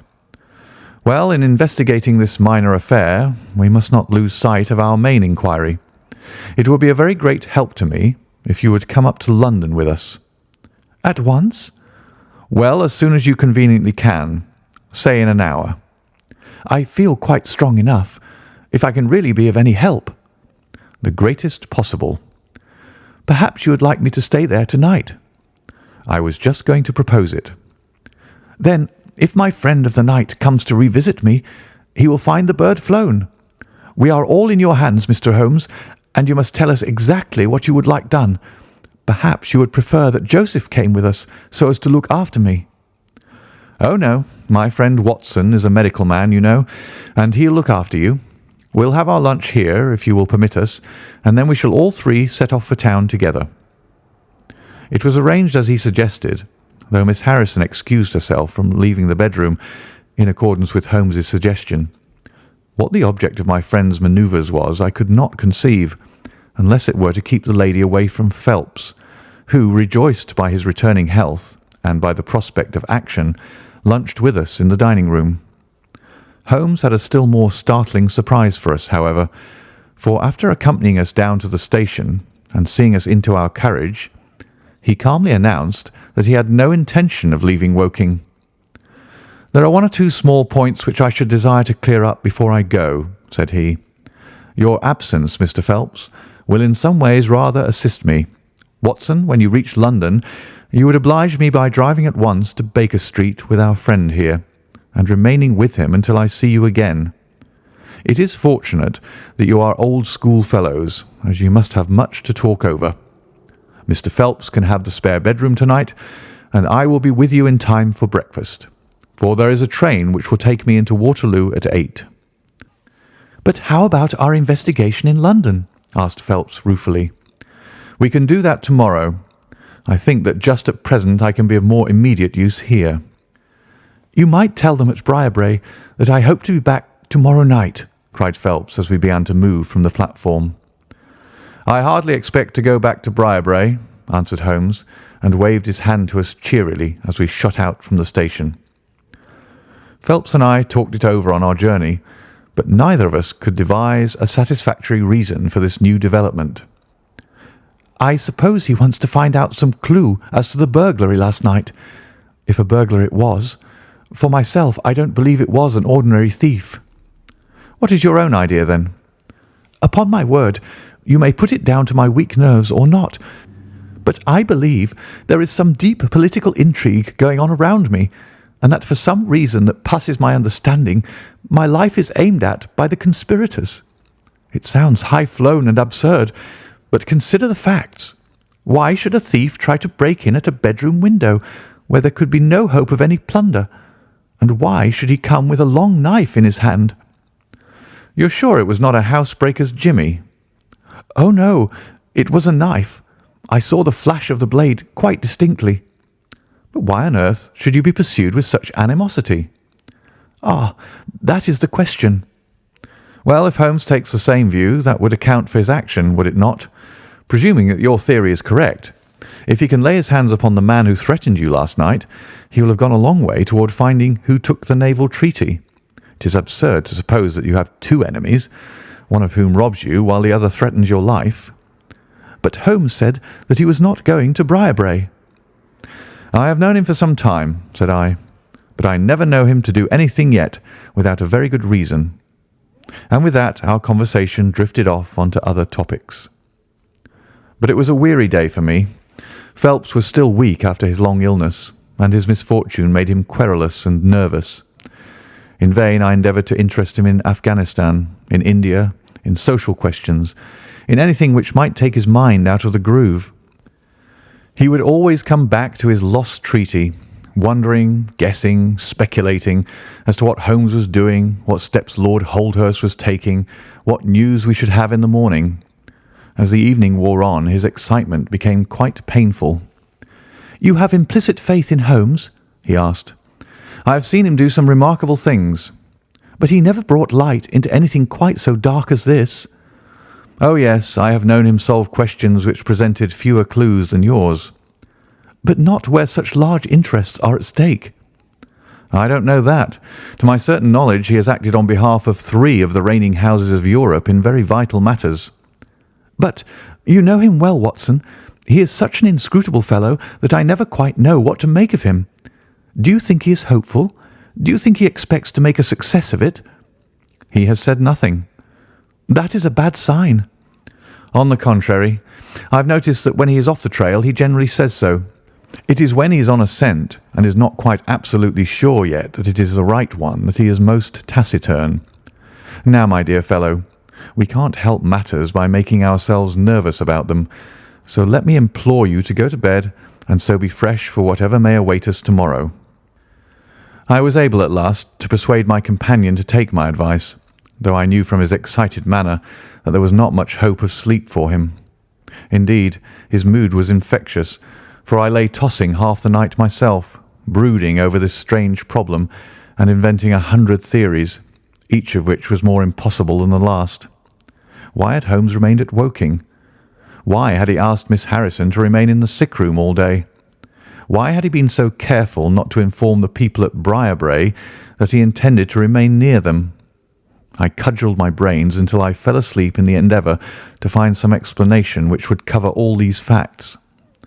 It was 7 o'clock when I awoke, and I set off at once for Phelps's room to find him haggard and spent after a sleepless night. His first question was whether Holmes had arrived yet. "He'll be here when he promised," said I, "and not an instant sooner or later." And my words were true, for shortly after 8 a hansom dashed up to the door and our friend got out of it. Standing in the window, we saw that his left hand was swathed in a bandage and that his face was very grim and pale. He entered the house, but it was some little time before he came upstairs. "He looks like a beaten man," cried Phelps. I was forced to confess that he was right. "After all," said I, "the clue of the matter lies probably here in town." Phelps gave a groan. "I don't know how it is," said he, "but I had hoped for so much from his return. But surely his hand was not tied up like that yesterday. What can be the matter?" "You are not wounded, Holmes?" I asked as my friend entered the room. "Tut, it is only a scratch through my own clumsiness," he answered, nodding his good mornings to us. "This case of yours, Mr. Phelps, is certainly one of the darkest which I have ever investigated." "I feared that you would find it beyond you."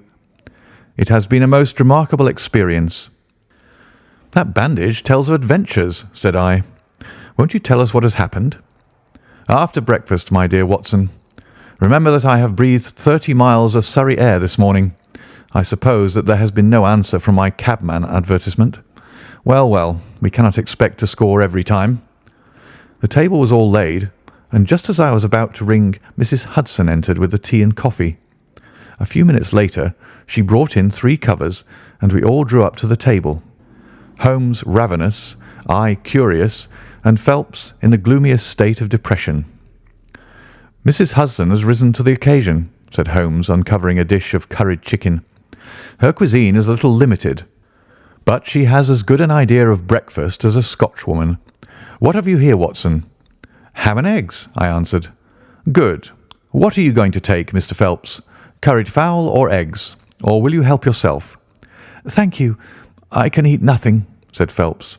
"Oh, come, try the dish before you." "Thank you. I would really rather not." "Well, then," said Holmes with a mischievous twinkle, "I suppose that you have no objection to helping me?" Phelps raised the cover, and as he did so he uttered a scream and sat there staring with a face as white as the plate upon which he looked. Across the centre of it was lying a little cylinder of blue-grey paper. He caught it up, devoured it with his eyes, and then danced madly about the room, pressing it to his bosom and shrieking out in his delight.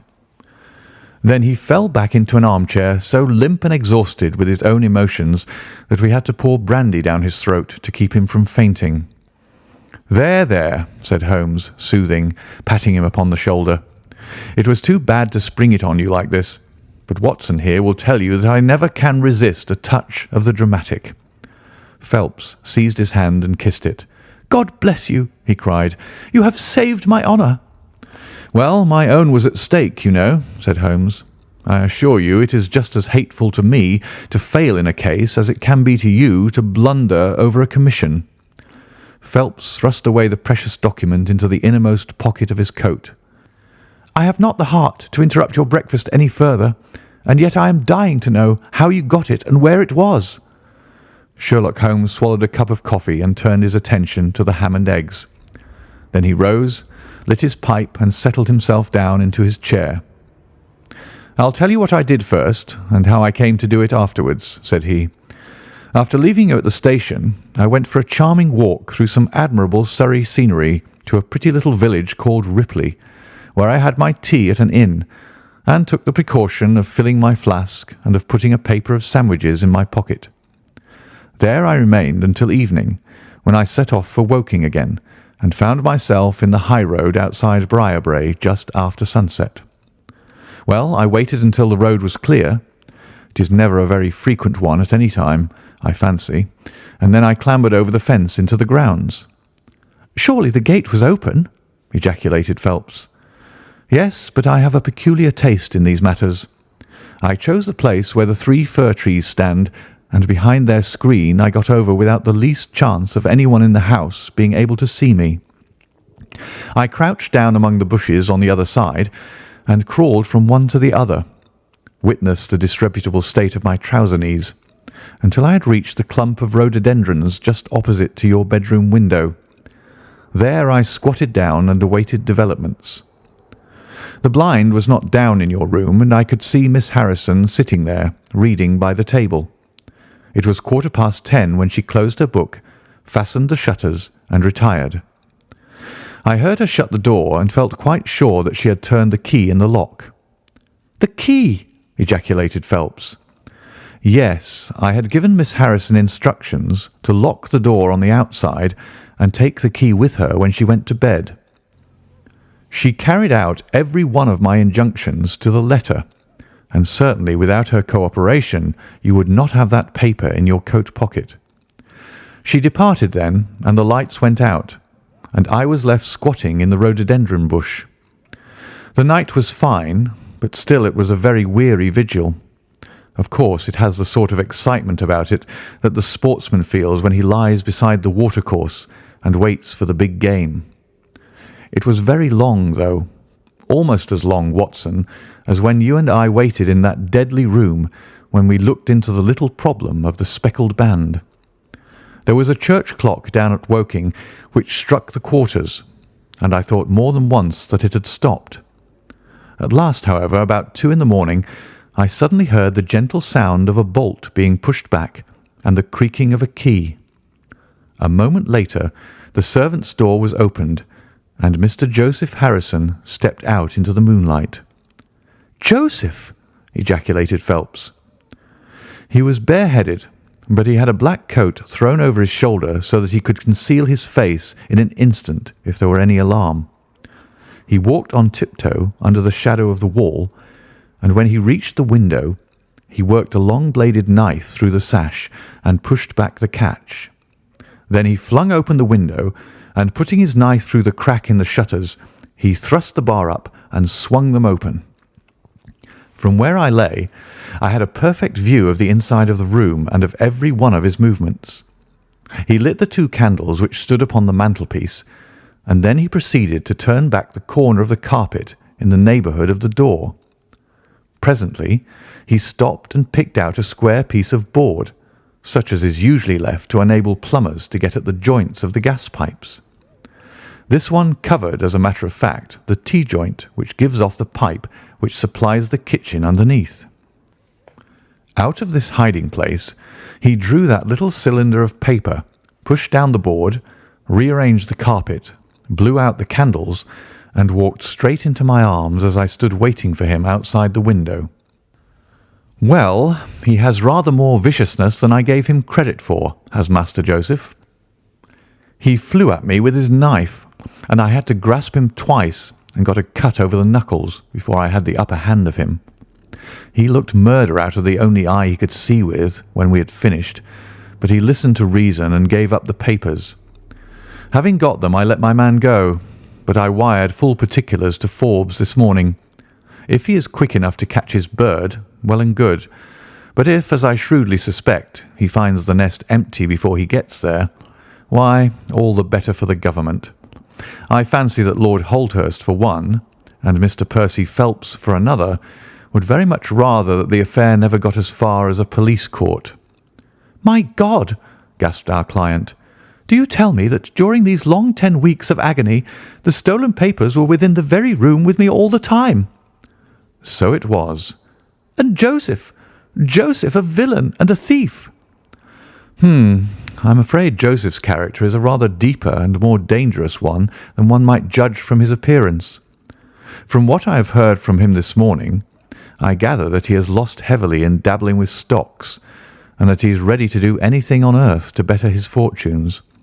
Being an absolutely selfish man, when a chance presented itself, he did not allow either his sister's happiness or your reputation to hold his hand. Percy Phelps sank back in his chair. "My head whirls," said he. "Your words have dazed me." "The principal difficulty in your case," remarked Holmes in his didactic fashion, "lay in the fact there being too much evidence. What was vital was overlaid and hidden by what was irrelevant. Of all the facts which were presented to us, we had to pick just those which we deemed to be essential, and then piece them together in their order, so as to reconstruct this very remarkable chain of events. I had already begun to suspect Joseph, from the fact that you had intended to travel home with him that night, and that therefore it was a likely enough thing that he should call for you, knowing the Foreign Office well, upon his way. When I heard that someone had been so anxious to get into the bedroom, in which no one but Joseph could have concealed anything, you told us in your narrative how you had turned Joseph out when you arrived with the doctor, my suspicions all changed to certainties, especially as the attempt was made on the first night upon which the nurse was absent, showing that the intruder was well acquainted with the ways of the house. How blind I have been! The facts of the case, as far as I have worked them out, are these. This Joseph Harrison entered the office through the Charles Street door, and knowing his way, he walked straight into your room the instant after you left it. Finding no one there, he promptly rang the bell, and at the instant that he did so, his eyes caught the paper upon the table. A glance showed him that chance had put in his way a state document of immense value, and in an instant he had thrust it into his pocket and was gone. A few minutes elapsed, as you remember, before the sleepy commissionaire drew your attention to the bell, and those were just enough to give the thief time to make his escape. He made his way to Woking by the first train, and having examined his booty and assured himself that it really was of immense value, he had concealed it in what he thought was a very safe place, with the intention of taking it out again in a day or two and carrying it to the French embassy, or wherever he thought that a long price was to be had. Then came your sudden return. He, without a moment's warning, was bundled out of his room, and from that time onward there were always at least two of you there to prevent him from regaining his treasure. The situation to him must have been a maddening one, but at last he thought he saw his chance. He tried to steal in, but was baffled by your wakefulness. You remember that you did not take your usual draught that night. I remember. I fancy that he had taken steps to make that draught efficacious, and that he quite relied upon you being unconscious. Of course, I understood that he would repeat the attempt whenever it could be done with safety. Your leaving the room gave him the chance he wanted. I kept Miss Harrison in it all day so that he might not anticipate us. Then, having given him the idea that the coast was clear, I kept guard as I have described. I already knew that the papers were probably in the room, but I had no desire to rip up all the planking and skirting in search of them. I let him take them, therefore, from the hiding place, and so saved myself an infinity of trouble. Is there any other point which I can make clear? Why did he try the window on the first occasion, I asked, when he might have entered by the door? In reaching the door, he would have to pass 7 bedrooms. On the other hand, he could get out onto the lawn with ease. Anything else? You do not think, asked Phelps, that he had any murderous intention? The knife was only meant as a tool. It may be so, answered Holmes, shrugging his shoulders. I can only say for certain that Mr. Joseph Harrison is a gentleman to whose mercy I should be extremely unwilling to trust. End of the Naval Treaty.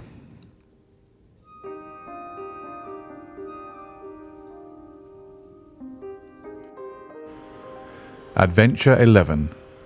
The Final Problem.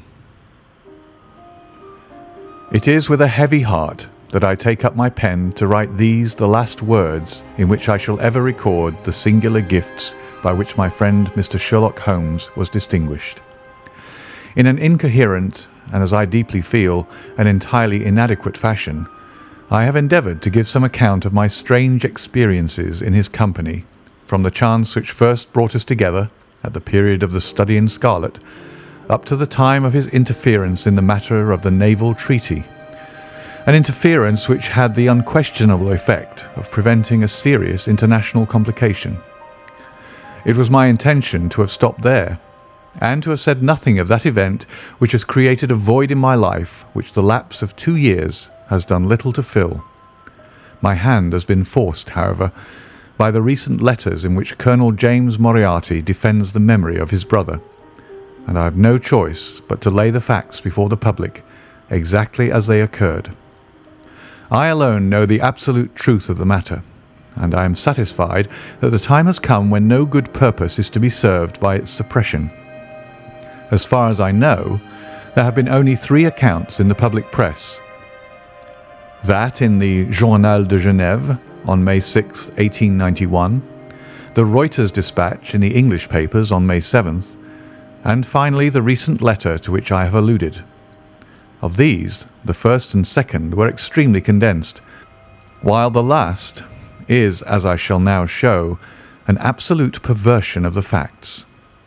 It lies with me to tell for the first time what really took place between Professor Moriarty and Mr. Sherlock Holmes. It may be remembered that after my marriage and my subsequent start in private practice, the very intimate relations which had existed between Holmes and myself became to some extent modified. He still came to me from time to time when he desired a companion in his investigation, but these occasions grew more and more seldom, until I find that in the year 1890 there were only 3 cases of which I retain any record. During the winter of that year and the early spring of 1891, I saw in the papers that he had been engaged by the French government upon a matter of supreme importance, and I received 2 notes from Holmes, dated from Narbonne and from Nîmes, from which I gathered that his stay in France was likely to be a long one. It was with some surprise, therefore, that I saw him walk into my consulting room upon the evening of April 24th. It struck me that he was looking even paler and thinner than usual. "Yes, I have been using myself up rather too freely," he remarked in answer to my look rather than to my words. "I have been a little pressed of late. Have you any objection to my closing your shutters?" The only light in the room came from the lamp upon the table at which I had been reading. Holmes edged his way round the wall, and flinging the shutters together, he bolted them securely. "You're afraid of something?" I asked. "Well, I am." "Of what?" "Of air guns." "My dear Holmes, what do you mean?" "I think that you know me well enough, Watson, to understand that I am by no means a nervous man. At the same time, it is stupidity rather than courage to refuse to recognize danger when it is close upon you. Might I trouble you for a match?" He drew in the smoke of his cigarette as if the soothing influence was grateful to him. "I must apologize for calling so late," said he, "and I must further beg you to be so unconventional as to allow me to leave your house presently by scrambling over your back garden wall." "But what does it all mean?" I asked. He held out his hand, and I saw in the light of the lamp that 2 of his knuckles were burst and bleeding. "It is not an airy nothing, you see," said he, smiling. "On the contrary, it is solid enough for a man to break his hand over. Is Mrs. Watson in?" "She's away upon a visit." "Indeed. You are alone?" "Quite." "Then it makes it easier for me to propose that you should come away with me for a week to the Continent." "Where?" "Oh, anywhere. It's all the same to me." There was something very strange in all this. It was not Holmes's nature to take an aimless holiday, and something about his pale, worn face told me that his nerves were at their highest tension. He saw the question in my eyes, and putting his fingertips together and his elbows upon his knees, he explained the situation. "You have probably never heard of Professor Moriarty," said he. "Never." "Aye, there's the genius and the wonder of the thing," he cried. "The man pervades London, and no one has heard of him. That's what puts him on a pinnacle in the records of crime.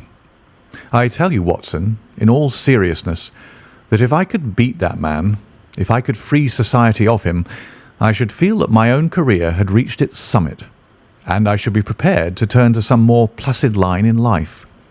Between ourselves, the recent cases in which I have been of assistance to the royal family of Scandinavia and to the French Republic have left me in such a position that I could continue to live in the quiet fashion which is most congenial to me, and to concentrate my attention upon my chemical researches.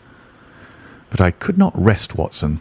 I could not sit quiet in my chair if I thought that such a man as Professor Moriarty were walking the streets of London unchallenged." "What has he done, then?" "His career has been an extraordinary one. He is a man of good birth and excellent education, endowed by nature with a phenomenal mathematical faculty. At the age of 21, he wrote a treatise upon the binomial theorem, which has had a European vogue. On the strength of it, he won the mathematical chair at one of our smaller universities, and had, to all appearances, a most brilliant career before him. But the man had hereditary tendencies of the most diabolical kind. A criminal strain ran in his blood, which, instead of being modified, was increased and rendered infinitely more dangerous by his extraordinary mental powers. Dark rumours gathered round him in the university town, and eventually he was compelled to resign his chair and to come down to London, where he set up as an army coach. So much is known to the world, but what I am telling you now is what I have myself discovered. As you are aware, Watson, there is no one who knows the higher criminal world of London so well as I do. For years past, I have continually been conscious of some power behind the malefactor, some deep organising power which forever stands in the way of the law and throws its shield over the wrongdoer. Again and again, in cases of the most varying sorts, forgery cases, robberies, murders, I have felt the presence of this force, and I have deduced its action in many of those undiscovered crimes in which I have not been personally consulted.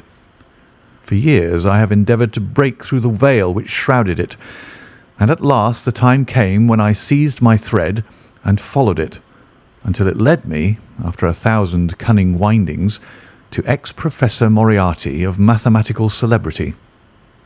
He is the Napoleon of crime, Watson. He is the organiser of half that is evil, of nearly all that is undetected in this great city. He is a genius, a philosopher, an abstract thinker. He has a brain of the first order. He sits motionless, like a spider in the centre of its web, but that web has 1,000 radiations, and he knows well every quiver of each of them. He does little himself. He only plans, but his agents are numerous and splendidly organised. Is there a crime to be done, a paper to be abstracted, we will say a house to be rifled, a man to be removed? The word is passed to the professor. The matter is organised and carried out. The agent may be caught. In that case, money is found for his bail or his defence. But the central power which uses the agent is never caught, never so much as suspected. This was the organisation which I deduced, Watson, and which I devoted my whole energy to exposing and breaking up. But the professor was fenced around with safeguards so cunningly devised that, do what I would, it seemed impossible to get evidence which would convict in a court of law. You know my powers, my dear Watson, and yet at the end of 3 months I was forced to confess that I had at last met an antagonist who was my intellectual equal. My horror at his crimes was lost in my admiration at his skill. But at last he made a trip, only a little trip, but it was more than he could afford when I was so close upon him. I had my chance, and starting from that point, I have woven my net around him until now it is all ready to close. In 3 days, that is to say on Monday next, matters will be ripe, and the professor, with all the principal members of his gang, will be in the hands of the police. Then will come the greatest criminal trial of the century, the clearing up of over 40 mysteries, and the rope for all of them. But if we move at all prematurely, you understand, they may slip out of our hands even at the last moment. Now, if I could have done this without the knowledge of Professor Moriarty, all would have been well. But he was too wily for that. He saw every step which I took to draw my toils round him. Again and again he strove to break away, but I as often headed him off. I tell you, my friend, that if a detailed account of that silent contest could be written, it would take its place as the most brilliant bit of thrust and parry work in the history of detection. Never have I risen to such a height, and never have I been so hard pressed by an opponent. He cut deep, and yet I just undercut him. This morning the last steps were taken, and 3 days only were wanted to complete the business. I was sitting in my room thinking the matter over, when the door opened and Professor Moriarty stood before me. My nerves are fairly proof, Watson, but I must confess to a start when I saw the very man who'd been so much in my thoughts standing there on my threshold. His appearance was quite familiar to me. He is extremely tall and thin. His forehead domes out in a white curve, and his 2 eyes are deeply sunken in his head. He's clean-shaven, pale, and ascetic-looking, retaining something of the professor in his features. His shoulders are rounded from much study, and his face protrudes forward and is forever slowly oscillating from side to side in a curiously reptilian fashion. He peered at me with great curiosity in his puckered eyes. "You have less frontal development than I should have expected," said he at last. "It is a dangerous habit to finger loaded firearms in the pocket of one's dressing gown." The fact is that upon his entrance I had instantly recognised the extreme personal danger in which I lay. The only conceivable escape for him lay in silencing my tongue. In an instant I had slipped the revolver from the drawer into my pocket and was covering him through the cloth. At this remark I drew the weapon out and laid it cocked upon the table. He still smiled and blinked, but there was something about his eyes which made me feel very glad that I had it there. "You evidently don't know me," said he. "On the contrary," I answered, "I think it is fairly evident that I do. Pray take a chair. I can spare you 5 minutes if you have anything to say." "All that I have to say has already crossed your mind," said he. "Then possibly my answer has crossed yours," I replied. "You stand fast?" "Absolutely." He clapped his hand into his pocket, and I raised the pistol from the table, but he merely drew out a memorandum book in which he had scribbled some dates. "You crossed my path on the 4th of January," said he. "On the 23rd you incommoded me. By the middle of February I was seriously inconvenienced by you. At the end of March I was absolutely hampered in my plans, and now at the close of April I find myself placed in such a position through your continual persecution that I am in positive danger of losing my liberty. The situation is becoming an impossible one." "Have you any suggestion to make?" I asked. "You must drop it, Mr. Holmes," said he, swaying his face about. "You really must, you know." "After Monday," said I. "Tut, tut," said he. "I am quite sure that a man of your intelligence will see that there can be but one outcome to this affair. It is necessary that you should withdraw. You have worked things in such a fashion that we have only one resource left. It has been an intellectual treat to me to see the way in which you have grappled with this affair, and I say unaffectedly that it would be a grief to me to be forced to take any extreme measure. You smile, sir, but I assure you that it really would." "Danger is part of my trade," I remarked. "That is not danger," said he. "It is inevitable destruction. You stand in the way not merely of an individual, but of a mighty organization, the full extent of which you, with all your cleverness, have been unable to realize. You must stand clear, Mr. Holmes, or be trodden underfoot." "I am afraid," said I, rising, "that in the pleasure of this conversation I am neglecting business of importance which awaits me elsewhere." He rose also and looked at me in silence, shaking his head sadly. "Well, well," said he at last, "it seems a pity, but I have done what I could. I know every move of your game. You can do nothing before Monday. It has been a duel between you and me, Mr. Holmes. You hope to place me in the dock. I tell you that I will never stand in the dock. You hope to beat me. I tell you that you will never beat me. If you are clever enough to bring destruction upon me, rest assured that I shall do as much to you." "You have paid me several compliments, Mr. Moriarty," said I. "Let me pay you one in return when I say that if I were assured of the former eventuality, I would, in the interests of the public, cheerfully accept the latter." "I can promise you the one, but not the other," he snarled, and so turned his rounded back upon me and went peering and blinking out of the room. That was my singular interview with Professor Moriarty. I confess that it left an unpleasant effect upon my mind.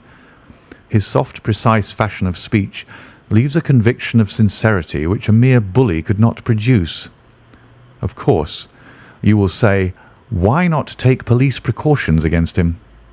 The reason is that I am well convinced that it is from his agents the blow will fall. I have the best proofs that it would be so.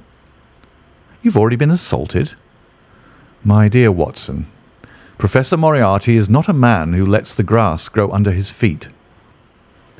I went out about midday to transact some business in Oxford Street.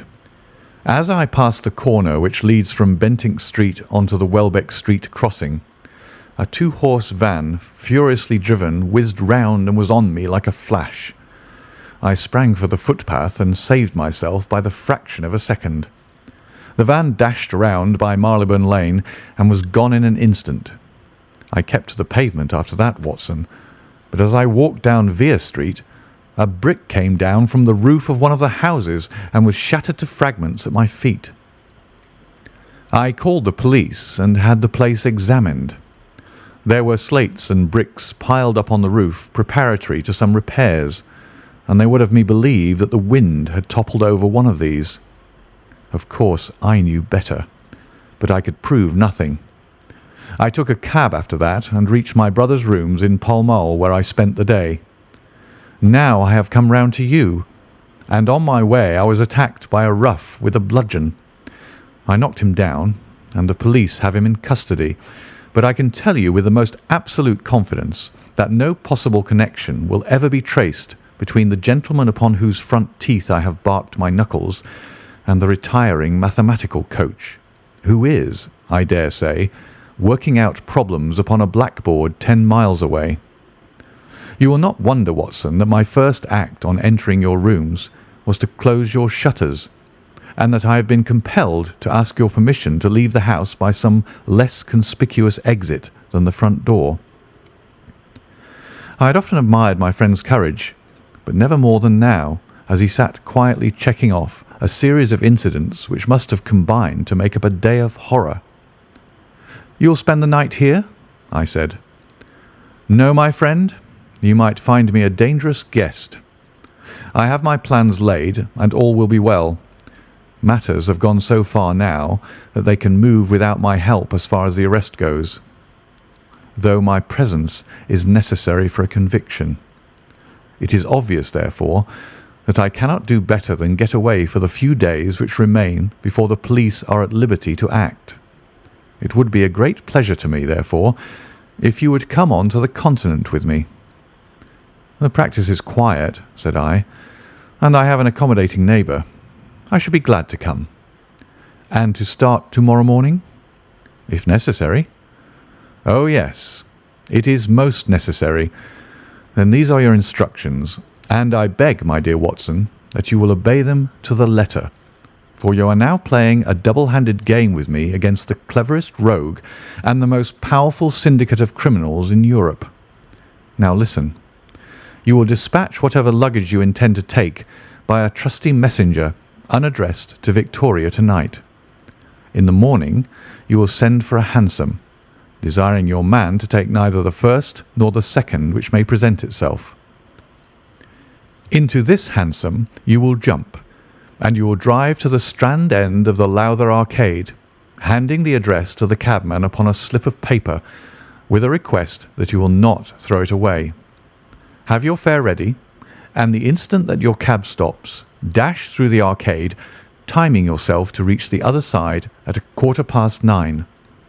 You will find a small brougham waiting close to the curb, driven by a fellow with a heavy black cloak tipped at the collar with red. Into this you will step, and you will reach Victoria in time for the Continental Express. Where shall I meet you? At the station. The second first-class carriage from the front will be reserved for us. The carriage is our rendezvous, then? Yes. It was in vain that I asked Holmes to remain for the evening. It was evident to me that he thought he might bring trouble to the roof he was under, and that was the motive which impelled him to go. With a few hurried words as to our plans for the morrow, he rose and came out with me into the garden, clambering over the wall which leads into Mortimer Street, and immediately whistling for a hansom, in which I heard him drive away. In the morning I obeyed Holmes's injunction to the letter. A hansom was procured with such precaution as would prevent its being one which was placed ready for us, and I drove immediately after breakfast to the Lowther Arcade, through which I hurried at the top of my speed. A brougham was waiting with a very massive driver wrapped in a dark cloak, who the instant that I had stepped in whipped up the horse and rattled off to Victoria Station. On my alighting, there he turned the carriage and dashed away again without so much as a look in my direction. So far all had gone admirably. My luggage was waiting for me, and I had no difficulty in finding the carriage which Holmes had indicated, the less so as it was the only one in the train which was marked engaged. My only source of anxiety now was the non-appearance of Holmes. The station clock marked only 7 minutes from the time when we were due to start. In vain I searched among the groups of travellers and leave-takers for the lithe figure of my friend. There was no sign of him. I spent a few minutes in assisting a venerable Italian priest who was endeavouring to make a porter understand, in his broken English, that his luggage was to be booked through to Paris. Then, having taken another look around, I returned to my carriage, where I found that the porter, in spite of the ticket, had given me my decrepit Italian friend as a travelling companion. It was useless for me to explain to him that his presence was an intrusion, for my Italian was even more limited than his English. So I shrugged my shoulders resignedly and continued to look out anxiously for my friend. A chill of fear had come over me, as I thought that his absence might mean that some blow had fallen during the night. Already the doors had all been shut and the whistle blown when— "My dear Watson," said a voice, "you have not even condescended to say good morning." I turned in uncontrollable astonishment. The aged ecclesiastic had turned his face towards me. For an instant the wrinkles were smoothed away, the nose drew away from the chin, the lower lips ceased to protrude, and the mouth to mumble. The dull eyes regained their fire, the drooping figure expanded. The next the whole frame collapsed again, and Holmes had gone as quickly as he had come. "Good heavens!" I cried. "How you startle me!" "Every precaution is still necessary," he whispered. "I have reason to think that they are hot upon our trail. Ah, there is Moriarty himself." The train had already begun to move as Holmes spoke. Glancing back, I saw a tall man pushing his way furiously through the crowd and waving his hand as if he desired to have the train stopped. It was too late, however, for we were rapidly gathering momentum, and an instant later had shot clear of the station. "With all our precautions, you see that we have cut it rather fine," said Holmes, laughing. He rose and, throwing off the black cassock and hat which had formed his disguise, he packed them away in a handbag. "Have you seen the morning paper, Watson?" "No." "You haven't seen about Baker Street, then?" "Baker Street?" "They set fire to our rooms last night. No great harm was done." "Good heavens, Holmes, this is intolerable." "They must have lost my track completely after their bludgeon man was arrested. Otherwise, they could not have imagined that I had returned to my rooms. They have evidently taken the precaution of watching you, however, and that is what has brought Moriarty to Victoria." "You could not have made any slip in coming?" "I did exactly what you advised." "Did you find your brougham?" "Yes, it was waiting." "Did you recognize your coachman?" "No." "It was my brother Mycroft. It is an advantage to get about in such a case without taking a mercenary into your confidence. But we must plan what we are to do about Moriarty now. As this is an express, and as the boat runs in connection with it, I should think we've shaken him off very effectively." "My dear Watson, You evidently did not realize my meaning when I said that this man may be taken as being quite on the same intellectual plane as myself. You do not imagine that if I were the pursuer, I should allow myself to be baffled by so slight an obstacle. Why, then, should you think so meanly of him? What will he do? What I should do. What would you do, then? Engage a special. But it must be late. By no means. This train stops at Canterbury, and there is always at least a quarter of an hour's delay at the boat. He will catch us there. One would think that we were the criminals. Let us have him arrested on his arrival. It would be to ruin the work of 3 months. We should get the big fish, but the smaller would dart right and left out of the net. On Monday we should have them all. No, an arrest is inadmissible. What then? We shall get out at Canterbury. And then? Well, then, we must make a cross-country journey to Newhaven, and so over to Dieppe. Moriarty will again do what I should do. He will get on to Paris, mark down our luggage, and wait for 2 days at the depot.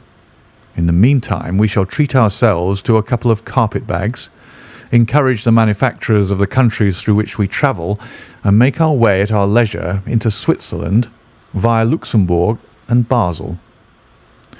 At Canterbury, therefore, we alighted, only to find that we should have to wait an hour before we could get a train to Newhaven. I was still looking rather ruefully after the rapidly disappearing luggage van which contained my wardrobe, when Holmes pulled my sleeve and pointed up the line. "All ready, you see," said he. Far away, from among the Kentish woods, there rose a thin spray of smoke. A minute later, a carriage and engine could be seen flying along the open curve which leads to the station. We had hardly time to take our place behind a pile of luggage when it passed with a rattle and a roar, beating a blast of hot air into our faces. "There he goes," said Holmes, as we watched the carriage swing and rock over the points. "There are limits, you see, to our friend's intelligence. It would have been a coup de maître had he deduced what I would deduce and acted accordingly." "And what would he have done had he overtaken us?" "There cannot be the least doubt that he would have made a murderous attack upon me. It is, however, a game at which two may play. The question now is whether we should take a premature lunch here or run our chance of starving before we reach the buffet at Newhaven." We made our way to Brussels that night and spent 2 days there, moving on upon the third day as far as Strasbourg. On the Monday morning, Holmes had telegraphed to the London police, and in the evening we found a reply waiting for us at our hotel. Holmes tore it open, and then with a bitter curse hurled it into the grate. "I might have known it," he groaned. "He has escaped." "Moriarty?" "They have secured the whole gang with the exception of him. He has given them the slip. Of course, when I had left the country there was no one to cope with him, but I did think that I had put the game in their hands. I think that you had better return to England, Watson." "Why?" "Because you will find me a dangerous companion now. This man's occupation is gone. He is lost if he returns to London. If I read his character right, he will devote his whole energies to revenging himself upon me. He said as much in our short interview, and I fancy that he meant it. I should certainly recommend you to return to your practice." It was hardly an appeal to be successful with one who was an old campaigner as well as an old friend. We sat in the Strasbourg salle à manger, arguing the question for half an hour, but the same night we had resumed our journey and were well on our way to Geneva. For a charming week we wandered up the valley of the Rhone, and then, branching off at Leuc, we made our way over the Gemmi Pass, still deep in snow, and so by way of Interlaken to Meiringen. It was a lovely trip, the dainty green of the spring below, the virgin white of the winter above, but it was clear to me that never for one instant did Holmes forget the shadow which lay across him. In the homely alpine villages or in the lonely mountain passes, I could tell by his quick glancing eyes and his sharp scrutiny of every face that passed us that he was well convinced that, walk where we would, we could not walk ourselves clear of the danger which was dogging our footsteps. Once, I remember, as we passed over the Gemmi and walked along the border of the melancholy Daubensee, a large rock which had been dislodged from the ridge upon our right clattered down and roared into the lake behind us. In an instant Holmes had raced up onto the ridge and, standing upon a lofty pinnacle, craned his neck in every direction. It was in vain that our guide assured him that a fall of stones was a common chance in the springtime at that spot. He said nothing, but he smiled at me with the air of a man who sees the fulfilment of that which he had expected. And yet, for all his watchfulness, he was never depressed. On the contrary, I can never recollect having seen him in such exuberant spirits. Again and again he recurred to the fact that if he could be assured that society was freed from Professor Moriarty, he would cheerfully bring his own career to a conclusion. "I think that I may go as far as to say, Watson, that I have not lived wholly in vain," he remarked. "If my record were closed tonight, I could still survey it with equanimity. The air of London is the sweeter for my presence. In over 1,000 cases I am not aware that I have ever used my powers upon the wrong side. Of late I have been tempted to look into the problems furnished by nature rather than those more superficial ones for which our artificial state of society is responsible. Your memoirs will draw to an end, Watson, upon the day that I crown my career by the capture or extinction of the most dangerous and capable criminal in Europe. I shall be brief and yet exact in the little which remains for me to tell. It is not a subject on which I would willingly dwell, and yet I am conscious that a duty devolves upon me to omit no detail. It was on the 3rd of May that we reached the little village of Meiringen, where we put up at the Englischer Hof, then kept by Peter Steiler the elder. Our landlord was an intelligent man and spoke excellent English, having served for 3 years as waiter at the Grosvenor Hotel in London. At his advice, on the afternoon of the 4th, we set off together with the intention of crossing the hills and spending the night at the hamlet of Rosenlaui. We had strict injunctions, however, on no account to pass the falls of Reichenbach, which are about halfway up the hill, without making a small detour to see them. It is indeed a fearful place. The torrent, swollen by the melting snow, plunges into a tremendous abyss, from which the spray rolls up like the smoke from a burning house. The shaft into which the river hurls itself is an immense chasm, lined by glistening coal-black rock and narrowing into a creaming, boiling pit of incalculable depth, which brims over and shoots the stream onward over its jagged lip. The long sweep of green water, roaring forever down, and the thick flickering curtain of spray, hissing forever upward, turn a man giddy with their constant whirl and clamour.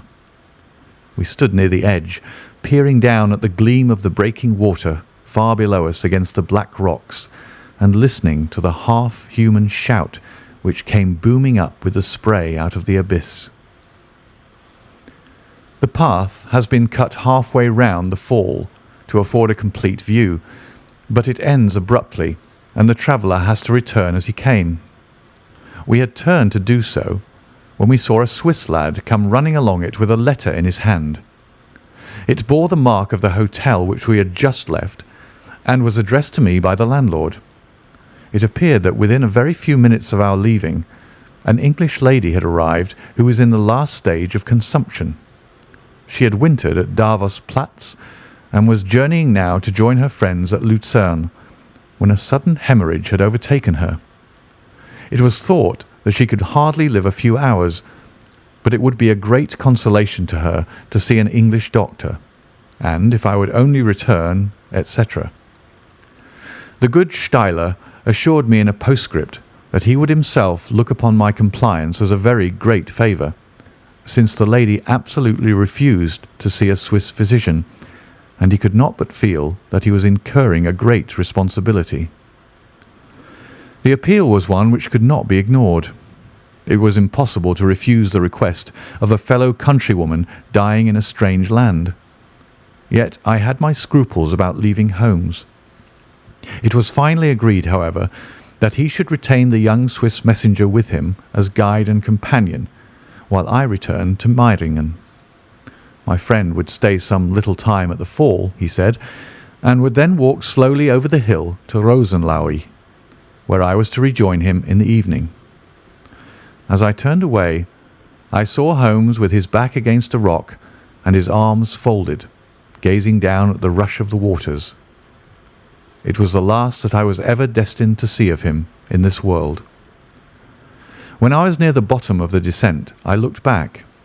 It was impossible from that position to see the fall, but I could see the curving path which winds over the shoulder of the hill and leads to it.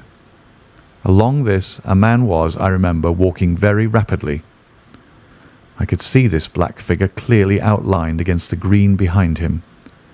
I noted him and the energy with which he walked, but he passed from my mind again as I hurried on upon my errand. It may have been a little over an hour before I reached Meiringen. Old Steiler was standing at the porch of his hotel. "Well," said I as I came hurrying up, "I trust that she is no worse." A look of surprise passed over his face, and at the first quiver of his eyebrows my heart turned to lead in my breast. "You did not write this?" I said, pulling the letter from my pocket. "There is no sick Englishwoman in the hotel?" "Certainly not," he cried, "but it has the hotel mark upon it. Ha! It must have been written by that tall Englishman who came in after you had gone. He said—" But I waited for none of the landlord's explanations. In a tingle of fear, I was already running down the village street and making for the path which I had so lately descended. It had taken me an hour to come down.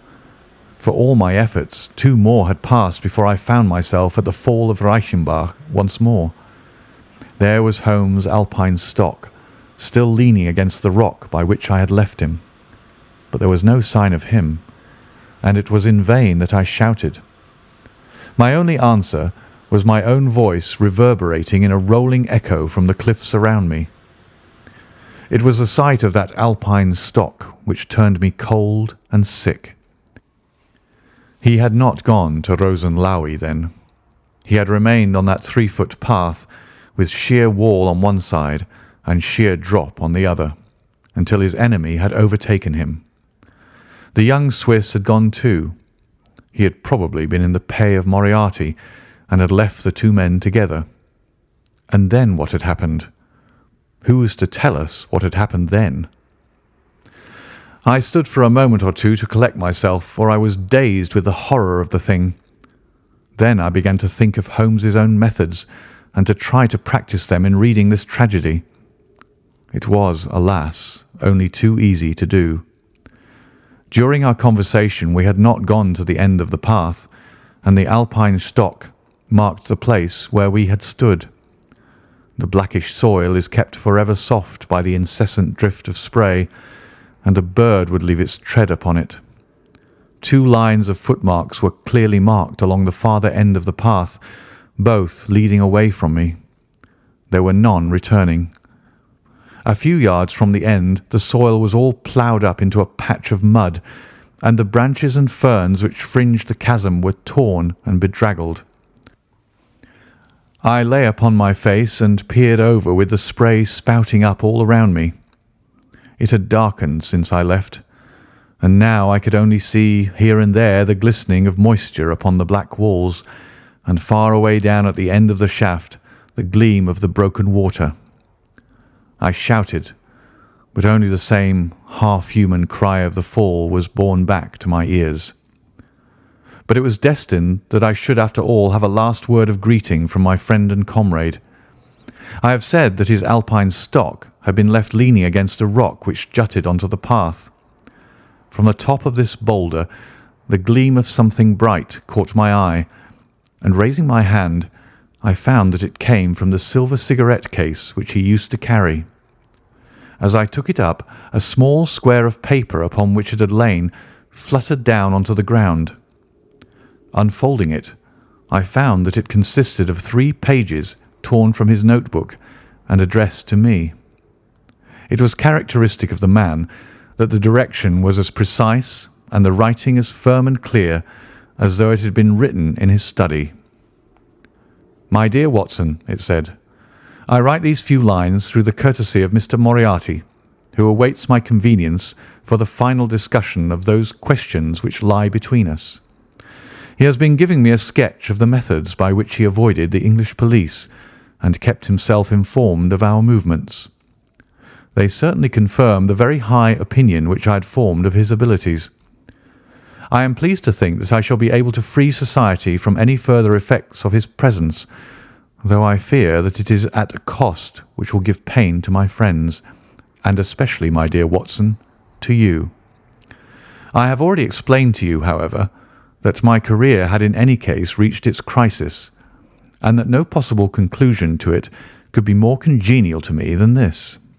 Indeed, if I may make a full confession to you, I was quite convinced that the letter from Meiringen was a hoax, and I allowed you to depart on that errand under the persuasion that some development of this sort would follow.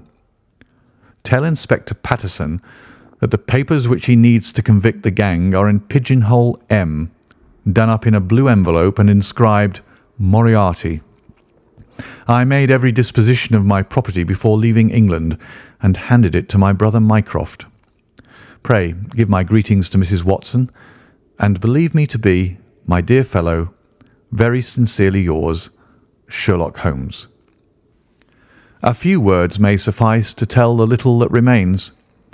An examination by experts leaves little doubt that a personal contest between the 2 men ended, as it could hardly fail to end in such a situation, in their reeling over, locked in each other's arms.